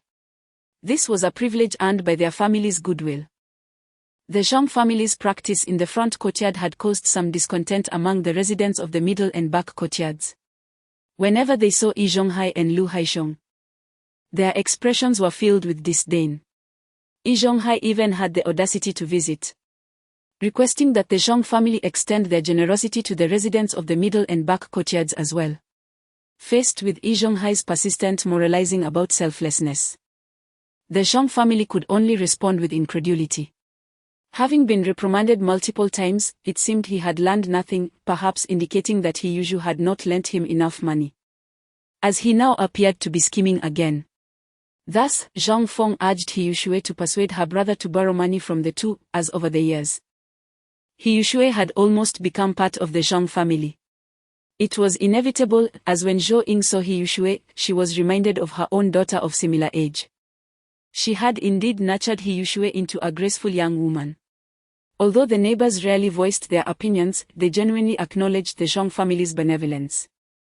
Even Director Wang Xia of the street office held the Zhang family in high regard, as did Yi Zhonghai's family, given their genuine care for the elderly residents of the back courtyard. "Brother, you are back," Zhang Zheng exclaimed upon hearing the commotion. Emerging from the house with his 2-year-old son, Zhang Pingyao, followed by He Yushue and several other children from the front courtyard, including Zhang Pingning, Zhang Ping'an, Zhang Pinggol, Zhang Pingtai, Qin Hongbing, Qin Hongyu, Yan Jiefang, Yan Jiequang, Yan Jiedi, Chen Hongbing, Chen Tingting, Chen Xiaohu, Chen Xiaomei, and Li Yong. "Third uncle. Third uncle." A lively group of children chattered, calling out in unison. Yan Fugui, noticing his 3 children joining in the chorus, felt a twinge of displeasure, thinking, "These 3 little rascals are unwittingly diminishing our family's stature compared to the Zhangs."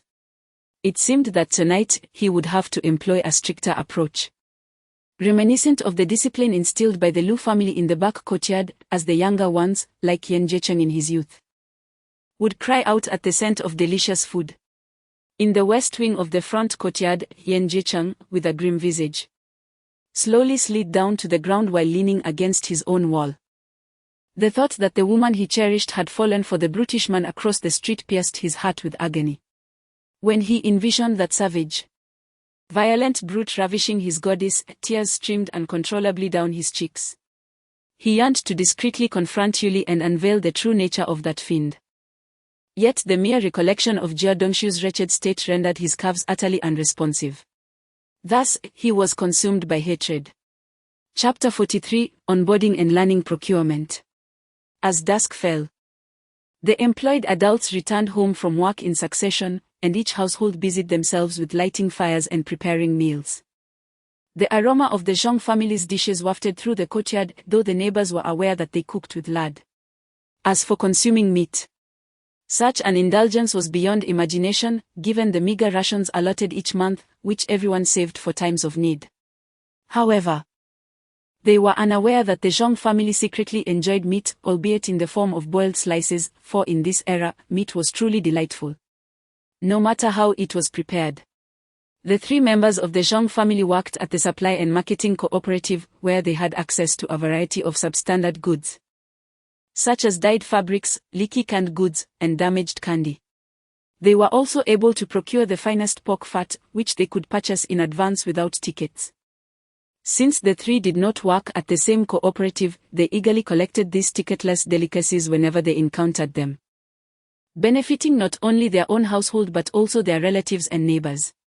They finally understood why their elder brother had transferred them from the bountiful canteen to the cooperative. The meager offerings of the canteen paled in comparison to the advantages of the cooperative. The 2 job slots at the steel mill were not wasted either. One was given to Qin Guangxing's wife, Chen Qin, and the other remained on the list, which Zhang Feng intended to offer to Yuli's mother when the opportunity arose. After dinner, in the home of Yi Zhonghai, he usually rubbed his full belly and, feeling somewhat embarrassed yet accustomed, spoke up, "Uncle Yi, I accidentally spent last month's money ahead of time, and my salary for this month hasn't been issued yet. Do you think you could lend me some?" Upon hearing this, the couple, who had intended to sneak away after dinner, paused at the door, visibly troubled. Yi Zhonghai replied, "Shuzi, you eat at home and at the factory every day, how can you run out of money so quickly? You must learn to live frugally. You can't spend extravagantly. You need to save money for your future wife. Besides, you've borrowed from me 3 times this month alone, I've lent you every time. And you're still short? I'm not exactly flush with cash myself these days. Indeed, Juzi, not only have you borrowed 3 times this month, but in the previous months, you've borrowed money regularly. Our family is not well off," Miao Tsuelan remarked, eyeing the watches on He Yushu's wrists, feeling a pang of envy. "Juzi, you already own a bicycle, a sewing machine, a radio, and a watch, there is no need for another watch." The more Yi Zhonghai spoke, the more his heart ached. "Fine, uncle and aunt, if you won't lend me, I'll just go to Aunt Zhang in the front yard." He Yushu quickly resorted to his usual tactic upon hearing their lengthy discourse. At this, Yi Zhonghai's eyelids twitched, fearing that He Yushu might be swayed by the Zhang family. He urgently called out to Miao Tsuelan, "My dear, go fetch Juzi 10, no, 15 yuan. Old Yi." Miao Tsuelan exclaimed, suddenly agitated. "Go quickly," he insisted, his tone leaving no room for dispute. "Grandma, are you in there?" Upon receiving 10 yuan, He Yushu, upon arriving at the backyard, called out loudly. The deaf old lady, upon hearing her grandson's voice, was instantly overwhelmed with joy. However, she suddenly recalled something and feigned deafness, pretending not to hear. She clumsily climbed onto the bed, and in the blink of an eye fell into a deep slumber, amidst the anguished cries of Lu Guangtian and Lu Guangfu. Zhang Feng gradually drifted into the realm of dreams. At dawn the following day, the sun shone brightly, heralding yet another splendid day. After brushing his teeth, Zhang Feng opened his chest, closed his eyes, and took a deep breath of the refreshing morning air, feeling a wave of contentment wash over him. In the courtyard, comrades heading to the factory had already eaten breakfast and were making their way eastward towards the east gate. Upon returning home, his dear nephew had already purchased breakfast from the stall at the alley's entrance. Zhang Feng joyfully consumed a boiled egg, 2 buns, 3 deep-fried dough sticks, and a bowl of thin porridge before mounting his bicycle and setting off early, for today marked the first day of his official reporting, necessitating an early arrival. Within a mere 10 minutes, he reached the factory gate, clad in the steel mill's uniform. He presented his work permit at the security department for verification before being granted entry. After securing his bicycle, he navigated his way to the procurement department's office, recalling yesterday's layout with ease. As he entered the office, he noticed only a handful of individuals dozing in their seats, all of whom curiously scrutinized the unfamiliar figure that had just entered. "Excuse me, may I ask why you are in our procurement office?" inquired Shashaman, her gaze fixed intently on Zhang Feng, who was surveying the office. "Oh, greetings. I am Zhang Feng, newly assigned to the procurement department today," he replied, pleased to be engaged in conversation upon his entrance. He pulled out a cigarette, offering one to her. "Oh, so you are the new colleague."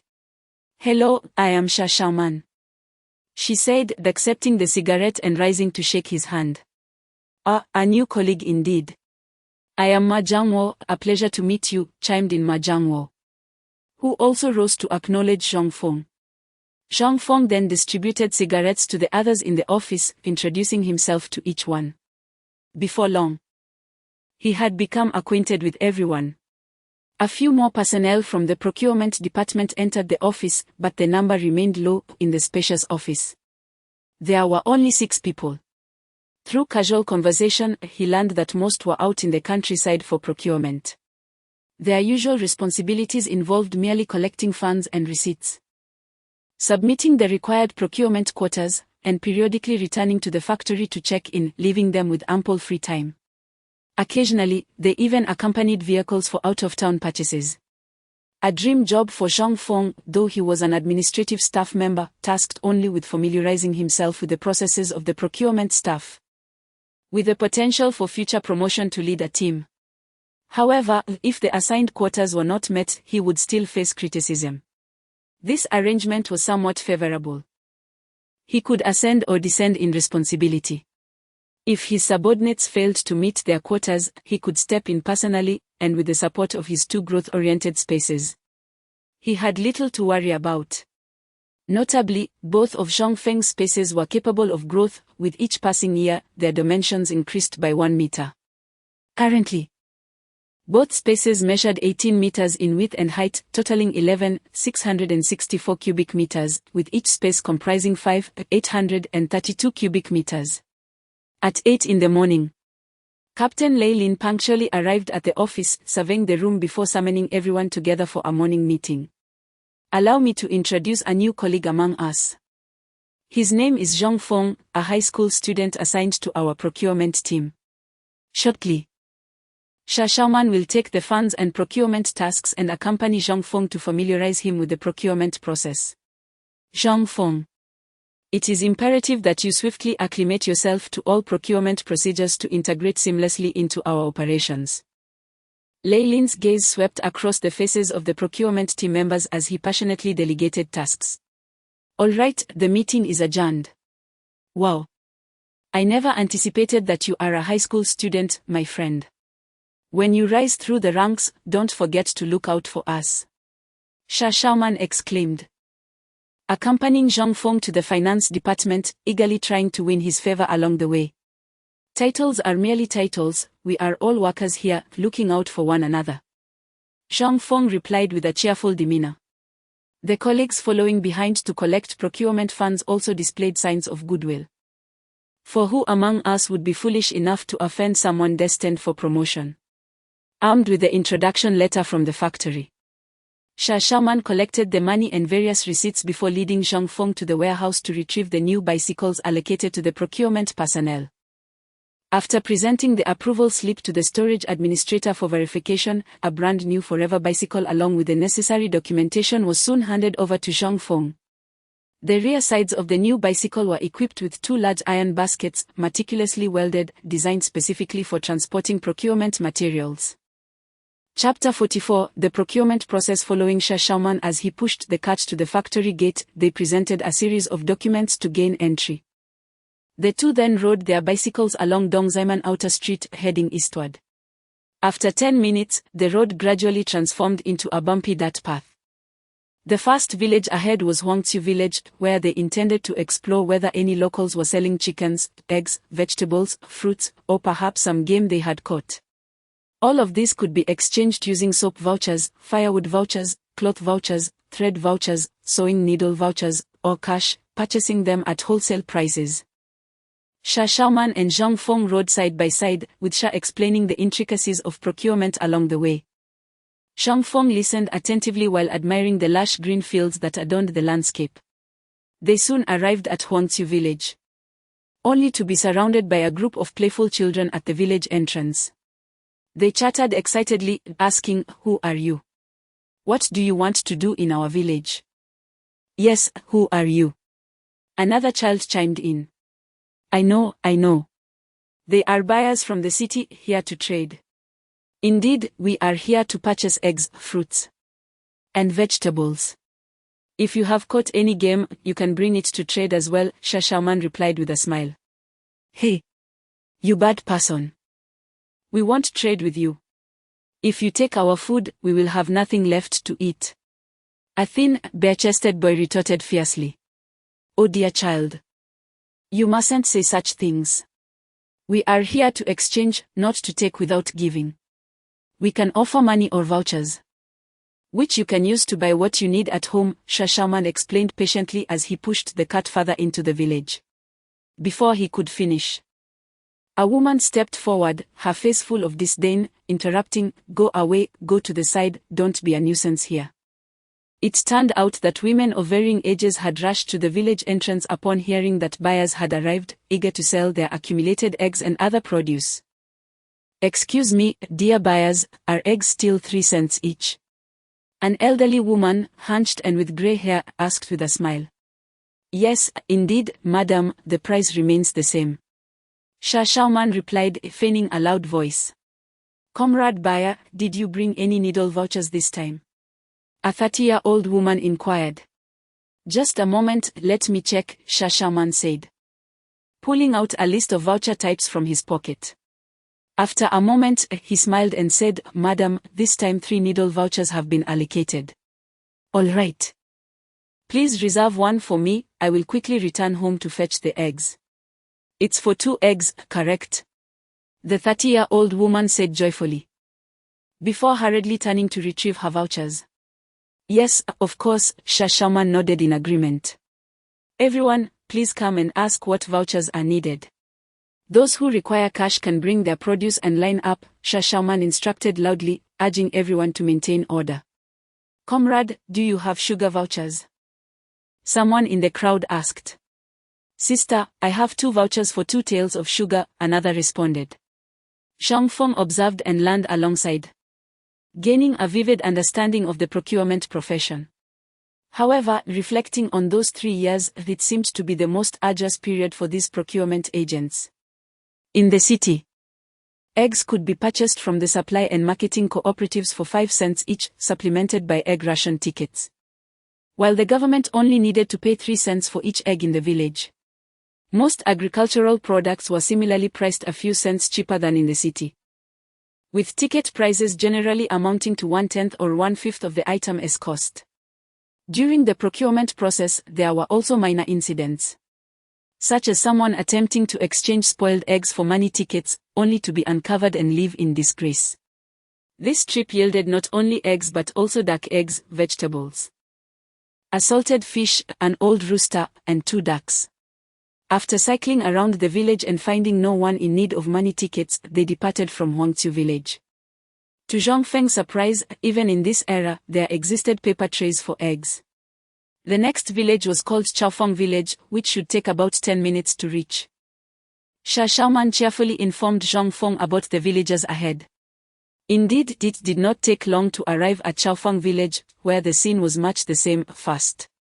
Children clamored for attention, followed by women who emerged to barter. Fortunately, the village chief had recently organized the slaughter of a black pig. "Chief, could you spare us half of the pig for our steel factory? The money tickets are negotiable." Sha Xiaoman offered the chief and the group of villagers gathered for the pig slaughter a cigarette. Half a pig is certainly out of the question. "I can only spare a hind leg, or else there won't be enough for the village," the chief replied, severing his cigarette as he exhaled clouds of smoke. "Chief, 1 leg is truly insufficient. Look, I have sugar tickets, agricultural tool tickets, and cloth tickets. Is there anything you desire? Shah Shauman discreetly pulled the chief aside and slipped him a pack of cigarettes, lowering his voice to inquire. Well, how about this? Comrade purchaser, I can arrange for you a front leg. If that doesn't work, then so be it. If it does, you must give us more agricultural tool tickets from our village, the chief replied, adopting a serious demeanor as if to indicate that he would not entertain further negotiation.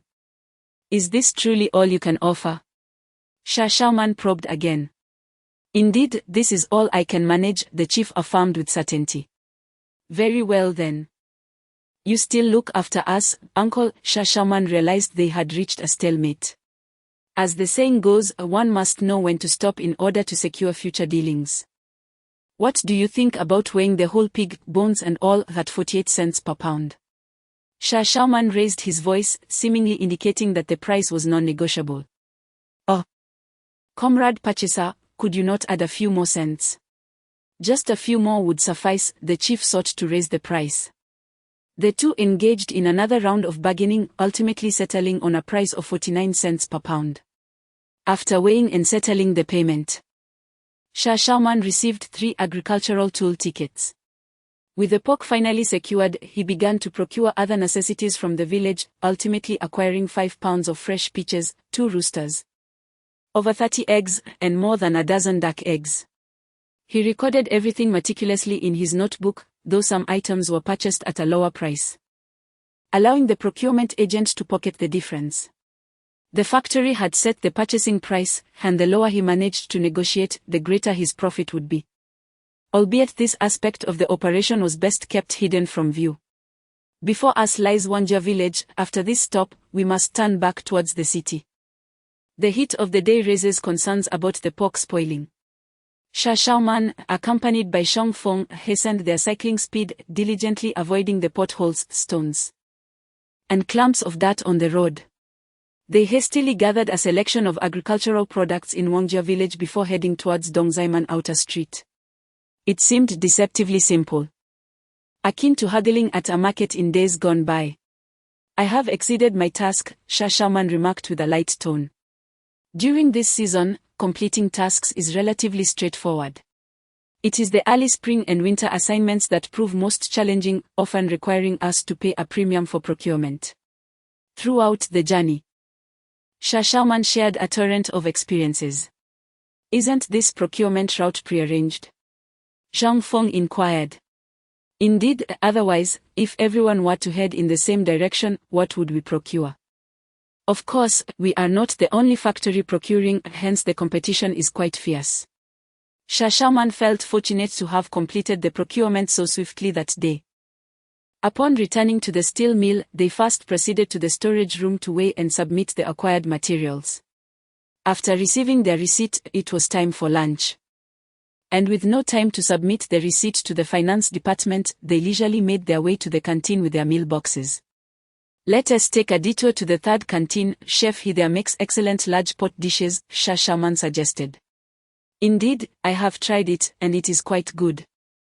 Shang Feng replied with a smile. Oh, you've tried it? Shah Shauman asked, slightly surprised, as they bypassed the first two canteens. Upon reaching the third canteen, Zhang Feng noticed a queue had formed and quickly scanned for his acquaintances, opting to join that particular line. At the serving window, he usually was exchanging barbs with Su Damao. Hey, you little rascal, are you eating or not? If not, hurry up and scram, he usually exclaimed. You scoundrel, just wait, Su Damao threatened, sulking as he found a place to eat. Look at them, Chef He and that film projectionist bicker every day, always trying to outdo each other. Shah Shauman commented, noticing Zhang Feng's interest in their exchange. Shah Shauman, join this line, I know the cook here well, Zhang Feng called out, directing him to where Qin Guangxing's wife was serving. Oh, Zhang Feng, you have quite the network, Shah Shauman responded, his eyes brightening. After a brief wait, it was their turn.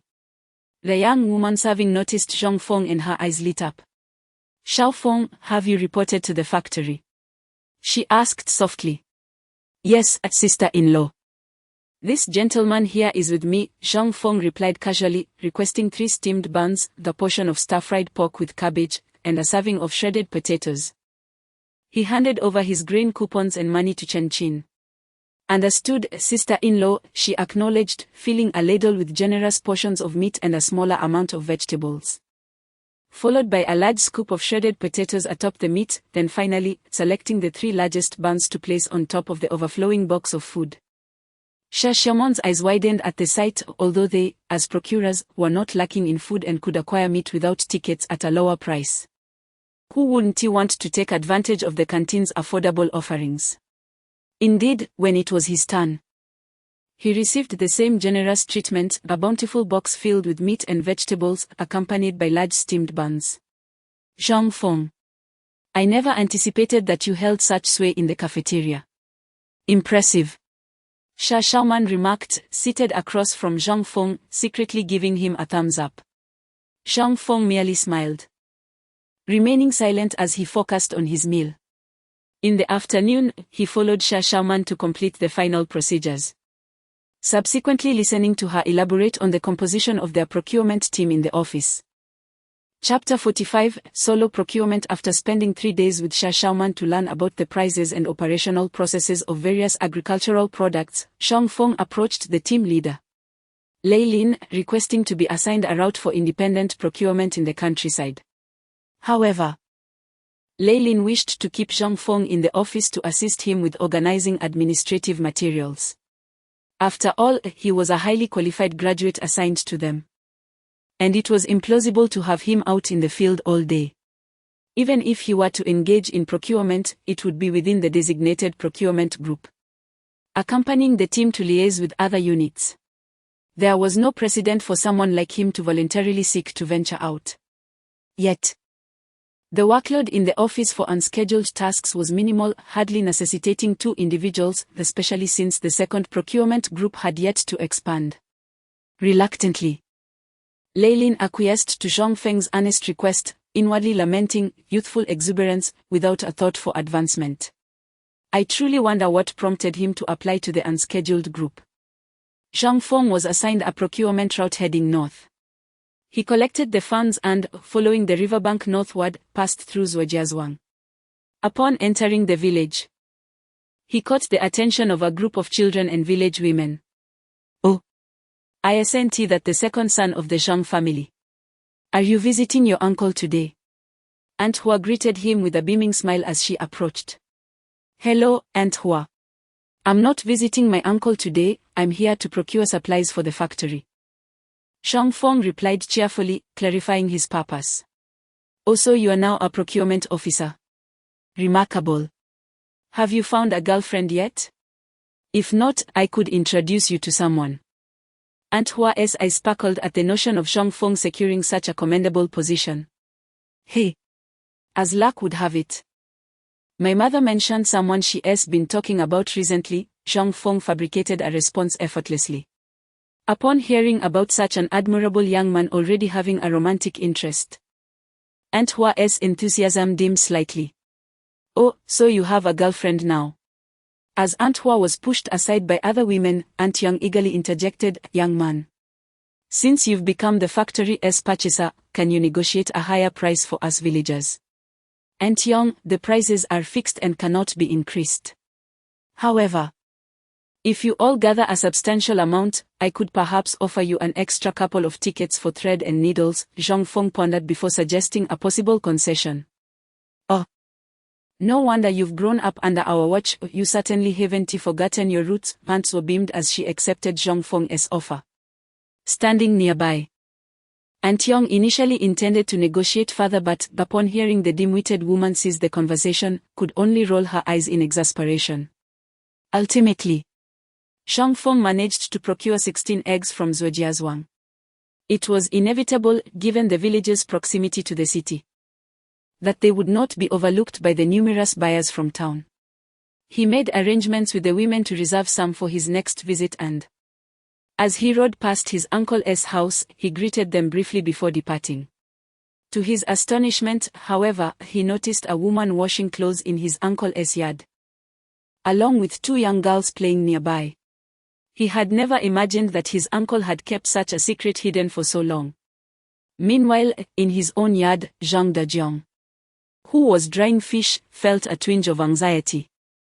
For he had never anticipated that the secrets he had concealed for so many years would be exposed in a single moment. On the road, Zhang Feng cast aside his chaotic thoughts, focusing intently on cycling while relishing the pastoral scenery along the way. It is truly commendable how the nation has progressed. A few years ago, when his family fled to Beiping, this area was a barren wasteland devoid of even a single sapling. Merely 8 years have elapsed, and now the outskirts are adorned with lush greenery. Zhang Feng's mind wandered as he observed the trees, where sparrows and the occasional dove flitted about, while he occasionally managed to catch a few sizable fish from the river beside the road.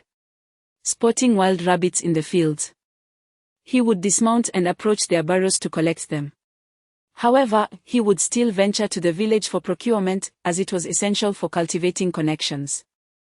Unlike other buyers who rode cautiously, he was at ease since he stored the eggs in his special pocket. The only discomfort he felt was the oppressive heat, causing his shirt and trousers to become thoroughly soaked with sweat. In Tufanging village, the arrival of strangers always drew a crowd of curious onlookers, the hallmark of this era, where many common folk rarely ventured beyond their village unless absolutely necessary. Many elderly individuals would spend their entire lives without leaving. Nevertheless, the countryside was indeed perilous during this time, as the scars of war were still fresh, and gun control was not yet stringent, necessitating a degree of vigilance when venturing outside. "Young man, would you like some goose eggs?" croaked an elderly woman, her hair white and her back hunched. "Madam, how many goose eggs do you have for sale?" Zhang Feng inquired, noting her hearing seemed somewhat impaired. "I have 6.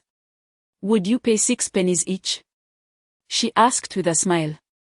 Zhang Feng realized she had quoted a price slightly higher than expected, but he thought if she did not require a receipt, he could take them home for personal consumption. After all, this was an unspoken benefit of being a buyer. And the price was 4 pennies cheaper than the supply and marketing cooperative, without a receipt. Thus, he replied loudly, "Madam, if you don't need a receipt, I'll take them at that price." The elderly woman, surprised by his willingness to accept her price without haggling, quickly brightened and exclaimed, "Wonderful, wonderful, no receipt needed." Zhang Feng placed the goose eggs into his basket and then handed her 36 pennies. Seeing Zhang Feng was amenable, other village women eagerly approached him, one of them saying, "Young man, I also don't need a receipt, could you raise the price of the eggs by a penny? Dear aunt, there will inevitably be losses during transportation, so I cannot offer less. However, if you have a considerable quantity of eggs, I might be able to give you an extra penny," Zhang Feng replied. Fully aware of human greed, once a concession is made, it becomes difficult to retract. Nevertheless, even an additional penny was still cheaper than the cooperative. Unlike other buyers, who were constrained to procure from one village at a time, he had negotiated a new price that slightly undermined industry standards: private purchases without receipts. Most people still required receipts. Yet Zhang Feng offered a small discount. Even a single penny's reduction could brighten their day significantly. By midday, having traversed Dongxindian village, Hegazhuang village, and Shangxinbo village, Zhang Feng finally returned home laden with an abundance of fresh vegetables, including beans, tomatoes, eggplants, green peppers, garlic, and mushrooms, which all boasted excellent quality and flavor. Journeying through the winding paths, from Yangazhuang village to Shizing village, then to Majayakan village and Baihak village, he engaged in the dual pursuits of purchasing provisions while catching fish, shrimp, and even hunting wild rabbits. Noticing that the fortified moat lay just a few miles to the south, Zhang Feng finally found a secluded spot, halted his vehicle, and began to organize the gathered supplies. He first arranged the receipts for the purchased eggs, followed by the expenses incurred for the factory's procurement quota. As he divided his attention between the pedestrians flanking the road and the materials within his space, he murmured softly, 10 pounds of mutton for the factory, 100 eggs. 30 pounds of fresh fish, 2 wild rabbits, 1 wild chicken, 3 doves, 17 sparrows, 30 pounds of tomatoes, 15 pounds of cucumbers, and 10 pounds of eggplant. While reserving the chicken for my own household. After meticulously cataloguing the meats and vegetables into a list, he placed them into a metal basket. He ensured that the items destined for whom were placed on top before Zhang Feng mounted his bicycle and made his way back to the city. Passing by the Temple of Earth Park and riding past the remains of the Anding Gate as he entered the urban landscape. Chapter 46, Procurement Benefits. After passing through the Anding Gate, one travels south along the main street for approximately 15 minutes before turning into Dashing Hatong. Then swiftly veering into Beijianzi Alley. Brother-in-law Yu Haijun, who was playing at the entrance, spotted Zhang Feng approaching on his bicycle from afar and eagerly ran to greet him, shouting, "Where's my sister?" Zhang Feng inquired while keeping pace beside the bike with his younger brother-in-law. Yu Haitao's attention, however, was fixated on the 2 baskets behind Zhang Feng's bicycle. "Oh, my sister and my mother are at home, brother-in-law. What delicious treat have you brought me this time?"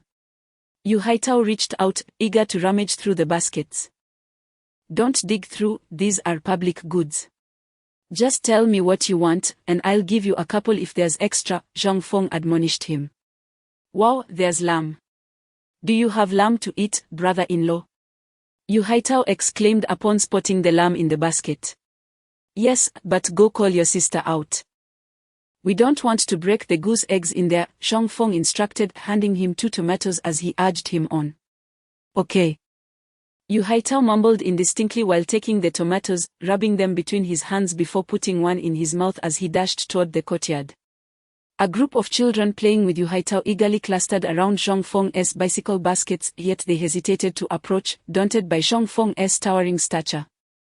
Zhang Feng showed no intention of sharing his provisions with the children. In these times, granting favors once could bring trouble upon future visits. Before long, except for Yu Fu, who was at work, the 3 women of the Yu family emerged. Upon seeing them, Yu Haitang pouted and complained, "Brother-in-law, you are so biased. You took my sister to eat lamb hot pot and didn't even think to bring me along." "Humph." Yu Mu playfully pinched Yu Haitang, smiling as she chided. "Why don't you come inside when you come home? And I have matters to attend to at the factory shortly. I just came to drop off some things. And I was worried that Xiao Jun might break them, so I sent Lily to fetch them." Zhang Feng explained with a smile. "Oh dear. You really mustn't keep spending money unnecessarily. We lack for nothing at home," Yu Mu expressed her concern. Although she felt pleased that her future son-in-law had good intentions towards the family. Zhang Feng scratched his head, attempting to mask his embarrassment over his feelings for Yuli. And brazenly said, "Aunt, I must come by more often to check if my wife is being treated well." "Huh. Perhaps I am being overly sentimental." "Well then. What have you brought?" Yu Mu inquired with curiosity.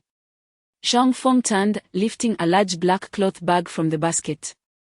Holding it with one hand while cradling it with the other as he passed it to Yu Mu.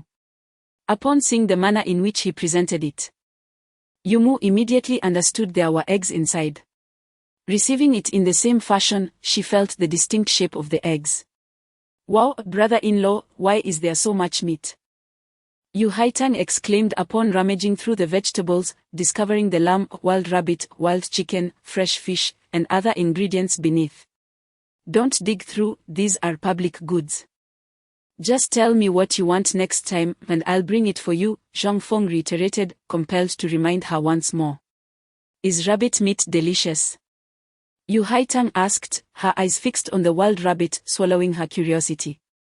"You child, how can you be so thoughtless?" Yu Mu scolded, furrowing her brow.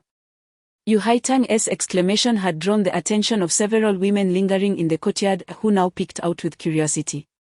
Even more so, some began to inquire, but fortunately, Mother managed to explain, though a few women, intent on taking advantage, remained reluctant to leave. Observing this, Zhang Feng relinquished his earlier desire for a private conversation with Yuli. "All right, auntie, I shall return to the factory now." As Zhang Feng noticed the crowd growing, He cast a resigned glance at Yuli and addressed mother. Child, won't you come inside for some tea? Seeing Zhang Feng's lips slightly parched, mother urged him to stay. No, auntie, you have your guests. Farewell. Zhang Feng turned his bicycle around and pedaled away with determination. Mother shot an admonishing glare at Yu Haitang, feigning interest in what the neighbors were inquiring about in her hands. Upon returning home, mother secured the door and began to examine the contents of the bag with the children. Wow! Brother-in-law is amazing, he brought us so much. Yu Haijun exclaimed, covering his mouth in astonishment. Even Yu Haitang, who had been somewhat displeased, shifted her attention. Mother meticulously sorted through the parcels. Lamb, tomatoes, green beans, eggplants, peppers, peaches, eggs. Goose eggs, duck eggs, and an abundance of mushrooms. With each item mother sorted, Yu Haita remarked, oh my. Brother-in-law is truly wonderful to us. Yu Haitang, momentarily forgetting her earlier displeasure, whispered, how generous of him. What do you mean generous? This is what Xiao Feng brought for your sister to eat, mother retorted. A hint of disapproval directed at the two children as she hurriedly organized the items. Though there was little of each item in these times, it was enough to sustain a family for several days. Lily, you are in for a treat, mother remarked, gazing at her daughter. Upon hearing this, Yuli playfully responded. I suppose this means I can continue my high school studies, right? Mother affectionately tapped Yuli's head with her finger, her silence indicating agreement. Zhang Feng rode his bicycle back to the main street, heading to the workplace of his nearest sister-in-law. Arriving at the entrance of the supply and marketing cooperative, Zhang Feng called out, elder sister. Elder sister.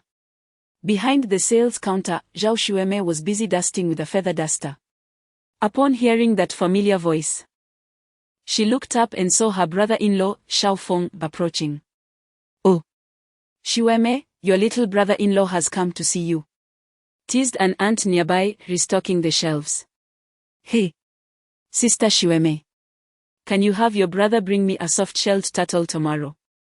Another attractive sales clerk, clearly acquainted with Zhang Feng, shouted to Zhao Xueme as she rushed out of the store. All right, I'll ask him, Zhao Xueme responded without turning around. What brings you here, Xiao Feng? She inquired as he approached the entrance. Elder sister, I've gathered some items outside, and I need to return to the factory shortly. I'll leave these with you to take home, Zhang Feng said, handing her a black cloth bundle while briefly explaining the situation. Oh, I thought it was something significant.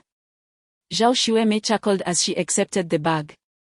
Well then, I'll send the items home, and I must return to the factory now, Zhang Feng prepared to leave. Wait. Xiao Feng. Zhao Xueme quickly called out, then shared a request from her colleague. Oh. Is that all? I happen to have a live one right here.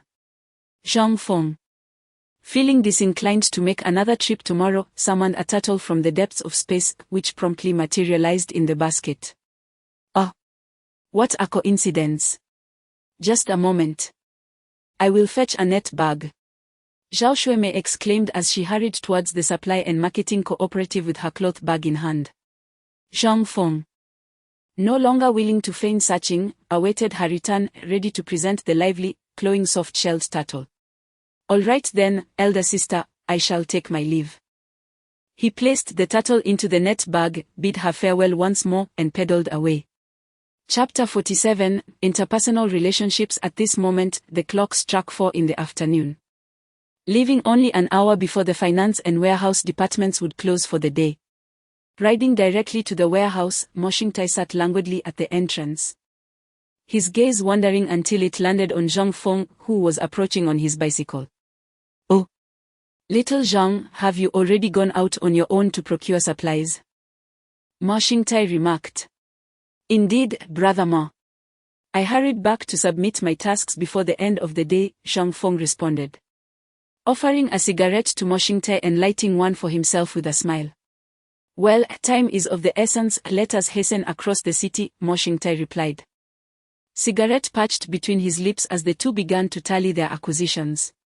Once they had weighed their goods and were preparing to draft the receipt, Mo Xingtai noticed that Zhang Feng's procurement exceeded the expected amount and said, "Hey, little Zhang, could you spare me a pound of that lamb?"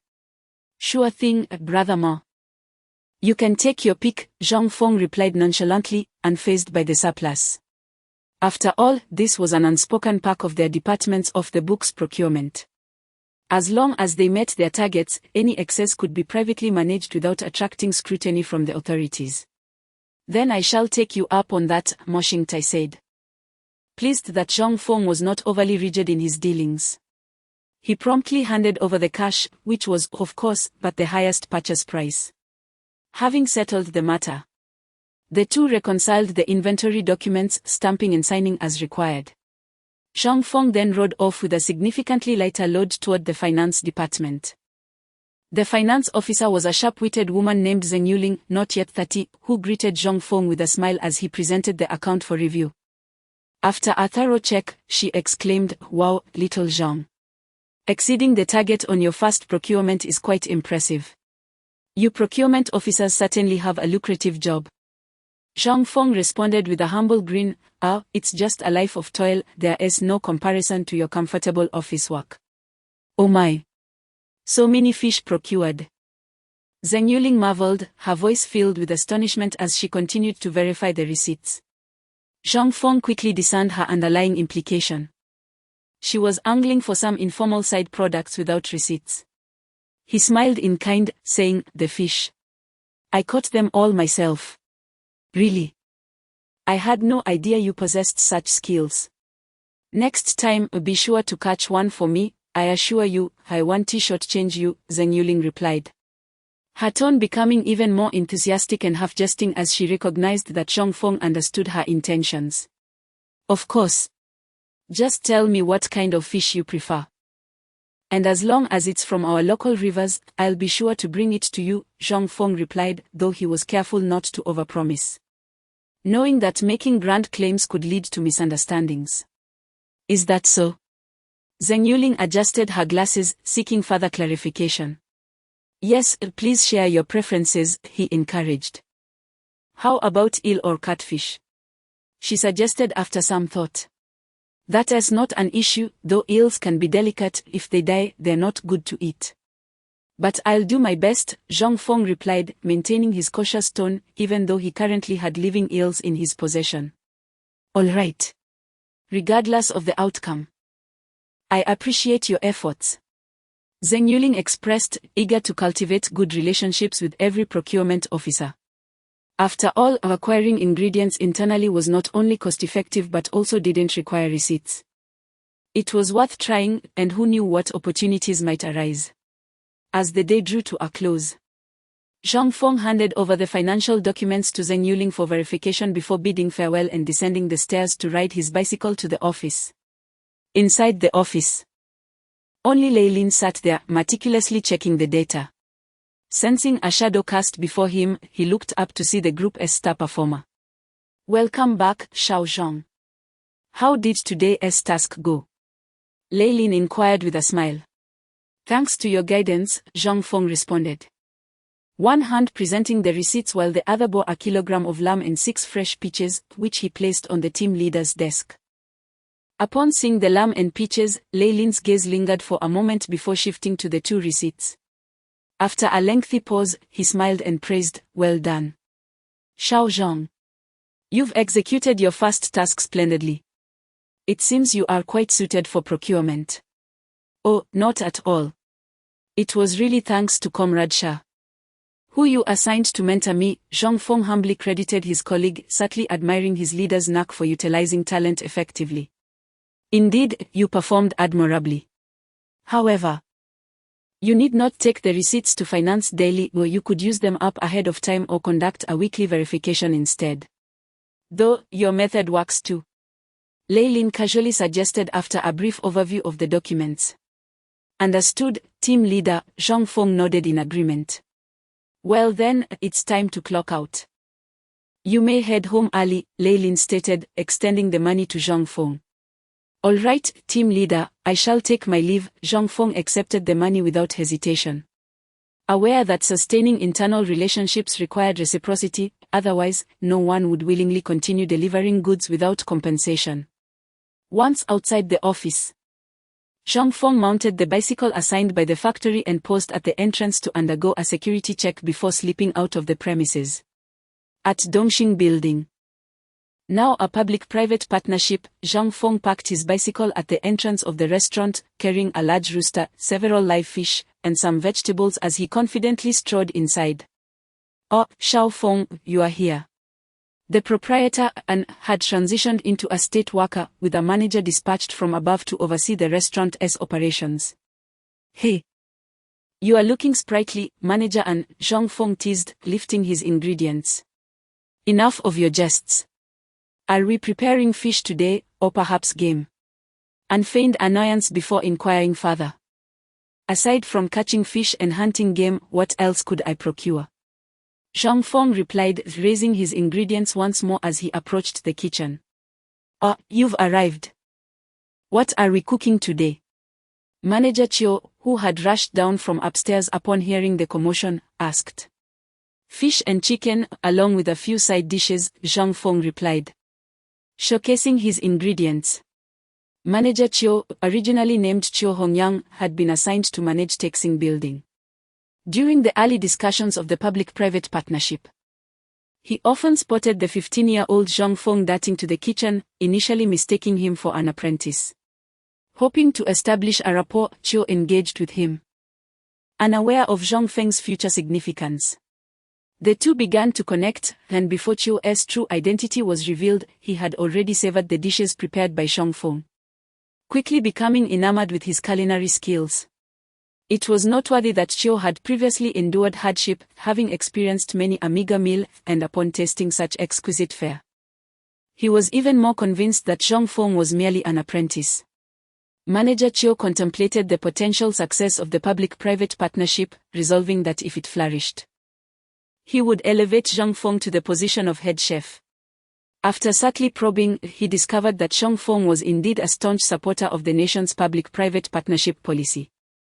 Deepening their camaraderie, their discussions became increasingly congenial, especially since Zhang Feng consistently brought his own ingredients, leaving half of the prepared dishes for manager to offset the cost of seasonings. In later years, Zhang Feng honed his culinary skills over a decade, acquiring a breadth of knowledge that surpassed that of the chefs at Dongxing Tower. Although their cooking skills were comparable, Zhang Feng's extensive experience set him apart. During his time in this era, he seized every opportunity to immerse himself in the kitchens of various restaurants, under the pretense of delivering fish or assisting in their preparation. While he could not pilfer secret recipes, he could replicate flavors simply by tasting the broth, having spent years familiarizing himself with spices and flavor profiles. After indulging in Zhang Feng's dishes on numerous occasions, Manager Chiu was taken aback to learn that this young man had been frequenting the restaurant merely to utilize their kitchen and seasonings. Realizing that the one treating him to meals was not even a hotel employee, he was eager to invite Zhang Feng to join the culinary team, only to be met with the young man's response that he was soon to enter high school and thus had little time to spare. "Oh, so you are quite the scholar," Manager Chiu remarked. Consequently, their arrangement continued. Zhang Feng would provide the ingredients while the hotel supplied the seasonings, with the stipulation that he must leave half of the dishes behind. Preparing fish was quite oil-intensive, and the restaurant's ample supply of spices, broths, and pre-processed ingredients far exceeded what Zhang Feng could manage at home, where he only had soy sauce and a few self-mixed spices. Zhang Feng was reluctant to abandon his culinary pursuits, having cultivated his skills over nearly 2 decades. "You graduate and don't even notify me. I could use my connections to bring you over here. Once you are on board, I'll help you obtain your chef's certification, and in a few years, I'll promote you to the highest level I can offer." Manager Chiu complained, hands on his hips. Yes, you are absolutely right," Zhang Feng replied, somewhat distracted, as he deftly handled the fish, unconsciously echoing Chiu's sentiments. "Hey, it seems you are being rather dismissive. Have you landed a good job?" Manager Chiu inquired. "Indeed. I am now with the procurement department at the Hongqing steel plant, currently handling off-plan material purchases. Once we expand, I'll be sitting in an office. Sipping tea every day, Zhang Feng responded with newfound seriousness. Oh, that truly is a splendid position. Are you certain you don't want to pursue a career as a chef? With your exceptional skills? Manager Chio's incessant chatter was beginning to irritate Chef Li, who was cooking nearby and intentionally clanged his spoon against the pot to create a ruckus. Well, with you around, I can always come here to practice my skills. And it's free of charge. Zhang Feng cheekily replied, emphasizing the last 3 words with a grin. Fine. I shan't persuade you further. Just ensure you leave me a couple of extra pieces of that chicken you're cooking later. Last time, you only left me 2. Don't keep leaving me those complimentary fish, Manager Chiu admonished in his typical manner. Come on. With so many mouths to feed at home, you all take your share. And I barely get any. If I manage to snag 2 pieces, that's a win, Zhang Feng muttered in discontent as he watched them depart. Hey! Who taught you to make such delicious food? Chef Li jested. Zhang Feng internally complained, in this day and age. There are far too many people who cannot bear to see others thrive. Who would dare to prepare exquisite dishes in that dilapidated courtyard? It's as if the oil is free, they use it liberally. Chapter 48, Culinary Mastery at Dongxing Tower. In the bustling kitchen of Dongxing Tower, Zhang Feng skillfully managed 3 pots simultaneously. In one pot, he sauteed Edlini-style fried chicken, in another, he simmered mixed fish cakes, and in his hand, he deftly stirred a wok filled with eggplant in fish sauce. Nearby, 5 meal boxes and several plates were arranged neatly. At this moment, the restaurant was relatively quiet, allowing Master Li and several other Shandong cuisine chefs to gather around Zhang Feng, eager to assist. Their culinary skills were not inferior to Zhang Feng's. They excelled in Shandong cuisine, and few could surpass their expertise. While Zhang Feng's Shandong dishes were commendable, they could not rival the proficiency of these specialized chefs. Yet, Zhang Feng's advantage lay in his diverse knowledge and versatility, which made his colleagues not averse to his presence in the kitchen. In fact, years ago, they had hoped to take Zhang Feng as their apprentice, but he declined due to his academic commitments. Zhang Feng, in turn, was also not averse to learning from them under the guise of assistance. After all, they had done the same in their early years. The extent of learning depended on one's own abilities. They would neither rush nor share secret techniques. Zhang Feng was adept at creating various sauces and grinding spices on the spot, relying solely on his intuition. An appropriate amount had stumped many aspiring chefs. Before long, several dishes had been completed in succession. Zhang Feng instructed a junior chef to increase the airflow, preparing to finalize the sauce before serving. The chefs picked up their serving chopsticks to taste the dishes, offering feedback on the cooking techniques, though they refrained from commenting on the flavors, as it was beyond their usual repertoire. After half an hour, with red peppers, garlic cloves, and Sichuan pepper oil added, the Lini-style fried chicken was ready. 40 minutes later, the simmered mixed fish was complete, and Zhang Feng meticulously packaged the last dish of sour soup lamb. He sealed the containers, placed them in a net bag, and lifted the 5 meal boxes in his hands. Hey! You all better share a bit of this. Or if Manager An and Manager Chiu are dissatisfied with the portions again, I might not be able to step foot in this restaurant next time. Zhang Feng called out as he prepared to leave, noticing the apprentices had their chopsticks poised like gaping mouths. Dashwang. Do you still wish to be confirmed as a full-time employee? Manager Chiu shouted from a distance, accompanied by Manager An. Dishes are set aside for you too, please enjoy. Zhang Feng said as he navigated around them, offering a brief greeting before striding away. Hey! Old An, look at this kid's demeanor. Manager Chiu remarked, shaking his head as he pointed at Zhang Feng's departing figure. Once outside Dongxing Tower, Zhang Feng hung the meal boxes on his bicycle handle, propelled himself forward, and sped off. As he rode along the inner east street, the evening sun cast a soft, golden hue, and the summer breeze stirred by his swift movement. caressed his face and chest, bringing a refreshing chill. Upon passing the intersection, he entered East Gulu Street.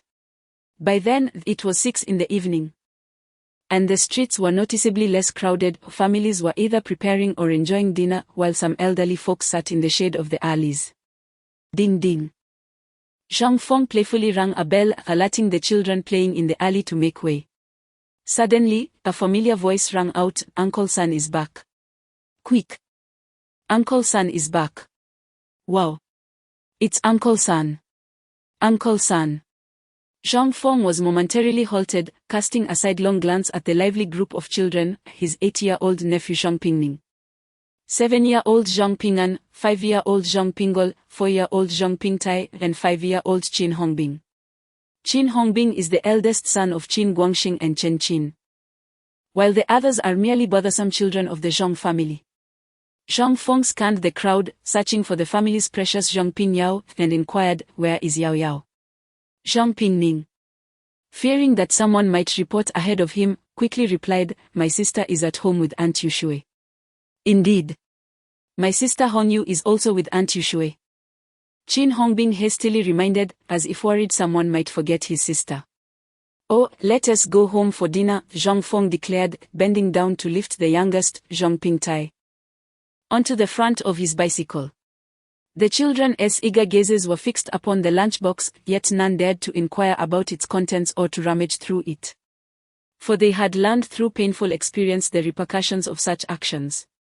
Over the years, the only grievance the Zhang family had suffered was the episode in the courtyard when they were compelled to share their meat. Had it not been for their recent arrival and the desire to avoid escalating tensions, they would have protested more vehemently. As Zhang Feng pedaled ahead, a gaggle of little ones trailed behind.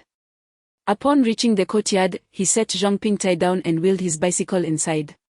Crossing through the flower-laden gate, he arrived at the entrance of the West Wing, where Yan Fugui was lovingly polishing a nearly new second-hand bicycle.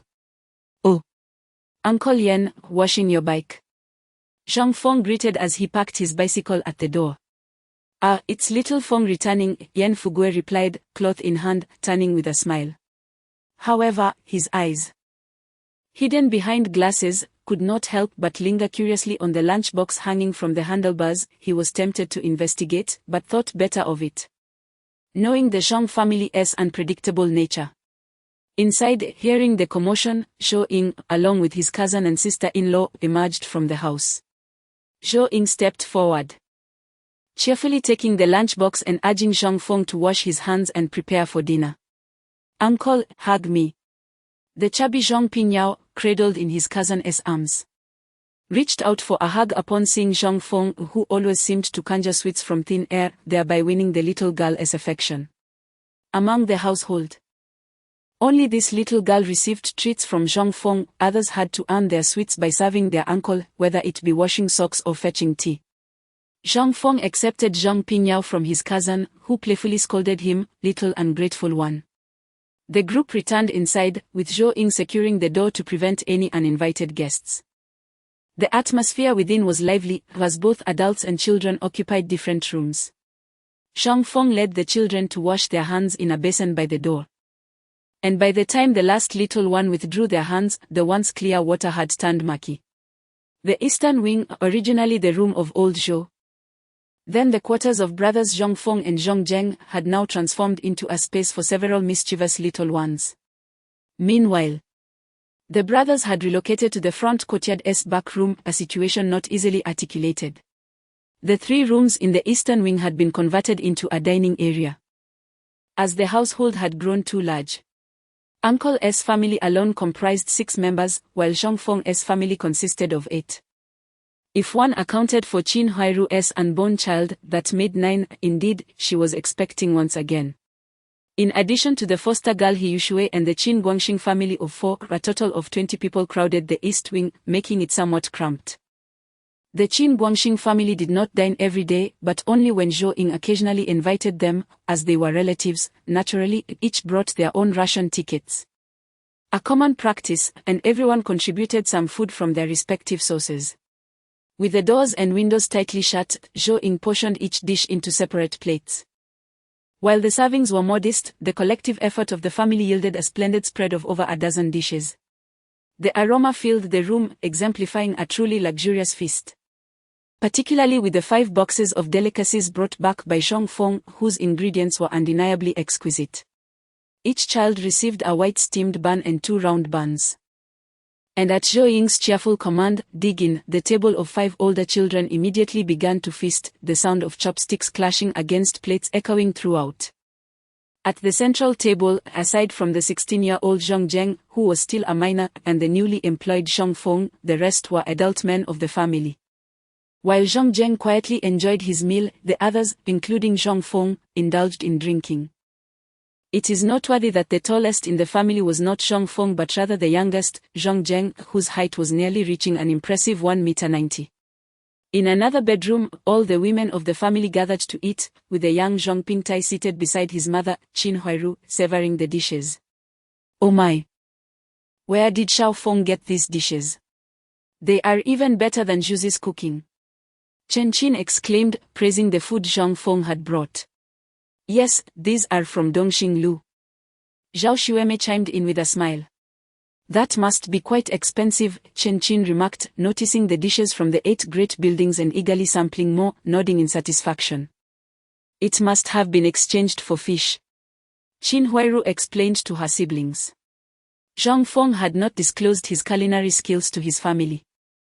The only one in the know was Zhong Zheng, his closest younger brother, who naturally kept the secret. The family relished the meal, each person thoroughly satisfied. After the feast, it was time for the family to study. Except for Zhong Feng, who returned to his room to rest, the others remained behind with Zhong Zheng to continue their studies. Over the years, both Zhong Yang and Zhong Dejian had earned their junior high school diplomas through night classes, and even the women of the household, including Zhong Ah, had all obtained their elementary school certificates in turn. To be continued. Chapter 49: Delightful Days of Procurement in the Sweltering Heat of Summer. The incessant chorus of cicadas enveloped every corner of the earth, yet this cacophony could not disturb the midday dreams of the weary. Outside the city, even under temperatures soaring into the 30s, the farmers remained undeterred in their devotion to their fields. Clad in light garments, drenched in sweat, they fervently wielded their tools, nurturing the tender shoots in their care. On the main road, Zhong Feng, like countless other buyers, braved the blazing sun, cycling through the villages surrounding the city of Suzhou. While some opted for buses to venture into neighboring towns for procurement. On a smaller scale, their endeavors were driven by the need for livelihood, yet on a grander scale, they were contributing to the construction of their homeland. Zhong Feng found a certain pleasure in this nomadic lifestyle, reliably completing his purchases each day. He would acquire a fixed quantity of meat as per the city's regulations, and if he could procure a little extra, he would do so at a premium, knowing he had adequate space for preservation. Occasionally, when the heat became unbearable, he would seek out a secluded spot to rest, enjoying the tranquility of leisurely days. On this particular day, he rested beneath the shade of trees by the riverbank. Half awake, he glanced at his watch and realized it was already 3 in the afternoon. He promptly organized the vegetables and meats he had prepared into a basket, reserving the more delicate items like eggs and live fish to be placed into the iron crate only near the factory. Upon entering the city, he leisurely made his way to Yuli's home, delivering the carefully selected vegetables, meats, and eggs. When the alley was deserted, the young woman displayed an endearing eagerness, revealing her affection. Zhong Feng enjoyed their lingering farewell, then pedaled swiftly towards Dongzaiman. Before entering the factory, he transferred the fresh fish and eggs into the basket and greeted the security personnel before heading straight to the finance office. As he approached, Zheng Yuling, who was busy with her accounting tasks, heard the sound of his bicycle bell and hurriedly came outside. "Oh, Xiao Zhong. Have you caught some yellow eels and catfish today?" she called out cheerfully from a distance. "Yes, indeed, Sister Zheng. I managed to catch a few, though not many. It should be enough for a meal," Zhong Feng replied, offering her a damp bamboo basket. "Oh, how grateful I am, dear Xiao Zhong. This is quite a bounty," Zheng Yuling exclaimed as she peered into the basket. Discovering 5 yellow eels, 4 catfish, and several assorted fish, her delight palpable. "All right, sister, I'll come by for the cage later. You should hurry back, otherwise they won't be fresh anymore." "I'll take my leave now," Zhang Feng cautioned before heading directly to the warehouse without collecting payment, as both understood the unspoken agreement.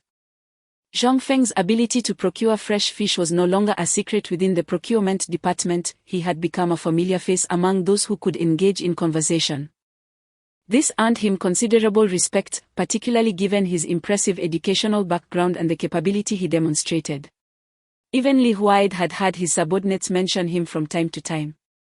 Surprised by the fishing prowess of the young man who had shown reluctance to engage in planned procurement, with a smile, he casually inscribed the name Zhang Feng in his notebook. In the warehouse, Zhang Feng submitted the required share of tasks, while the surplus was distributed among several colleagues who either used it to fulfill their own quotas or took it home for personal consumption, leaving him entirely unconcerned. Zhang Feng ceased collecting money, opting instead for his colleagues to bring him some tickets.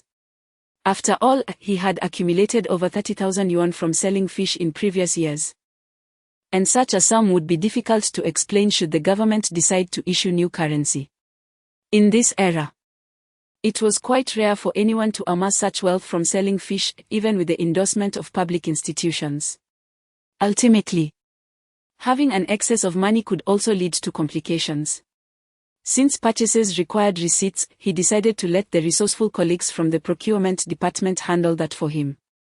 He did not revisit the finance department to verify accounts. Instead, he handed over some documents to his team leader, and then rode his bicycle home after work. The benefits of the procurement department became evident once more. Aside from the fixed meetings to summarize tasks, the remaining time offered genuine freedom. It mattered little if one did not visit the factory all day, as long as weekly procurement tasks were fulfilled. Carrying 5 pounds of pork belly and several eels, Zhang Feng entered Dongxing Tower. 50 minutes later, he emerged with 5 takeout boxes. Upon reaching the designated intersection, he picked up the eagerly awaited young lady and took her to his small courtyard. After securely locking the gate, he turned on the outdoor faucet to wash himself. Then, amidst the young lady's flushed cheeks and bashful demeanor, Zhang Feng indulged in 50 minutes of comfort. Afterwards, he lit a cigarette with a match, savoring a deep inhale as smoke swirled around him. The young lady, with a wistful gaze, adjusted her disheveled attire, disregarding her sore wrists and aching cheeks, and hurried to the faucet to water the nearby cherry tree. After a while, Zhang Feng prepared one of the takeout boxes while the young lady nestled on his lap. Eagerly consuming the braised eels and pork, he fed her with rice. The rich, soy-sauced braised eels were particularly delicious to her, and soon the entire box of meat and rice found its way into her petite stomach. Zhang Feng plucked some vegetables and fruits from the courtyard, retrieved 2 sausages from the cellar, and, after locking the courtyard gate, escorted the young lady back to the alleyway, watching her enter before feeling invigorated as he returned home. Upon arriving home, the takeout boxes had only a faint warmth left. His mother, Zhou Ying, puzzled, began reheating the dishes and inquired, did something come up unexpectedly today? His sisters-in-law, Zhao Xuemei and Qin Huairu, caught a whiff of a scent that was distinct from that of family members. They exchanged knowing glances, but chose not to voice their suspicions. Yes, there was a bit of a situation, Zhang Feng replied, caught off guard. In the courtyard, a certain lady was vocally berating outside Yizhonghai's door. My son Dongshu has studied under you for so many years and is still just a level 1 worker. How absurd. You dare claim it's due to lack of talent. With your hidden shortcomings, you dare act as a mediator in our courtyard. Upon hearing this, Miao Tsuelan became displeased, as she felt that the Jiazhong family was tarnishing the reputation of their esteemed Yi Zhonghai stood with a sullen expression. His silence punctuated only by the firm grip he maintained on Miao Tsuelan, preventing her from rushing forward to engage in a brawl, whether victorious or defeated. Such an altercation would only tarnish their reputation as bullies of a widow. Nearby, Jia Dongshu, with a tilted gaze, anxiously restrained his mother. striving to prevent her from confronting Shanyang in a tumultuous clash. Deep down, Jia Dongshu harbored suspicions that his master had been withholding knowledge from him over the years. As for Yi Zhonghai, he had long embraced the traditional notion of apprentices starving their masters, and ever since he had been drained of resources by He Yuzhu. He had lost all inclination to teach Jia Dongshu the craft, focusing solely on dissuading He Yuzhu from his reckless spending. As time passed, Jia Dongshu's growing unease compelled him to voice his grievances to Jia Zhongsha upon returning home, igniting her indignation. She could no longer bear the situation. Abandoning her meal to storm out and unleash her fury at the Yi household. "Old Jia, you must come quickly. Old Yi is bullying us, the orphans and widows." With a sudden burst of determination, Jia Zhongsha broke free from Jia Dongshu's grip and rushed towards Yi Zhonghai, leaning into him. "Jia Zhongsha, if you are unwilling for Dongshu to learn from me, then let him seek another master from the workshop director come tomorrow," Yi Zhonghai declared. His countenance darkening as he noticed neighbors flocking to witness the commotion. He pulled his wife back home, closing the door behind them. "Oh neighbors, come and judge this matter. Yi Zhonghai, the heartless man, is oppressing us, the orphans and widows. Dongshu has been under his tutelage for over a decade and remains merely a first-level worker. No wonder he cannot bear children, he is lacking in virtue." Jia Zhongsha lamented, sitting on the ground and beating her hands against it as she complained to the neighbors. "Mother, please cease this ruckus. With such a sin, who would dare take me on as an apprentice in the factory?" Jia Dongshu fretted upon hearing Yi Zhonghai's reluctance to teach him. In the workshop, which master would not regard Yi Zhonghai's status as a 7th-level worker? His mother's actions were only adding to his distress. He merely wished for his master to take a genuine interest in his instruction. He could never have anticipated that matters would spiral to this extent. Before dinner, such a scandal had indeed satiated the curiosity of the neighbors. Inside the house, Miao Tsuelan attempted multiple times to dash out and confront Jia Zhongsha, but each effort was met with Yi Zhonghai's cold intervention. Chapter 50: The Bustle Before Promotion. The time spent working in the factory has flown by. Summer and autumn have become mere memories.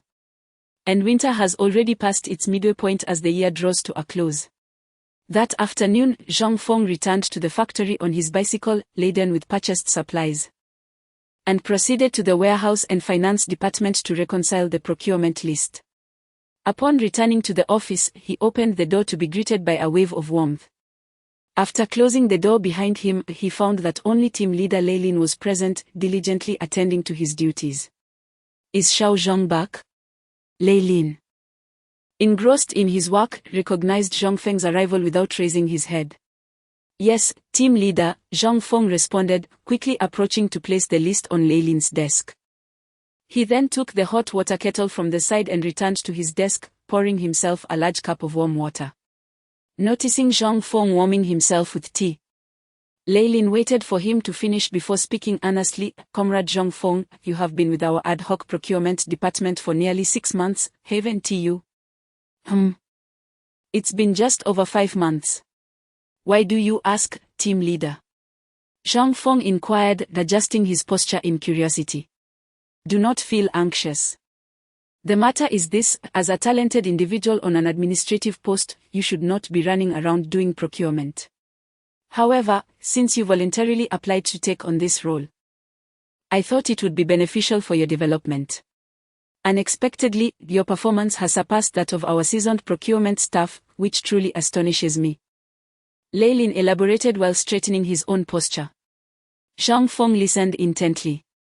It turned out that Zhang Feng, as an administrative staff member, had been engaged in procurement duties for quite some time, and during a meeting, some voiced concerns about having a high-caliber individual allocated to their procurement department spending so long in such a role. Zhang Feng, now a level 24 clerk, had been with the factory for less than 6 months, and since salary increases were not feasible, the department head and several deputy heads discussed the expansion of the ad hoc procurement team, proposing to split it into 2 groups and appoint Zhang Feng as the leader of the second group. However, this suggestion displeased Lei Lin. Since the latter half of the year, ad hoc procurement had become increasingly challenging. If the procurement group were divided, there was a possibility that Zhang Feng's team, under his leadership, could outperform Lei Lin's established team. How could he preserve his dignity in such a scenario? He certainly could not descend to the ranks of a procurement worker himself. After much deliberation, Lei Lin applied for a transfer to manage the plant procurement department, interfacing with public institutions. The ad hoc procurement group would then be entrusted to Zhang Feng, who had actively requested to transition to their team. Since he expressed a passion for procurement, it was decided that he would lead the group. Nevertheless, salary progression would be contingent upon performance. Each year of commendable work would warrant a promotion, and after reaching the rank of clerk, seniority would dictate further advancement. Zhang Feng had not anticipated such a convoluted turn of events. Indeed, during the past 6 months, everyone in their procurement department had benefited from his unique approach, which did not require traditional invoices, and he had not sought monetary compensation, instead compensating with alternative receipts. Thus, what was initially intended for him to be just a group leader role evolved into his becoming the sole head of the ad hoc procurement group. Zhang Feng was reluctantly thrust into the burdensome role of team leader, a truly exasperating situation, as his workload had increased without any corresponding salary raise. Team leader. I could serve as your subordinate group leader, perhaps you should reconsider leaving, Zhang Feng implored with a somewhat sarcastic tone to retain Lei Lin. Get lost. Whoever wants to be a miserable group leader can take the position, I've had my fill of it, Lei Lin retorted. Unbeknownst to Zhang Feng, who had yet to encounter such higher-level responsibilities, Lei Lin silently bore the weight of the procurement plans imposed from above. Knowing that failure to execute them would lead to frequent reprimands from superiors, an unassailable reality. All right, before the new year, you need not go out for procurement, instead. Familiarize yourself with the office procedures first. Now, begone, Lei Lin dismissed Zhang Feng from the office. Once outside, Zhang Feng rubbed his nose and rode his bike out of the factory. He prepared a few dishes at Dongxing Lu and, on his way, delivered a meal box to Yuli's home before finally heading back to his own residence. For the next 20 days, Zhang Feng assisted Lei Lin in managing the procurement group's logistics and attended meetings at the department head's office. It was only when the factory closed for the New Year's holiday that he found himself with some leisure time. The following morning, after getting ready, Zhang Feng rode his bicycle to Yuli's home in Bejianzi Alley, where he exchanged New Year greetings with her parents. With Yu Haitang and Yu Haijun looking on with envy, he exited the alley on his bike, sitting sideways on the rear seat. Yuli wrapped her arms around Zhang Feng's waist and softly asked, Fenggu, where shall we go today? First, let us have breakfast, I haven't eaten yet. Zhang Feng replied without turning his head as he pedaled. All right, I haven't eaten either, Yuli murmured, resting her head against Zhang Feng's back. The couple ventured a bit further from home to find a breakfast shop, where Zhang Feng paid with meat coupons and grain tickets, ordering several meat buns and 2 bowls of wontons. After a brief wait at an empty table, the staff at the breakfast shop called them to collect their meal. This was a hallmark of the times. It was rare for restaurant staff to serve food directly to guests as they once did. Zhang Feng savored the wholesome simplicity of breakfast in this era, truly appreciating its flavors, save for the coarse grains. After their meal, Zhang Feng led Yuli on a leisurely stroll through the bustling streets of the city, where the cold weather and slippery roads did little to dampen their spirited hearts. As people bustled about gathering supplies for the upcoming festival, the chill in the air could only be countered by indulging in hearty food. Thus, the couple enjoyed a delightful journey of wandering and eating, with Zhang Feng feeling quite extravagant. Having received various tickets from colleagues in exchange for fish he had provided for free, although the food tickets constituted a minor portion, he could barter the diverse collection for agricultural products in the countryside. Oh dear! I can't eat anymore, I'm too full, Yuli exclaimed, patting her bloated belly and declining Zhang Feng's offer of more food. All right then, let us go ice skating at Beihai Park, Zhang Feng suggested, promptly consuming the half piece of sugar cake he held and pushing the bike with Yuli towards their destination. At the entrance of Beihai Park, Zhang Feng paid the fee and prepared to take Yuli into the park. Noticing a number of young men and women renting ice skates nearby, he inquired if Yuli wanted to partake in the activity.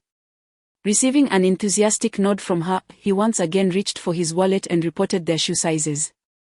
After exchanging their footwear for skates at the guardhouse and storing their removed shoes, they secured the storage tags provided by the staff. Hand in hand, Zhang Feng cautiously led Yuli towards the expansive ice surface. The vastness was filled with people, some skating, others breaking through the ice to fish, while many simply enjoyed the lively atmosphere. As Zhang Feng held Yuli's hand, they started to move slowly across the ice, gradually picking up speed. The biting wind chilled their faces, yet the spirit of the revelers remained fervent. Listening to the melodious laughter of the girl beside him, Zhang Feng tightened his grip and quickened their pace as they joyfully navigated through the crowd, reveling in the exuberance of their youth. Chapter 51. In 1958. My uncle's new bride donned fresh attire, affixed couplets, and honored the ancestors. The sounds of firecrackers echoed both within and outside the alley, while the women of the household busied themselves with dumpling making and a variety of culinary delights. This day was one where families indulged in sumptuous feasts without the fear of harshed criticisms from others. Happy New Year, Uncle Yen, Uncle Yi, Juzi, Weidong. Upon stepping outside, Zhang Feng encountered Yan Fugue, who was writing couplets for the courtyard's inhabitants. Despite Yi Zhonghai's attempts to start trouble over the years, the Zhang family had skillfully deflected such conflicts, even enduring some losses. Yet, on this significant day, everyone exchanged pleasantries and well wishes out of mutual respect. Happy New Year! Xiao Feng, responded Yi Zhonghai and a few others cheerfully. Zhang Feng wheeled his cart out of the courtyard. Almost all the shops outside were closed today. He rode to his uncle's newly formed household. It was amusing how discreetly his uncle had gone about adopting a daughter and quietly welcoming another child into the world. The woman was a girl from outside Zhou family village who had lost her husband and son in her early years, leaving her to raise her daughter alone amidst disdain and mistreatment from her in-laws. Her maternal family in Zhou family village was helpless. As the old saying goes, once a girl is married, she becomes like spilled water. By coincidence, a diligent and honest young man from the village had caught the eye of her father-in-law and his wife as they discreetly observed Xiong Dejiang's character while he worked the fields. They found him to be a genuinely good man, having lived single for many years without any ill rumors. After making a firm decision, the father-in-law instructed his wife to subtly probe into the situation. Upon learning that Xiong Dejiang's wife had perished during a famine years ago, he discussed with his sons the possibility of bringing the widow and her daughter back to matchmake with Xiong Dejiang. While the sons were indifferent to the idea, the daughters-in-law expressed discontent, leading to a fair share of gossip. However, the elder men of the family were resolute, leaving the women with no choice but to acquiesce. Thus, the three brothers, accompanied by their father, borrowed a donkey cart and journeyed to the He family's home to retrieve the mother and daughter. Before departing, they secured documentation from the village's administrative office to transfer the pair's household registration back to Zhou family village. The ensuing events were quite convoluted. Initially, Xiong Dejiang vehemently opposed the arrangement, but the Zhou family had no retreat. They resorted to sending Zhou Xiang and her daughter to work at Xiong Dejiang's home daily. With no other options, Zhou Xiang, pressured by her family, felt she had no choice but to remain. Had she known the nature of her life would be like this, she would have never returned. The village's gossip need not be mentioned. A woman returning with her daughter faced significant judgment. Compounding their plight was the fact that at mealtime, the three sisters-in-law would devise ways to shoo the pair away. The elder couple assumed the sisters-in-law would be considerate towards the girl. As fate would have it, after a prolonged period without food, Zhou Xiang collapsed at Xiong Dejiang's doorstep. This left Xiong Dejiang in shock. Upon inquiry, he discovered from the now 8-year-old He that they had gone 2 days without sustenance. Upon seeing the tragic state of the mother and daughter, Xiong Dejiang was reminded of his own wife and daughter who had perished from hunger. Unable to bear the sight any longer, he embraced them and brought them into his home.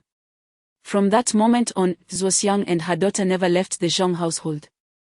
although he still kept it a secret from his brothers Zhang Yang, Zhang Jian, Zhang Feng, and Zhang Zheng.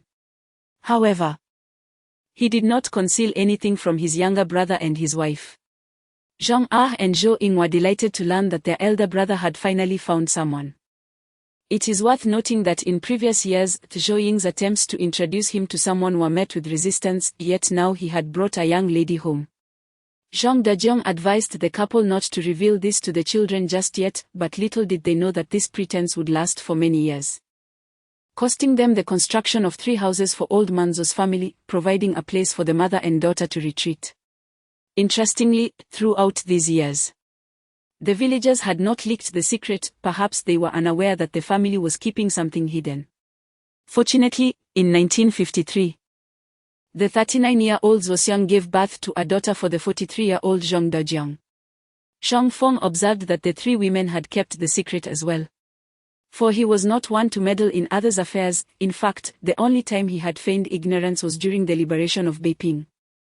Zhang Dajiang felt that since the children had discovered the truth, it was better not to hide it any longer, especially since his little girl would soon turn 6 and it was time for her to start school.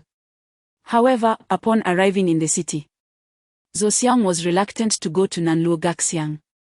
Zhang Yang, upon learning this news, felt somewhat bewildered.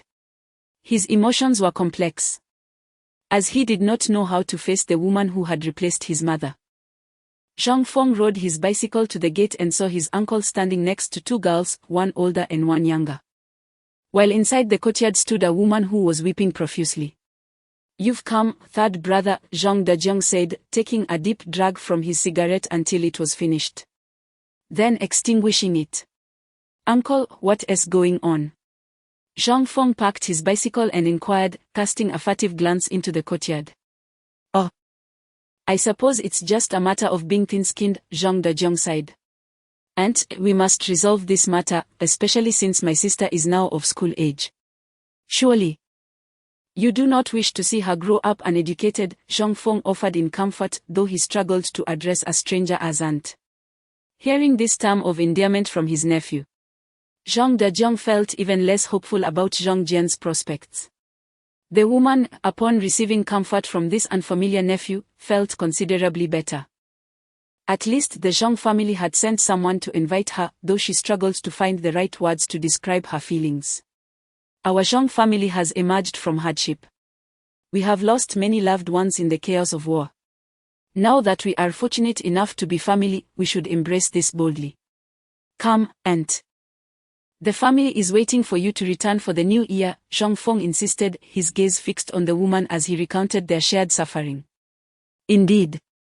Upon hearing such empathetic words, Zhou Xiang's demeanor softened noticeably. Zhang Feng, seizing the moment, exchanged a knowing glance with his uncle and continued, "Uncle, aunt. I will take the 2 younger sisters home now, you should hurry along behind us." Approaching his bicycle, he gently said to the 2 sisters, "Come, my dear sisters. Let us return home for a delightful meal." The 14-year-old Zhang Yi nervously clutched her 5-year-old sister, timidly hiding behind Zhang Dajiang. "It's all right, Yezi. This is your third brother. You and your sister should go home with him," Zhang Dajiang spoke gently to his eldest daughter. Zhang Yi cast her gaze towards her tearful mother, noticing her gentle nod, before taking her sister by the hand and approaching Zhang Feng's bicycle. Zhang Feng mounted the bike first, then lifted Zhang Xian onto the front, where she sat sideways. He turned back and said, "You should get on too, ma'am." Zhang Yi replied in a voice as faint as a whisper, then climbed onto the rear seat. "Hold steady, off we go," Zhang Feng exclaimed as he felt everyone was secure, propelling the bicycle forward. Their courtyard was situated at the northeast corner of Nanluo Gaxiang, adjacent to the western side of Gulu East Street and Jayadeaku South Street. In less than 10 minutes, Zhang Feng brought the 2 little girls back home. Upon entering, they were instantly surrounded by a group of mischievous youngsters, bombarding them with questions. "Are you both our big aunt and little aunt?" Zhang Pingming inquired with a serious and earnest expression, but his demeanor shifted within seconds as his cousin Zhao Xueme playfully pinched his ear and dragged him inside. Noticing the two girls were feeling shy, Zhou Ying promptly adopted an impatient tone, shooing away the rascals. Go on, go play elsewhere, do not disturb your aunts. Yushue. Take them into the room and bring out some snacks for them. Okay, Mom, replied Yushue, who had blossomed into a young lady, playfully pulling the two girls along as they dashed into the house.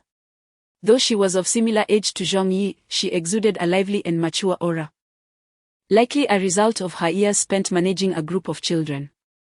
Chapter 52, the New Year. 15 minutes later, Zhang Dejiang led Zhuoxiang back to the courtyard. Before entering, they exchanged New Year greetings with Yan Fugue, who lived across the way.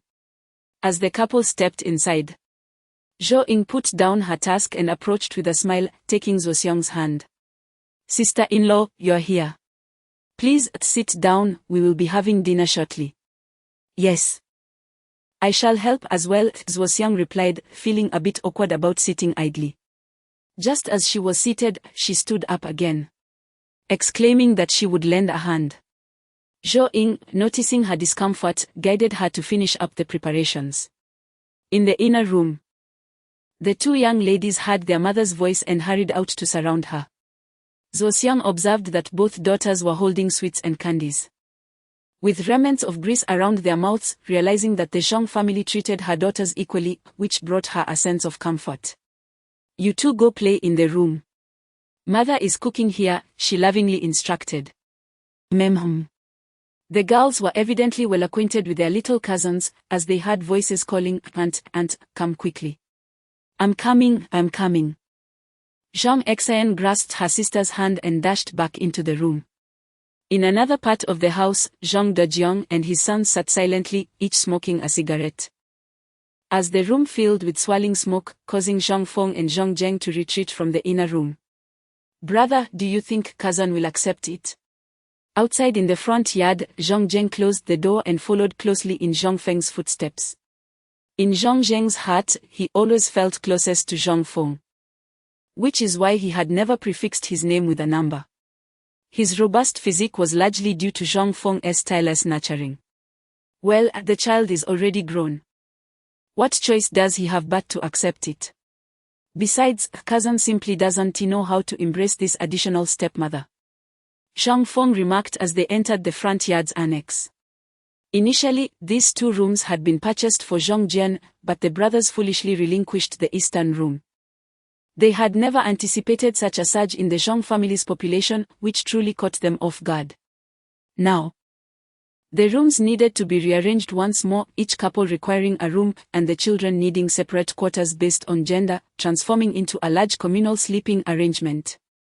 Their own small courtyard would need to be expanded into a house as soon as the 3-year hardship period concluded, otherwise, there would be no room left for the family.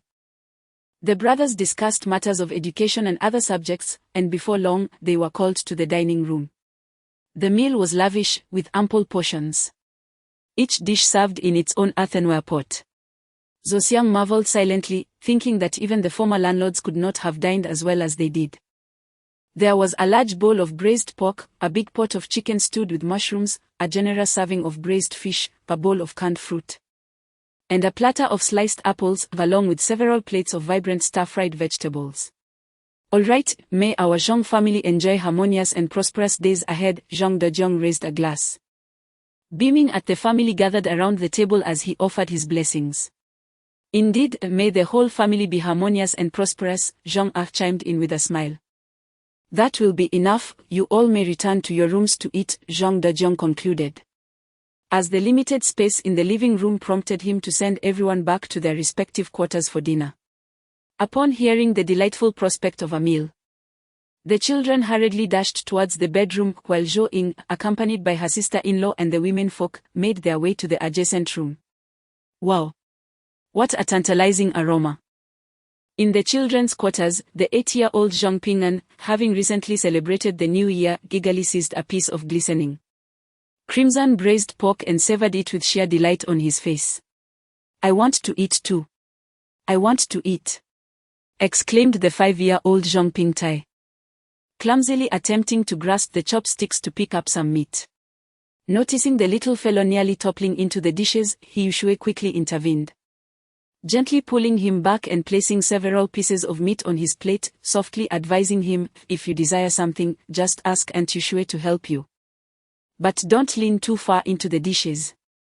The little one nodded enthusiastically, munching away. And you lot over there, if you can't reach.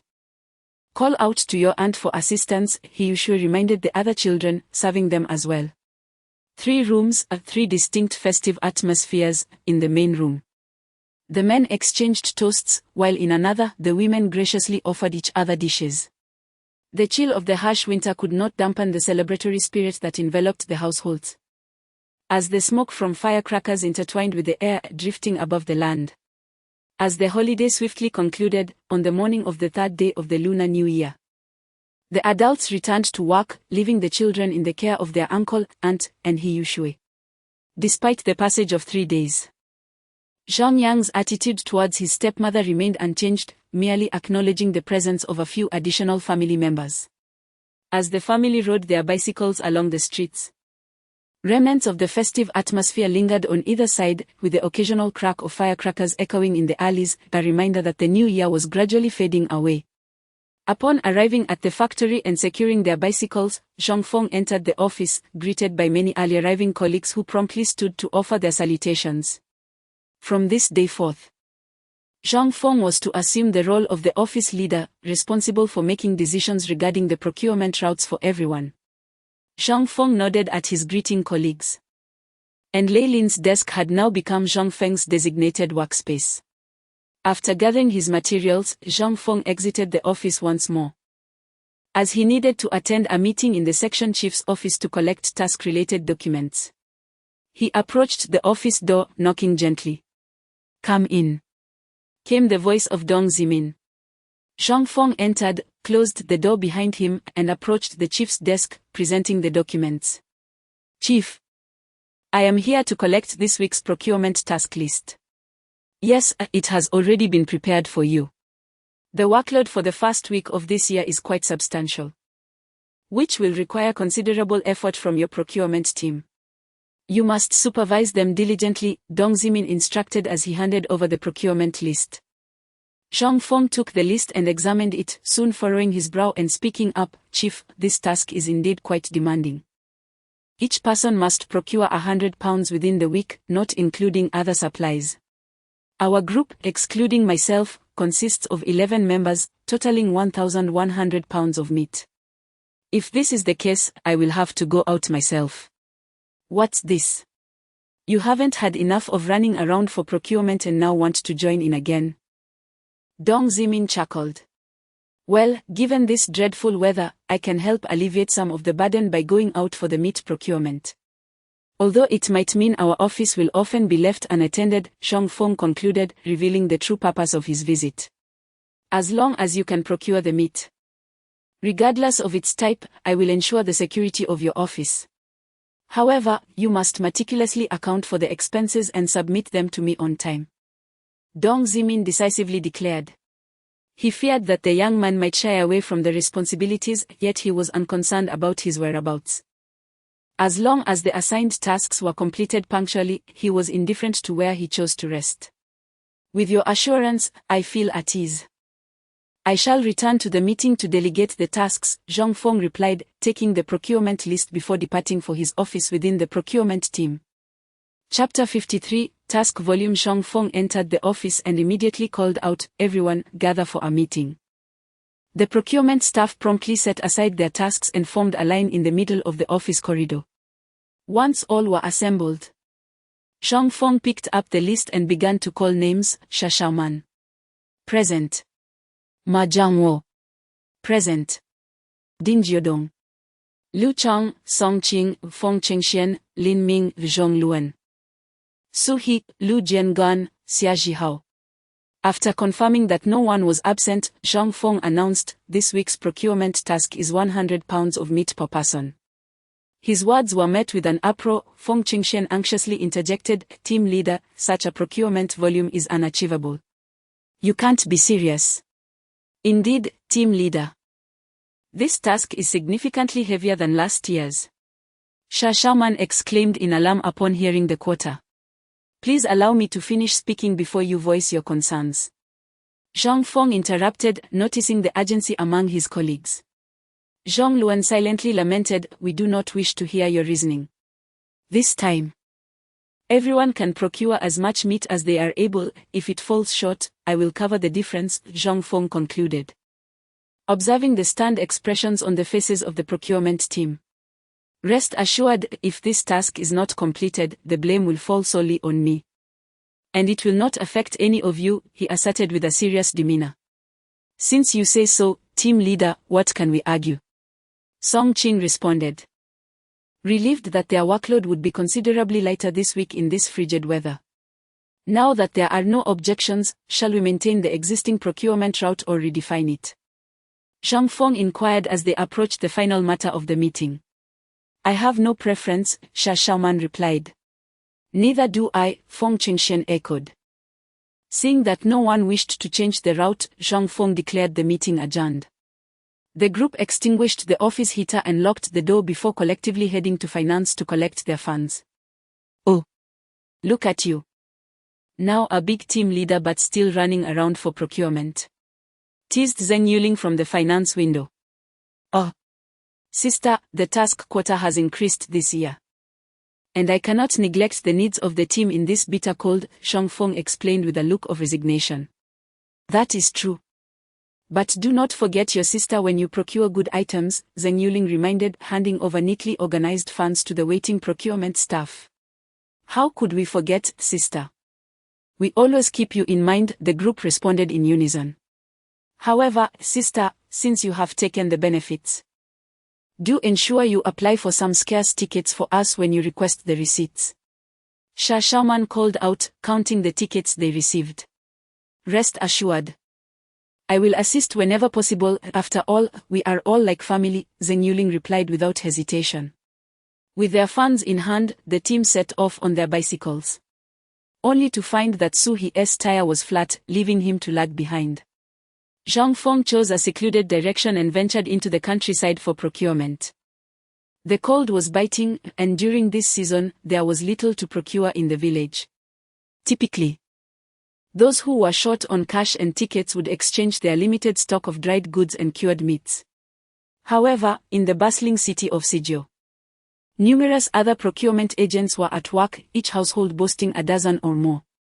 After wandering for an entire morning, he managed to acquire a few dozen pounds of dried vegetables and over a pound of cured meat, likely reflecting the struggles of other buyers as well. This year was markedly more challenging than the last, as a certain region had falsely reported grain production figures, leading to devastating revelations this year. It was rumored that many had perished from starvation. This suggested that the quality and quantity of staple food might be further diminished this year. As long as there were no widespread droughts near Sijio, Zhang Feng's procurement would remain untroubled. If necessary, he could always apply for a business trip to procure supplies. In the afternoon, he adhered to his responsibilities, breaking through the ice to catch nearly 2 baskets of fish within a range of 19 meters. On his way back, he traversed a narrow path through the fields, capturing a few wild rabbits weighing 3 to 5 pounds and several half-pound wild chickens. After completing these tasks, Zhang Feng calculated the necessary deductions for funds and tickets before returning. He took a detour to deliver some provisions to Yuli's family before heading back to the factory. Upon arriving at the warehouse, he was met with jovial scrutiny from several senior colleagues, who eagerly accepted some tickets while he submitted the remaining supplies. On the first day alone, he delivered 300 pounds of fish, astonishing warehouse managers Mo Xingtai and Zhong Jichuan, who marveled, "We knew you were a skilled fisherman. But never did we anticipate you could catch so much." Before long, the news reached the office of Section Chief Dong Zimin, who chuckled and shook his head, musing. "I wondered how this lad could so boldly accept such a heavy task. It seems this arduous assignment is but a trifle for him. Perhaps we ought to assign him even more responsibilities, but how will the upper management allocate these procurement shares?" Initially, Chief Dong had intended to have the planned procurement team support Zhang Feng's group, but now it was uncertain whom they would assist. Deputy Chief Xie Sun frowned, stating, "This year's grain procurement within the plan has not only diminished but the proportion of coarse grains has significantly increased. The outlook is quite bleak. Given this, let us see if we can persuade directly to increase the tasks for the off-plan procurement group. If Zhang Feng can secure more fish, we could have the cafeteria process it into salted fish, and with these off-plan resources, directly could trade the salted fish with other departments for the materials needed in the factory. After listening to Xie Sun, Dong Zimin pondered. Recognizing the merit in Xie's proposal but also considering his own thoughts, what you say is reasonable, but it hinges on whether Zhang Feng can procure more fish. Therefore, please summon Zhang Feng and inquire further. Very well, I shall do so at once, Xie Sun nodded, promptly rising to find Zhang Feng. Meanwhile, Zhang Feng, having submitted his procurement task, returned to his office to fill a thermos with hot water. After quenching his thirst, he ignited the office stove. With these matters attended to, he settled at his desk to address official duties, as the other procurement agents had yet to return, leaving him with little urgent work to attend to. Lost in his thoughts, Xie Sun knocked on the door and entered. The procurement office was not a private space, so there was no need for permission to enter. Oh, Section Chief, what brings you here?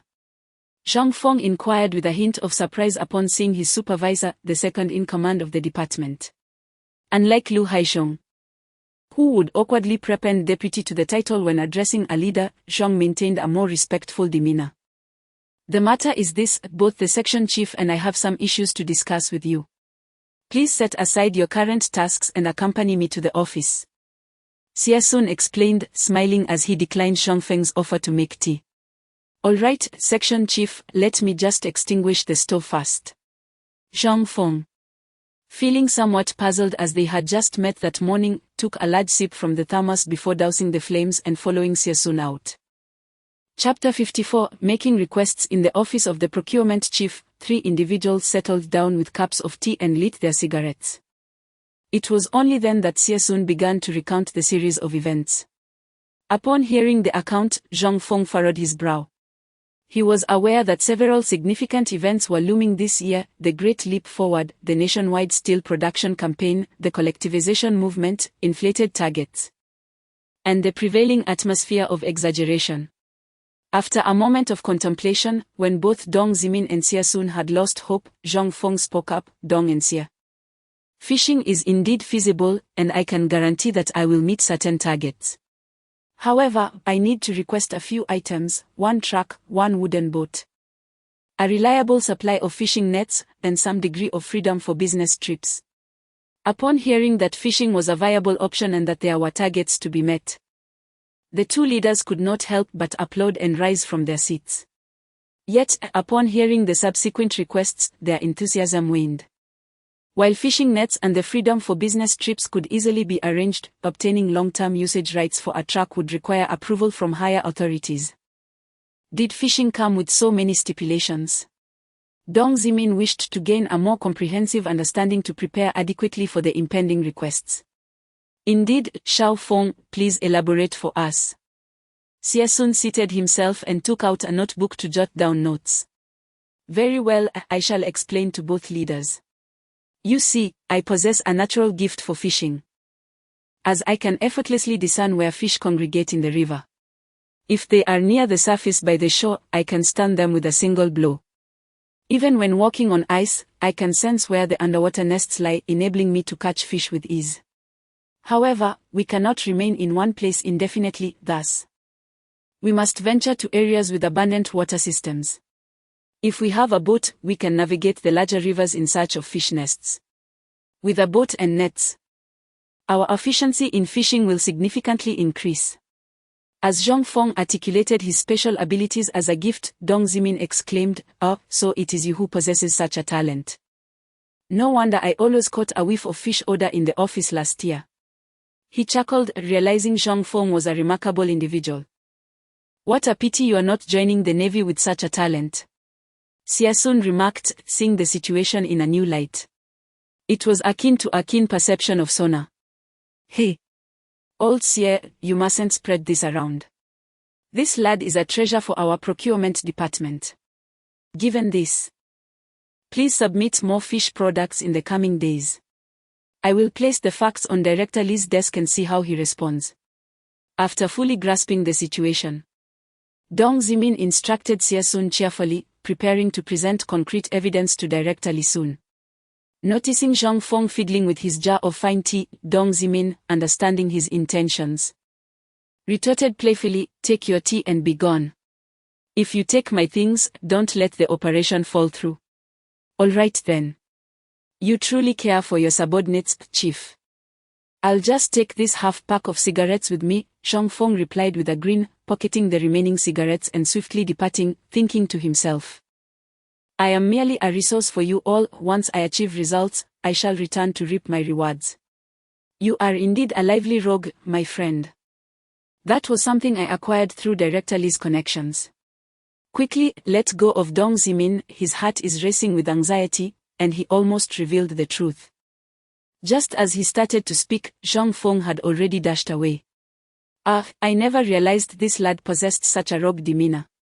I must ensure to keep valuable items well hidden in the future." Dong Zimin, in a fit of frustration, voiced his grievances to Xie Sun. This fellow, seeing that he might be taken advantage of, shamelessly sought to gain benefits for himself.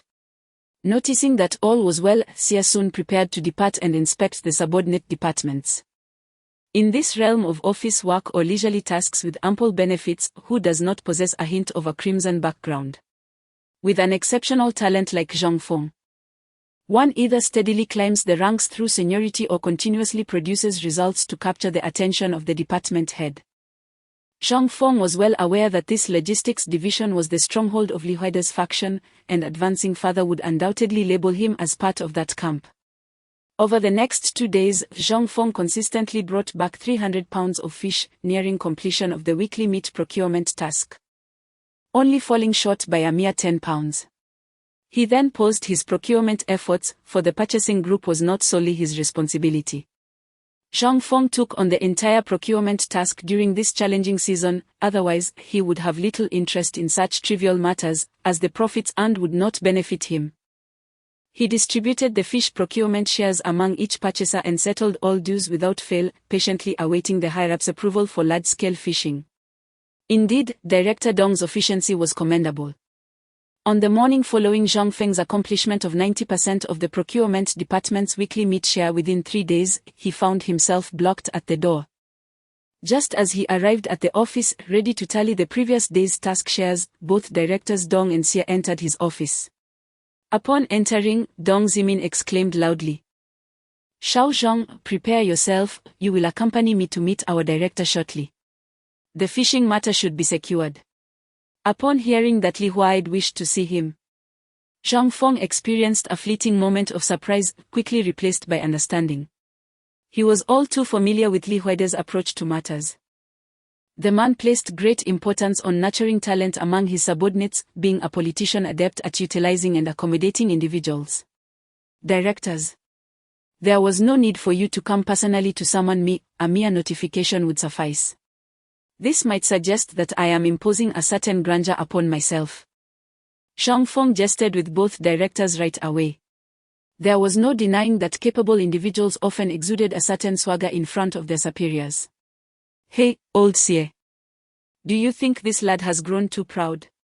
Should we consider applying for more responsibilities for him?" Dong Zimin remarked, seemingly debating with Xie Sun. "Indeed.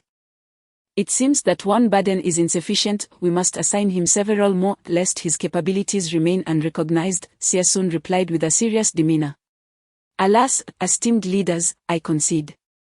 I acknowledge my faults." Zhang Feng, upon hearing their banter, immediately raised his hands in surrender, regardless of the truth of their words. Acknowledging one's mistakes is commendable. Old Dong, perhaps we should ease off on the responsibilities for now to prevent this lad from causing a ruckus in front of the director, Xie Sun added, laughing as he provided a way out. "Well, for now, let's just take note and observe your performance in the future. Come, follow me to the office," Dong Zimin said with a serious expression, turning to lead the way out of the procurement team's office. Since the procurement department's personnel was scheduled to report for duty and receive assignments only on Mondays, it was rare for everyone to be gathered together. Consequently, the office was empty at this moment, and Zhang Feng took the opportunity to lock the door, following the two department heads to the director's office. As they made their way, the factory premises were devoid of people, as the workers had already commenced their day's labor in the workshops. Nevertheless, a few leaders and cleaning staff could still be seen here and there. Chapter 55, Test Drive in the office of Li Huaid. Zhang Feng took a seat alongside Dong Zimin and Xie Sun, while Secretary Chen Bin busied himself with tidying up the workspace, occasionally preparing a cup of tea for each of them. Around 8:30, Li Huaid, impeccably dressed in a tailored uniform and with his hair meticulously styled, entered the office. Upon his arrival, he offered cigarettes to the 4 individuals present and, with a warm smile, jested with Zhang Feng, saying, "Comrade Zhang Feng, it is a pleasure to see you again. Director Li, might I suggest you call me Xiao Zhang, just as our section chief does?" Zhang Feng replied, seamlessly integrating himself into the camaraderie of the group. "Oh, is that permissible? If so, I shall refer to you as Xiao Zhang from now on," Li Huaid responded, slightly taken aback by the youth's familiarity and humility, which further ignited his desire to cultivate a closer relationship. "Director, you're calling me that would only make me feel more at ease, or using my full name seems rather distant, does it not? Besides, I am now one of your subordinates," Zhang Feng asserted with a friendly demeanor, unabashedly seeking to foster rapport. "Haha, Zimin, we must certainly bring talents like Xiao Zhang together more often. Next time we have a banquet, Xiao Zhang must be included," Li Huaid declared, clearly pleased by the flattery, as he instructed Dong Zimin to take note of the promising individual. Absolutely, Dong Zimin responded enthusiastically, delighted by the praise from his superior and mentally applauding Zhang Feng's savvy approach. "Now, enough of the pleasantries, Xiao Zhang, please discuss the fishing matter," Li Huaid said, returning to his desk with a serious expression. After all, no matter how many polite words were exchanged, true significance would ultimately be determined by performance. Seeing that the conversation had shifted to the main topic, Zhang Feng immediately adopted a more solemn demeanor, contemplating for a moment before stating, "Director, should my application be approved, I assure you I will deliver a satisfactory result. Indeed, obtaining approval for your application should not be difficult, but every truck in the factory serves a specific purpose. Therefore, if I grant you a vehicle, you must also provide commendable output," Li Huaid replied thoughtfully, his expression grave, knowing the insider information due to his father-in-law's high-ranking position. He was already aware that this year's grain allocation would decline. As the logistics director of the steel mill, he could not afford to be unprepared for the impending challenges. However, he had not anticipated that the situation would grow increasingly dire with each passing year. With the fish caught by Zhang Feng, he could barter for urgently needed resources within the factory. If he could achieve results during these trying times, his position as deputy director would be firmly secured. "Rest assured, Director, if you provide me with the truck, I will deliver 1,000 pounds of fish before the end of my shift. If I fail to do so, feel free to dismiss me from my position as team leader," Zhang Feng vowed, determined to showcase his capabilities and alleviate any lingering doubts in Li Huaid's mind. Li Huaid was taken aback by the audacity of the young man to wager his career, yet he felt a flicker of confidence. However, he had no intention of agreeing to demote Zhang Feng, as the number of talents available to him was rather limited. Oh, the youth indeed possessed a certain boldness, yet the notion of dismissal should not be entertained. "By the way, if I understand you correctly, you can drive." "Yes, prior to the public-private partnership, I had some exposure at the Lucia steel plant and even acquired a bit of car repair knowledge. In this life, he had never encountered trucks." Zhang Feng's fibs were delivered with an unflinching demeanor, for he knew his true skills would carry him anywhere. Li Huaid realized he had stumbled upon a gem. An invaluable skill to possess, however, verification was necessary before reaching a conclusion. "Very well, since you claim you can drive, let us put that to the test. Come. I shall take you to the logistics automotive team for a trial. If you are indeed proficient, I will assist you in obtaining your driver's license." After speaking, Li Huaid summoned Secretary Chen, Dong Zimin, and Xie Sun, leading them out of the office. On their way to the automotive team, Dong Zimin and Xie Sun flanked Zhang Feng, lowering their voices to a conspiratorial whisper. When did you learn to drive? Is it true? You must not deceive the leadership. Indeed, young man, can you truly manage it? If not, we will cover for you, Xie Sun added. Genuinely concerned that Zhang Feng might be boasting and risk exposing himself as a fraud in front of the superior. Li Huaid noticed the trio's furtive exchange but found himself increasingly fond of the young man's confident demeanor. Soon, they arrived at the automotive repair section of the logistics department. Today, 3 vehicles were not in operation, and the team leader, Tong Dahai, upon seeing the highest-ranking official arrive for inspection, hurriedly approached to greet him. Director, what brings you here today? You've caught me unprepared, as you see. I'm in a rather disheveled state. Li Huaid was indeed impressive. The logistics department was managed with utter efficiency under his guidance, and the workers held no grievances against him. He had mastered the art of diplomacy with remarkable finesse. I have come to ascertain whether you, old Tong, have been shirking your duties, perhaps to catch you in the act. How has the attendance been lately? Li Huaid jested lightly, yet his expression was earnest. Since the latter half of last year, attendance had noticeably declined. 2 vehicles had been borrowed by the transportation section, and just the other day, they sought to borrow another. I invoked your name to refuse them. If they persist, we would be left with a few drivers sharing a single vehicle. Tong Dahai frowned as he reported the attendance situation to Li Huaid, recounting recent events. Li Huaid was well aware of the circumstances but had no intention of providing an explanation. He nodded and praised, saying, You have done quite well. Our department's vehicles must not be lent out any further. Should they continue to request, instruct them to consult with Director Young for arrangements. Yes, Director. But may I inquire what brings you here with your entourage? Tong Dahai finally thought to ask about the purpose of their visit. Today, I brought Comrade Zhang Feng to the automobile department for a test drive. Is this a convenient time? Upon realizing the conversation had shifted to the main topic, Li Huaid elucidated the purpose of their visit. Oh, is it convenient? Director, are you assigning a new member to our second team? Tong Dahai inquired with astonishment, yet internally mused that it seemed excessive to mobilize so many for the introduction of a single newcomer. We are not here to introduce a new member, rather. We have invited Comrade Zhang Feng, the leader of our logistics procurement group, to showcase his driving skills, Li Huaid clarified, stepping aside to reveal Zhang Feng. Zhang Feng, why does that name sound familiar? Tong Dahai murmured softly. Realizing that he might have inadvertently revealed something, Zhang Feng quickly interjected, Class Leader Tong, let us discuss any matters later. The director has other commitments, so we should proceed with the test drive. As he spoke, Zhang Feng attempted to lighten the mood, urging Tong Dahai to accompany him for the test. Yes, the test drive, yet that name truly does ring a bell. Tong Dahai found the name oddly familiar but could not place it. His mind felt as though it were being prodded by a cat, and he continued to murmur.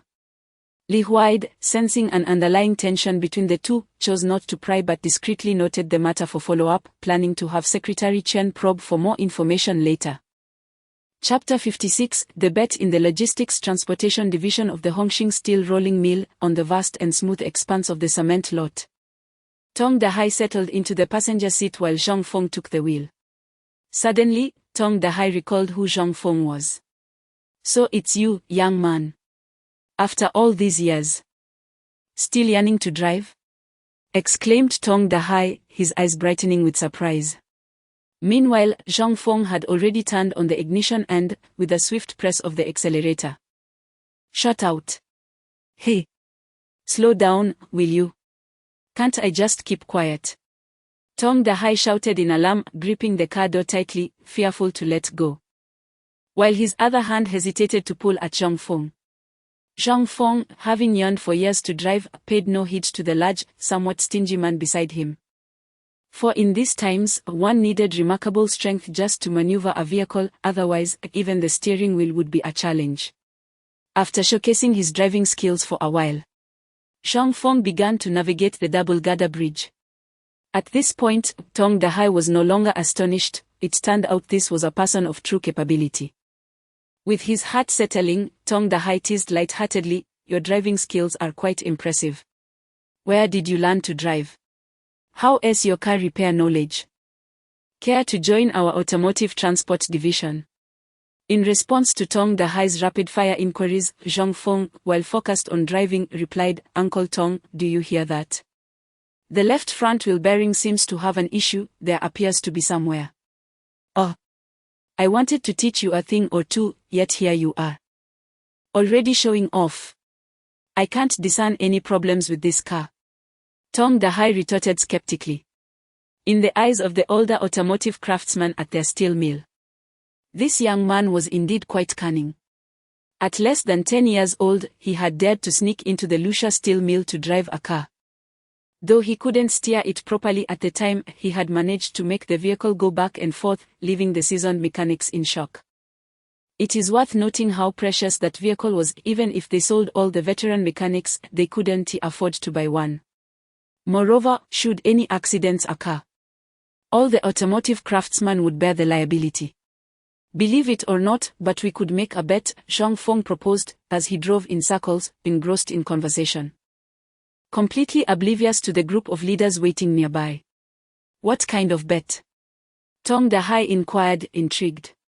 "When spring comes and the snow melts, arrange for someone from your automotive division to assist me. It will be useful for our plant procurement team." "And if you lose? What would the stakes be?" Tong Dahai, feeling that sourcing a driver was not too difficult, promptly asked. "Well, if I lose, I'll give you 50 pounds of fish. How about that?" Zhang Feng casually proposed a wager. "Oh, are you serious? 50 pounds of fish? In this era where everything requires tickets, that's quite a generous offer," Tong Dahai exclaimed, raising his voice to confirm. "Shall we have the leaders witness it?" Zhang Feng suggested after a moment's thought, finding the driving experience rather taxing on his arms, though otherwise satisfactory. "All right, it's a deal. But if you lose, don't you dare claim I'm taking advantage of you." As Tong Dahai observed Zhang Feng reversing the vehicle into its designated spot, he hurriedly opened the door and leapt out. Once Zhang Feng exited the car, Tong Dahai promptly informed Li Huaid about the betting agreement. Xiao Zhang, is old Tong's word to be taken seriously? Li Huaid increasingly admired this young man, Zhang Feng, recognizing his capabilities and interpersonal skills. In fact, he entertained the notion of marrying his 10-year-old daughter to Zhang Feng, albeit merely as a fleeting thought in his mind. "Indeed. Director, this is a matter of truth," Zhang Feng acknowledged with a confident nod. "Director, why do you still doubt old Tong? Just take a look." Tong Dahai feigned a touch of dissatisfaction. "All right, let us swiftly remove the tire and examine whether the axle bearings are genuinely damaged." Li Huaid glanced at his watch, a hint of curiosity compelling him to remain and witness the outcome of the wager. "Ah, splendid. Old Luo, old Gao. Bring over the jack and remove the front left tire of the recently driven vehicle to inspect for any wear on the bearings." Noticing that the leader was checking the time, Tong Dahai urged the two seasoned craftsmen to gather the necessary tools. "What is the matter, class leader? Why are we removing a tire?" questioned the elder craftsman known as Old Gao, his voice tinged with confusion. "Just do as you're told. If we win, there will be benefits for you," Tong Dahai insisted, wishing to refrain from further explanation. "Benefits? What kind of wager is this?" Old Gao murmured as he picked up his tools. The two craftsmen set to work. Before long, they had positioned the jack and were vigorously loosening the tire with a wrench, amidst Li Huaida's furrowed brow and constant checking of the time. The bearing from within the tire was extracted. "Class leader, this bearing is severely worn and even has a corner missing.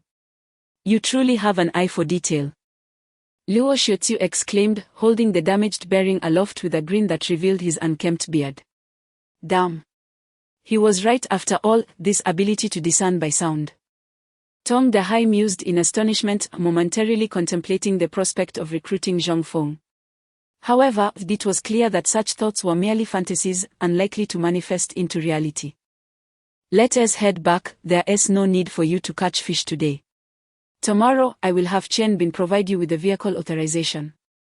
Once you return, draft a report detailing the dimensions of the boat and the net, and submit it to Chen Bin tomorrow. Li Huaid, evidently preoccupied with pressing matters, quickened his pace. Understood, Director.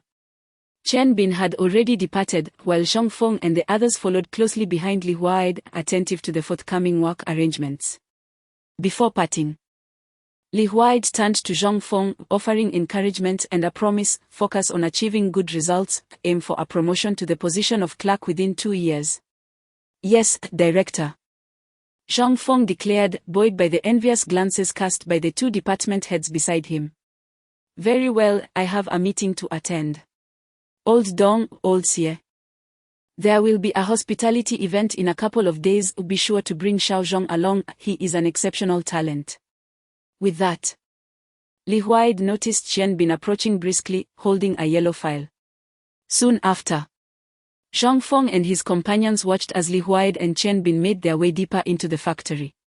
Let us go, the VE moved on. Today was indeed your time to shine, Dong Zimin teased with a playful tone. Ha, this lad will soon rise in administrative rank to match you and me. Oh, the vigor of youth is truly remarkable. Xie Sun's sarcastic remarks are incessantly flowing. Yet, the two are merely exchanging pleasantries, for their commendation of each other is undeniable. After all, their contributions are irrefutable, and they belong to the same camp. There is a saying often on their lips: gather many friends and few enemies. What do I mean? I am currently under your command, and if you too lacked such magnanimity, you would not have recommended me. Zhang Feng, noticing the slightly caustic tone of his superiors, hastily added flattery: Old Xie, just look at this lad, once he gets a taste of success, he transforms into a clever little monkey, truly astute. Chapter 57, Dining for Free, completing the task ahead of schedule in the early spring of the 9th city. The air was particularly dry and cold. As the snow on the rooftops gradually melted, it transformed into droplets that, when blown by the wind, coalesced into icicles of varying sizes beneath the eaves. An old adage states that snowfall is not cold, but melting snow is. Early in the morning, numerous adults and children in the courtyard donned their winter attire, armed with cleaning supplies, and made their way to the water basin to freshen up. Unlike the scenes from the original television series, where only the central courtyard had running water, the Zhang family's influence had led to the installation of water supply in all 3 courtyards, each equipped with its own basin. Yi Zhonghai initially intended to save some money by persuading the neighbors to connect only the central courtyard to the water supply, though his motives remained unclear. Nevertheless, the Zhang family rejected this notion, as they were not as miserly as the Yan family in the original series, unwilling to part with the funds for 2 water connections. The Zhang family did not lack for resources, and upon observing their stance, Lu Haisheng, a man of significant standing in his own right, decided to fund the water connection for his own backyard as well. Currently, the wealthiest family in the courtyard was not Yi Zhonghai's, nor was the most powerful liaison from his household. Yi Zhonghai could only mediate among the Jia, He, and Zhao families in the central courtyard, as the others were reluctant to connect their doors to it. Even the Zhao family, residing in the eastern ear room next to the main house, wished to have their entrance at the back. Yi Zhonghai lacked the esteemed authority of his predecessor and often attempted to impose moral judgments, which was hardly agreeable. Lu Haizhong, on the other hand, preferred that the Zhao family establish their door in the back courtyard to increase his own influence. Having realized that he was often misled by Yi Zhonghai, this epiphany ignited a desire to undermine Yi Zhonghai, as he had never considered himself inferior to anyone, including the front courtyard's Zhang family. Ah, Damao, out so early today. Are you off to eat? Just as Zhang Feng was about to leave with his cat, He encountered Su Damao, who had just been confirmed in his role as a film projectionist. The youth had grown to nearly Zhang Feng's height.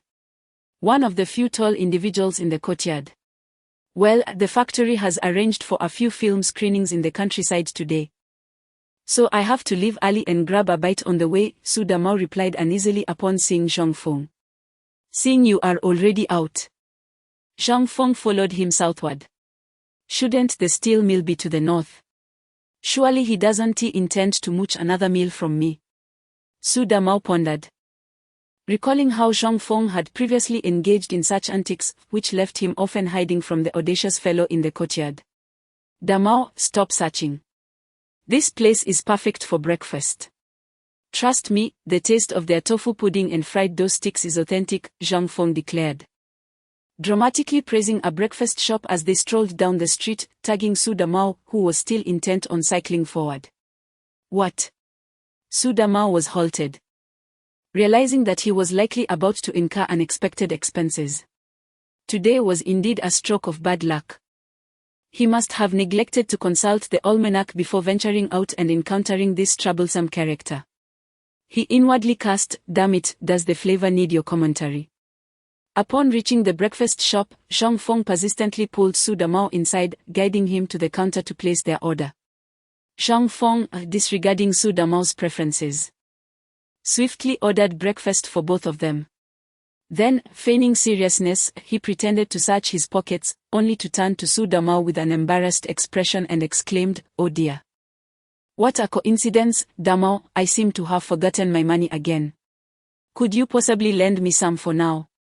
I promise to repay you later." Witnessing Zhang Feng's exaggerated performance amidst the waitress's impatient calls, Su Damao reluctantly retrieved his grain coupons and cash. In no time, they received their breakfast and began to eat with delight.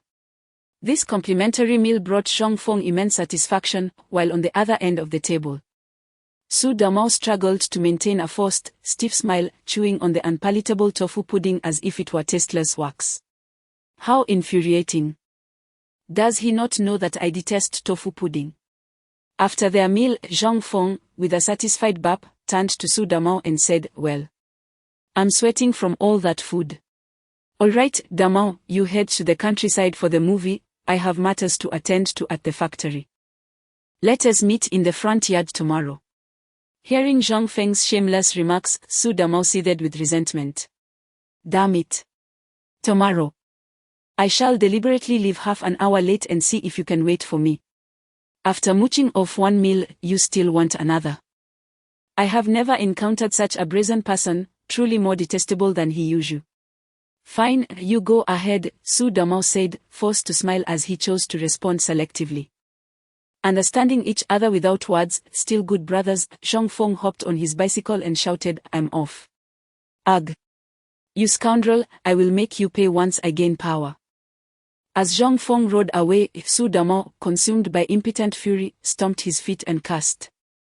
Passers-by, startled by the sudden outburst from this lanky figure, regarded him with incredulous gazes, hastily distancing themselves from the ranting Su Damao. Upon arriving at the factory, Zhang Feng parked his bike and entered the office, where several procurement staff were organizing documents. Having single-handedly taken on the majority of the meat procurement, Zhang Feng had completed this week's tasks 2 days ahead of schedule. Most people were at home resting, and those in the office had come solely to finalize the procurement list for the week. After sitting down, Zhang Feng began to tackle the paperwork. Approximately an hour later, Secretary Chen entered the procurement office with the truck approval documents. "Busy, are we?" Upon entering, Chen Bin greeted him warmly. Bingu, come over for some tea," Zhang Feng responded, aware that Chen Bin was there to deliver the paperwork. And he set down his pen to rise and prepare the tea. "Oh, no need for formalities. I'm here to deliver the approval. Gather the additional item data you requested and take you to interface with the truck," Chen Bin interjected, stepping forward to prevent Zhang Feng from being overly polite. "Yes. I have organized the data list, but it's not urgent at the moment. We'll need to wait for the snow to thaw before we can use it." Pressured by Qian Bin, Zhang Feng sat down and retrieved a file from beside him, extracting the data list for the boat and net. Qian Bin placed the truck approval document on the table and took the list Zhang Feng handed him. The vessel's specifications require that it can accommodate a truck bed, comfortably seat 6 individuals without crowding, and be light enough for 2 adults to lift. These are the only stipulations. Zhang Feng conveyed the requirements for both the boat and the fishing net to Qian Bin, as it is likely that the responsibility for this matter will ultimately fall upon him. All right, I have noted that down. When it comes time for customization, you can accompany me to inspect it. For now, I must take you to retrieve the vehicle. I have other matters to attend to with the director, Qian Bin said, swiftly jotting down the details in his notebook. Understood. Zhang Feng quickly organized himself and followed Qian Bin out of the office. Once the two had departed, the procurement staff in the office began to discuss, our team leader truly possesses remarkable skills. In just 6 months, he has forged bonds with all the leaders and officials in our logistics department, treating them like brothers. Sha Shaoman lifted his teacup and nodded in agreement. Old Su, I wholeheartedly concur with your sentiment. When the team leader first arrived, I sensed his profound understanding of procurement. What is most impressive, however, is the leader's adeptness in fishing.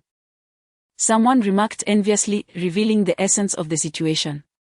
Chapter 58, The acquisition of the truck. In the logistics transportation team's headquarters, a rare tranquility enveloped the steel mill, a stark contrast to the incessant cacophony that pervaded the various workshops.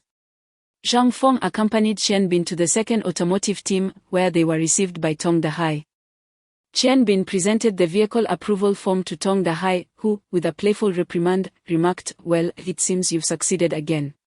If you ever require our drivers, do inform me in advance. Tong Dahai scrutinized the approval form before chuckling at his jest. Understood, Uncle Tong, Zhang Feng replied with a smile. Holding the document, Tong Dahai led the two into the small office of the transportation team. Upon entering, they were greeted by the pungent aroma of gasoline mingled with smoke. After settling in, Qian Bin and Zhang Feng sequentially signed the documents that Tong Dahai handed them before exiting the office, with the stolen keys in hand. And under the wistful gazes of several drivers, Zhang Feng drove away in a moderately new truck alongside Qian Bin. Once they reached the base of the office building, Zhang Feng bid farewell, saying, see you later, Bin Gu. Qian Bin waved his hand, ascending the stairs to the office building without a glance back. Before departing the factory, Zhang Feng produced a series of documents, including a letter of introduction, for inspection by the security personnel. Armed guards encircled the truck, ensuring that no unauthorized individuals interfered during the inspection. After a cascade of phone calls, the duty officer from the security department briskly emerged from the security room, gesturing for his subordinates to grant passage. Zhang Feng, smiling, accepted the documents handed back by the officer and inquired, Comrade, may I proceed? The officer, standing rigidly and devoid of humor, replied in a loud voice, you may go, comrade. Very well, see you, Zhang Feng waved as he started the truck, accelerating out of the factory premises. The bustling street outside was teeming with pedestrians, prompting Zhang Feng to reduce his speed. Occasionally, frustration would compel him to honk the horn. After navigating through the lively thoroughfare, he gradually transitioned onto the rural dirt roads. As he ventured into the suburbs, the number of passers-by dwindled.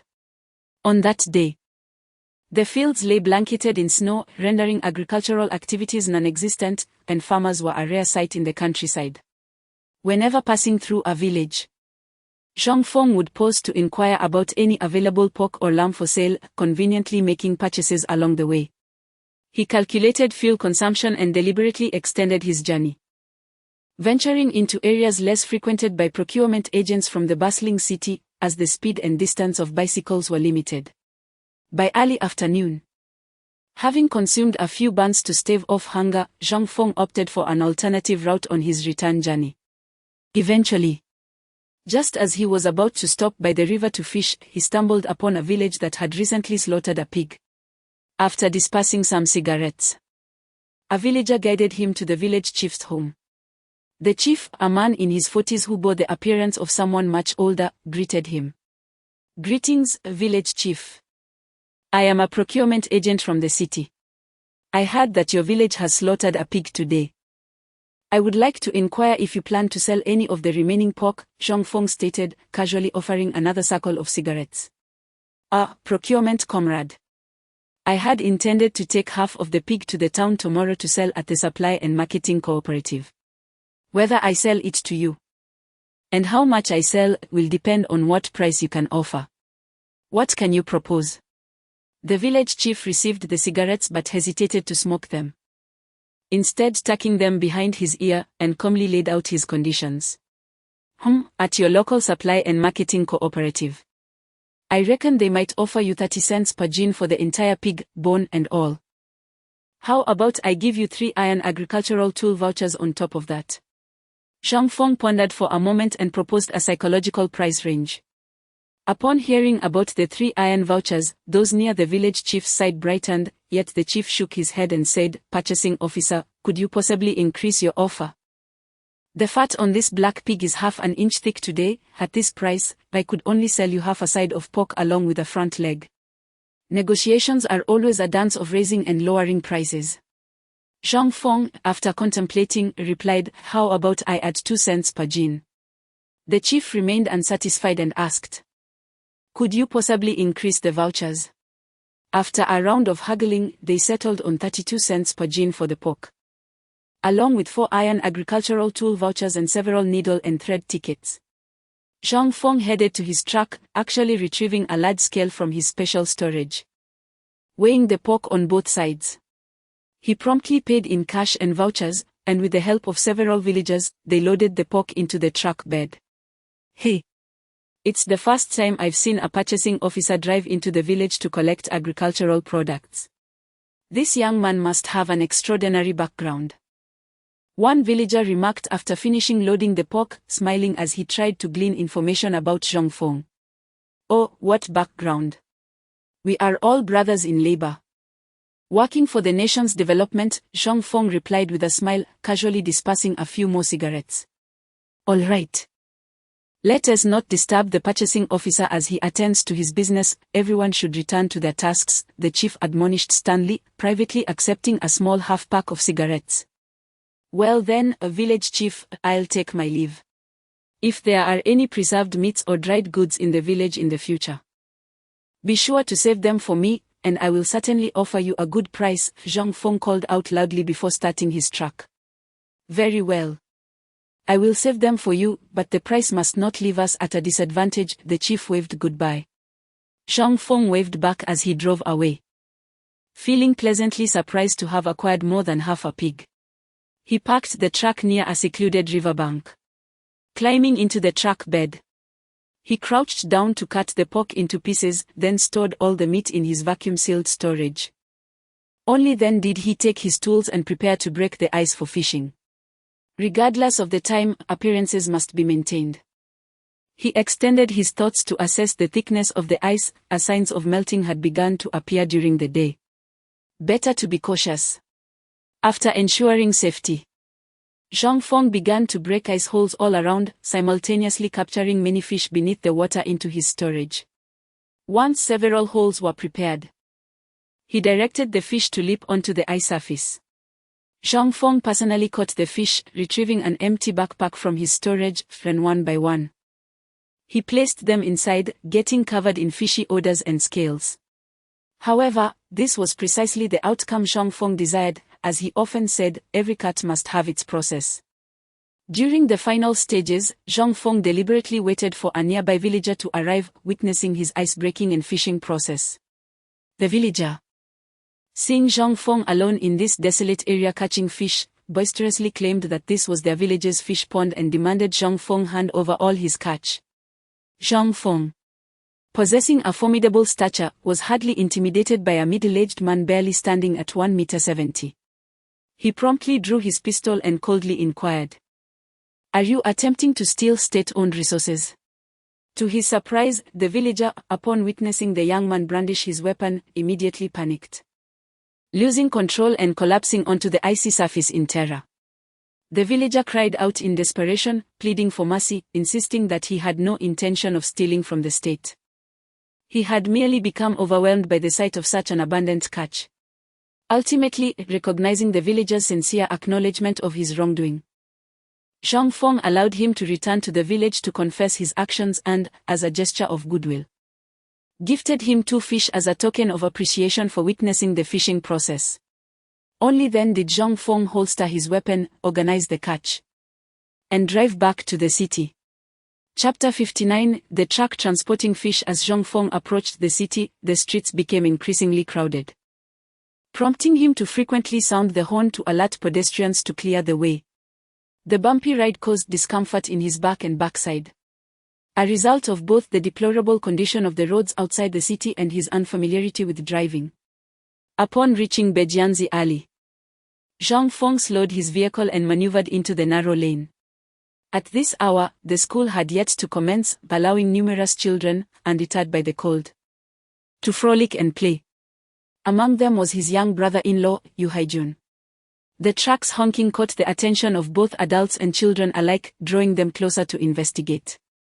Leaning out of the window, Zhang Feng called out, "Haijun, where's your sister?" To his surprise, Yu Haitao, noticing that it was his brother-in-law who had appeared, rushed forward with curiosity. "Brother-in-law, where did you get this truck? And how come I didn't know you could drive one? Teach me, I want to learn to drive too." "Enough with the chatter. Go fetch your sister, I have matters to attend to at the factory," Zhang Feng replied sternly, clearly irritated by his brother-in-law's endless questions. Undeterred by the reprimand, Yu Haijun excitedly shouted to his neighborhood friends, "Did you see? My brother-in-law drove this truck. I want to learn to drive too." He then dashed back to the large courtyard where his family resided. "Oh, look at you, son-in-law of the Yu family, now a driver," a woman in the crowd inquired, her tone laced with envy. "Haha, not quite, auntie. This truck was allocated to our team by the factory for an external assignment, which is why I'm driving it," Zhang Feng replied cheerfully, resting an arm on the window.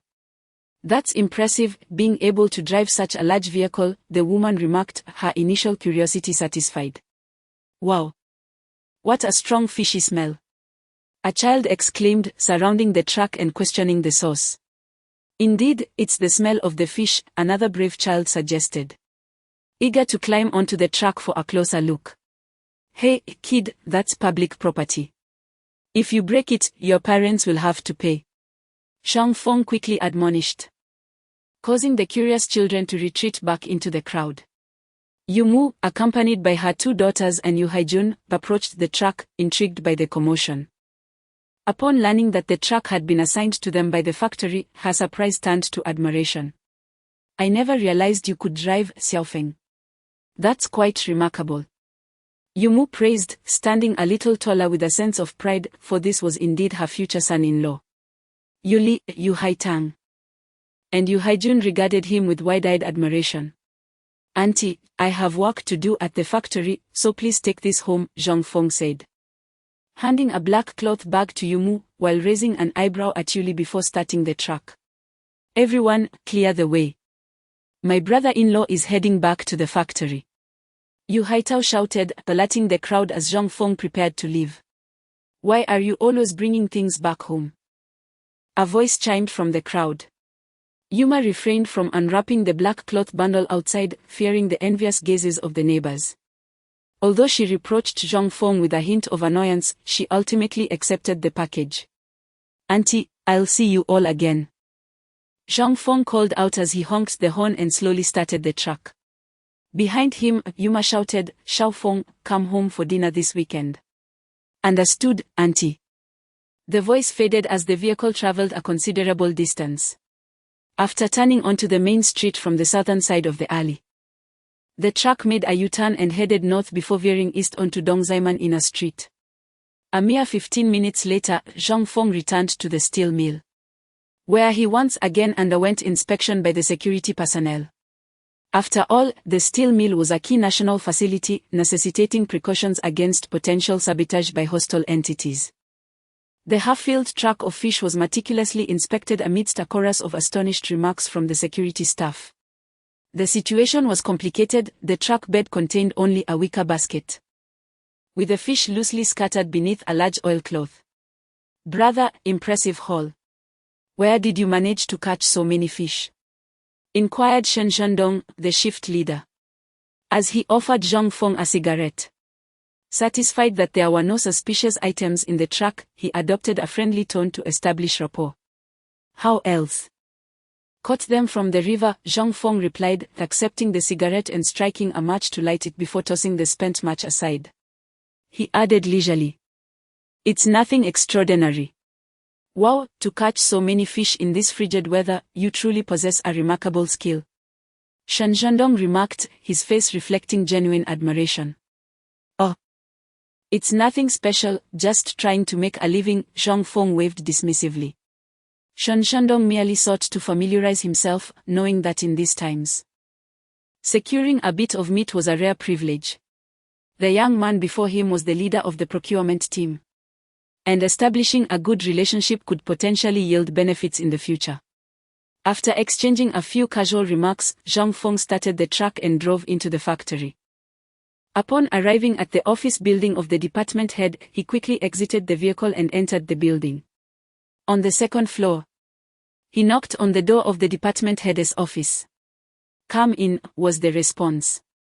Zhang Feng pushed the door open but remained outside, saying, "Department head, I've brought the fish. Oh, it's downstairs. I'll call over Deputy Head Xie. How much did you bring?" Hearing the good news, Dong Zimin immediately rose to follow him outside. Soon, they were joined by two others and descended the stairs to the truck bed. Dong Zimin and Xie Sun took turns lifting the oilcloth to inspect the haul. "So much? This must weigh around 1 to 2,000 jin," Dong Zimin exclaimed in astonishment upon seeing the layer of fish in the truck bed. "Xiao Feng, you are truly on your way to making a significant contribution," Xie Sun exclaimed excitedly, clapping his hands. "Indeed, if we can sustain this level of catch daily, your applications for resources will be assured," Dong Zimin remarked, giving the side of the truck a supportive pat. "Yes, if we can maintain this daily catch, that would be remarkable." Xie Sun nodded in agreement. "All right, let us go. We must inform Director Li," Dong Zimin declared. "Achievements must be reported to the leadership to ensure that one's contributions are duly recognized." "Right, let us find the director," Xie Sun urged as they climbed into the truck, which sped off to the 3-story office building of the factory leaders. "I will stay here and guard the fish," said Xie Sun as he stepped down from the truck, addressing Zhang Feng and the others. "All right, Lao Xie, you must ensure the fish are well protected," Dong Zimin reminded before departing. "Understood, go on," Xie Sun replied impatiently, shooing them away. Following Dong Zimin upstairs, they soon arrived at the office of Li Huaid and knocked on the door. "Come in." Upon opening the door, Dong Zimin did not linger outside as Zhang Feng had done, but instead walked straight in. "It's Lao Dong and Xiao Zhang. Judging by your excited expressions, I presume you are here to report some good news." Li Huaid greeted them with a customary smile. "Oh, Director, you truly possess an uncanny ability. Nothing escapes your notice," Dong Zimin flattered him upon entering. "So, tell me, how many pounds of fish did you catch?" Li Huaid inquired with eager anticipation. We haven't weighed them yet, but it's approximately 1 or 2,000 pounds. After a moment's hesitation, Dong Zimin reported honestly. Very good. This yield is sufficient to warrant a vehicle for your procurement team. Wait a moment and I will accompany you to assess the exact weight," Li Huaid stated as he locked away the unfinished documents in his drawer before rising to lead the two out. Chapter 60, Undermining One's Own Value by the Truck Downstairs. Xie Sun observed Li Huaid descending with two individuals. He hurried to the opposite side of the truck and lifted a corner of the oilcloth as Li Huaid approached. Indeed, there was quite a considerable catch. Xiao Zhang had done remarkably well. If you could manage to procure such a bounty daily, your ranking this year would be assured. Upon seeing the haul, Li Huaid turned to Zhang Feng with a beaming smile, offering encouragement. Yes, Director, barring any unforeseen circumstances, this quantity of fish should be attainable. Zhang Feng replied, tempering his words while subtly conveying a sense of confidence. Excellent, let us proceed to the scale and ascertain the exact amount. Li Huaid declared as he navigated around the front of the truck and settled into the passenger seat. Dong and Xie, upon witnessing this, could only endure the fishy odor as they climbed into the truck bed, not daring to crowd into the passenger seat alongside Li Huaid. Zhang Feng took the driver's seat, ignited the engine, and with a press of the accelerator, turned towards the warehouse. Xiao Zhang, with your remarkable fishing prowess, surely you must have some oil-free recipes at home. Li Huaid inquired from the passenger seat during their journey. Indeed, Director, you are quite right, my family does possess a few methods that require no oil, Zhang Feng replied. Momentarily taken aback before comprehending the question, and responded directly. Do share, Li Huaid prompted, familiar with a few oil-free preparations but eager to learn more. As the prospect of Zhang Feng bringing in 1,000 pounds of fish daily could transform the dining experience for the entire factory and even facilitate large-scale trade. Well, smoking, curing, and air-drying, fish prepared in these ways only require steaming to become a delicious meat dish. Zhang Feng casually listed 3 methods of fish preparation. Oh, this notion aligns perfectly with my thoughts, Li Huaid remarked with a smile, expressing his agreement. Before long, they arrived at the warehouse, where Mo Xingtai and Zhang Jichuan were on duty. Upon seeing a truck blocking the entrance, they promptly abandoned their tasks to investigate. Recognizing Zhang Feng as the driver, their initial surprise quickly gave way to a warm demeanor. Mo Xingtai was the first to speak. Oh, team leader Zhang, what brings you to drive a truck? Cough cough. The overlooked Dong and Xie, seated in the truck bed, cleared their throats in discontent to remind the warehouse duo of their presence. Oh, Directors Dong and Xie, you are here as well, Mo Xingtai exclaimed, suddenly noticing the two in the truck bed. Indeed, on such a frigid day. Why are you two not in the cabin but instead braving the cold in the truck bed? Zhang Jichuan added. At that moment, Li Huaid had already exited the vehicle from the other side, and Zhang Feng jumped down from the driver's seat.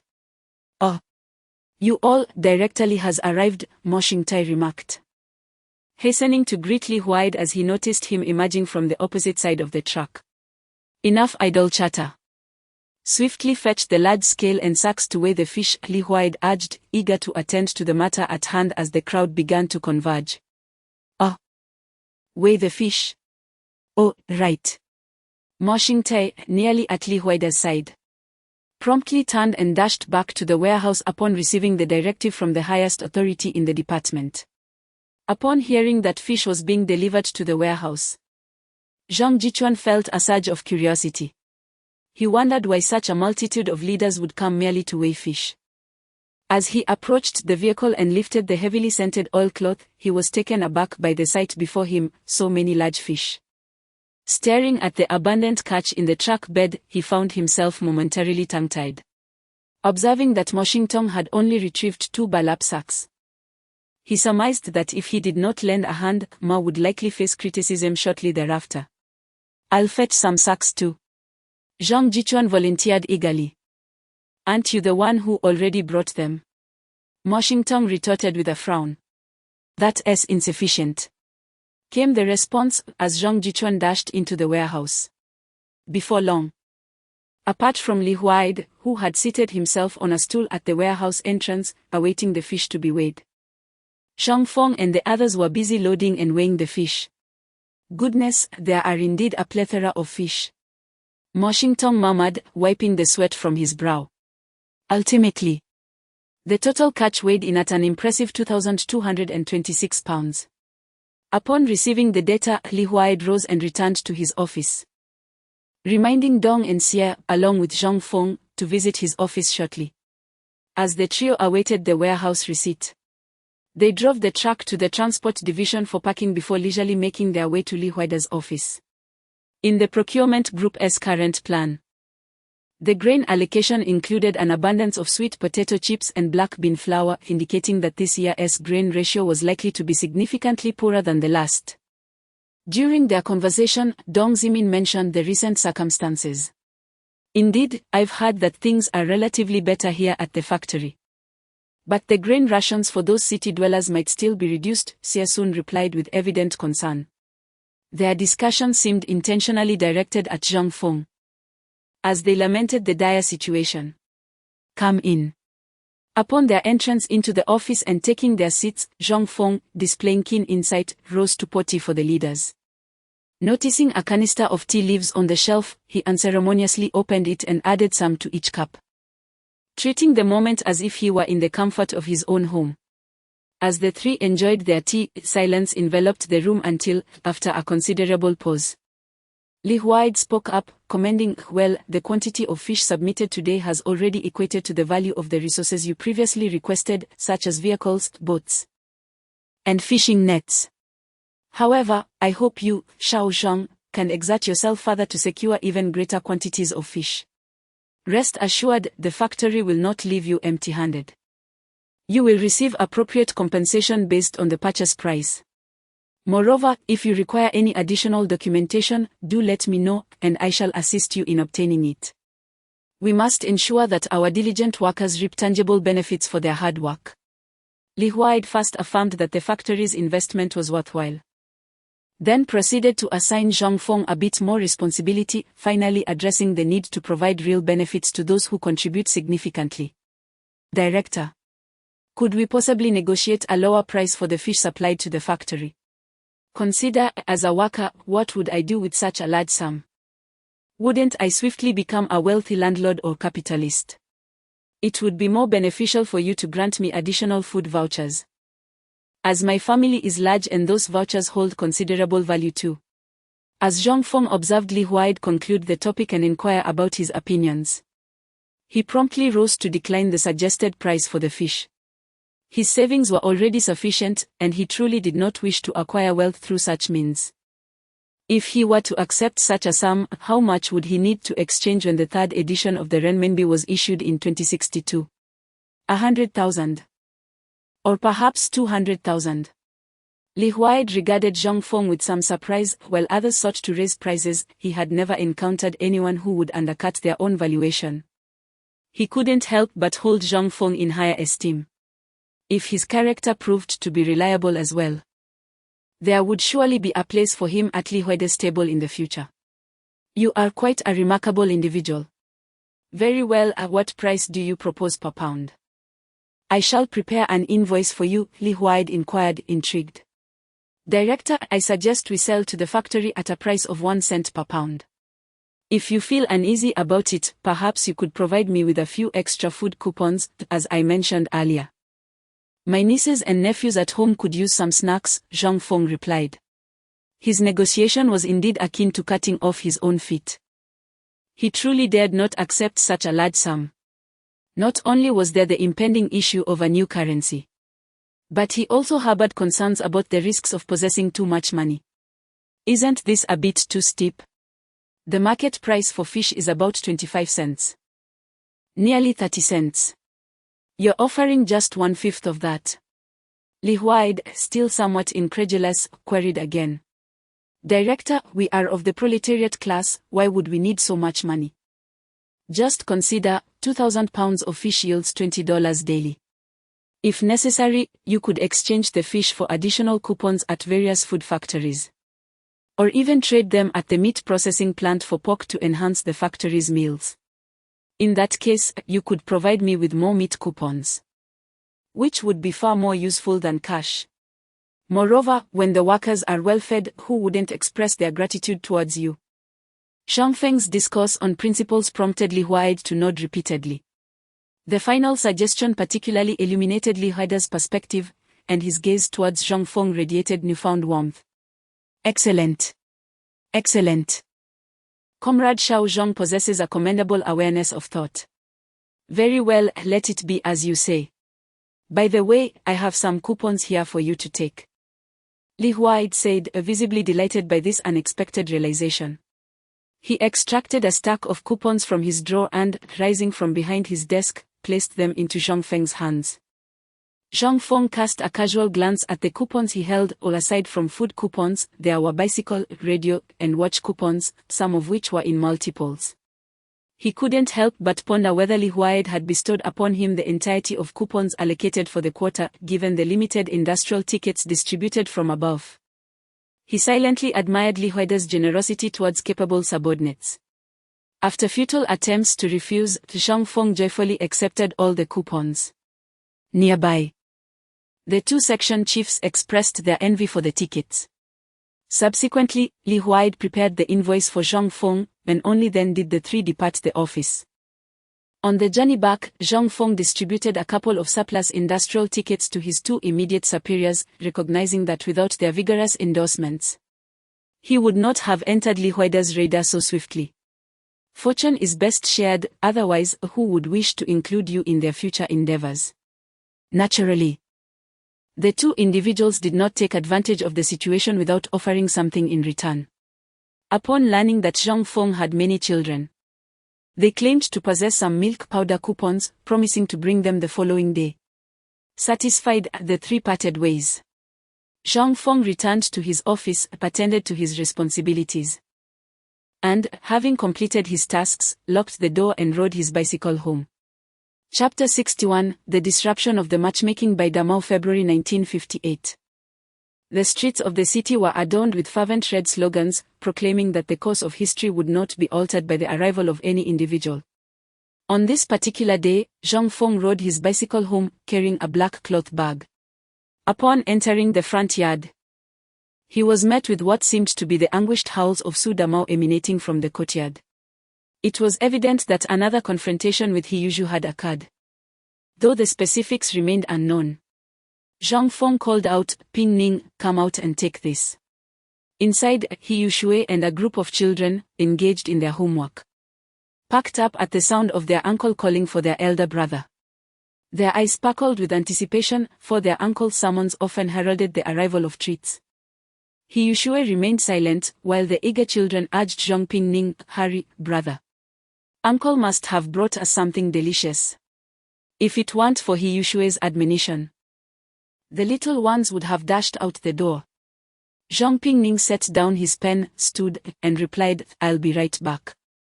After handing the contents of the black bag to his nephew, Zhang Feng parked his bicycle in the shelter between the east wing and the ear room. Their family possessed an abundance of bicycles, 5 for the men and 1 for the women, purchased jointly by his two sisters-in-law. Since Zhou Ying's workplace was located in the nearby supply and marketing cooperative, she had no need for a bicycle. The two sisters-in-law worked at a cooperative in the same vicinity, albeit a considerable distance apart.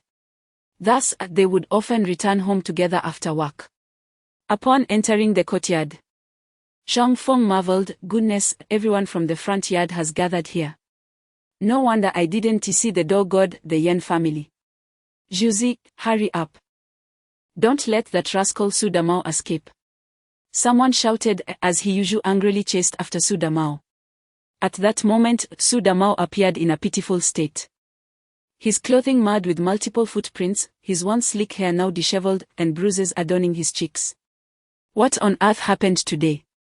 Zhang Feng offered a cigarette to Chen Yutian, a resident from the West Ear Room, who was watching the commotion, and inquired about the situation. "Well, what do you think? Su Damao has done something quite unscrupulous, he's ruined Yushu's matchmaking," Chen Yutian replied, alighting the cigarette and taking a deep drag before recounting the events to Zhang Feng. Indeed, Damao's actions were far from honorable. Zhang Feng mused, no wonder even Su Wuda and his wife did not intervene to quell He Yushu's ire. This was an exceedingly dishonorable act. After all, the girl's father had merely left, not passed away. Should Su Damao's parents choose to meddle further, they would truly become accomplices in the disruption of a marriage. At the entrance of the east wing in the courtyard, Yi Zhonghai and the deaf old lady wore grim expressions, for the matchmaking had been arranged by them through a matchmaker for He Yushu. They were genuinely alarmed by He Yushu's reckless behavior and hoped to find him a wife to help rein him in. The elderly deaf woman, Having cooperated with government policies during the early days of liberation, generously donated a considerable amount of her assets in her earlier years. In 1956, when the state introduced the 5 guarantees policy, her file was unearthed by the director of the neighborhood committee, Wang Xiao. As she had no children and no source of income, she was granted a 5 guarantees status. She had watched He Yushu grow from infancy to adulthood and was well aware of his upright character. However, later, alongside Yi Zhonghai, they conspired against He Deqing, hoping that He Yushu would provide for their old age. For reasons unknown, her once obedient grandson He Yushu's demeanor changed, perhaps due to his father He Deqing's abandonment. He began to display a more extravagant lifestyle. Presently, her monthly subsistence allowance was being borrowed by her eldest grandson, and had it not been for Yi Zhonghai, her adopted son, who supported her and frequently discreetly sold off old household items to improve their living conditions, her savings would likely have been squandered before her passing. Similarly, Yi Zhonghai, whose salary was also largely borrowed each month, endured the same torment, struggling to contain the mounting fury of his wife, Miao Tsuelan, who had begun to exhibit a darker disposition. With no descendants, their meager savings dwindled further due to monthly expenses, leaving them with barely a few coins to save for their old age. This predicament had led to the current chaotic situation in the courtyard. The increasingly agitated elderly woman raised her cane, ready to join the fray. "Oh dear, please refrain from adding to the chaos, lest you hurt yourself and require my Tsuelan's assistance." Yi Zhonghai anxiously intervened, pulling the elderly woman back. "Let me go. I shall strike down this wicked spawn," she retorted, furious and aiming her cane at the negligent Su Damao. "Madam, please remain calm," Yi Zhonghai implored, not daring to release her grip. "Juzi, hurry and chase down Su Damao," Jia Zhongsha shouted, fueling the commotion, with their 3 generations dancing with fervor. "Su Damao, stop and face Juzi in a duel of men." Jia Dongshu's voice boomed across the courtyard. "2 obstinate fools, just fight already," exclaimed a youthful Wanggang, imitating his grandmother and father with childlike exuberance. He usually pursued Su Damao back and forth in the courtyard, yet could not catch the slender and agile Su Damao. However, his efforts were not in vain, as evidenced by the numerous footprints that now adorned Su Damao's backside. "Su Damao, you scoundrel, don't run," he usually shouted as he chased. "Ha! The one who doesn't run is the true grandson," Su Damao taunted, cleverly evading capture. This farce continued for half an hour until both were utterly exhausted. Summoning his last reserve of energy, he usually managed to pin Su Damao to the ground and delivered a thorough beating, concluding the altercation amidst Su Damao's cries of distress. "He usually, you wait. I will make you pay for this," Su Damao threatened, curled in pain, yet still managing to voice his menace. With a fierce glare directed at the triumphant He Yushu, he silently vowed, "As long as I am here, you shall never marry." As Zhang Feng returned home with the gathered crowd, he pondered the unfolding events. How to describe it? This is merely a trivial episode from daily life. I had just seen the child named Bangang from the Jia family, whose appearance seems to have deviated from what was depicted in the original text. Indeed, with such elders influencing him, how could his thoughts and character not be skewed? Not long after returning home, the meal was swiftly prepared and served on the table, leading to a delightful dinner filled with engaging conversation. Zhang Feng, taking a change of clothes and his bath ticket, ventured to the bathhouse in the neighboring alley for a cleansing soak. There was no alternative, the lingering scent of fish on him was quite unpleasant. Thus, without fail, after dinner each evening, Zhang Feng would make his way to the bathhouse for a refreshing bath, occasionally accompanied by one of his nephews. Chapter 62, a new addition to the family, offering counsel to Director Li in March, my sister-in-law, Qin Huairu, welcomed another son into the family, whom Zhuang Dajiang named Zhuang Pingkang, symbolizing peace and well-being. Thus, the 3rd generation of the Zhang family now comprises 5 sons and 1 daughter. Zhang Feng's recent achievements have been nothing short of remarkable, consistently bringing home between 1,000 to 2,000 pounds of fish daily. He possesses the capacity to capture even more, however, he deems it unnecessary, maintaining his performance at a steady level.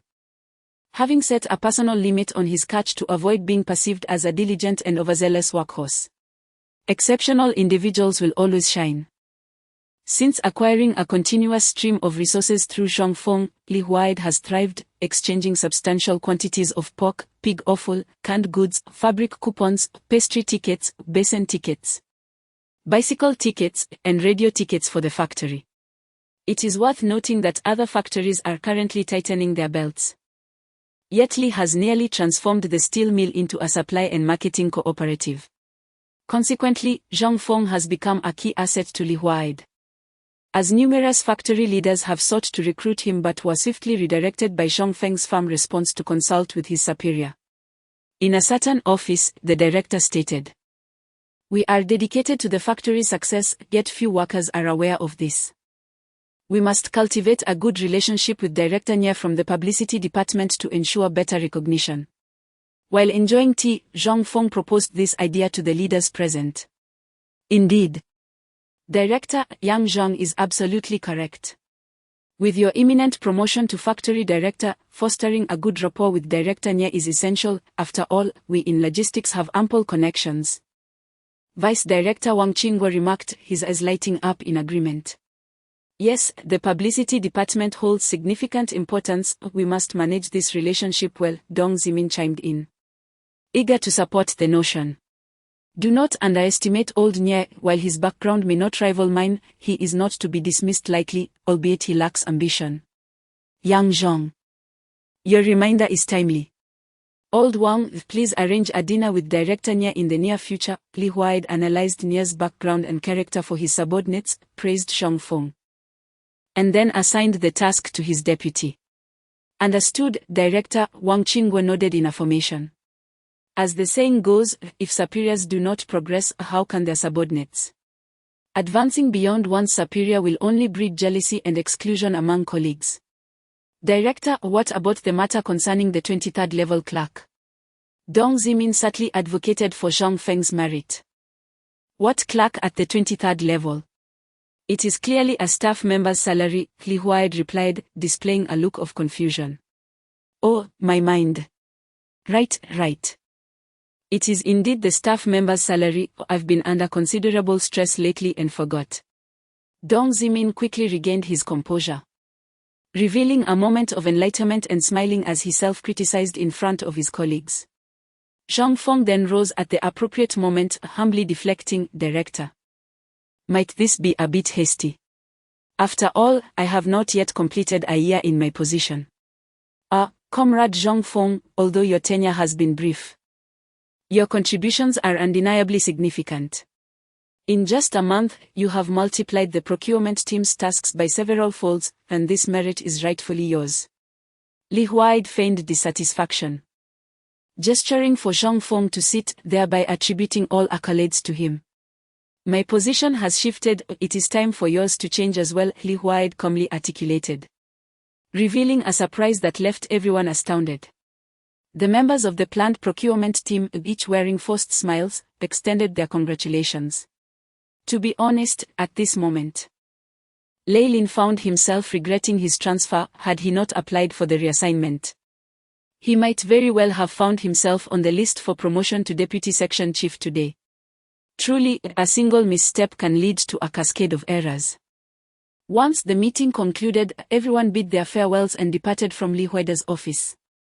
On their way back, only 3 remained, and Dong Zimin and Xia Sun expressed their astonishment, saying, Zhongfeng, we never anticipated that we would benefit from your success, surpassing our peers in the planned procurement section and attaining a promotion fast. Ha. They must be infuriated. Previously, the planned procurement section advanced effortlessly due to their stable dealings with public procurement agencies, leaving us in the dust. This time, they certainly did not expect us to pull off such a feat. Xia Sun's elation was palpable, his exuberance manifesting in animated gestures. Dear leaders, until our positions are firmly established, we must remain vigilant and not become complacent. A prudent approach is paramount, Zhongfeng thought, aware that he would not share in their exuberance. Moreover, he harbored little interest in promotions. What was there to look forward to in an industry destined to collapse in a few decades? He was not in need of financial support. As long as he could align himself with Li Huaid, ensuring a comfortable passage for his family through the turbulent times ahead, amassing some gold and antiques during the hardships, he would await the dawn of reforms in tranquility. After all, with someone shielding him from above, he need not indulge in reckless behavior. A contented life was all he sought. Upon returning to the office, he completed his tasks and shared a modest lunch with Li Huaid. After lunch, he visited the maintenance team. "Uncle Tong, is the vehicle repaired?" Zhang Feng inquired as he walked into the maintenance office, which had its door ajar. "It took the whole morning, and you arrived just in time. Come help me test the truck and identify any issues," Tong Dahai responded, rising to lead Zhang Feng out of the office. Without even a sip of warm water, Zhang Feng followed, grumbling, "Uncle Tong, do you really think I have ears like a hawk? Why must I rely on my hearing to diagnose problems? Hey! Who told you that your driving and repair skills are so exceptional? If it weren't for your vital role, I would have considered poaching you," Tong Dahai replied, unabashedly. Once Zhang Feng settled into the driver's seat, and Tong Dahai occupied the passenger seat, he started the truck. The current model lacked seat belts and cooling systems for the brakes. It was, in a word, rather rudimentary. After driving several laps, Zhang Feng identified a few issues. Indeed, in this era, many drivers neglected minor problems until the vehicle was utterly inoperable before seeking repairs. A few days ago, Zhang Feng successfully repaired 2 dilapidated trucks from the transportation team, which caused quite a stir and even attracted the attention of the secretary and factory director Yang. This was the reason why Li Huaid confidently guaranteed Zhang Feng a promotion of 2 ranks. At the same time, Zhang Feng also witnessed the pragmatic nature of Director Yang, who offered nothing more than verbal accolades and rewards. In this regard, he was significantly overshadowed by Li Huaid. Had it not been for Li Huaida's remarks about Zhang Feng's heavy procurement responsibilities, he might have been relegated to the role of a mere mechanic. The only reasons he remained were Li Huaida's strong support and the mishap concerning this year's grain allocation. Without the adjustable supplies that Zhang Feng procured, the workers' meals in the factory would have plummeted in quality, and Director Yang feared the resentment that could arise from the workers. Thus, he was cautious about the implications of acting against Zhang Feng. Ultimately, Zhang Feng was a talented graduate assigned to the factory. One cannot continuously force individuals into arduous labor. Minor issues, if left unresolved, could escalate into significant problems. After testing several vehicles, the underlying issues of the trucks were identified, primarily minor faults, which the seasoned mechanics had previously overlooked. Thanks to Zhang Feng's reminders, they all began to take these matters seriously. Chapter 63, Exchanging Resources for Benefits. As spring gradually emerges, the temperature fluctuations between day and night become increasingly pronounced, making this season particularly conducive to illness. Zhang Feng filled the truck's fuel tank and departed from the factory. At the factory gate, the security personnel conducted only the most cursory of checks, for the allure of fish exchanged for mere scraps of tickets was simply irresistible. As the adage goes, Zhang Feng did not seek money. Instead, he welcomed those possessing tickets for liquor, tobacco, sugar, pastries, soy sauce, cloth, and various miscellaneous items to barter for fish. There were always those unwilling to part with their precious provisions, thus opting to trade expired tickets instead. As Zhang Feng drove beyond the Dongzaiman outer street, he noticed that the city outskirts had been reforested over the past few years, transforming the landscape from the barren yellow earth of previous years. The restoration of vegetation had led to a rapid increase in wildlife, predominantly birds and hares. This year, rural areas would implement communal dining, dividing the mountains, forests, lakes, and rivers among various communes. Zhang Feng had originally planned to venture into the mountains for hunting during the summer and autumn seasons, although his marksmanship left much to be desired. He was fortunate to possess a special ability that allowed him to sweep through an area of 19 meters, making him a veritable treasure seeker in the realm of excavation. As he journeyed, he encountered wild animals such as pheasants and hares. Any creature of substantial size was swiftly stored within his special realm. Though he seldom consumed such game, it could always be put to use by the factory's leadership, who often indulged in private feasts. Rather than procuring supplies from nearby villages, he drove 20 kilometers out, stopping at various villages to inquire. In early spring, the supply of eggs was scant, but each village offered a modest selection. Leveraging the mobility of his truck, Zhang Feng acquired a diverse array of goods from the villages. His willingness to offer slightly higher prices made villagers eager to trade their hidden treasures. As the time approached for him to fish, he ceased his acquisitions and began his return journey. On the way back, he sought a secluded waterway, parked the truck, and retrieved a casting net and basket from the truck bed. Approaching the thawed river surface, Zhang Feng cast his net. While he referred to it as fishing, it was more a pretense. He was envisioning larger fish within the lake, despite the reality of the lake's modest offerings. He had already collected numerous fish from various lakes and rivers during his travels. With the encouragement of some leaders, Zhang Feng had begun to gather not only fish but also hidden treasures such as loaches, eels, clams, turtles, and river shrimp from the muddy depths. It was essential to ensure that no one opposed his ambitions for promotion and salary increase, necessitating a comprehensive approach. This was an invisible benefit of their logistics department. After an hour and a half of fishing, reeking of the unmistakable scent of fish, Zhang Feng finally called it a day. Once the weather warmed, he planned to take a driver and several procurement staff to row out onto the river and cast nets for a more bountiful catch, alleviating the burden of achieving results alone. After organizing the fish haul and covering it with an oilcloth, Zhang Feng returned to the driver's seat and sped towards the city, first stopping at the Supply and Marketing Cooperative and then at Yuli's residence. Returning to the factory, Zhang Feng underwent a routine inspection by the security department. While waiting in the driver's cabin, he noted that his treatment had markedly improved. Several individuals offered him cigarettes and tea, displaying exceptional attentiveness. As the old adage goes, I can authorize 3 or 4 fish, but for more, you must have your section chief negotiate with our department head, Zhang Feng remarked to the duty squad leader, Shen Duchuan. Oh, I understand. The section chiefs have already received their directives from directly and are waiting in the warehouse, Shen Duchuan replied, discreetly handing Zhang Feng 4 bathing tickets while carrying 4 fish weighing approximately 3 jin each. All right, as long as you know the rules, let us go, brother Shen. Upon noticing that others were getting out of their vehicles, Zhang Feng called out and proceeded toward the factory. As he passed the office building, he pressed the horn and made his way directly to the procurement department's warehouse. With these resources at his disposal, Li Huai did not limit his connections to external units. He also sought to cultivate relationships within various departments of the factory. Zhang Feng refrained from establishing connections himself, knowing that any benefits he could secure would be minimal.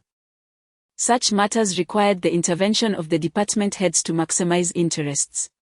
Upon arriving at the warehouse, he found numerous personnel from various departments already gathered there, including several workshop directors from the production department managed by Director Yang, all carrying the authorization notes issued by Li Huai to collect fish.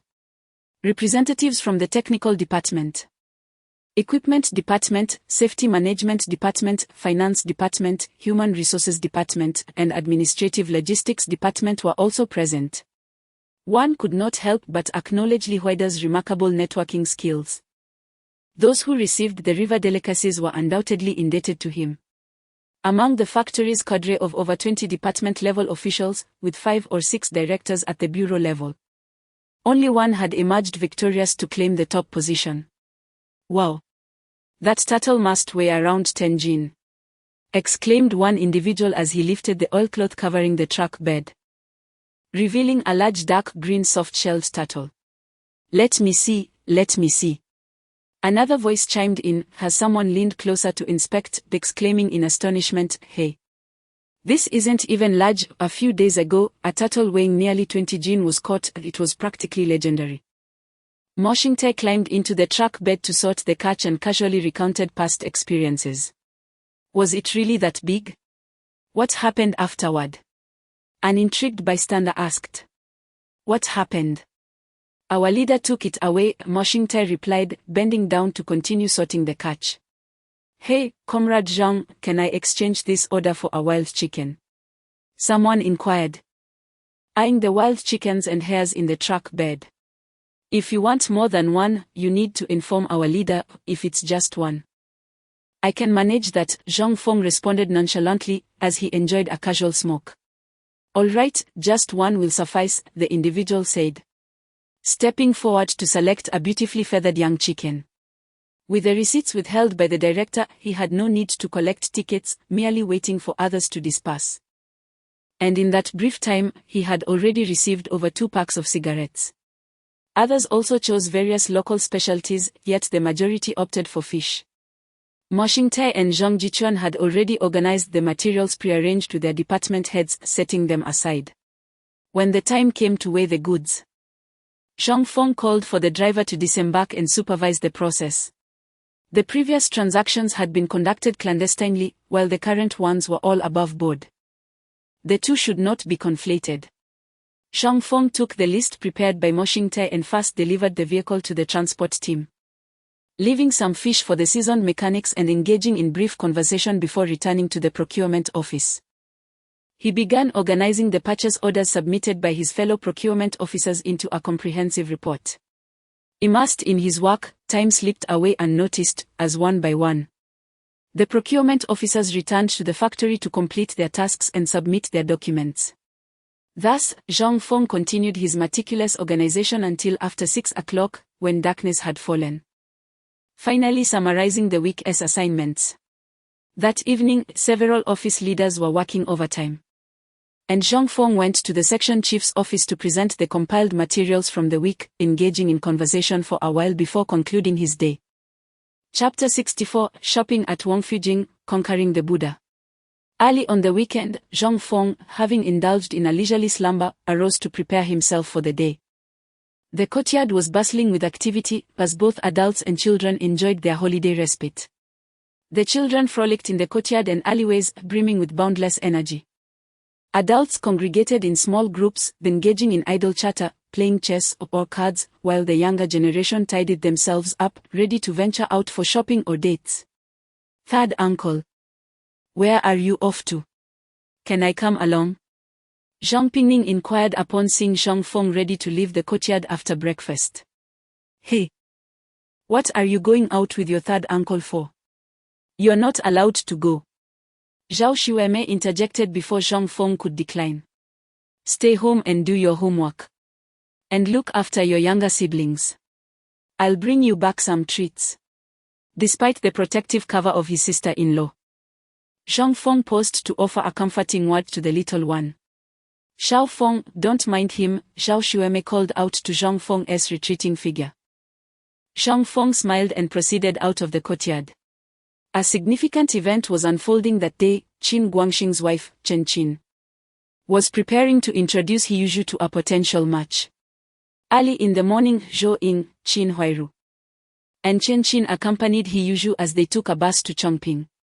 Today, He Yuzhu appeared much less burdened than he had in previous years, lacking the aged appearance of a man in his 40s as depicted in the original work.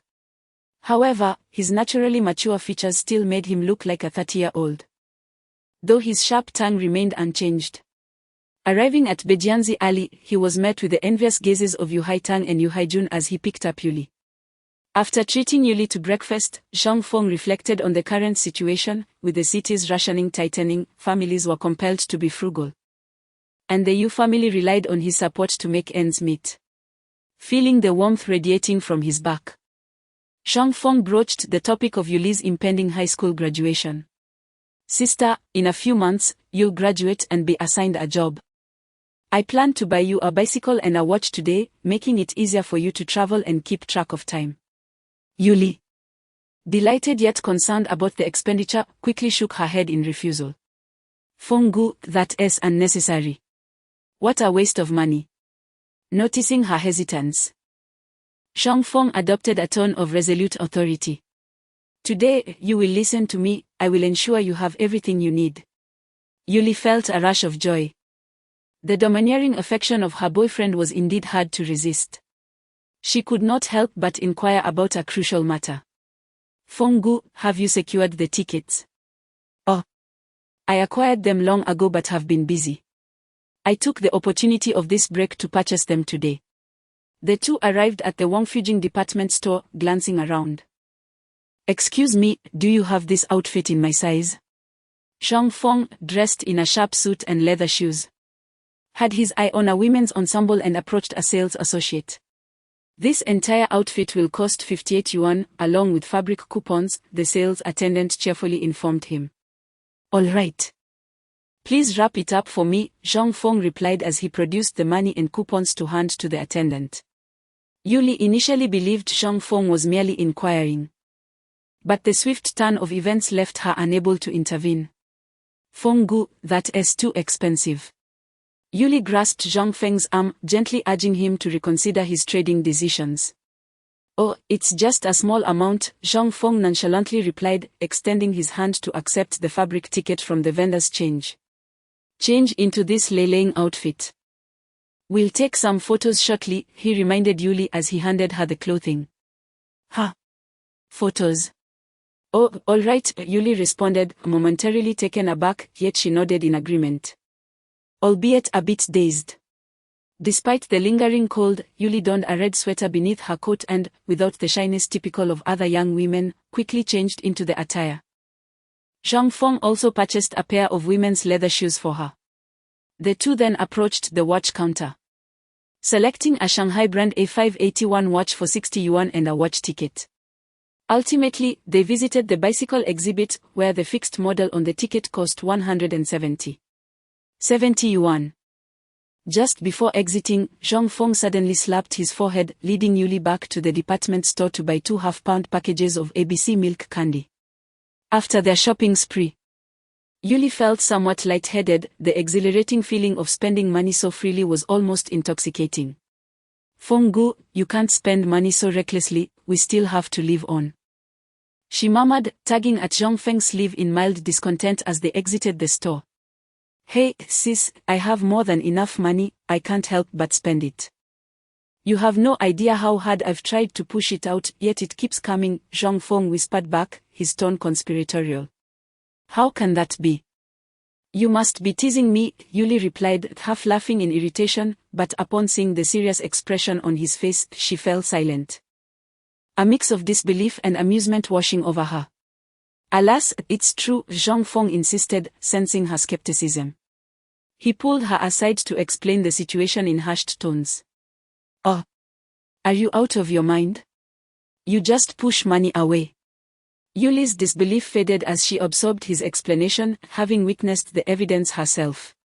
To be honest, having too much money can be troublesome, it attracts scrutiny. Although all the funds have legitimate sources, complications can arise. Now you understand why I always seem to have endless money tickets, right?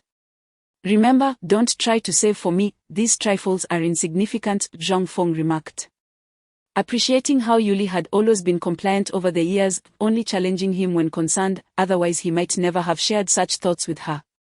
Oh. Yuli felt enveloped in bliss, her admiration for the man she had pursued since adolescence only intensifying. Well then, perhaps I should reward him later.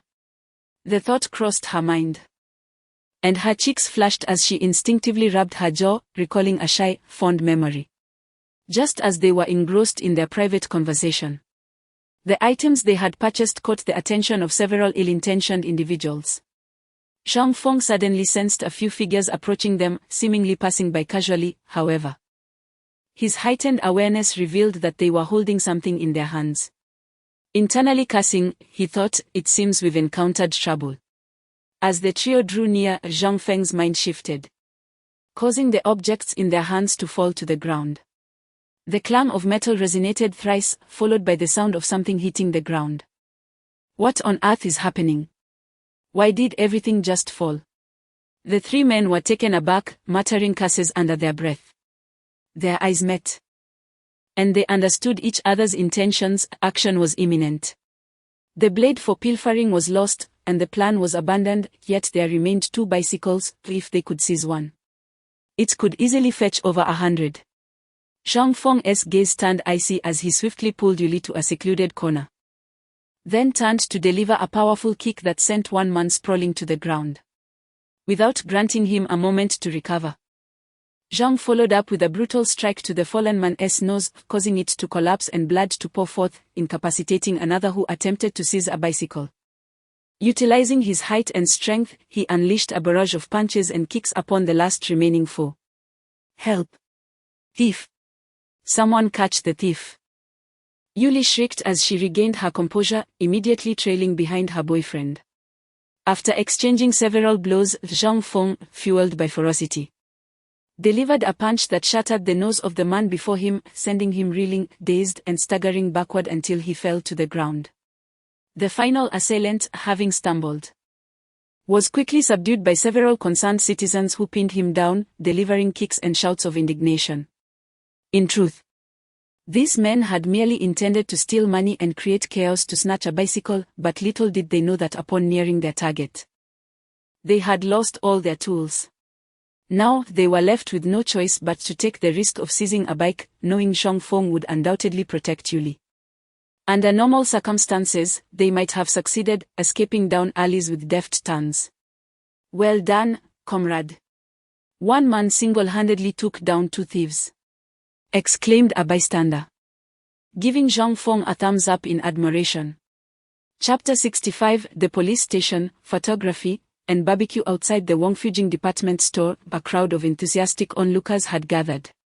"Indeed, well done, comrade," Zhang Feng was frequently praised amidst the throng. Observing that the three assailants were being restrained by several young men, Zhang Feng collected the weapons they had discarded on the ground, a dagger, a triangular blade, and a sharp knife akin to the length of a finger. In this era brimming with martial virtue, the three miscreants had suffered considerable setbacks, and Zhang Feng expressed his gratitude to the circle of concerned citizens. When Yuli inquired with genuine concern, Zhang Feng reassured her that he had merely endured a few blows and was utterly unscathed. After being gently patted by his girlfriend, the arrival of police officers in white uniforms was timely, since they needed to register their new vehicle. He accompanied them to the police station without further ado. Alongside them were over a dozen enthusiastic citizens dressed in uniforms. Inside the police station, while Yuli attended to the vehicle registration, Zhang Feng and the others took turns answering the police's inquiries, providing details such as their workplace, department, position, and residential address. Within an hour, Yuli had successfully obtained the license plates, and with the new vehicle stamped with a steel seal, the couple exited the police station together. "Brother Feng, where shall we go next?" Yuli inquired as they strolled down the street, uncertain of their next move.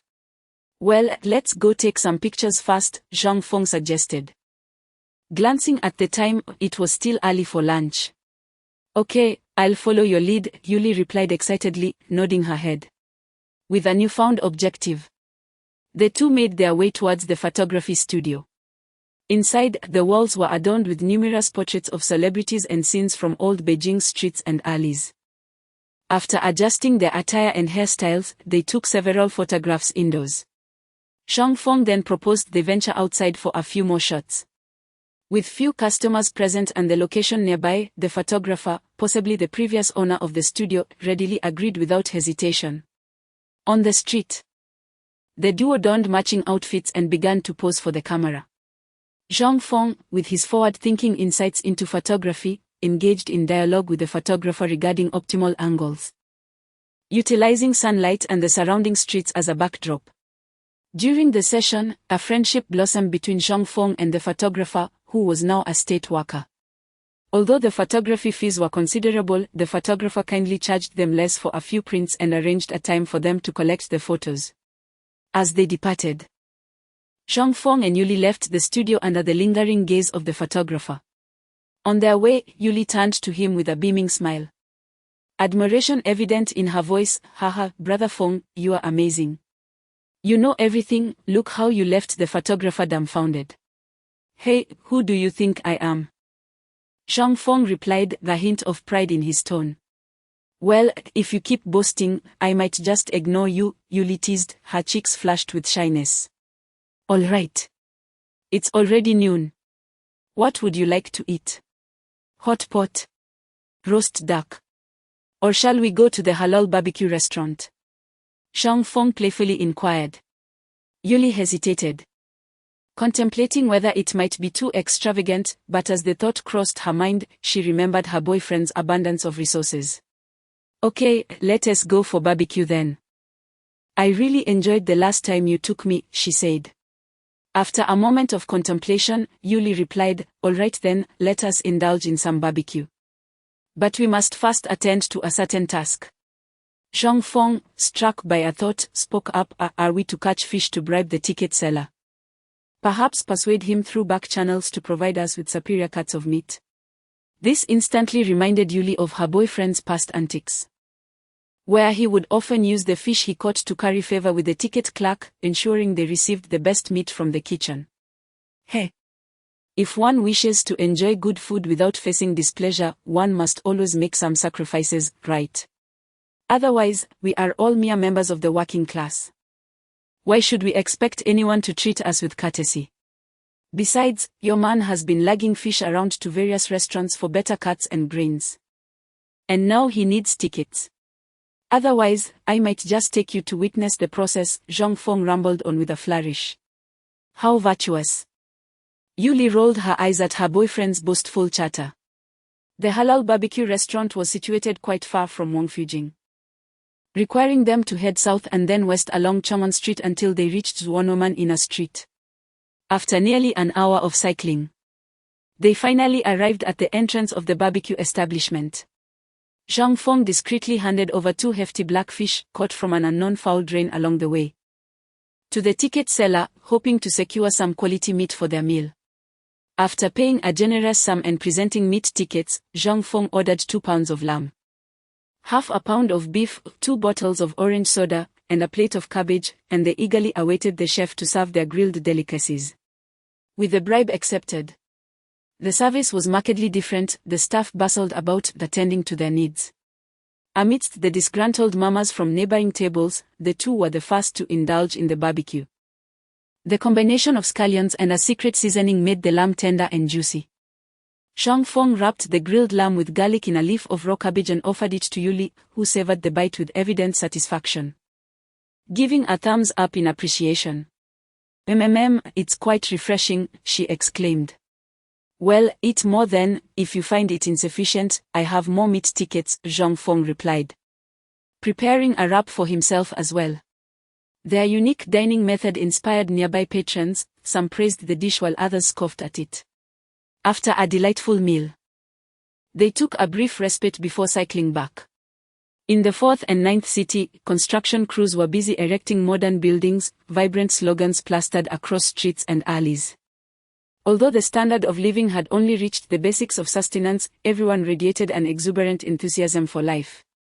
After centuries of oppression, they finally stood tall under the new leadership.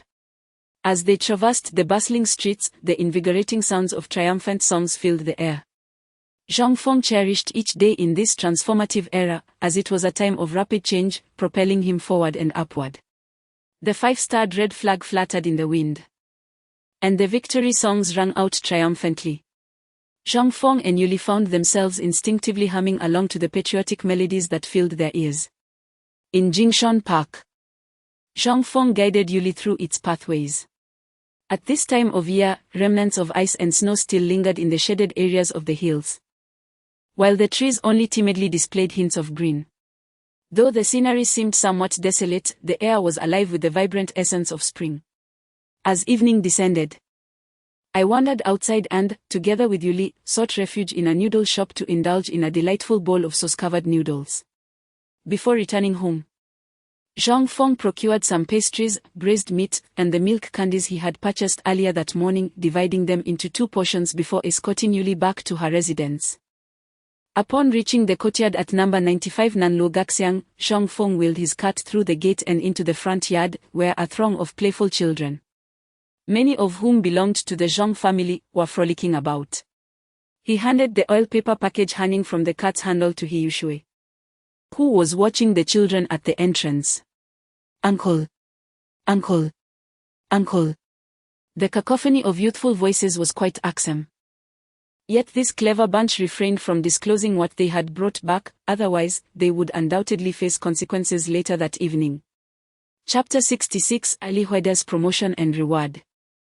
On a Monday morning, both adults and children were busy with work and school. After having breakfast, Zhang Feng rode his bicycle to the factory. This particular Monday was notable for being the day when the majority of procurement staff gathered in the office. Upon arriving, Zhang Feng greeted his colleagues individually before settling down at his desk to engage in casual conversation. The competition for procurement in the countryside has intensified greatly over the past week, Xiaoman remarked, her frustration evident. Many of the villages we've passed have already been visited by other procurement agents, leaving us with only a few wild vegetables to collect. I encountered similar issues, Ding Jiodong, sitting in a corner of the office, added with a sorrowful expression.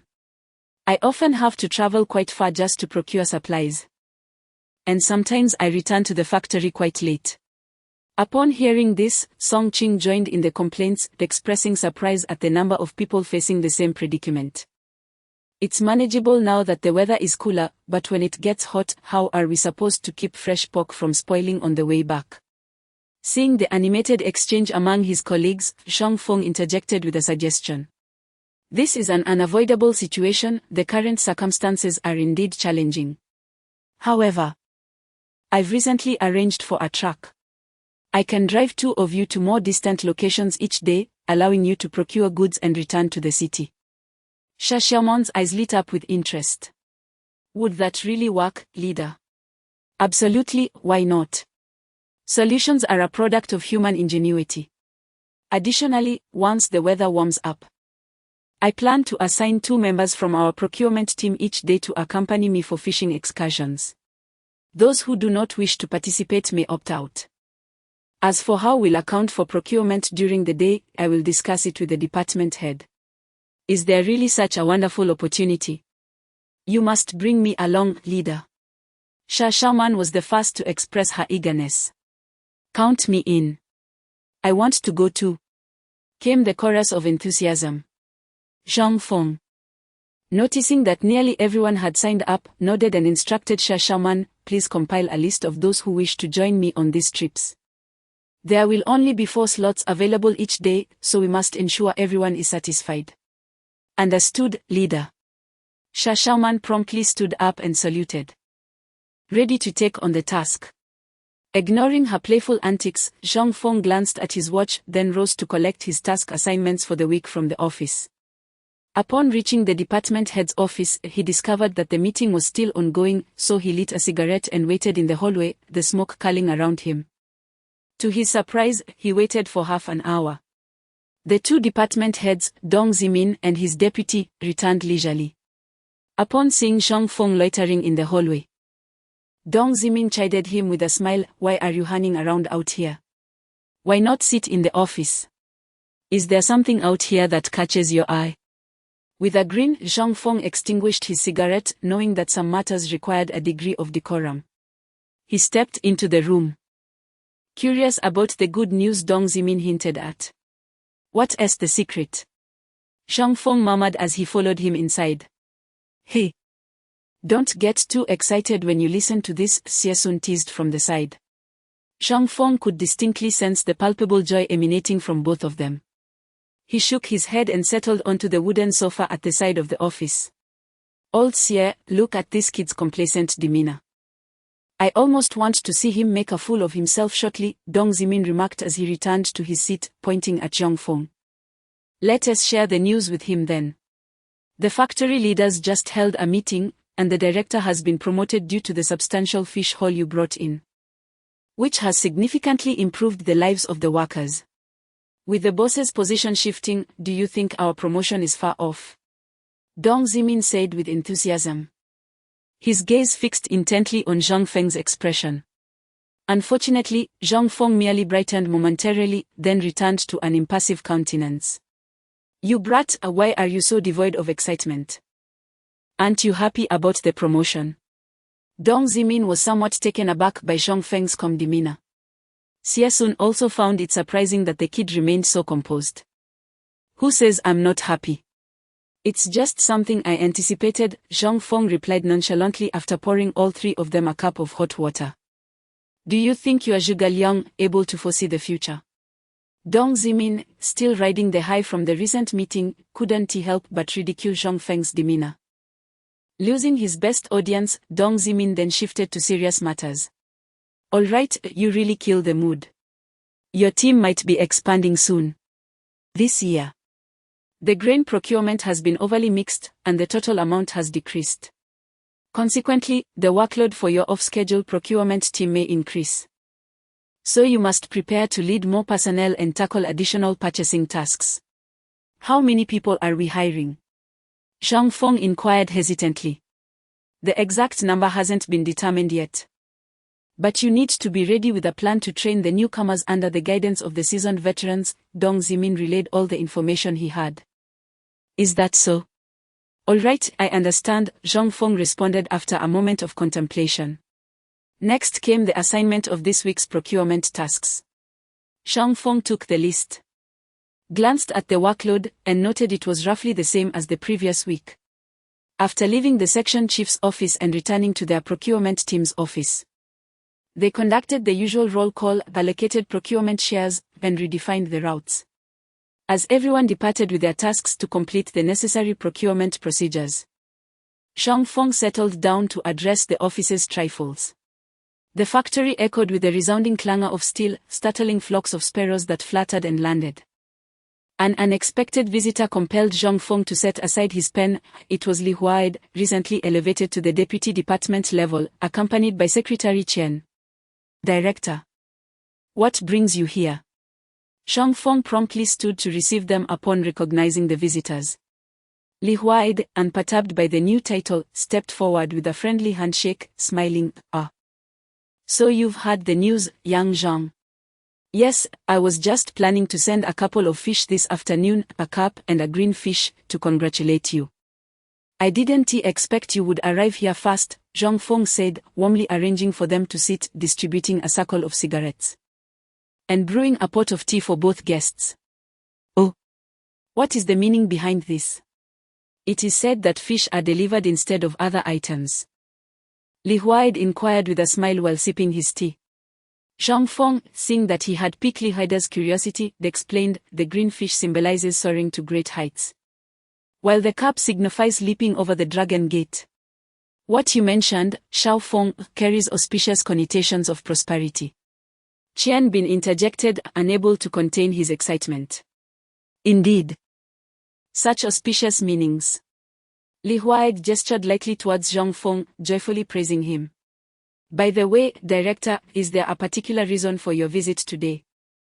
Zhang Feng proactively steered the conversation back to the main topic. Observing Zhang Feng's serious demeanor, Li Huaid did not hesitate to retrieve an envelope from his pocket and handed it to him. Naturally, it pertains to something good. Open it and take a look. Zhang Feng took the envelope and opened it as instructed, momentarily taken aback. To be honest, the contents surprised him greatly.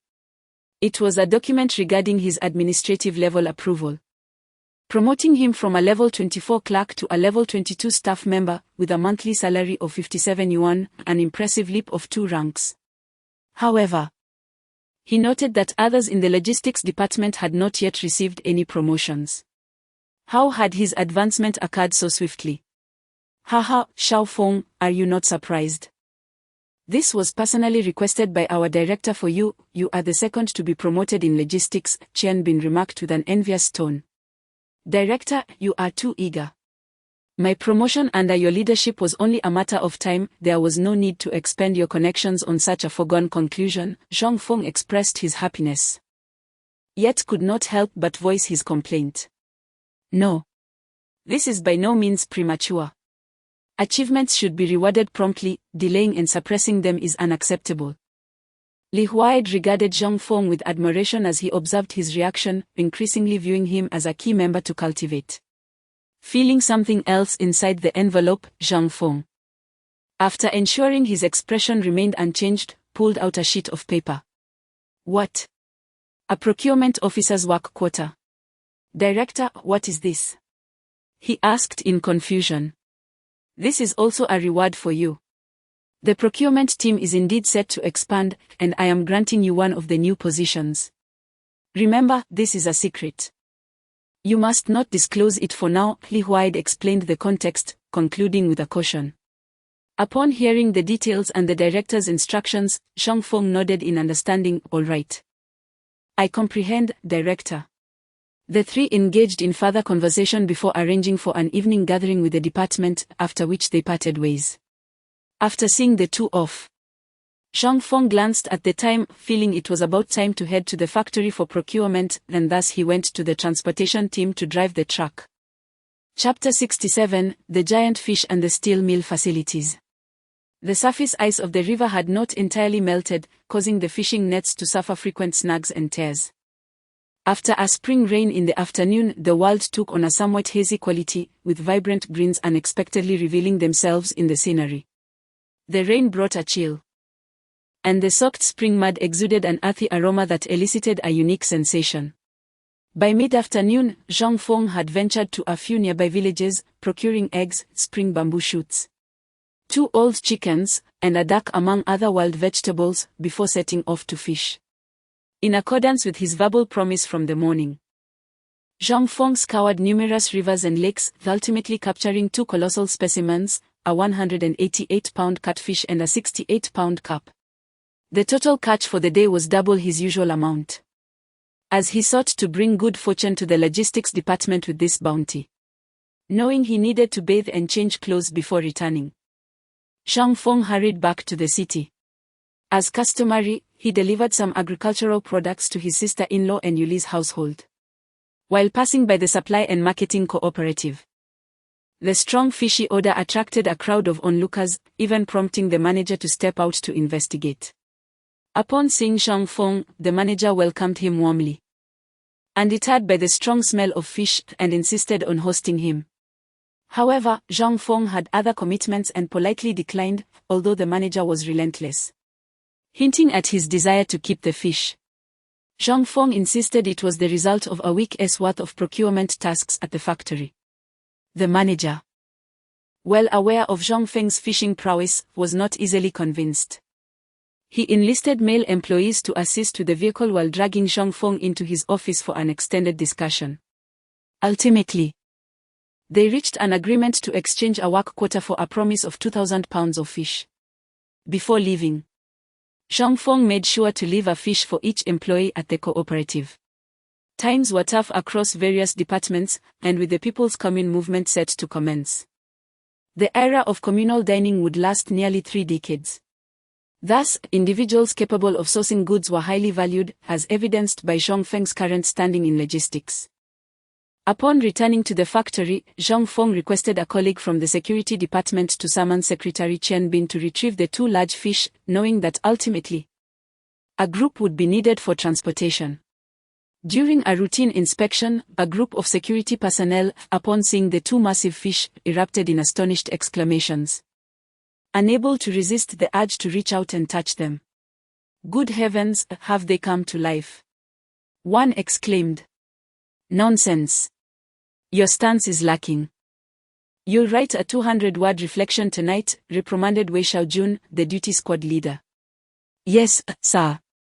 The security personnel quickly realized their folly and saluted in acknowledgement. "Zhang, you are truly remarkable. How did you manage to pull such large fish from the water?"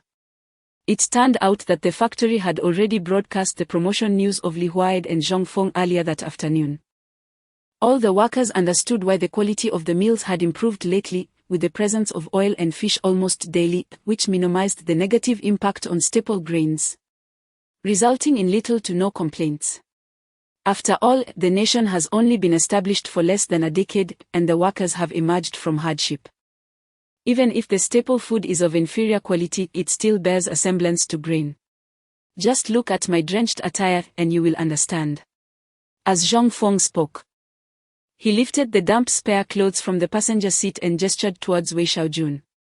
"Impressive," Wei Xiaojun exclaimed, admiring the several fish scales clinging to the wet garments, giving a thumbs up in approval. After completing the inspection, Zhang Feng steered the truck directly to the entrance of the logistics warehouse. There, a few idlers from various departments squatted.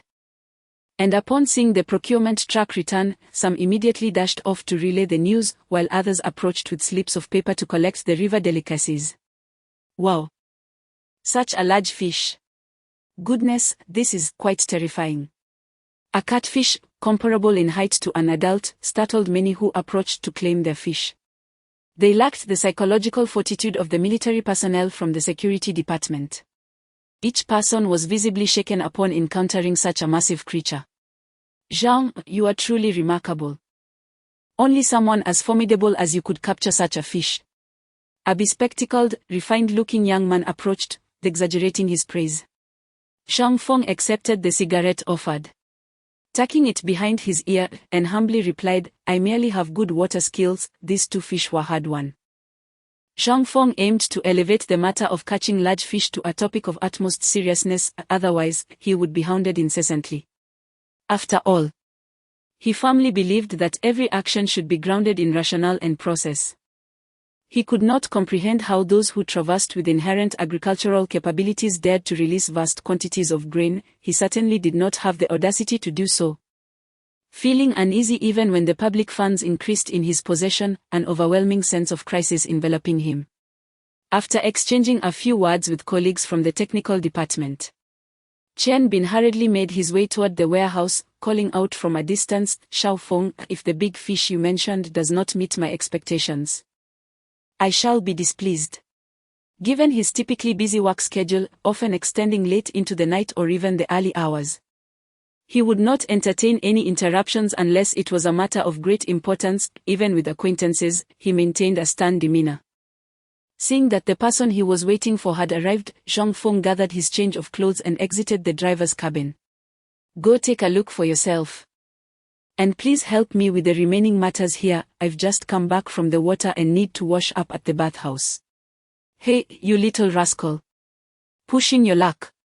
I shall see for myself, Chen Bin retorted with a chuckle as he swiftly joined the crowd of onlookers. Zhang Feng paid him no mind and strode away, but not far into his departure, he heard Chen Bin's distinctive voice exclaiming in surprise.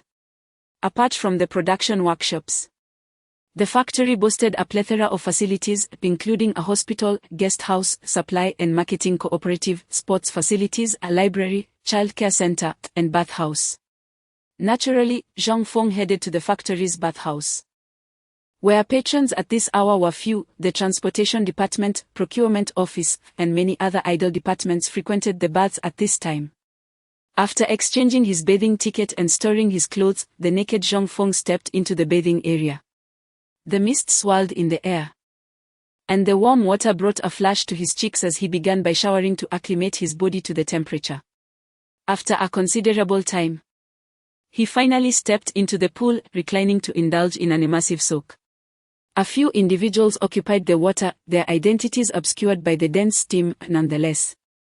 This did not hinder their lively discourse. Zhang Feng refrained from interjecting, quietly absorbing their discussions regarding the current state of other factories.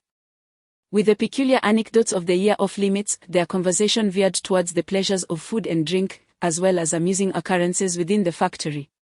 After approximately 20 minutes of soaking, Zhang Feng rose to seek the services of an experienced masseur for a back scrub.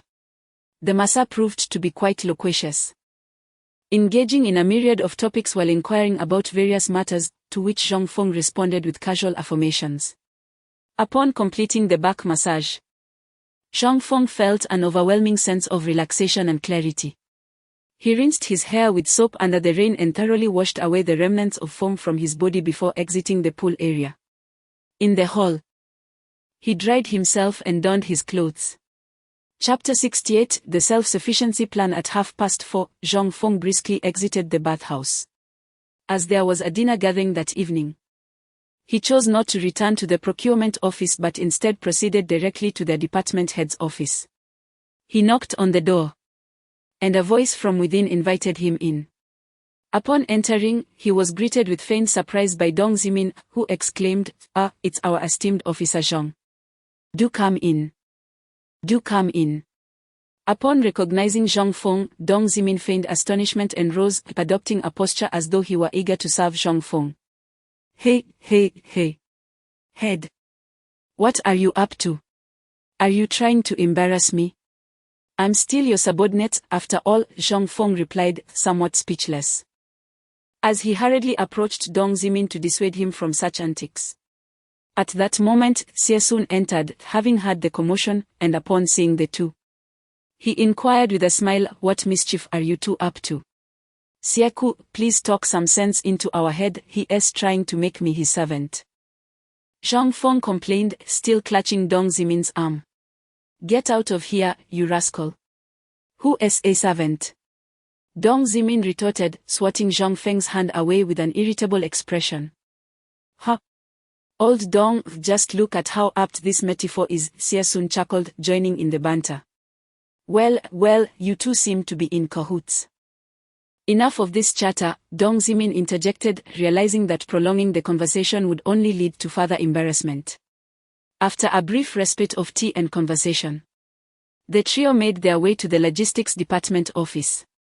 Upon entering the spacious office, they found it already bustling with numerous individuals, comprising logistics department staff and leaders of higher rank.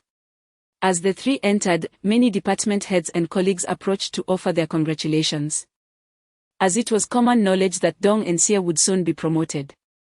Of course, within the system, competition existed. Where there were those rejoicing, there were also those discontented. For instance, those from the planning department were less than pleased, as promotions in the procurement department typically favored those who liaised with public institutions. Nevertheless, even amidst their discontent, everyone maintained a facade of cordiality. The few with stern expressions were merely inexperienced young individuals. Zheng Zongming, the head of labor and personnel management, warmly engaged Zhang Feng, saying, Young Zhang, if you manage to catch some of those yellow eels, do save a few for me, my spouse has quite the craving for them. That is a minor matter, Director Zheng. I will be sure to inform you when I catch some, Zhang Feng replied, leaving the details vague, as the ultimate decision-making power rested with the top leadership. Ha, well said. Zheng Zongming recognized the implication in Zhang Feng's words and internally noted him as a clever one. Around 5 o'clock, Qian Bin entered the office. The atmosphere instantly shifted to silence, with everyone's gaze fixed on him. Qian Bin, accustomed to such attention, cleared his throat and announced, due to the large number of personnel in our department, and with Secretary Yong hosting a gathering at the factory, the chef is overwhelmed. Therefore, the factory manager has arranged a banquet at Dongxing Tower on Dongzaiman Outer Street. Those with vehicles may ride over, while those without should come forward to register. I will handle the arrangements. Following his announcement, the room erupted into a cacophony of chatter and excitement. Dongxing Building, a venerable establishment in this city, indeed remarkable. It appears the factory director intends to indulge today. Surely, that table will cost quite a fortune, perhaps enough to rival our monthly salaries, murmured one of the clerks. Very well, those without vehicles, come to me, I shall arrange transportation, announced Qian Bin, raising his voice to organize the personnel for departure. Amidst the ensuing chaos, Zhang Feng followed the throng out of the office, descending to the ground floor. Comrade Zhang Feng, take a seat here, called Li Huaid from within a jeep, beckoning with his hand. Under the envious and covetous gazes of all present, Zhang Feng hurried over. Director, perhaps I should ride my bicycle instead. I am quite familiar with the route, he whispered to Li Huaid, reluctant to draw too much attention to himself or to be perceived as a man atop a lofty pedestal. Noticing Zhang Feng's continued modesty, devoid of youthful exuberance, Li Huaid thought it prudent to refrain from further commentary. The distinguished contributor should receive the privileges befitting their status. Your current age and experience may limit you, otherwise. As a deputy division chief, you would not be so fortunate. Come now, I wish for them to witness that I, Li Huaid, am a man of clear rewards and punishments. Left with no choice, Zhang Feng acquiesced to this arrangement, resigning himself to simply enjoy the ride. For to continue refusing would be to disrespect his superior. He dashed to the opposite side of the vehicle, opened the door, and took a seat inside. The deputy director, Wang Qingguo, occupied the front passenger seat. Zhang Feng greeted him but chose to remain silent. However, silence did not reign for long, as Li Huaid initiated the conversation. Young Zhang, I had not anticipated you would procure 2 fish, Wang. I initially thought you would only bring back a couple of larger specimens. Yet here we are. I find myself reluctant to consume them, though I have no place to keep them. What do you propose to do about this? Li Huaid lamented with a mix of amusement and exasperation. Director, what about those 2 fish? Zhang Feng inquired with curiosity, glancing at Li Huaid.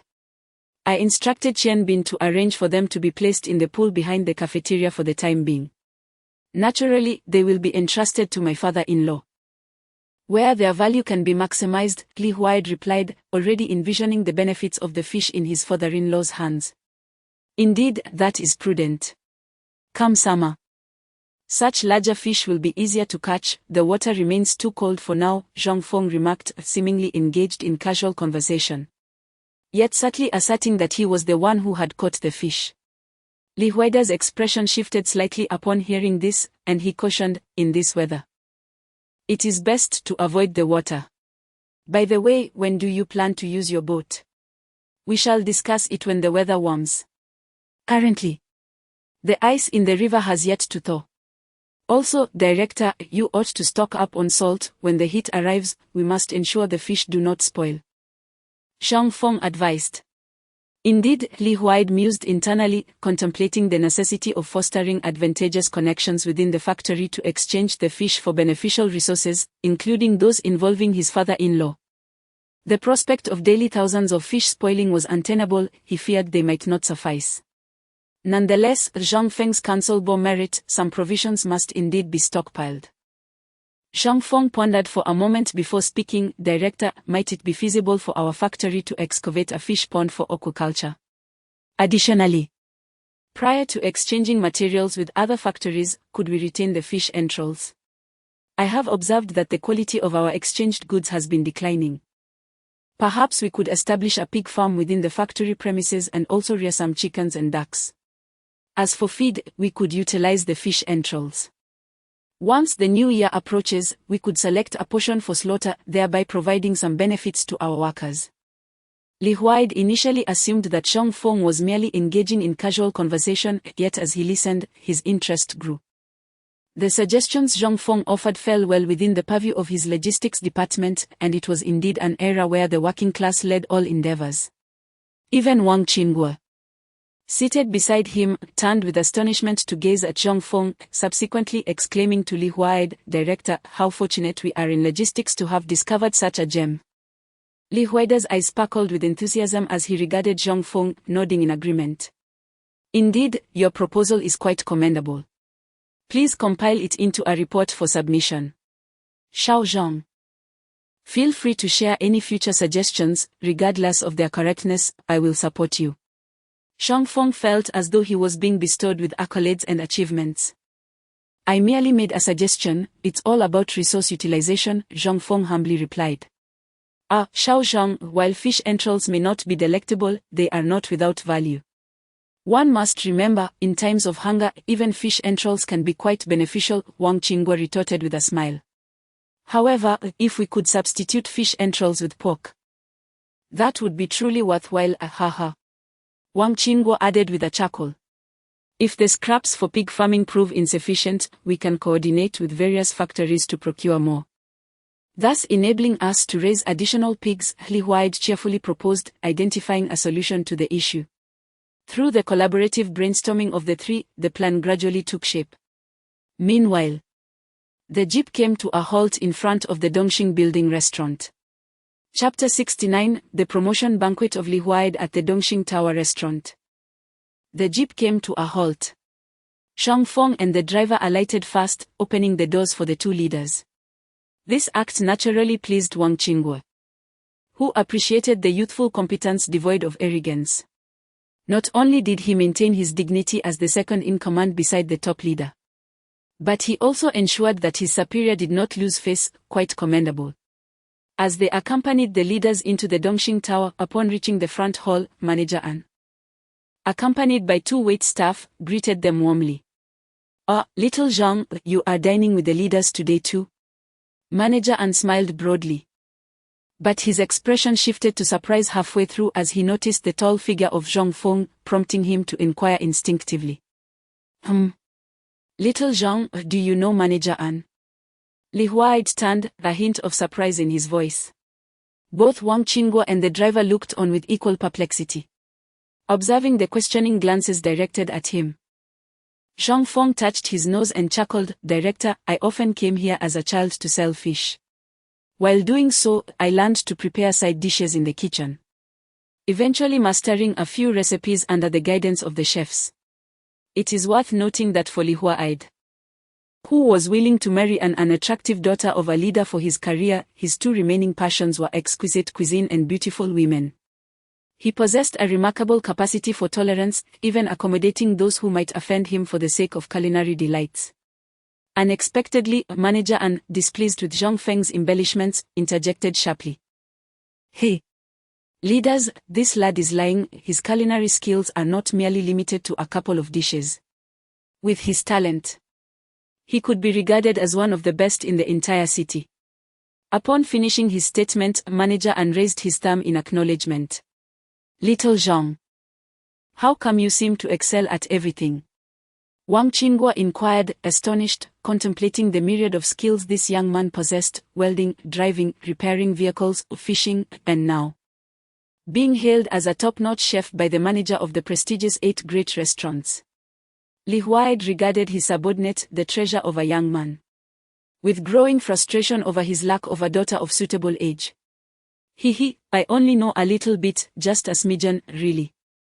"Please do not be swayed by this old man's exaggerations," Zhang Feng quickly jested. "Shao Wang, please escort the leaders to the private room."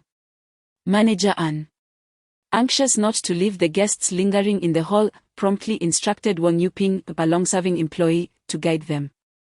In his final remarks, he couldn't help but continue digging a hole for Zhang Feng. "You merely know a bit of the 8 major cuisines, yet you often present new dishes as well."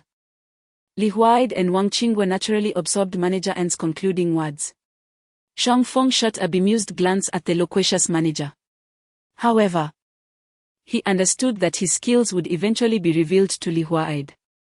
After all, aligning one's abilities with the preferences of superiors could pave the way for smoother sailing in one's career. In the world of workplace narratives, protagonists often face relentless challenges, necessitating personal intervention to resolve conflicts. Those who fail to capture the favor of their superiors are often overlooked.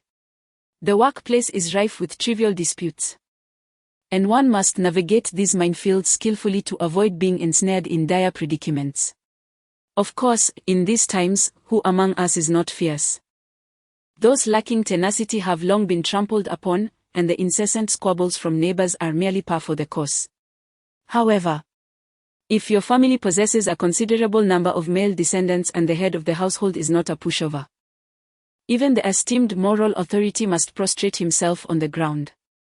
Upon entering the private room, Zhang Feng was seated to the right of Li Huaid, while Wang Qingguo, of course, occupied the more prestigious left side. As his position was secure, Li Huaid would not allow outsiders to meddle in the affairs of the logistics department.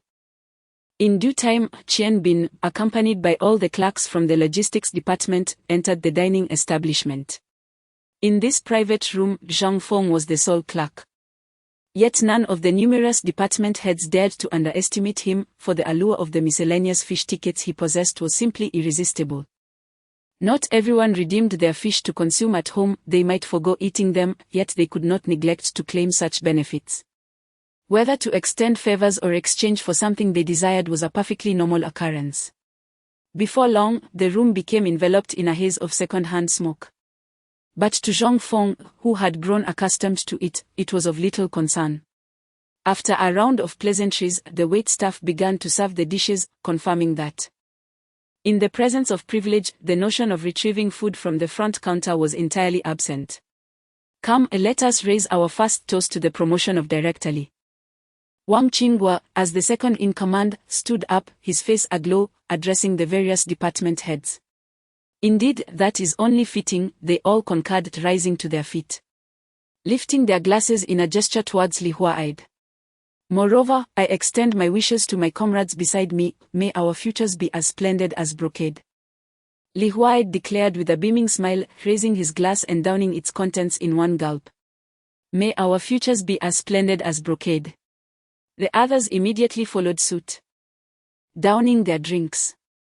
The liquor was Maotai, rich in fragrance, and the cuisine was authentic Shandong fare, complemented by several dishes that Zhong Feng had previously crafted in the kitchen, now served by the esteemed chefs. Wang Yuping, who presented the dishes, specifically highlighted that they were developed by Zhong Feng, and after tasting them, the gathering erupted in applause. Whether genuinely delicious or merely perceived as such, the seasoned bureaucrats displayed no signs of dissatisfaction, their expressions betraying no hint of critique. After sharing a few rounds of drinks with Li Huaid, Zhong Feng took the initiative to raise his glass and began to toast each department head, starting with Wang Qinghua. Initially, everyone was somewhat restrained, but as they observed Zhong Feng circle the room, his complexion merely slightly flushed. They ceased to mind his favored status in the eyes of the higher-ups and began to test his capacity for liquor. Wang Qinghua leaned towards Li Huaid and remarked, "In the future, when we drink, we should bring Xiaozhong along to help shield us. It seems many matters could be resolved, and we need not suffer through an entire night of drunkenness." Li Huaid, with a rosy complexion, turned slightly to listen, nodding in agreement with a smile. With ample space available, Zhong Feng was unperturbed, as each glass of liquor met his lips and vanished into the void. "Director, I once again wish you a prosperous ascent," Zhong Feng declared, lifting his filled glass toward Li Huaid. "And I wish you, Xiaozhong, a swift promotion to clerk. Work diligently and strive to ascend to deputy clerk within 2 years," Li Huaid responded warmly, raising his glass and downing its contents. After sharing 2 rounds with Li Huaid, Zhong Feng continued to drink with his direct superiors, including Wang Qinghua, Dong Zimin, and Xie Sun. Apart from the few closest associates in logistics, everyone else was rendered half-drunk before they ceased their revelries. "Come along, Lao Wang, Lao Dong, Lao Xie, Xiaozhong. Accompany me next door to toast a few glasses with the clerks," Li Huaid said, pulling Zhong Feng towards several remaining sober subordinates. Next door. The atmosphere of drinking was equally fervent, with Qian Bin presiding over the proceedings. Upon Li Huaide's arrival with his entourage, the scene grew even more animated. Li Huaid initiated the festivities by sharing 2 toasts with all the clerks, followed closely by Wang Qinghua, Dong Zimin, and Xie Sun, who followed suit. Finally, it was Zhong Feng's turn, a rising star, who was not to be spared by the clerks, despite their awareness of Zhong Feng's merit-based promotion. There were still those with ulterior motives hoping to intoxicate him into embarrassment. Initially, Zhong Feng offered 2 toasts to the elder leader, Lei Lin. This gesture allowed Lei Lin to shine among the leaders, while Zhong Feng frequently praised him in front of Li Huaid, recalling the care he received and the meticulous guidance before taking over his position. Zhong Feng's actions moved Lei Lin deeply, and since his reassignment, Zhong Feng had never faltered in his support. In the eyes of Li Huaid and the others, Zhong Feng's image at that moment was that of a loyal and principled individual, a trait that leaders most dread being undermined by treachery from within. The banquet showcased Zhong Feng's character in a most vivid manner. Lei Lin, a dedicated comrade, had demonstrated exceptional competence during his 6 years managing the procurement team. It was time for him to advance. With capability, responsibility, and integrity, Li Huaid was certainly willing to advocate for Zhong Feng. Upon this declaration, envy surged among the clerks, and Lei Lin found himself dazed, as if struck by a great fortune, with dozens of clerks present vying for the same position. To think it had fallen to him, he felt immense relief for not resorting to petty tactics against Zhong Feng. "Thank you, Director, this toast is for you." Lei Lin knew it was not the moment to express gratitude to Zhong Feng, instead casting a look of appreciation. Zhong Feng's gesture garnered acclaim from the majority of clerks. At this point, the banquet reached its zenith of fervor. Li Huaid refrained from interrupting the youthful exuberance, departing the restaurant with his driver, instructing Chien Bin to ensure the many inebriated section chiefs were returned to the factory's guest house, entrusting him with the concluding arrangements. That night, Zhang Feng earned the title of the steel plant's god of sobriety. Chapter 70, Driver's License, Job Transfer. He usually receives his license. The fervent slogans of the Great Leap Forward adorned every street and alley, and the movement grew increasingly intense. Zhang Feng's driver's license had been issued, thanks to Li Huida's personal connections that facilitated his examination. Zhang Feng arranged for Yuli's mother to work at the supply and marketing cooperative. A job quota obtained in exchange for 2,000 pounds of fish, marking their first return on the investment in Yuli's high school education. Zhang Ah procured a fraudulent medical report for lung infection, which Li Huide successfully leveraged to transfer him into the plant procurement group. Uncle Zhang Dejiang's second wife, Zhou Xiang, inherited the work quota left by Zhou Ying, and was assigned to the third canteen of the steel mill, successfully relocating her two daughters to urban household registration. Yet, Uncle remained reluctant to work in the factory, steadfastly tending to his few acres of land, claiming it was a safety net for the Zhang family. On his day off, he usually entered the courtyard with a young and beautiful woman. "Oh, who is this lovely girl accompanying you, Juzi? How did she come to our yard?" Yan Fugui, watering the flowers in the front yard, squinted his eyes and inquired. "Hey, Teacher Yan, this is my wife, the one I have officially registered." He usually proudly produced the marriage certificate, displaying it like a trophy to Yan Fugui. "Goodness! This is a significant event. Aren't you going to celebrate with a couple of tables for the whole yard to join in the festivities?" Yan Fugui calculated, adjusting his spectacles. "Well, I need to discuss this with Uncle E and the old lady in the back courtyard. I'll inform you once I have definite news," he usually absent-mindedly replied, his thoughts drifting to his two large blood bags. "That sounds wonderful. Uncle Yan will await your good news at home," Yan Fugui encouraged, clapping his hands. He usually, with the girl in tow, proceeded to the Zhang family across the street. The door was ajar, and he called out, "Aunt, guess who I brought back?" "Is that you, Juzi?" "Zhou Ying is off today, cleaning at home, and has taken Yu Shui and a few children out to see the situation." Upon seeing the woman, Zhou Ying enthusiastically approached the one named Ai Hua. "Oh, has the certificate been obtained?" Ai Hua, upon entering, excitedly opened her cloth bag, pulling out 2 handfuls of wedding candies to distribute among the children of the Zhang family. Yan Fugui, from a distance, suddenly remembered he had forgotten to receive wedding sweets from He Yuzhu, feeling a moment of regret for his carelessness. He reached out to call out, but they had already entered the Zhou household. "Sister-in-law. Are you my sister-in-law?" He Yushui, standing nearby, eagerly grasped Ai Hua's arm, inquiring warmly. "Yes, you must be Yushui, right? You look truly lovely," Ai Hua replied with warmth as they engaged in friendly conversation. "And, is my cousin not home?" Ai Hua asked, noticing Qin Huairu was absent. "Sister Huairu has gone to work," He Yushui quickly interjected. "Indeed, Huairu is not on leave today," Zhou Ying affirmed. It turned out the woman was also from Chongping Qinjiawan and was a distant relative of Qin Huairu. Since he usually began to indulge in his culinary pursuits, he frequently brought home vegetables after work. Under the pretext of observing the rain, he often visited the Zhang family to enjoy drinks with several gentlemen. He usually was indeed a loquacious and astute individual, albeit his cleverness was somewhat superficial. Presently, he maintained amicable relations with Zhang Ah, Zhang Yang, Zhang Jian, and even his uncle Zhang Dejiang. During their convivial gatherings, discussions about marriage would occasionally lead him to express grievances, which were fortuitously overheard by Qin Huairu and her mother-in-law Zhou Ying. This caught the attention of Qin Huairu, a local native, who had lived in the same courtyard for years and claimed to understand He Yuzhu's true character. Consequently, she decided to introduce him to a suitable match from her hometown. Specifically a woman of striking beauty, believing that casting a wide net would yield favorable results. Just last Sunday, She and Zhou Ying took Hiyuju to Chongping for a series of blind dates, ultimately selecting the lovely Qin Aihua. This was facilitated by the fact that Qin Huairu's family enjoyed a comfortable existence, which afforded them the clout to attract numerous young women for consideration. Over the years, Zhang Jian and Qin Guangxing, a son-in-law and a son respectively, would frequently send goods to Qin Yuanshan's household, providing occasional gifts and contributing a monthly sum of 10 yuan.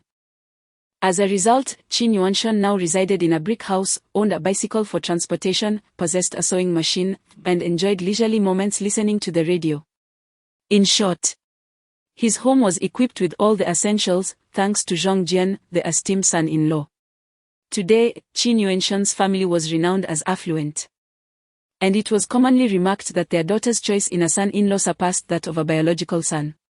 When the eldest son, Qin Guomin, sought a partner, the threshold of their home was worn down by the many suitors who came to call. Traditional values lingered, preventing the entire Qin family from migrating to the city for work.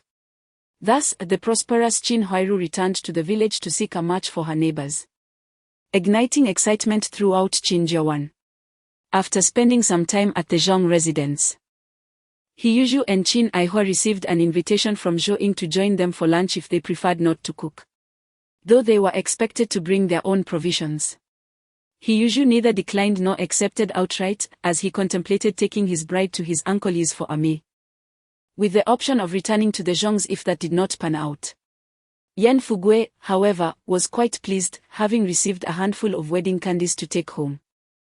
Hiyuju and Qin Aihua then distributed these sweets to the various households in the courtyard. As they passed by the Jia family, Hiyuju was tempted to bypass them entirely, but ultimately suppressed his distaste and paid a visit, only to emerge shortly thereafter with a visibly displeased expression. Moving forward, he resolved to maintain his distance from such shameless individuals. Qin Aihua, with her hands cradling her bag, bore a few red marks on her hands, softly agreeing with him. At the Jia household, they only expressed dissatisfaction, complaining that the offerings were insufficient. Su Dama was nowhere to be found, and Hiyuju, initially eager to boast about his new bride, left the Su family feeling disheartened. After visiting Lu Haisheng's home in the back courtyard, Hiyuju adjusted his attire and solemnly approached the home of the elderly, deaf matriarch. "Grandmother, please open the door. Come see what I have brought you." Upon hearing Hiyuju's peculiar tone, the elderly woman hurriedly ran to her bed and pretended to be asleep. It was hard to imagine that a 73-year-old could move with such agility. The elderly deaf woman's heart trembled twice, as she feared that this shameless grandson had come to solicit money from her once more. Resolutely, she refused to open the door, her heart bleeding internally as she thought, "It's all gone, all of it." Oddly enough, the door was not even locked. Was it possible she had fallen asleep? How could one sleep so soundly during the day? Hiyuju whispered to himself, then took Qin Aihua back to the courtyard to knock on the door of Yi Zhonghai's home. After a short wait, the couple was warmly welcomed inside by Yi Zhonghai and his wife. Following a few pleasantries, the Yi couple subtly advised Zhuzi's wife to manage his spending, mentioning that raising children in the future would certainly incur expenses. Qin Aihua could only nod in confusion, unable to grasp the meaning behind their words. Chapter 71, The Proposal. Yi Zhonghai and the deaf old lady ultimately agreed to sponsor Hiyuju in hosting 6 banquet tables in the courtyard. The date was set for the upcoming weekend. On Monday morning, Zhang Feng submitted a proposal for establishing an aquaculture facility at the steel plant's logistics department to Li Huaid. After reviewing the proposal, Li Huaid expressed his astonishment and remarked, "Xiao Zhang, this plan is quite impressive. You've clearly outlined how pig and chicken manure can be utilized for fish farming and enriching the soil for vegetable cultivation. You must have done a lot of research." He praised Zhang Feng for even specifying the location of the pig pen at the downwind position. Zhang Feng nodded in acknowledgement, stating, "Yes, Director. Our logistics department should strive for a degree of self-sufficiency. We cannot solely rely on state allocations, as that would only ensure we do not starve but would not guarantee our quality of life." The additional resources we generate can enhance our living conditions and better stimulate the production enthusiasm of our fellow workers. Although we cannot cultivate grain, we can certainly invest more effort into the menus of our workers. Indeed, well said. Li Huaid found his reasoning compelling and quickly pulled out a pen to record it in his personal notebook. I will bring this up at the upcoming factory party organization meeting. After recording, Li Huaid once again scrutinized Zhang Feng's proposal. Director, I still need to assign the weakest tasks to the team, so I'll take my leave now. If you need anything, please call for me, Zhang Feng interjected, noticing Li Huaid's engrossment in the document. Oh. All right, you carry on, Li Huaid replied without lifting his head. Very well, I shall be on my way, Zhang Feng said, rising to leave and closing the door behind him. After visiting Dong Zimin's office to collect this week's procurement assignments, he returned to his team, took attendance, assigned tasks, and planned routes, leaving 2 procurement members behind. Once everything was settled and tidied up, Zhang Feng led Xia Zhiliang and Lu Zhenon, the 2 procurement team members, to the warehouse to collect fishing nets and ropes, and they finally took a small boat out of storage. Zhang Feng then proceeded alone to the transport team to retrieve a truck. After loading the fishing nets, small boat, and other necessary tools into the truck bed, he instructed one person to sit in the passenger seat while the other stood in the truck bed, and they set off from the factory. As usual, he drove while mentally scanning the area within 19 meters for any potential game such as wild chickens, hares, or river delicacies. Such luck-based endeavors are rare and unpredictable. As he passed through villages, Zhang Feng would alight from the vehicle to inquire if anyone was slaughtering pigs or sheep. If so, he would discuss the possibility of procurement. However, the likelihood of such opportunities was even slimmer than catching wild chickens or hares, resulting in the acquisition of only some wild vegetables, spring bamboo shoots, the occasional few eggs, or perhaps a hen, duck, or goose that wasn't laying. After a considerable detour with the 2 companions, the trio found themselves at a riverside at noon, enjoying coarse grain pancakes. They set up an iron pot over a fire, simmering a snowy white fish soup. Just before serving, they added some vibrant, fresh wild greens, and due to the prior salt of the fish with lard, scallions, and ginger, the flavor was exceptionally delectable. The 3 savored their meal with great pleasure, leaving nothing but a scattering of fish bones and spines at the end. Group leader, you don't plan to eat like this every day, do you? As Xia Zhiliang's words faltered midway, he hesitated at the term landlord, which felt somewhat taboo in the present context. Eating the same food daily could become rather tiresome, he mused. And then directed the 2 to prepare for work by bringing the boat down. Zhang Feng, unfazed by the incomplete conversation, addressed the essence of the matter and instructed the 2 to get to work. They took the iron pot and ladle to the riverbank for a quick rinse before stowing them in the vehicle. As they disembarked, Zhang Feng cradled a large bundle of fishing nets in his arms. Observing the 2 standing idle after placing the boat on the riverbank, he urged, "Take off your shoes, roll up your trousers, and push the boat into the water." After speaking, he tossed the net into the boat, swiftly removed his shoes and socks, rolled up his trousers, and stepped into the frigid river. With each step, ripples spread across the water's surface as the trio worked in unison to push the boat into the shallow waters, subsequently climbing aboard. "Can you both row?" Zhang Feng inquired, grasping an oar.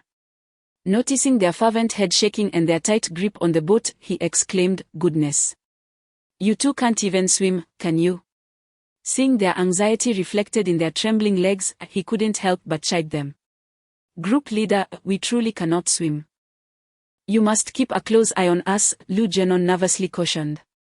Zhang Feng felt a rush of frustration, taking several deep breaths before steering the boat back to shore. "You may come ashore now," he instructed, and the 2, feeling as if released from a sentence, disregarded the potential soaking of their pant legs and sprinted back to the bank. Zhang Feng, exasperated, disembarked to return the large net to shore, retrieving his smaller casting net and reboarding the vessel. Performing the task in its entirety, he clumsily rowed to the heart of the lake before meticulously casting the net. Regardless of whether it was reasonable or not, he had the space to do so and was eager to teach others the art of fishing, however. The success of their learning depended on their determination. This fishing endeavor left Zhang Feng utterly exhausted. As he repeatedly traversed the river's center to catch fish and deliver them to the shore, under the astonished gazes of his companions, they witnessed the bounty of a single cast yield 50 to 60 pounds of fish. To fulfill their purchasing task, Zhang Feng even cast the net an extra couple of times. On the shore, the two bent over, moving from excitement to numbness as they collected the fish, never having imagined that such work could be both painful and pleasurable. Zhang Feng returned to shore, resting as he instructed the two to lift the boat into the truck bed. With no other option, they complied, as they were merely laborers. He resolved to reassess the fishing personnel upon their return. Unable to use the large net for retrieval, Zhang Feng pretended to search for fish spots while floating on the water, and by this time, it was already 4 in the afternoon. After a brief tidying of the truck bed, Zhang Feng ferried the two back to the factory, speeding along the road while they kept a watchful eye on the fish to prevent any from leaping out of the truck bed. As the evening breeze stirred the spring chill, people tightened their clothing, and the slanting sun over the western mountains cast an orange glow, releasing its final warmth. Arriving at the factory at 4:30, Zhang Feng swiftly completed the necessary paperwork before delegating the closing tasks to his companions.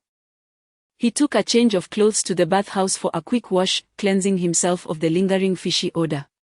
After some inquiries, Qian Bin located Zhang Feng, who was enjoying a leisurely bath in the bathroom.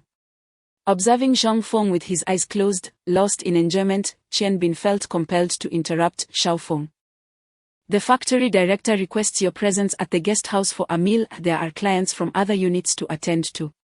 Zhang Feng opened his slightly weary eyes, and upon understanding Qian Bin's message, responded, "Got it, I'll be ready shortly." Once the wine deity was summoned, Qian Bin exited the bathing area and returned to the rest hall to await. Indeed, it wasn't long before Zhang Feng emerged, his hair still damp, completely unclothed. After drying himself off, he quickly donned his cadre uniform and, revitalized, followed Qian Bin to the guest house. Chapter 72, Accompanying Drinks, the Black Market. In the factory's reception room, Zhang Feng followed Qian Bin to this place, where Li Huaid was engaged in conversation with a group of leaders, sipping tea and smoking on the nearby sofa. Upon seeing Qian Bin leading Zhang Feng into the reception room, he warmly beckoned, "Xiao Zhang, come and sit." "Qian Bin, please ask Master He to bring out the dishes." "Understood, Director," replied Qian Bin, whose primary role was to assist the leaders with various tasks. After exchanging a few words with Zhang Feng, he exited the reception room. "Greetings, esteemed leaders," Zhang Feng said as he stepped forward to greet them, shaking hands with each in turn. The guests understood that although this young man held a modest position, he was likely a key figure being cultivated by the logistics department of the steel mill, and they graciously rose to shake his hand.